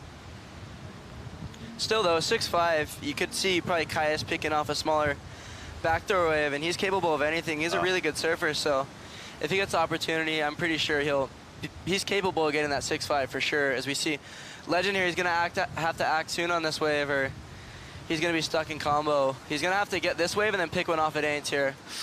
Vicious slash. That was huge, but I don't know. There's only one maneuver. He's going to have to scramble back out there and get another wave, or I don't know. He's going to have to hurry. He's got fans on the beach, that's for sure. Yes, he does. Shallow section here, and it looks like, actually it looks, he's just waving the white flag, I think. Yeah, it's going to be tricky to get back out. And Seth Moniz, you can see, also couldn't make it back out after catching that Aints wave. Yeah, it looks like the door might be slightly open for Caius here with second priority again. He's probably hoping Zave will pick off the first set wave, and then maybe a nug will come behind it. And yeah, for sure, like Caius is an amazing surfer. I think if it weren't for injuries the last couple years, he'd probably be close to, if not already on tour. Yeah. So I think right now he's capable of anything. This has just kind of been a weird heat, and he's been off rhythm. Yeah, interesting moment as well. I wonder if, these actually, Zave and Caius pretty good mates. I wonder if Zave maybe going to pass up a little priority wave for him as well, considering Seth and Legend already in. There's no threat to Zave at this point, no matter what he's getting through. Here we go. Caius needing a 6.57 here. Well, Caius is going to get his chance here. Whoa, whoa, huge turn. That was sick. One nice turn there. Oh, might need more, though. Oh, and I felt like Caius has been spending a lot of time with Dan Henry recently, so maybe he's been sharpening up the air game as well. I was kind of hoping he'd go to the air, but that wave not really giving him what he wanted. It was a big turn, right? But was it enough? What do you think? It was sick. I don't think it'll be up in the 6 range, but I mean, it was good on the eyes, and I think same thing with Legend. It was only one maneuver, so I think realistically it'll probably be Zave and Seth getting through this heat. With 20 seconds left. You are correct. 3.9 for Legend Chandler, 3.5 for Caius King. Doesn't change the situation. So when was the last time you saw 3 or 4 surfers in before the heat ends? Right? You never see that happen. Yeah, it's true. Yeah. That's a good observation. Usually everyone's like, fight to the last minute, right? Yeah, this is wild. They're like, had enough of that. We got it. Congratulations. Hey, congratulations, Xavier Huxtable. Congratulations, Seth Moniz. On to the round of 32. We got more on the way when we return. George Patar, Hiroto Ohara, Ian Govea, Ryaru Ito in the water.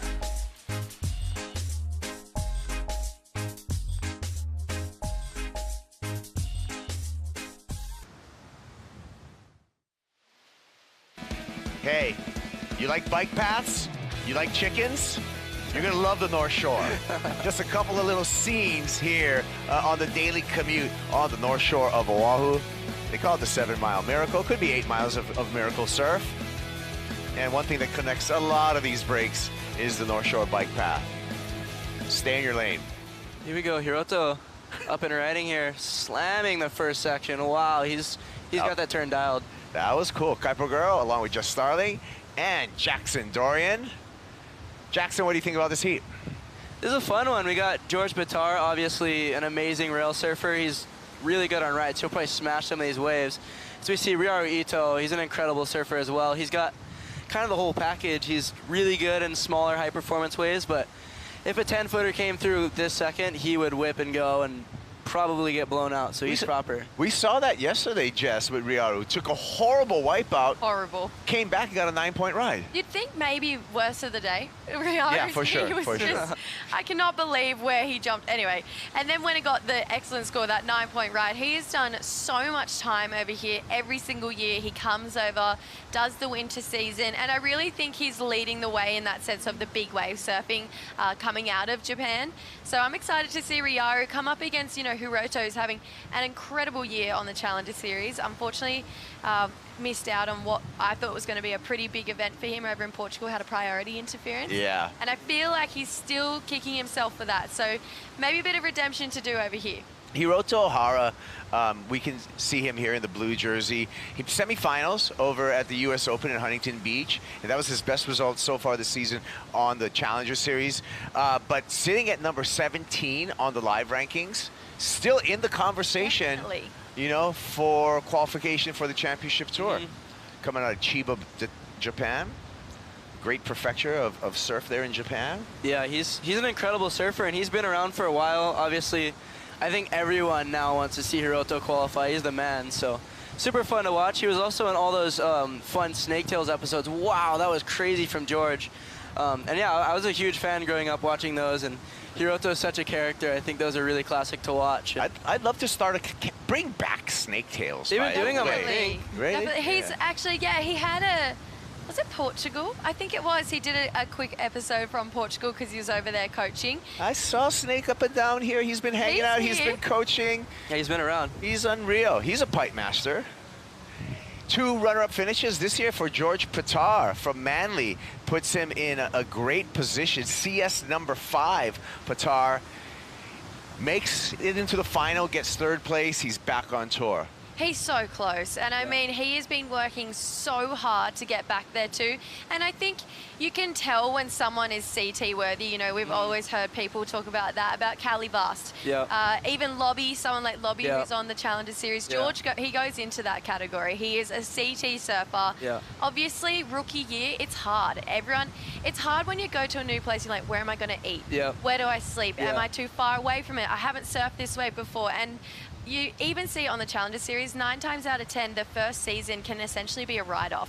So when you come back that second year, you're like, okay, I'm going to stay here. This is where I know to sit this time. Got my lineups for the tour. I feel like George will be so much more comfortable, and it'll be really lethal to come back and hopefully get another season on the CT. Yeah, we'll see how it plays out. Looking good so far. Also looking good in his last heat, earning his spot in the round of 32, Xavier Huxtable with Mitchell Salazar. Yeah, thank you, Kaipo. Zave, you found really the true only barrel out there in that heat, but Seth dropped the 783 with the air opening up, and then eventually you got your barrel. How did you assess the conditions out there, especially with the 9s that got dropped earlier this morning? Yeah, it's really hard kind of going from like 3 heats ago. Mikey got a 9.5 for a huge barrel, and even Crew in the last couple of heats been getting, the 2 heats before we're getting tubed. So kind of looking at it, trying to get going early, get a couple 4s even on the board, and then kind of look to sit and get one. And yeah, Seth did this crazy punt that we're all sitting there watching from behind us going, oh geez, there's an 8, which was crazy. And then I was lucky enough to kind of get one midway through, and that pushed me up. Yeah, so stoked. Coming out of that Torquay area, obviously some amazing waves. Last year you had the heat with the Italo, and of course, just qualifying for the Challenger Series through such a difficult region. How proud of yourself just to be able to be at this point? Your first trip back to the Rock, by the way, in 5 years too. Yeah, it's such a hard little region we've got there. I didn't crack it it's taken me 5 years, I think, just to get here on the Challenger. So I was so stoked to make it, and then to make a couple of heats, it's been so much fun. I've learned so much traveling with all the Aussie boys, and kind of such a tight-knit little group, and you learn off each other. I got Chippo and Cal and Morgs and all the older boys who've been doing it for a while, so I've just felt like I've learned so much off them already. And come back to Hawaii, I've been loving it. I've been here for 3 weeks, and it's been the best 3 weeks ever, so I'm frothing. Who's the funniest out of the group? I gotta ask because GP's the barber. Who is the funniest guy outside of Jacko Baker, though? Oh, Jacko's right there. He's definitely, he's got a motor mouth, but he's the best bloke ever. Chippo's always good to crack a few more because everyone gets along and just rips into each other. Good banter. It's so much fun. So Congratulations, Dave. thank you. Cheers. Kipes. All right, yeah, love it. Saw Ryo Ito with a air attempt, and we also saw Jan Gouveia charge one, and then we just saw George Pitar get punished. Jesse, what was the barber reference there by then? George, if you always see him, he's always so clean cut and he always just has his hair perfectly dialed. And now he's started giving out haircuts to everyone else because, you know, he wants to help everyone out. I like it. Yeah. I told George when he came on his rookie season on the championship tour, we had a little pod thing, whatever, and he's got an incredible radio voice. Amazing radio voice. I agree. His dad does too. Oh, really? It runs in the family. Yeah.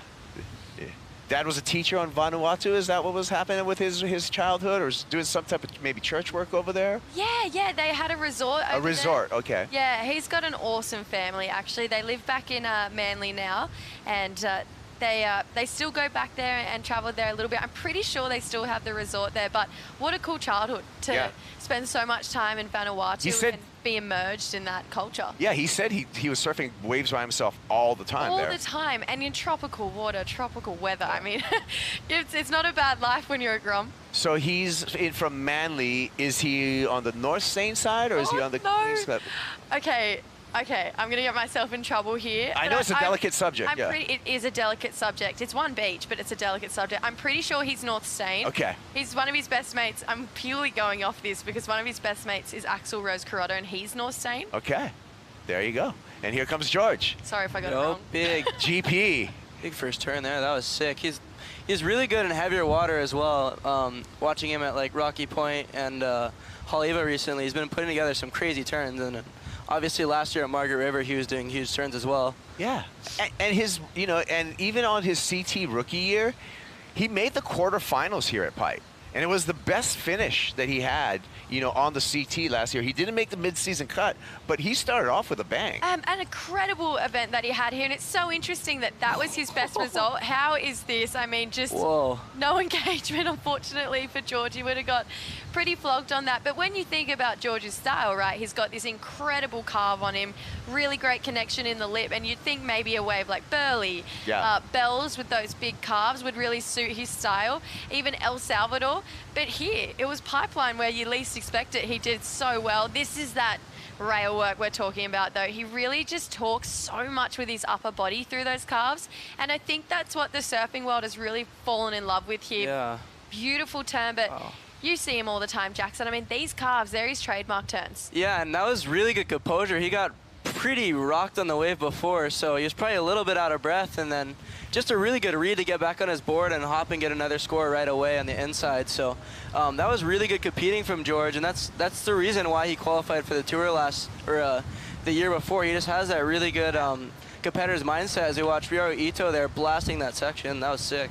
I love the look of a longer board in a big section like that. Ryaru has this really cool old school style, and just you can see there, even though the board was longer, his stance is quite actually a bit narrower than what the typical stance is. But I think, even when you think back to Oki guys like that, when they wind up, it's just such this beautiful bottom turn, and he really does explode up the top. So Ryaru needs a little bit more though right now, 6.33, but if you take a look at it, Jacko is right on. Couple of fours has George in the lead. Ian Gouveia. Oh. If I'm not mistaken, Ian Gouveia, didn't he make semis in the last Pipe Masters? You are Pipe Pro? You are correct. He made it to the semifinals, and he actually beat Slater in the quarterfinals. Yeah, he's a legit surfer at backdoor. He's really legit. Yeah. A great backside barrel rider. He gets super compact on his board and can thread through really tight sections, but then also when it's bigger, he's really impressive. And yeah, just really good in Hawaii in general. Like, I remember growing up watching the Triple Crown. He was doing some of the biggest turns I've seen backside of Haleiwa. pinning like huge sections that were really legit. Well, and Ian's dad, Fabio, was the first Brazilian to have a giant international victory. It was in 1991 at the World Cup at Sunset. Fabio Gouveia won that. And Fabio also world amateur champ in 1988. And Jackson, just to make you know that, like, my uncle status is 1988 at that same world amateur championships. No way. Was the first time I met your father. I was gonna ask you about that. I was like, oh yeah, like I know that obviously just like me, Ian Gouveia had an amazing father surfer, and I was gonna ask you. I was like, what do you know about Fabio? Yeah. They called him at the time. He was like the Brazilian Tom Curran, because he had this really amazing he had this really sick style. Yeah, still does. Like, he's still surfing, still shaping boards. Like, Really? oh, What a compliment. Surfers don't quit. We just get older. And tell me, fill me in. Obviously, I'm quite new to Hawaii. Uncle status is like, Just, it's a term of endearment and a term of respect. And when you get a little bit old, then everyone just starts calling you uncle, and that's why you see so many people that call me uncle. Can I call you uncle? Of course. Yes. It's very appropriate. As a younger person, it's like a sign of like a showing of respect. Oh, okay, cool. Yeah, like they'll definitely like be super appreciative. Like, okay, that kid's rad. Like he called me uncle. He's respectful. That's cool. I love that. That's beautiful. I'm in style is like uncle and auntie. I was gonna say, is auntie in there? So yeah. Okay, Yeah. cool. Oh yeah. We're actually Hawaii. We're actually like a matriarch-based society. Like, really, like, it's the queen, you know what I mean? Or it's the head of the household a lot of time is the mom. And I know that from my own household. When mom's happy, everyone's happy. Yes. Keep it that way. Love you, Mum. All right, 16:20 on the clock. Ian Gouveia, he used that whippy backhand to gain the lead, 5.33, and the 3.4 for Gouveia. And then George Pitar with those short radius turns, able to do it. Here we go. Hiroto Ohara. Oh, Hiroto, hold on. Big ramp for an alley-oop. Oh. Wow, that was gnarly. If he just went a little bit more towards the flats, that probably would have helped him a bit, because he kind of landed on top of the wave, which made the landing a lot scarier. As we watch George here smashing this wave on the backhand. He's really well-rounded. He's got tools on the left, tools on the right, and showing it there. That was vertical. That was a thing of beauty right there. Will it eclipse the 4-point ride, though, for Pitar and increase his scoreline? We'll find out. Judges are deliberating over that. Did you get in the water today, Jackson? Yeah, I surfed off the wall earlier. It was a couple airs. I tried one alley-oop. I was on a 6-1, so it was kind of tricky. But big board. It was a pretty nuts crowd. Like, obviously, like Jamie, Eli Olsen. Oh wow. Speaking of the uncles, Rothman, like all the boys were out. So I was like, okay, I'm probably just gonna do turns on the inside, and those guys were trying to get barreled, so I was just picking as many off as I could. It was pretty fun. Nice. Yeah. And here we are, Hiroto. We were talking about it. He's probably the most capable in the air on the rights right now, and we're gonna look to see him probably try a few more. And right here, huge section going for the alley-oop, and right there it was still barreling. He landed on top of kind of a really just a really sketchy section, and he decided to eject really quick because it was pretty dangerous. Yeah, George, that backhand, it's so classy. He's got really, really good technique, especially off that bottom turn. He really eyed up that section. And it was a shorter wall too, so did really well to find that steep moment. It's not going to eclipse. Came close with 3.9 Kaipo, so almost for that one big turn. But yeah, it feels like now everyone's pretty evenly matched in at this point. So it's going to be who can dig deep, find that next best wave. Still a tight heat in this heat 14 of round the 64. We're taking a break, stepping away. Lobby, Liam O'Brien, he's getting ready to go out in the next heat. We're back with more action after these messages.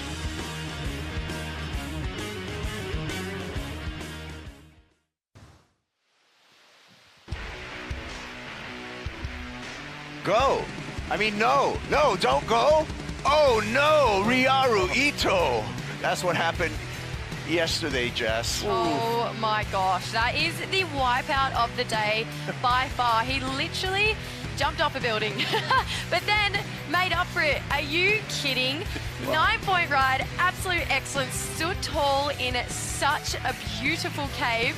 And let's go Japan, because Ryaru went crazy yesterday. We have Ito out here in Heat 14, round the 64, along with Hiroto Ohara, George Pitar, and Ian Govea. Kaipo Guerrero here with Just Starling. Jackson Dorian talking you through the action. And just, let's take a look and see what Riaro's got for us. Oh, Riaro here picking this one off. Finding a barrel, wow, really well done.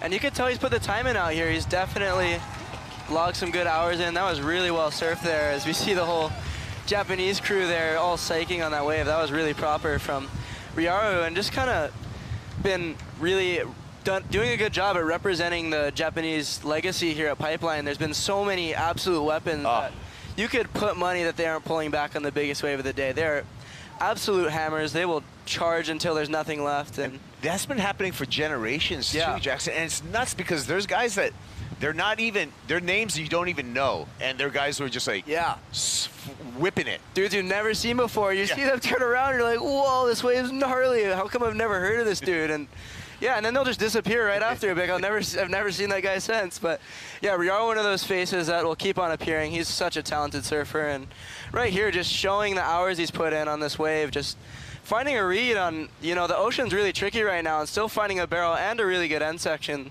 That was really well done from Riaru. I think as well the judges will love just that takeoff as well. He pretty much took in underneath the lip there, and wow, super vertical. But unfortunately, Ian, that was a pretty gnarly section to come up against for that second turn. And then GP, George, big connection to start it off, and then another one again here. So I feel like the boys started to heat up a little bit. This is exactly what they needed to do. We said it before the break.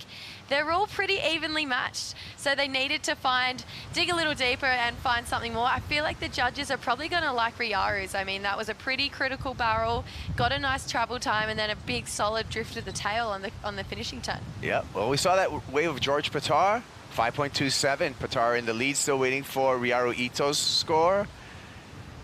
And that combination of barrel and that tail throw should serve the Japanese surfer well. A 4.37 takes him into second in advancing position. Still waiting for the score. Judges, no doubt, taking a look at some of the replay.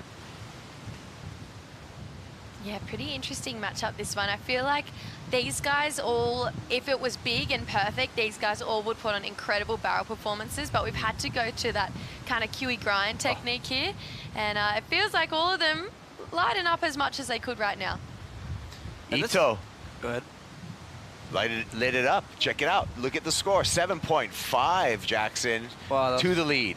And that just shows, like, that shows how well-rounded these guys are. Like, if you're making it past the round of 64 here, you've gone through multiple conditions, you've surfed huge barrels, and then you've also had to kind of grind it out in waves like this. And it's really just testing your overall ability as a surfer and how many hours you've logged in the water. And a man that's put a lot of hours in, George Pitar there, and not putting that one together. But, I mean, really, so far has played a really good heat, and that was just a minor mistake for what he's done so far. Yeah. Also, just a note, the judges had to go there with that 7.5. I mean, it's the first barrel of the heat.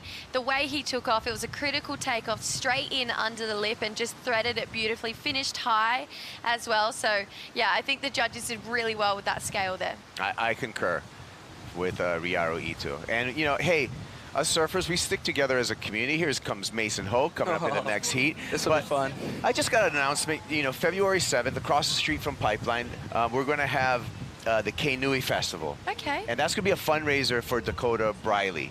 And so we're encouraging people to know, you know, that's when the community comes together. Dakota was in a horrible accident, and so the community coming together. That's happening in Waihuena Farms, which is right on the other side of Kamehameha Highway from Pipeline. And that's when you can tell, like, someone's a really good person, is when you see so many people trying to help them out. Yeah. You know, that's the real, like, test to see if you're a good person or not. And Dakota's such a good person, you know, he had an entire state, like, rooting for him to get through this huge challenge that he's been through. And it's horrible, but he's fought through it really well, and everyone had prayers for him. And here we are now. He's making it to the other side, and everyone's super proud of him and happy he's okay. Yeah, this is the sport of surfing that we're having, and the sport of surfing's cool and everything, right? And it's fan engagement. But the bigger thing with us as surfers, to me, is the community of surfing. And the community of surfing is the most important thing. And as a community, it's nice that we always try to look after each other and look after our own.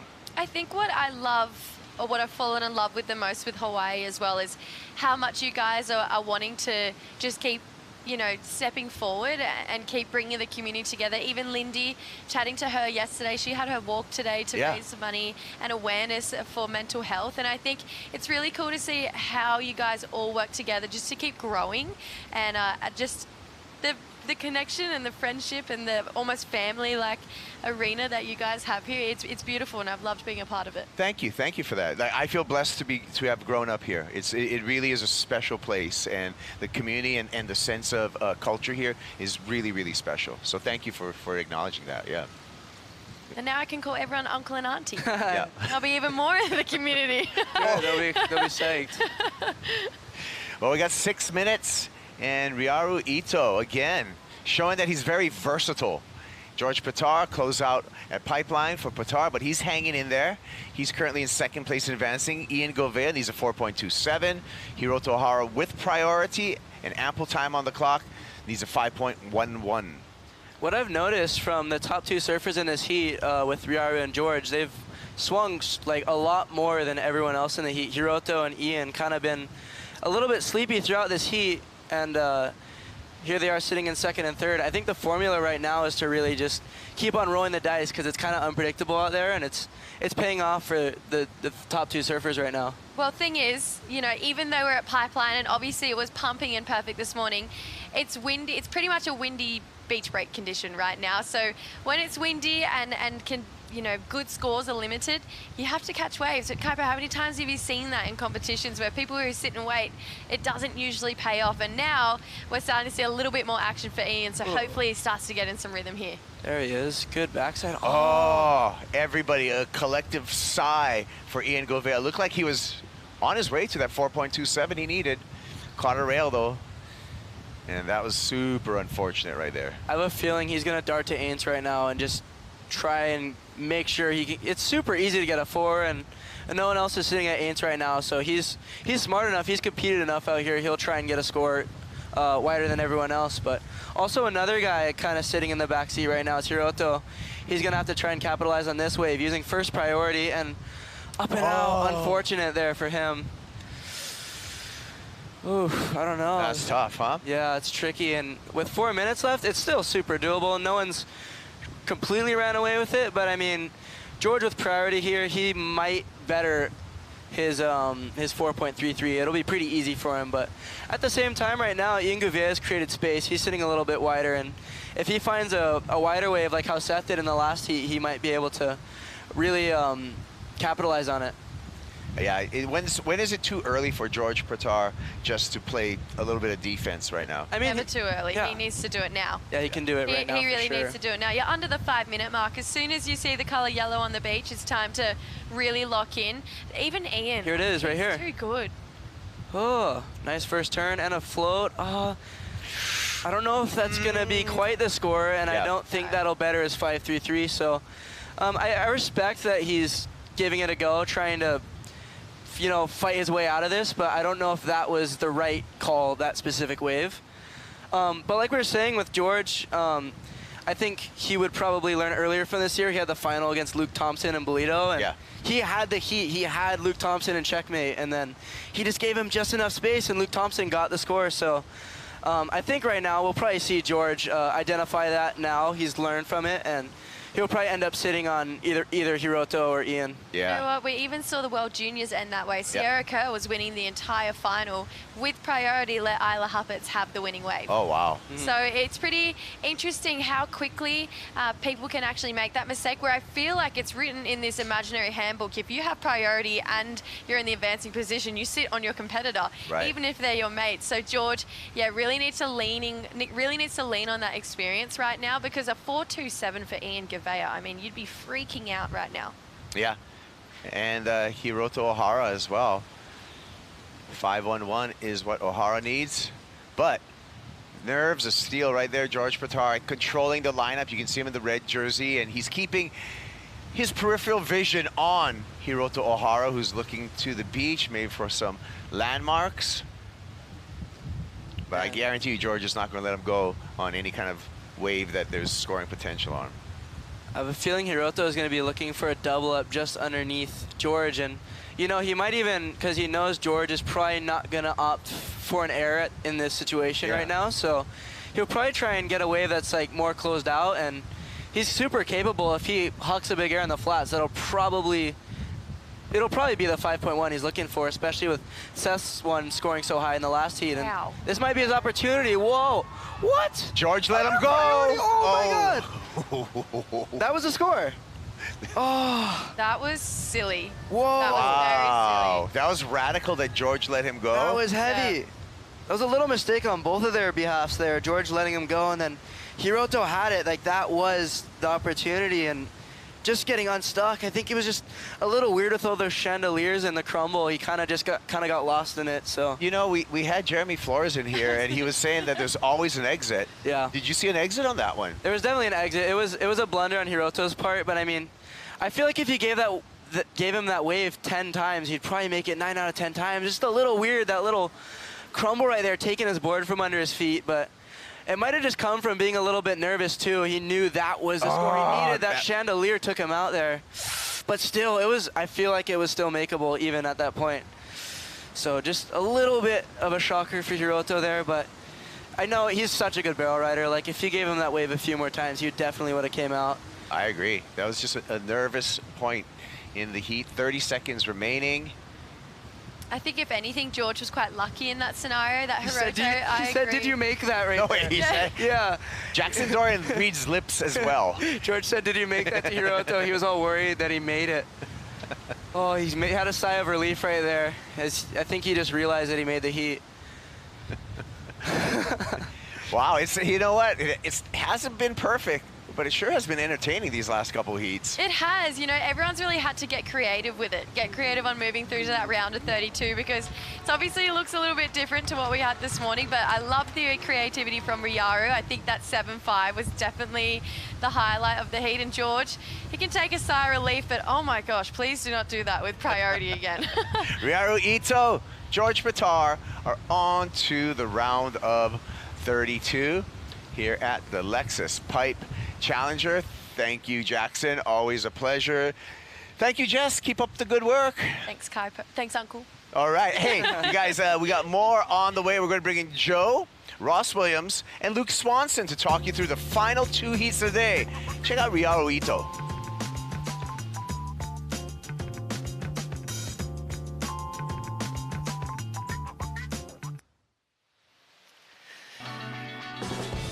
George Patar, you little legend, you.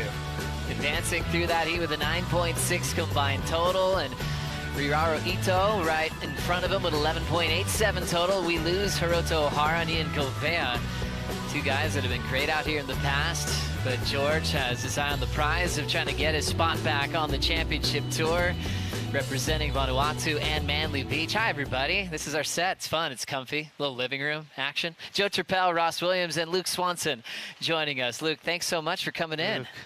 Yeah, no worries. I'm stoked to be here. I've never done this before, so it's a fun experience, and man, tough conditions out there. Wow, things changed drastically. I think if you guys don't know out there, this is a great team that have been working together for a long time. Coach Ross Williams and Luke Swanson. Luke, do you remember when you first started doing practice with Ross and started setting goals together? Yeah, gosh, I don't really remember how old I was, but it was a really cool, just natural progression. You know, I think that he saw me surfing a few times, and I don't know what exactly. I think my mom was friends with your wife, and they I don't know exactly. I was saying you were 13 years old, 14 maybe. Yeah, and so just one thing led to the next, and then we were surfing together at AUK, I remember, and then all of a sudden, you know, he offered to be my coach, and I was like, are you kidding me? Like, Ross Williams wants to coach me? Like, what? And so it's just been a dream ever since. I think that's, like almost 8 years ago now. Yeah, time flies. Awesome. Wow, what a good start. And now, what, 22 years old? Just about, yeah, in a few days, yeah. Oh my God, what are the plans? Oh, surf, hopefully.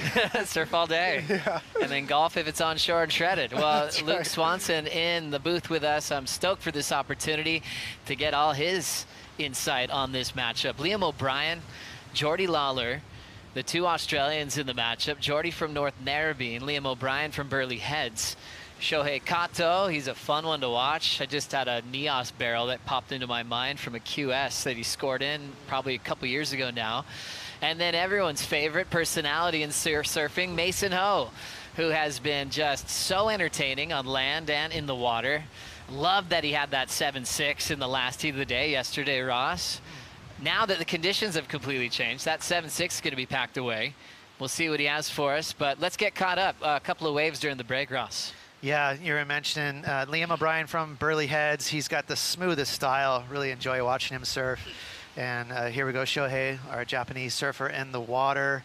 It's interesting, you know, for Mason, I'm really intrigued to see how he'll convert his sort of normal strategy at pipeline and backdoor to this. It's like a beach break right now out there. A lot of air wind. But I'm excited for Luke to break down, hopefully, some airs, because there is a couple ramps out there. I do really enjoy going on Luke Swanson's Instagram feed and seeing the analysis and actually letting old farts like me maybe pretend what I might know technique-wise to do something in the air, man. It's really cool to see that analytical side and you so willing to share what you've learned, you know, and let people watch everything in slow motion and break down technique. I feel like that's what would make you guys a great pair, along with other things, of that analytical mind. You love breaking down even your own surfing as well.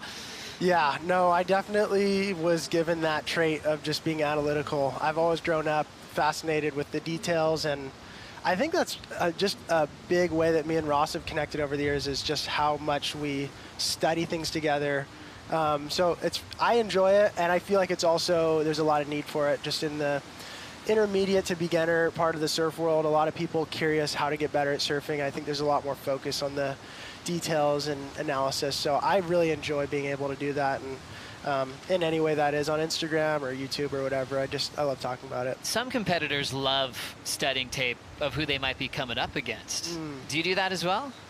I can. Actually, my tendency, and Ross will know this, is I try to dial back my analytical, mind, and I try to usually pull that back. So if it's a contest, usually I try to take his advice and think of it as, just 3 other jerseys in the water, not try to look too deep into what they're going to do. But of course, it can be helpful, in a heat like this. Jordy Lawler, he might be looking for air sections, so that might just be something to be aware of when he's going on a wave or where he's sitting. Mason's obviously, I actually have no idea what Mason's going to do. Who knows what And that's the best part, right? Yeah. There's Mason there in green, took a couple strokes. That thing's going underneath him, so he's just getting started. Now down to 3rd priority with that paddle. Mason, good in the air. I think that one point of difference he has is that every line is different, even with his footwork.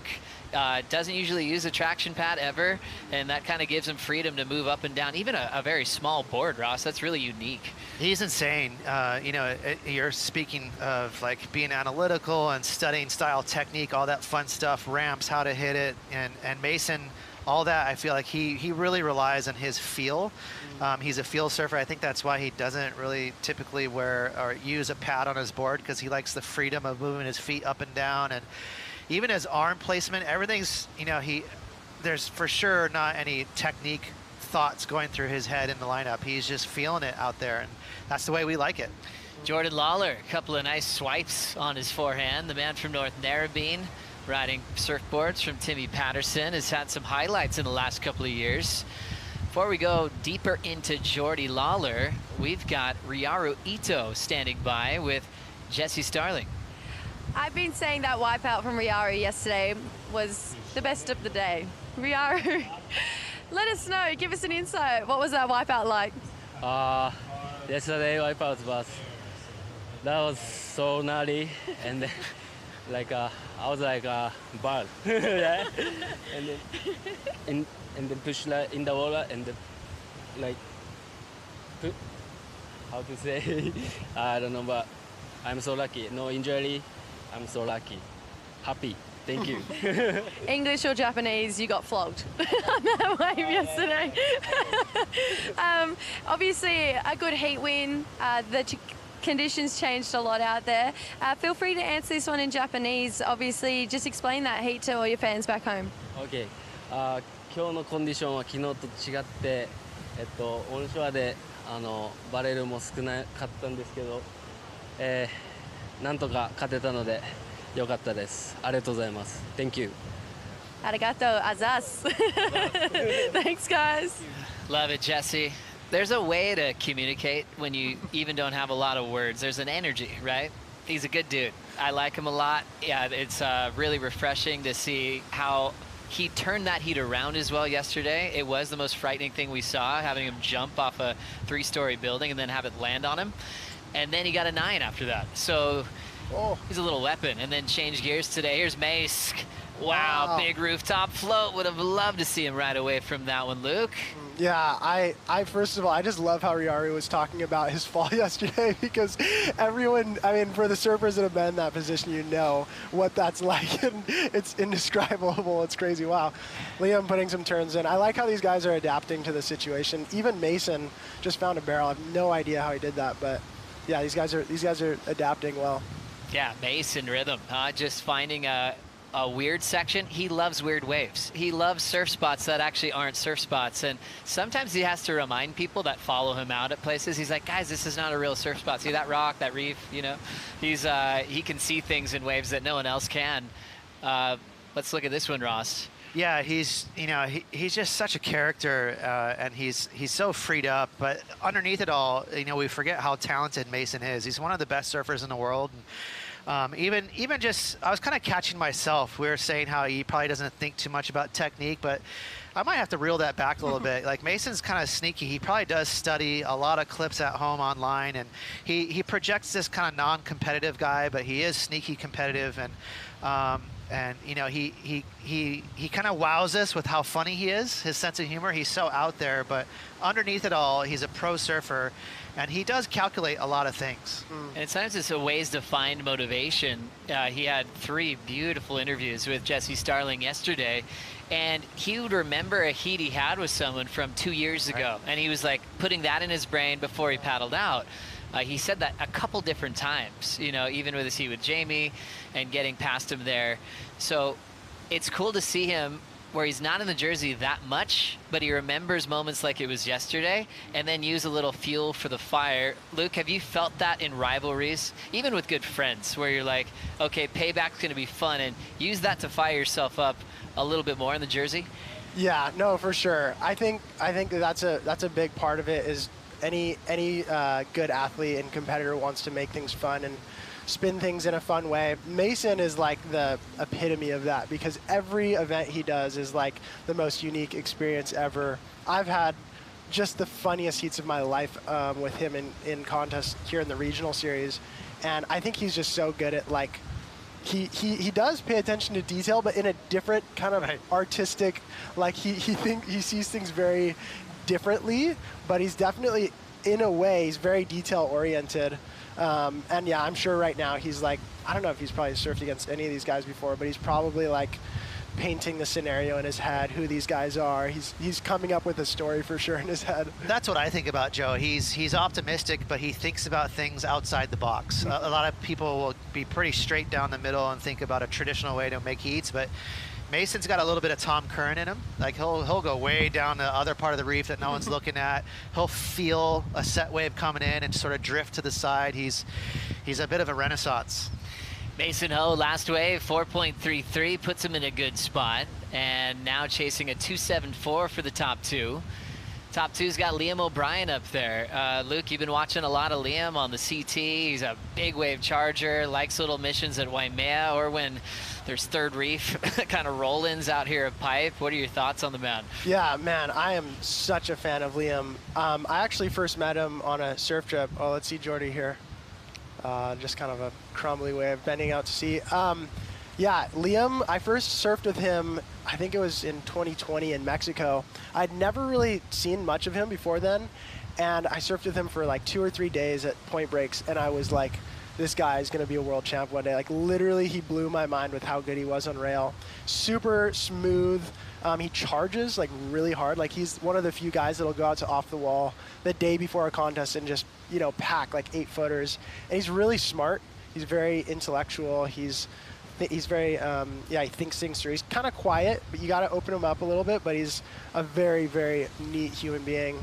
And I mean, I think right now he's being really smart in this heat by just sticking to the face, doing turns, finding little sections to throw spray and get points on the board. So, yeah, I like him a lot. He's a good guy. When the sand disappeared at Snapper last year because of the cyclone, everything shifted to Liam's home break. And then for like a quiet guy, like you said, the crowd got to do the talking for him. The screams, the Board Riders Club that was gathering for Liam O'Brien was electric. And he got barreled when no one else was. That's obviously local knowledge, but I think that energy shift just was fun for Liam to feel. Not every surfer in the world gets to have a CT on their home break, and that was a nice switch up for O'Brien last season as we see Shohei eject on the pun attempt there. Yeah, that's one of those instances where backdoor is such a good airwave. It's actually probably one of the best airwaves in the world, given the right conditions. But at the same time, you got to be really careful, because if you hit it late like this right here, you'll go out over about a foot of water, and that is very scary. Oh my goodness. Luke, let's tap into your analytical brain. So he just hit that lip late and got caught, or what happened there? Yeah, I mean, the thing about backdoor is it's such a hollow wave that the sections, even the good sections, are almost like barrels. And so the timing has to be really good. If you're late at all, you're going to be out in the flats, and that water is not very soft. It's very firm. And so, yeah, you can see right here, he's bottom turning. There's actually such a beautiful section right there, but you'll probably see, yeah, that thing, honestly, he just hit the part of the wave that was throwing out. I think had he hit it a little bit earlier or a little bit down the line, that would have been a beautiful air. Mason Ho super late to the end section, so he had to just throw that away. The challenge continues to line up those big points, so Mason will get back to work again, trying to improve on a 0.5. What types of airs on the right would actually be useful when you are late to the lip? What types of rotations? Yeah, he had the right idea, going for a straight air. I mean, that's going to be the most, you're going to have the most control, the most feel over that when you can spot your entire landing. So that was the right idea. He had the right approach. Mason here, look at, you can see even just a floater out there. It's such a hollow wave and so steep that every section is projecting you out, like on the lip line, out into the flats. So you just got to calculate that. It's not like a soft lowers or any other rippable wave. You gotta be dialed in. Wow, it was a nice clean turn. Nice tag and another big connection again on the smooth approach from Liam O'Brien. Had the 5, 6, 7 on wave number 3, and now he's got rid of his 2.0, doing it with a lot of flow, Ross. Yeah, and that could be a nice thing for Liam. I don't, it's not one that I'm familiar with that does a whole lot of aerial surfing, so he's probably got a simple game plan. Like Luke said, he's looking for some solid sections and going for some smooth hits and throwing a little bit of water around. And as long as he gets a beefy section where the judges are paying attention, it's got a little bit of that critical element, he's going to get rewarded. So there you go. 5.5. Style's a fun conversation, Ross, for you and your friends growing up, you guys were all disciples of Tom Curran. And Curran was the guy that everyone wanted to surf like, still today. It's just brilliant to watch. It seems like we've gone through an era of everyone being more into their individual style and approach. Luke, I mean, for your generation, are there people that you're like, I need to take a little bit of that and add to my style? Where do you think it's going? Is it more individual? Yeah, I think clearly John Florence is, he changed the entire surf world. I feel like at a certain point when he decided to be his own surfer, and I think that everyone my age, a little bit above and below me, has looked to him as kind of this a guide and an inspiration for how to approach surfing and your style. Wow, that was a nice turn right there. I think that what he did was he stopped kind of looking at everyone else and surfing the way he wanted to surf. I think you can just see that in his approach. He's very fast. He's very relaxed. There's not necessarily like a lot of I don't know. I have a hard time seeing similarities between him and other surfers. He's pretty unique. And I think I was inspired by that growing up, to just be my own surfer, do things the way I want to do them, but also be functional. That's, of course, one of the main goals as a surfer, is to be fast and powerful. Love that, and I love how you react to that finish. Ross, what was your opinion of that final turn? That was really neat. It was a unique maneuver. He kind of did a climb and then popped the tail out. So it was like a pin tail slide. It was really cool how he projected out from that. It was like a bonus maneuver. You don't normally pull something cool off when you're that late, but he managed to do it. Now rolling into this one, Jordy Lawler from North Narrabeen ends up just feeling the pocket, creating space through the mid part of this wave. Peaked up a bit in front of him. Now he's out in front for the wrap. Inside wall has got nothing for him, so Jordy steps off. That's a nice style. Yeah, I really like Jordy. He's somebody, another guy, kind of like Liam, where I haven't known him very well, and this year being on the Challenger Series for the first time, I've got to meet a lot of these guys that, you know, you don't see them necessarily all over Instagram or anything, but like I could watch a movie part, you know, of him right now. The guy's got great style, and he's also a really good aerialist. Pretty amazing story too for Jordy as we watch this one again. Ross, why don't you walk us through these points real quick? Yeah, I mean, there's no big section here, no big maneuvers, but we're just kind of grooving on his style. He's smooth. We were talking about like what makes a good style, and I always think it's loose knees, loose elbows, loose arms. Like if you're not all boxed out and skatey, you tend to be on rail more. If you can have access to your knees and your joints, you tend to kind of piston in and out of turns and be more carvy. And so, you know, he didn't do any great maneuvers there, but he looked like he was pretty smooth. Yeah, for Jordy, you go back like 10, 12 years ago, you know, he's highly backed as the next big thing to come out of North Narrabeen, and he accomplished a lot, you know, but for him, it started going to the point of losing a few sponsors, having a clear surfboard. A year ago, you know, the CS is heading to North Narrabeen, and he gets a wild card, and he was already thinking about what's next, like getting a job and doing other things, and then he wins the thing. His friends were so excited to cheer him up. It was a bit of an aggressive hug. They broke the nose on his face. You're kidding. And he's going up on the podium, like eyes watering, like best day of my life. What? And like, yeah, his nose, they broke his nose. Like his buddies just headbutted him, like just trying to hug him, just headbutt. Just, God, sorry about that. And then he's gone to all these interviews, just, oh my God. But it was radical. It was this full resurgence going, wait, I've got more left. And good result in Sakurama, and you know, he's in the conversation now. Still loving our time with Ross and Luke and pro surfing here in the round of 64. Return after this short break. We'll be back for more of the Lexus Pipe Challenger presented by Billabong.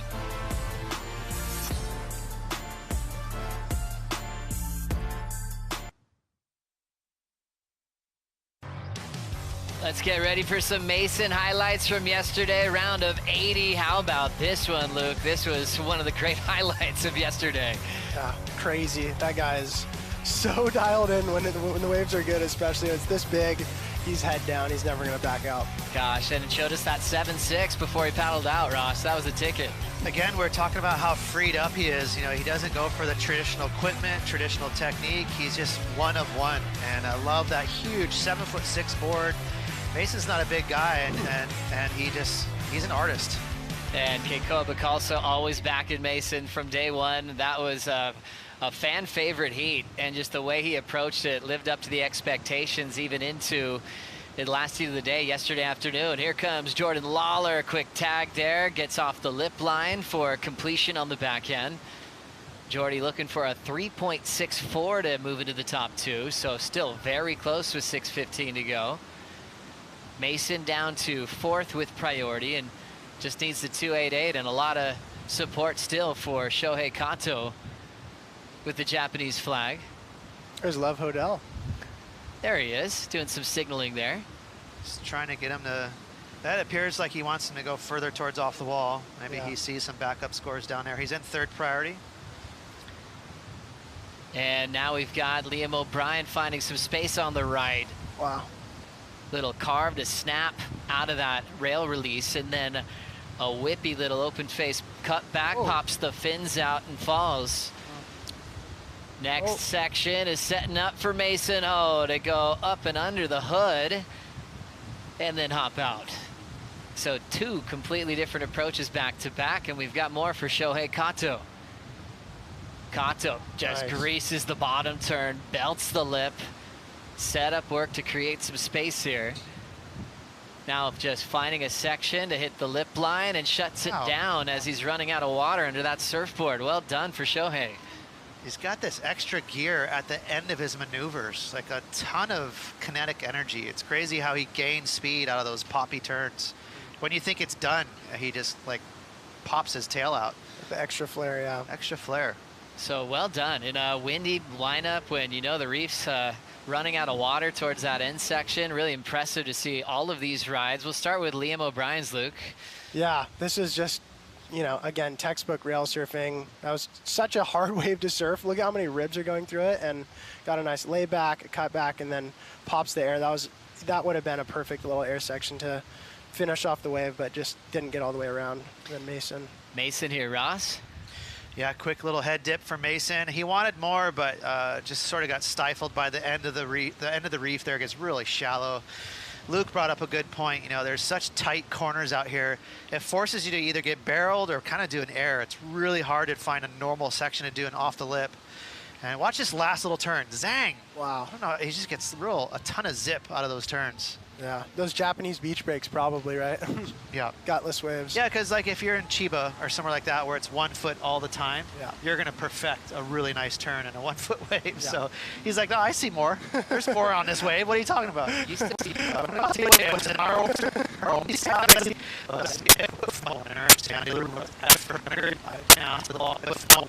where it's 1 foot all the time, you're going to perfect a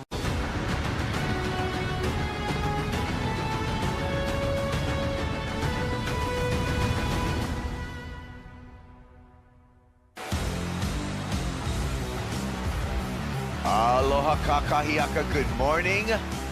Hau'olilapule.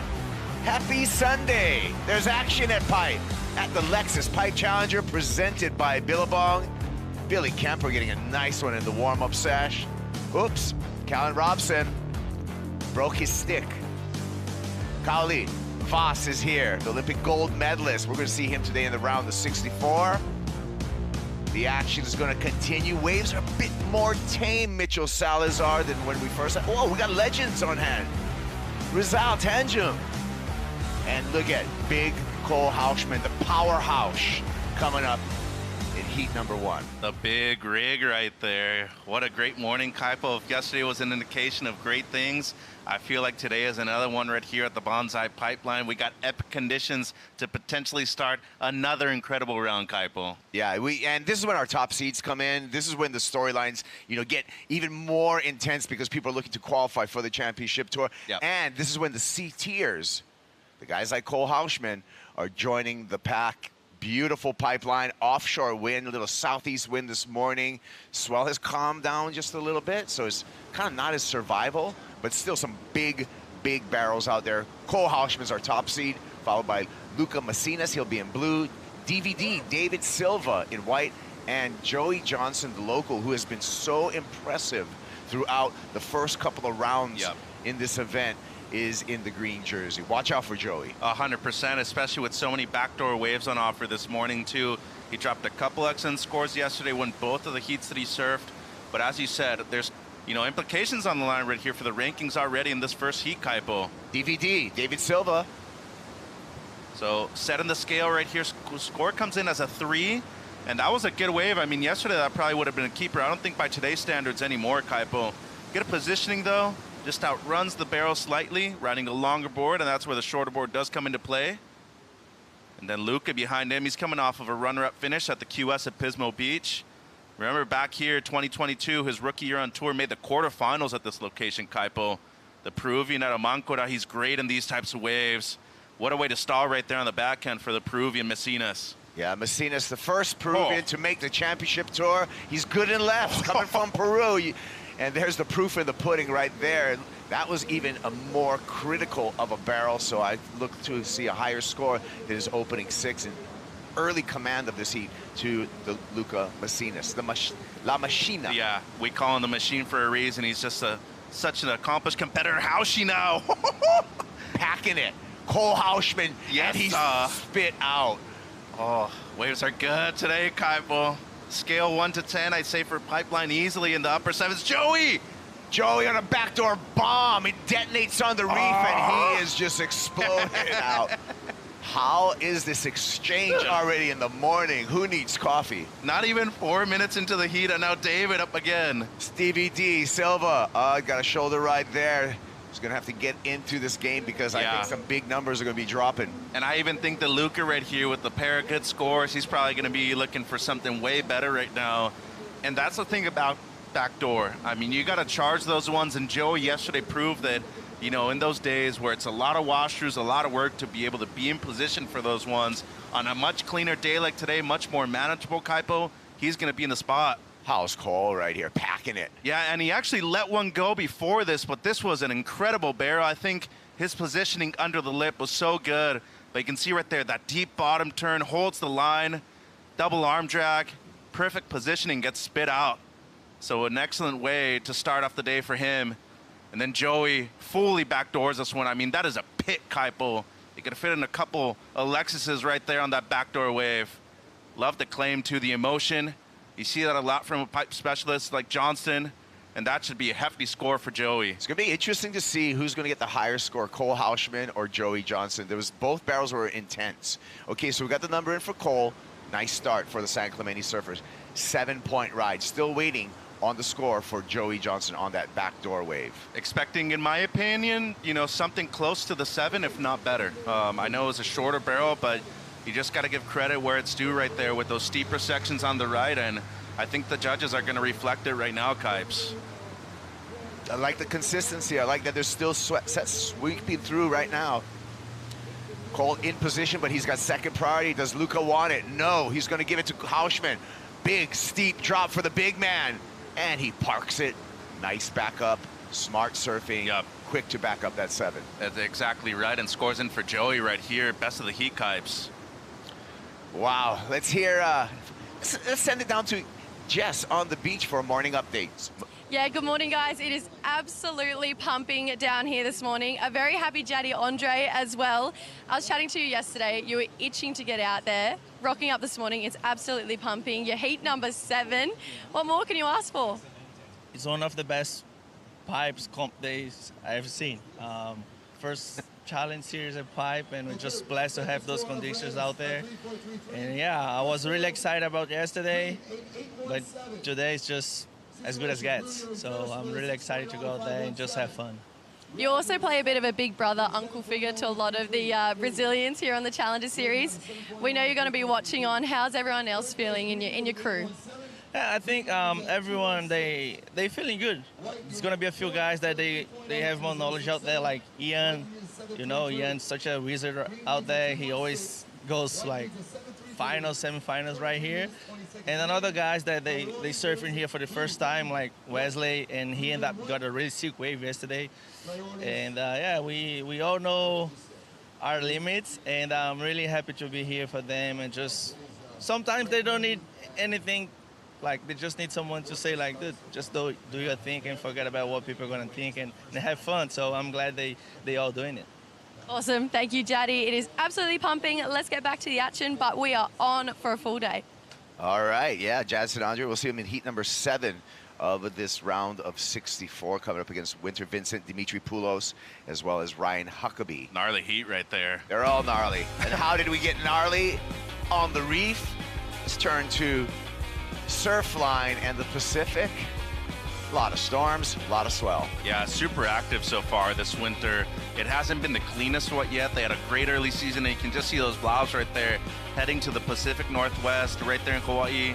It's, you know, a lot of exposure right here in the middle of the Pacific Ocean, but for us, it's always better to have more swell than not enough, and today, I mean, perfect. 8 to 12 on the faces. It'll be dropping this afternoon, slightly onshore, but I do feel, I mean, the 16 heats are available out there right now, especially considering the rest of the week being much more difficult with the onshore winds. It is picture perfect out there right now, Kaipo, and as you can see, tomorrow and Tuesday going to be difficult. Wednesday looking a lot better, and I feel like Thursday now becoming an option as well. Wednesday, gnarly, with a capital G. 20-foot faces, side offshore. That is going to be the Gladiator pit out here at the Bonsai Pipeline. Thank you to Surfline for all the intel that you give us. And we're flying a beautiful morning here. It just brings a Mino Aka to my face. Mino Aka. Huge smile. The smile. Yes, sir. In Hawaiian. We saw the Mahina this morning out there too. Yeah, the Mahina, the moon. Well, Hawaiian Language Month, February, guys. It is Hawaiian language. Joey Johnson, he went excellent. Mike Cutty, Joey Johnson, very well done. Look at the numbers coming through here. 8.17 is what it averaged out to for Joey Johnson. One more time for this excellent wave. Yeah, one of the 2 regular footers out there in this heat right now. And, you know, yesterday was a good indication of a lot of those backdoor barrels just being much squarer than the ones on the left. And you can see right there, I mean, the entry point, that's the whole reason why it's called the backdoor. You want to be coming from behind the section, and I just love that he's riding something that seems just slightly longer for him. And I think especially going backdoor, a much steeper wave than pipe, you want to be able to get into the wave as early as possible. 3 excellent scores already in this event in 3 heats surfed, and we're still 20 minutes into this one, Kipes. Yeah, 8.83 on his opening heat. I think he had an 8.17 in the next round, and then an 8.17 here to start off his campaign in the round of 64. Interesting thing for Joey Johnson too, also getting his competitive feel. Not known as a contest surfer, really, you know. So good to see him, and that's the dangerous thing about a wave like Pipeline. Not just as the wave is dangerous, some of the local pipe locals are dangerous because this is a special skill set to be able to not just position yourself, but also have the bravery to go, because you can't hesitate at this wave at all. It's one of the 2 locations worldwide on the championship tour that have, you know, those surfers. Manoa Drolet, Bruno Santos, that one final back in 08 at Chopes. And then right here, of course, I think you got to go back to Jamie O'Brien, 2004, one of the most recent ones where he had accomplishment. And you look at the who's who of one here, everybody's either been the most well-rounded surfer in the world or a specific pipe specialist, Kipes, and I think Joey has that ability too. And on the women's end, we need to mention Moana Jones-Wong as well, that just came out and just took out the international field. And she proved you could surf that way out here too. And she put in her time. She demonstrated that that's what you needed to do to be able to achieve a result like that in an event here. Luca with priority, Kipes, looking left once again. La Machina. And that one's not going to change the situation. He's going to hang on to the 5.17, the 6-point ride. He is in the lead. Cole Hauschman sitting in second. Cole in a delicate situation, however, because Joey Johnson just needs a 2.16 to take that second and advancing spot off of Hauschman. Yeah, and good pressure right there from Cole, forcing him to use priority on that wave. Hauschman was interested, and he was looking to take the lead with the low 4, so I think right here, Luca, it's going to be a mistake. Cole Hauschman, what a story. He's going to come into his 3rd year on the championship tour, already with 2 CT wins. He is the 2023 Challenger Series champion. His crew that he hangs with, I call them the Avengers. Bear, Loco, Twitch, Rampage, Shex, Jet Lawrence. All of these dudes that he hangs with are like outstanding at what they do, and together they really form a great team. Here's Luca on the replay. Yeah, just outruns it a little bit. Wanted to be slightly deeper than that, but Cole was kind of in the prime position for that one, Kipes. So good pressure by Hauschie. Also, Sam Darnold from San Clemente. He's going to be playing in the Super Bowl. He's good friends with Cole and Jet and everybody over there. And another thing, too, is there's elite training when you look at guys, like you compare the NFL, someone like a Sam and a Cole, the elite training that they do. Hauschman, Cody Farah is his trainer, world-class trainer. Bob's going to drop out on this one and scorpioned for Macinas. You called it, Mitchell, as he was paddling into it. He didn't hesitate, but you saw that was a double up. Bottom drops out, and Macinas goes down. Initially, I thought he was looking right, and he was kind of forced to go left and already committed to the paddle, so it's going to be a quick one for Luca, but as he said, much tamer today. Paddle back out isn't as heavy. Still, though, this does not feel good, and I can tell you from plenty of experience of doing that myself, Kaipo, those ones, you'll be feeling it later. Yep, I've seen you pearl, Mitchell. A lot of water up the nose. Too many Portugal sessions like this, Kipes? Portugal sessions are all the time. But actually, I pearled in Portugal. I'll take. I know. I feel bad for that one. I'll take the hit on that one. Yeah. You're still mad at me. But no, look, this is a wave where you can't play any games, and once you commit to the paddle, I truly feel it's just better to go for it 100%. And still not make it, then pull back, get caught by the lip anyways, and get pulled over, and then if you get caught inside by the set, it is so much worse. Yeah. And I feel sometimes, these surfers, Yesterday we had 100 surfers out here at Pipe, and it was a full gladiator pit. And I think what happens is, if you get through the super big day, even though it's big today, you're a little desensitized. Right. It doesn't seem as crazy just because you had to deal with like really hair-raising situations yesterday. If you were able to do it yesterday, it should be a walk in the park today. Right. It's pretty basic. And yeah, put your body on the line, especially in the meaty part of the event, right, Kipes? Because talking about number 24 in the rankings with Luca right now, looking to make it back to the championship tour. And DVD, he's at number 31 at the moment. So this has a lot of implications already for qualification. Stop 6 or 7, so it's either this one or the next one where you got to get it done here if you want to requalify. Yeah, and just the math is that you got to better your worst finish to gain anything on the rankings, right? Because you get your throwaway, so you want to better whatever the low result that you have. David Silva, 4 years actually on the championship tour, 30 years old, out of Guarujá. In Sao Paulo, yeah. Sao Paulo. Good waves there. Family man. Mm-hmm. And, you know, he's truly earned his place at the top of the level, right? Former finalist at the event in Mexico back in 21 to Jack Robinson. He's been doing extremely well at the Challenger Series the entire time that it's been on. He's won multiple big events in his career, too. But right now, I think this is going to prove a point. If he can make it out of this round up against Messinas and Kauschman, and especially with Joey already having the excellent score on the board. Yeah. The worst thing for the Challenger guys who are looking to qualify are characters like a C tier, like Cole Hauschman, and a talented local like Joey Johnson. Those guys are going to be just taking points off the board that they're not going to use. Well, realistically, you have 3 guys that probably deserve to be on the CT right now, too. Luca, who, in my opinion, is going to have one of the best careers out of a South American surfer in the history. 2-time Pan American champion, 2-time Olympian, the first Peruvian male to qualify for the championship tour. Had a great result in Edeseda this year. That's why he's so high up in the rankings. But it comes down to consistency, and he's mentioned that that's something he's lacked over the last few years, and he wants to find it once again. So to me, this is a really good event for him. And I think the addition of Pipeline is one that benefits him on the Challenger Series schedule. Yeah, I agree. He did well out here in his short CT. Quarterfinals, first year.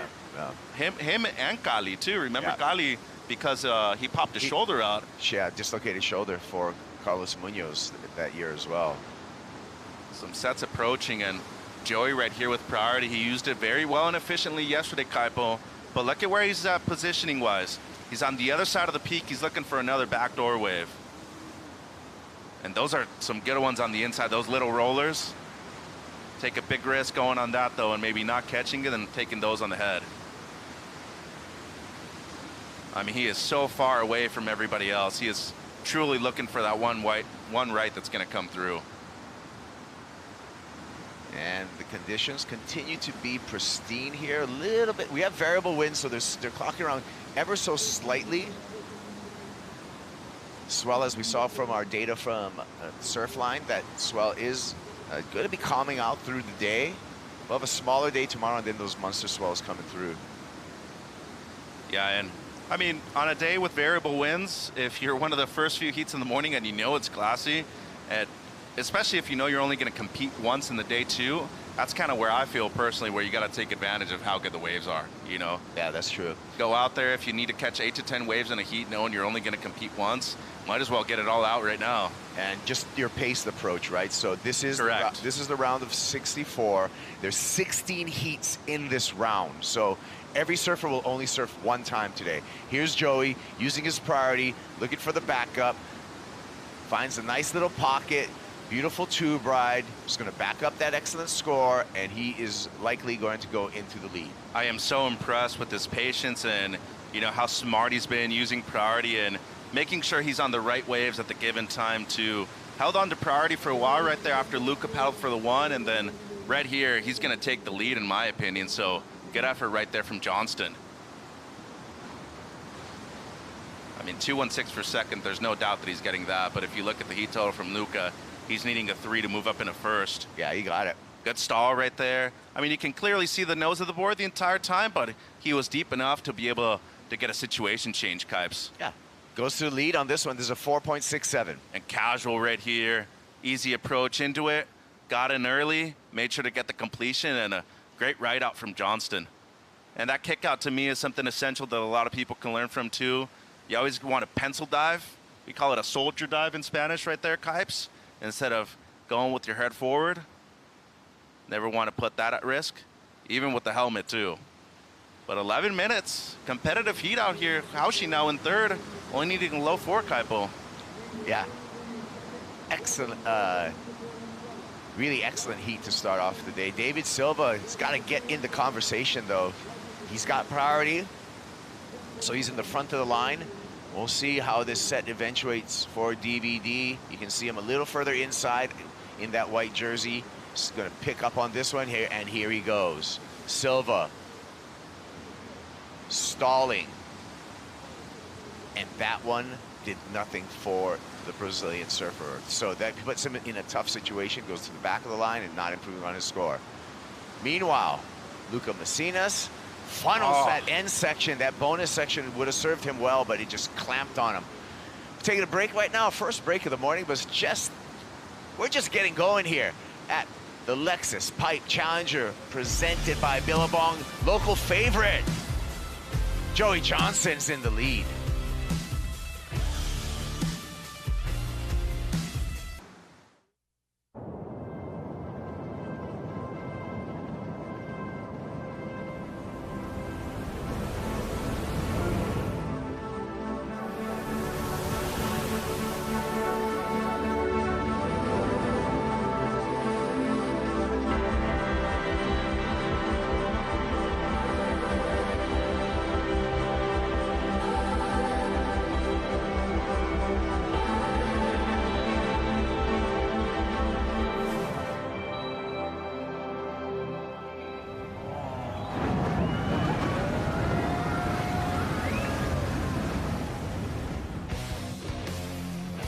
Sakura, Betty Lou Sakura Johnson coming in from a free surf. Women are off for today, but I can't wait to see what they're going to bring when we continue competition on the women's side.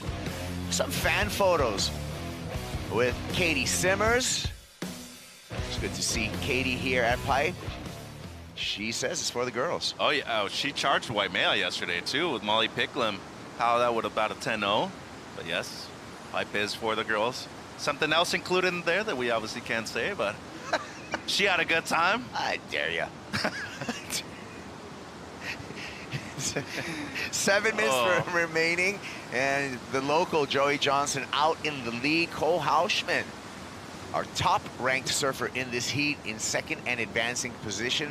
And that's going to be the way throughout this entire competition. 4 surfer heats, top 2 moving on into the next round. Yeah, and situation change right here. Hauschman up into second place. So right now for Luca, number 24 in the rankings, we talked about the implications of him requalifying for the championship tour. This is a must advancement heat right here for Luca. Same thing for DVD. Only has a 3, needs close to a perfect ride right now, a 983 or better, Kaipo. So Joey with a big chance right here to play spoiler to everybody else. Yeah, if Luca exits this heat with a 3rd place, that's an equal 30-30, a paltry 700 points. That's not going to help his cause. So then he'd pretty much need to either make the final or win the event at Newcastle afterwards to, you know, earn his spot back on tour. 6 minutes to go. This is where you earn your stripes, Skypo. This is where experience comes into play. And there's obviously a couple of waves out there. Talking about a very experienced surfer in the lineup out there in the blue jerseys with second priority. But Haoshi, I mean, efficient. He's only caught 3 waves. All 3 of them have been complete kites. The 7 and the 583, and thrown away the low 3 as well. And Cole was actually on the alternate lists, and so got in with late call into this event, but has been spending a lot of time here in Hawaii, going back and forth between here and San Clemente. Yeah, because, you know, certain spots only allocated at the Challenger Series level for C-tiers, and with the addition of pipeline to the Challenger Series schedule, everybody wants to surf here, right? So Haoshi, one of the few that got in, and this is actually the score that moved him back up into second place, Kipes. Yeah, 5.83. So this turned the heat for Cole Hauschman. He's been working on his boards here on the North Shore with Matt Biolas. Some unique designs and some old faithfuls like this one right here. Yeah, I got a round up myself, a 6'10", and then a driver 2.0, 6'8", and you know, they've been using the Formula 1, the step driver quite a bit too, and driver 3.0, so it all comes down to feeling. I know a lot of people tend to ride boards that are a bit shorter right here for competition just because you want to be under the lip the majority of the time. But I feel like for Cole, he's such a large dude, something, you know, that's easily a smaller step up for him, a 6'6", potentially a really good board out there right now, even a 6'4".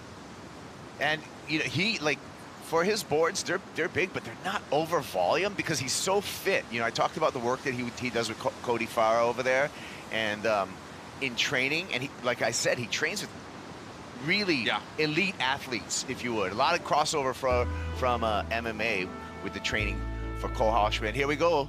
Judges' notes, Mitchell, on how you get those excellent scores. Yeah, right here, barrel riding, always the primary scoring element. A lot of emphasis according to the conditions, of course. Commitment, degree of difficulty. I think takeoff, depth is probably one of the most important things. Duration, yes, of course, you want a longer barrel. But when it comes to maneuvers, which could potentially come into play if it does get slightly onshore later, progression, innovation, I think the commitment is a major one right here. And of course, no disruption of flow, Kaipo. So barrel riding always going to be a top priority, but if you can combo it up with a couple of great maneuvers, you're going to be looking good to advance. And good work by the judges too. Yesterday, I felt like the scale was pretty even all day long, and today they've obviously set a standard with the 8 and the 7. And even Luca's 2 openers, the 6 and the 517, they want to see you on the heaviest waves out there at this moment. Yeah, we have an international field of judges when it comes to the Challenger Series, just like the Championship Tour. So, and we actually have our head judge for the Championship Tour here as well, Luli Pajeda. He made the trip over, made sure to be at the first CS event at Pipe. I think it's great. I think having the majority of the CT judges right here at this event too gives them that feeling that they're eventually going to feel once they qualify there. Priority with Silva. He's going to take off on this one. Stalls off the bottom, looking for a barrel. Needs to stall a little bit more. Again, out of position. Yeah, quick one. I mean, I don't know if you can do it right now with just under 3 minutes. It's been good, but it hasn't been as consistent as you pointed out as comparison to yesterday. So right now, 2 minutes 30. Well, I feel like if you at least could move up in a third, that would be beneficial to you points-wise. To look at the surfing that David's been doing, he's been taking off, but he hasn't been deep enough, so he's always had to stall. And that time that is taken away from him to try to slow down, by the time he does slow down, there's no barrel on offer for him. And he's riding a pretty long board for his stature, too, so that plays into it. If you're riding a longer board, it always means you can be deeper. And as barrel experts say, if you come out, it means you ain't deep enough, Kaipo. So I think, David, that's the only play right here. That's I always thought that was a funny quote, Mitchell.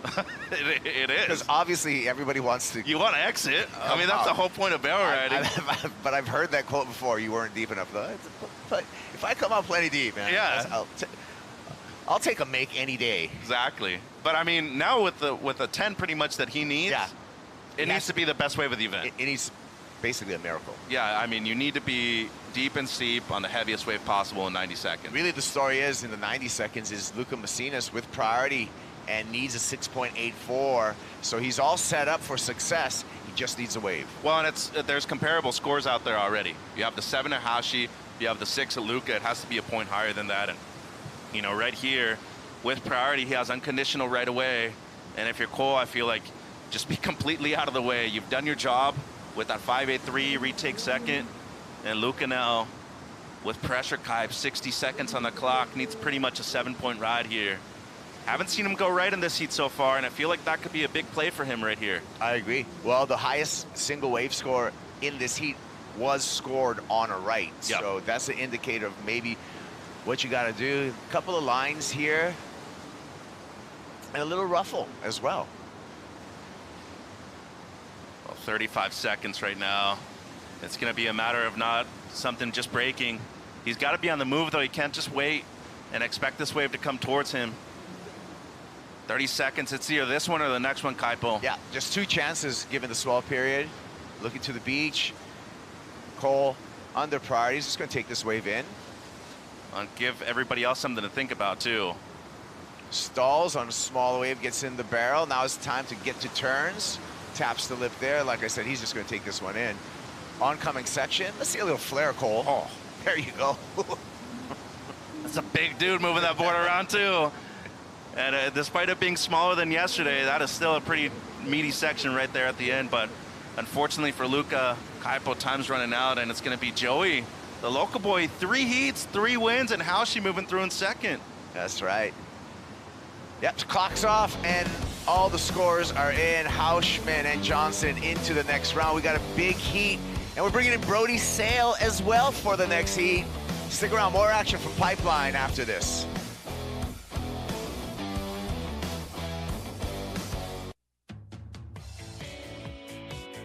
The Lexus Pipe Challenger presented by Billabong is brought to you by Lexus, experience amazing, and by Billabong, official presenting partner of the Lexus Pipe Challenger. He did it again. Joey Johnson winning another heat, advancing into the round of 32, along with Cole Hauschman. Both of those surfers, some smiles on their face, knowing that they're going to continue through competition here. And we're continuing through right here on the set. Welcome to the set, Brody Sale. Thanks for coming again. Thank you. Stoked to be here again. You're becoming a regular in here. Thanks to Billabong. Billabong sponsored the event. Yeah. No, and we love your work. What do you think about this next heat that we got coming up here? Mateus Hurdy, Morgan Siblick. Oh, here we go, Jacko. And JB. Yeah, it's a great heat, actually. There's obviously Mateus and Morgan are kind of in the talk for qualification, and then Finn and Jackson, I think, can still get it done with 2 big results, but obviously I'll be rooting for the Hawaii boys, good friends, and then it'll be cool to see how Mateus and Morgan handle the pressure of needing results here. You can see the number 7, number 14 coming into this event. Mateus Hurdy can qualify for the championship tour if he gets into the final and gets the 2nd place or better finish. He either wins or gets 2nd place. Mateus is on tour, which would be so justified, Mitchell, after Mateus coming just 1 spot away, just a couple spots away, both 2023 and 2024 for that CT qualification. Yeah, and the big difference, oh my goodness. Morgs just packed one right there. Clampy. Oh, that was sick, though. That's a good indication of things to come in this heat. And this is the one we saw from JB. Just too much froth on the face right there, and just a quick in and out for Jackson. I think one of the better surfers in the event out of the Goofy Footers, too, going at pipe. But to your point, I mean, Mateus has been that close to qualifying a couple of times, and it's because the last events have always been in Saquarema. There's been added pressure there. Now here at Pipe and Newcastle at the last one, Kipes. Side runner. Morgs on a runner. You called it, Brody. Morgan Siblick, the Novocastrian, former number 5 in the world. That's going to be a good score. Oh, yeah. Yeah, that was a perfect little inside 4-foot runner. Kind of, I don't know if he had 3rd or 4th prio, but yeah, snuck it underneath Mateus and Finn that haven't caught a wave yet, and that's going to be a nice little score to open up his account. Number 14 as well, Kaipo. Doing very well in the rankings. He at least, you know, makes the quarters or the semis here. Would be huge heading into home at Newcastle.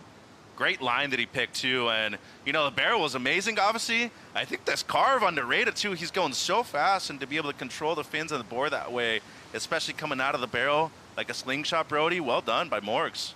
Yeah, it's sick to see Morgs. You know, it would be really cool to see him get back on tour. He, like you said, he got 5th place that one year in the final 5, and then. Yeah, I think the last, like, I don't know, maybe 3 years, he's kind of just been, like, right there, you know, like one of the first 5 spots out. And I'm sure mentally it's really gnarly to not make the jump as far as, like, you know, money-wise, you know, sponsors, CT, prize money and all that. And then, but just to see him, like, just still surfing, like, better than ever and always keeping himself in the mix. I think, I don't know, what did it say? He's 12th place right now? So he's 14th right now. 14th, yeah. So he's right there, and yeah, it would be cool to see him get back on tour. He's definitely CT level surfing. Yeah. Yeah, again, at the end of the year, we take the top 10 men, so Morgan's right in the conversation. A lot of expectations, right, Mitchell, on Morgan Siblick after finishing 5th on the championship tour in his rookie year, first go-around. Yeah, and I think the question always the question was always asked, how much did he benefit off of those events being in Australia the majority of the time? I still think he's world-class, as Brody's saying, and he's obviously made major improvements right here in the barrel routing, too. JB looking back door. On the backhand, Jackson Bunch stalls, little pit ride there for the surfer from Paia. Well, what did you think about that one, Brody? Oh, wait, we got more. Finn Thunders. Finn Thunders McGill in a deep barrel traveling through there. We don't want to give up hope on Finn, but... Oh, it stayed open. Doggy door. Oh. Wow. That would have been a 10 if he makes it out. Yeah, that would have been a 10 for sure. Yeah, Jackson kind of seemed like on his wave he's a little bit out of position, needed to be a little bit deeper. Still be a score though right now. It's so funny, Pipe, like you could, that might be a 3, but at the end of the heat, if you have a 3, like needing a 3 is like a real score, like yeah. you still need to get barreled. So just having that out of the way and don't need another one of those, but yeah, it's just complete. Finn McGill, the 2017 World Junior Champion, a final with Joe Azuchi that year over in Kiama. Also, Finn, well, we'll talk more about Finn, but first this replay, Brody. Yeah, like I said, he tried his hardest to slow down. I think he just kind of took off in the wrong spot. But he is so good right and left out here. So the waves are firing. I have no doubt he'll get a good one. At least one good one before the end of the heat. Wow, that wave was crazy. If he somehow was, I don't know how far he made it in that, but if he got over that first section, he could have possibly made it. Live action with Mateus Hurdy getting on the board for the first time. That left at pipeline, not a super deep barrel, but at least he's activating, getting things going, Mitch. He's on the board. Number 7 right now. He made the final at the U.S. Open. In my opinion, I think one of the best all-around surfers worldwide, too. And, high expectations from the Brazilians for him to get on tour right here. But, I mean, Brody, you can attest to this. Being a prodigy yourself out of the Hawaiian Islands, it's a big amount of pressure that, people expect out of you, especially once you compete on the Challenger Series and you have a bit of success there. Yeah, for sure. Mateus is been right there. Same with Morgan. I don't think he's really ever made the jump. He's got CT wildcards and done well, but yeah, he's been like Morgan kind of like the last 4 or 5 years, just been right there, and yeah, it'll be interesting with, I looked at the points kind of before this heat, and he's at 7th, and there's kind of a big gap between 7th and 8th, and he definitely needs to, get that confirmation of I qualified and before he relaxes, but he's definitely sitting pretty good with the points, but it'll be interesting to see how he handles the pressure, with the last 2 events and just needing to, probably incrementally just better one result or something. But yeah, it'll be interesting for sure. Yeah, and the math on who's going to be taking up away points here. Morgan Siblick in a funnel cake right there, but not hitting the spot. But talking about, taking points away and how points disappear for some of the challengers. Joey Johnson, the local. Joey's taking those points away from the Challenger Series, guys. Let's hear from Joey. He's on the glass with Jess.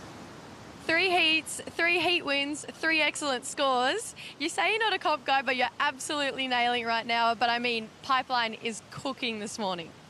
It's, these are my ideal conditions. Super clean, couple rights, and everyone knows I love going right. And I'm stoked that we're running today and the waves are firing, and I hope that everyone has a good time and stay safe and, get the waves that they want. I saw you chatting to Callie Vass this morning, even with the likes of Charlie Crevant. He was going backdoor just based on your waves yesterday. Are you giving out a couple of tips to some of the competitors here? No. They're just my friends, and I only get to see them during the wintertime, so anytime I get to talk to them and just catch up with them, they're really good friends, and like I said, they're not here all the time, so yeah, I'm just stoked to be here with my friends that I don't see all the time and, keep it a good winter. And of course, we're not going to see you compete again today, but off the wall is also cooking. Are we going to see a couple of big Joey barrels out off the wall now? I don't like off the wall. I'm not going to lie. I'm not a big fan of it. It terrifies me more than going on any wave at backdoor for whatever reason, but I'm probably just going to rest. Body's a little sore, so just hang out, chill, and just get ready for the next day. We love it, Joey. We'll let you go get warm. Thanks, guys. Yeah, Joey Johnson's he earned the day off. Hey, Joey, take the rest of the day off. You did your job for this morning, advancing into the round of 32. Mateus Hurdy, 4.17. So Mateus in second right now. We talked about Mateus and how, you know, important this competition is, but also, Brody, you talk about some of the math there, like Mateus looking pretty good on the rankings, you know, with 19,460 points for the Brazilian. I feel like right around 20,000 is where you're going to feel pretty confident in qualification. Typically. Yeah, it's a weird one, right? Because it's like you're never safe till you're safe, and these guys, until they get that, you know, text or the Instagram post saying that they're safe, they won't back down until they are. But yeah, like right there, 7th place, like that's looking pretty good. I mean, I don't really know. I think this year there's more events, but yeah, it'll be interesting to see where it all ends up at the end of the year. Yeah. And you can see the difference. You already pointed that out, Brody. 19 and in number 8, Liam in 16,000. So there is that gap right there, a little bit of padding. Now, a lot of things can happen for Mateus to qualify, but he can guarantee seal the deal, makes the final here, 1st or 2nd place, and he's on tour. I feel like 1 and 2 are pretty safe too. I feel like Eli and Sam have pretty much done their job at this point as well. There's a lot of former championship tour surfers in the top 10 though on the men's side, and that's where experience comes into play. I would love to see Jacob Wilcox back on tour as well. But personally in this heat, I feel like Finn McGill is one. He's a local surfer. He's deserving of a big result. He has to earn it, of course, but a former world junior champion that is looking to do damage right here at home at Pipe. Here's a replay, Brody, of Morgan Siblick. Oh, that was a mental drop. It kind of stayed open for him, kind of pinched a little bit. He's going for it. Yeah, he did well to make that drop, though, for sure. Yeah, but going back to Finn McGill, well, actually going back to Jackson Bunch in the barrel. Come on, Jackson. But going back to Finn McGill, Mitchell, on your comment there, Finn's had a great winter. He's like on the QS level. Oh my goodness! Won at Sunset. He won at Haleiwa. He was kind of on his way here at Pipe in the QS, and did some weird stuff happen. Yep. But he did win the entire Hawaii, Tahiti, Nui region. So we'll see Finn at, you know, full time on the Challenger Series next year. Yeah, he's been on a roll. His dad Mike texted me yesterday. He's like, "Hey, rooting for my boy tomorrow. Let's go out there and have fun and stay safe." But I think overall there's a lot of people that would really enjoy his presence on tour. Much like Alan Cleland, he just brings that fun energy vibe. And of course, a talented surfer too that never shies away from big surf. And in position right here, Mateus, bomb kipes. Big opportunity here, drops to the bottom, drags off the bottom, needs to slow down. That one just tapers off into the channel, not giving him any opportunity for a barrel. This one rolls through. Finn, the local boy, knows better than to take off on that. Shouldery one, pulls back, holds on to priority. I like the composure right there from Finn McGill. And Brody right here, you look at the 6, you look at the 4. I mean, the first place is still wide open in my opinion, given that Morgan only has the 2 as the backup right now. Yeah, for sure. There's still, half the heat's gone by. I feel like Jackson's kind of gotten a little bit unlucky on a couple, kind of just pinched or wasn't quite in position. But honestly, on paper, like looking at this heat, even though Morgan and Mateus are high up on the Challenger rankings, I would still have put, you know, Finn and Jackson as the favorites to make it out of this heat, and right now they're losing. So let's see if they can turn it around in the second half of this heat. Yeah, definitely way more local knowledge, way more reps out here on the reef at Pipeline for those 2 surfers. And remember the buzzer beater from JB when he got the wild card at the CT event a few years ago too, Kipe, so he has good memories right here at this location. Mateus, hoping that this one barrels through more kind of the sandbar section. Not going to do it there for Hurdy. Yeah, back to Finn as well. Like, he won, I forget how old he was, maybe like 16, 17. He won like the Pipe trials. Into the CT, and like it was a gnarly field, and he was like 16 or 17. And then I think he went out and maybe close to beat Parco in a heat, but went on a great run there. And obviously that I'll never forget that run he had too out here. Well, Finn, much like yourself, Brody, both of you guys had a lot of expectations, and at a very young age, you guys were already kind of highlighted as surfers coming out of Hawaii. And so with that comes some pressure too, I would imagine. Yeah, for sure, for sure. I mean, any sport you have expectations to succeed is definitely pressure, but it's a privilege, you know. Like, pressure is awesome. It's awesome to be able to like get the opportunity to compete in the best waves in the world against the best surfers and try to, beat them and come up with good results and good waves. And yeah, for sure. Finn also, I wanted to say, I forgot to mention earlier, like, it wasn't like an official WSL Triple Crown, but like we just had like our QS. Right. It was all the Triple Crown, Sunset, Haleiwa, Pipe, and he won Sunset and Haleiwa, and he didn't do too well out here at Pipe in the heat, but he won the Triple Crown. Like, a few of us did the math, and he won the Triple Crown. Even though it wasn't like official, like WSL, it was like he won it and was the best out of the three. So that's a big accomplishment as well. All right, we're taking a break right now. It's Morgan Siblick in the lead, Matthias Hurdy in second in advancing position. Can Jackson Bunch come through? Can Finn McGill come through? Also, waxing up, Kaoli Voss in the next heat.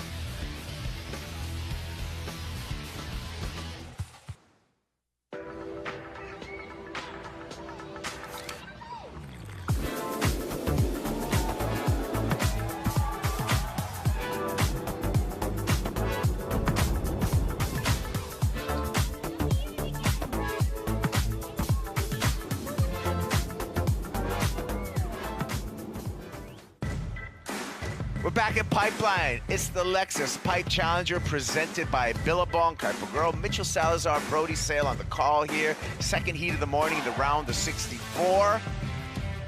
And the two local boys trailing the two visiting surfers in this heat. But Finn McGill, a lot of expectations from Finn Thunders McGill. Picked this one up during the break, Mitchell. Yeah, going backdoor. This is what we expected from Thunders right here. A deep one, throaty, and traveled a good amount of distance, but to me, the depth was the big key to that one, Kaipo. Matthias Hurdy, Brody, got one as well. Yeah, and it's not as good as Finn's right there, but Finn, wow, that was insane. What it coming through at? A 6-point ride, so yeah, threw him right back in the mix. That wave was kind of got pretty square and gnarly in there. Definitely didn't look like an easy wave. Brody, what do you think about the winds and the conditions right now so far this morning? Oh, it's perfect. It's so buttery. It's so user-friendly, especially like for most of the guys that don't get to surf out here too much. It's still like, scary and intimidating, but it's not like super like, got its teeth out mega right now. So it's like super clean and just buttery looking out there. Perfect like 6-foot backdoor pipe, and yeah, it looks super fun. Today's a fun day. Yeah, you go out there and you're gonna have a good time. A couple of, roll-ins every now and then, wash-throughs, but you get those good backdoor waves and it can change your life. 100%, yeah. This is pretty much as good as you could write it up for backdoor, I feel like right now. It's really fun looking out there. Yeah. Take a look at our Waimea buoy and the reading on the Waimea buoy. That's our buoy, that's our NOAA buoy that's closest to here. So that's the most recent information on the swell. And the Waimea buoy coming in about 7.2 feet at 13 seconds from a 317-degree angle. What does all those numbers mean to you, Brody Sale? Let me look at this. 7.2, 13 seconds, northwest. Yeah, this is just perfect backdoor. I mean, I go right a lot out here, and those are the numbers right there. If I'm thinner, yeah, if I'm looking for a fun backdoor day, that's it right there. Good angle. So, yeah, definitely still some pipe waves, but yeah, this is, I think, the biggest scores and the most waves you'll see today are going to be rights. Yeah, and I'm going to give my input too. As this swell eventuates, it's going to turn more north, so it's going to be even more favoring primarily the rights. The rights as the day kind of continues to present itself, and this swell, kind of ages and goes past the islands. Yeah, for sure. It'll be interesting. Remember at the start I was saying, like, obviously Jackson would want more than a 2.2 right now, but even like he's still got the 2.2 and he only needs a 5.5 right now. Like 8 minutes left. It's going to be hard to get 2 more opportunities for these guys with just pipeline being pipeline, and yeah, just even though it's not what he wants, having that 2.2 instead of needing like a 7, right now is going to be interesting to see how he can turn priority into hopefully a 5.5 or something. Yeah, well, it seems like he's got adequate time given what we've seen so far this morning. Who's on the paddle here? We're going to turn our attention. Matthias Hurdy, backdoor, slots himself, gets the completion for Hurdy, wants to better a 2.03 that he has. A 3.64 will take Hurdy into an advancing position over Finn McGill. What are you thinking, Mitch? It's smaller wave, but it's right there, and I feel when you see a lot of the fours so far, especially his 4.17, they're comparable. The big thing right here on the backdoor side, you want to be much deeper than that, and if you look at the 6 from Finn, you know, that was a decent sized wave, and they didn't go that high with the score either. I mean, looking at this angle right here, Brody, you can see the nose the majority of the time. He only needs a mid-3 though, so it's right there. Yeah, I think it's gonna be close. He wasn't super gone, and like you said, it was a smaller wave. Yeah, it'll be interesting. Either way, Finn's only holding on to a 1.8. Is this a replay of a recent one? This is the 6. Oh, this is the 6. Yeah. Yeah, like Finn, like even if he does get that score, Finn's only needing to replace a 1.8. So, yeah, we'll see. We'll see if that's a score or not. It could be, yeah, just the score. Oh, Jackson Bunch backdoor grabbing rail. This is a much bigger wave. Big 2, and he comes out. Let's go. These heats are so tight, just like you said, Brody. Just because these scores can eventuate at any given time. Morgan Siblick. Whoa. Second wave of the set, double armbar hand drag coming through the section. The Nova Casker, can he find an exit? He sure does. Wow, that's going to shake things up. Yeah, it is. We got a heat on our hands. 5 minutes left. Morgan just got his back up. Finn's got his 6. Jackson, I don't know what Jackson's is going to be. It's going to be, in my opinion, the best score of the heat. So, but especially as a goofy footer. I mean, like, for a goofy footer to do that, that's gnarly. And Mateus went temporarily into second place right now with a 3.67 on his last wave, but we're waiting for scores for Morgan Siblick, Finn McGill, and Jackson Bunch. Yeah, JB only needs a mid-5, and I feel like this is going to be more than that right here. Really big wave, and you can see much better positioning for this one on the back door. And, oh, Finn just unfortunately wasn't able to get the drop right there, going at the left at pipe. But it was a split peak, and JB right here, much taller wave and much deeper on this one, Brody. Yeah, that was the wave of the heat, in my opinion. Biggest, tallest wave, like in the perfect spot, rode it perfectly, came out, little no claim. Let's go, Jacko. Well, JB got the job done. We felt it was excellent, and it was. Morgan Siblick right here. We're still waiting for this score. That was a big wave, too. A lot of froth on it. Whoa. Oh. 2 sections.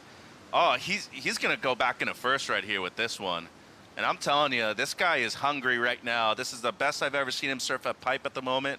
And just going on these 2 large backdoor waves right now, he should be improving on the 6 at the moment, Kaipo. Oh, no doubt. So we gotta get some math done right now, you guys, and catch you up. That score for Morgan Siblick, 7-point ride that keeps him in the lead. Highest single wave score, the backdoor backhand barrel by Jackson Bunch. That went excellent, 8.5. Mateus Hurdy now in a pressure situation, needs a 6.57. Finn McGill, 4.74 is what the North Shore boy needs. You can see Jackson Bunch and how we got to that 8.5, Brody. What do you think about those numbers? Yeah, I think they've nailed those numbers. Morgan definitely deserves to be in the lead with the, even though he doesn't have the best wave, he's got, you know, the two definitely deserves to be in the lead. Jackson, best wave of the heat, and I said that 2.2 earlier. You know, it's a counting score, right? It's a counting score, and it's even though it's not a big score, he was complete, and he doesn't need to go hunt for that 2.2 right now. You know, instead of replacing a 0.5 or something. So now he can kind of, who's he got prio over? Yeah, he can kind of sit on some guys and try to manage this last 3 minutes and see if he can better the 2.2 instead of, you know, chasing like an inside 2-point or 3-point wave. Yeah. And if I'm JB right now, I'm trying to pull Mateus off of the peak too. Trying to move him a bit more towards the shoulder over the back door side. And not to say that Mateus doesn't have experience at this wave with positioning, but just talking about 2 local surfers that have so much more experience out there in green and white at the moment, Kaipo. And second place is still available. I mean, Finn needs pretty much a 5, and, you know, Mateus needing a mid-6. The seat's far from over with 3 minutes to go. Yeah, it just depends on how that northwest swell is going to treat us right now. If we're going to see another opportunity for these surfers with just 3 minutes remaining.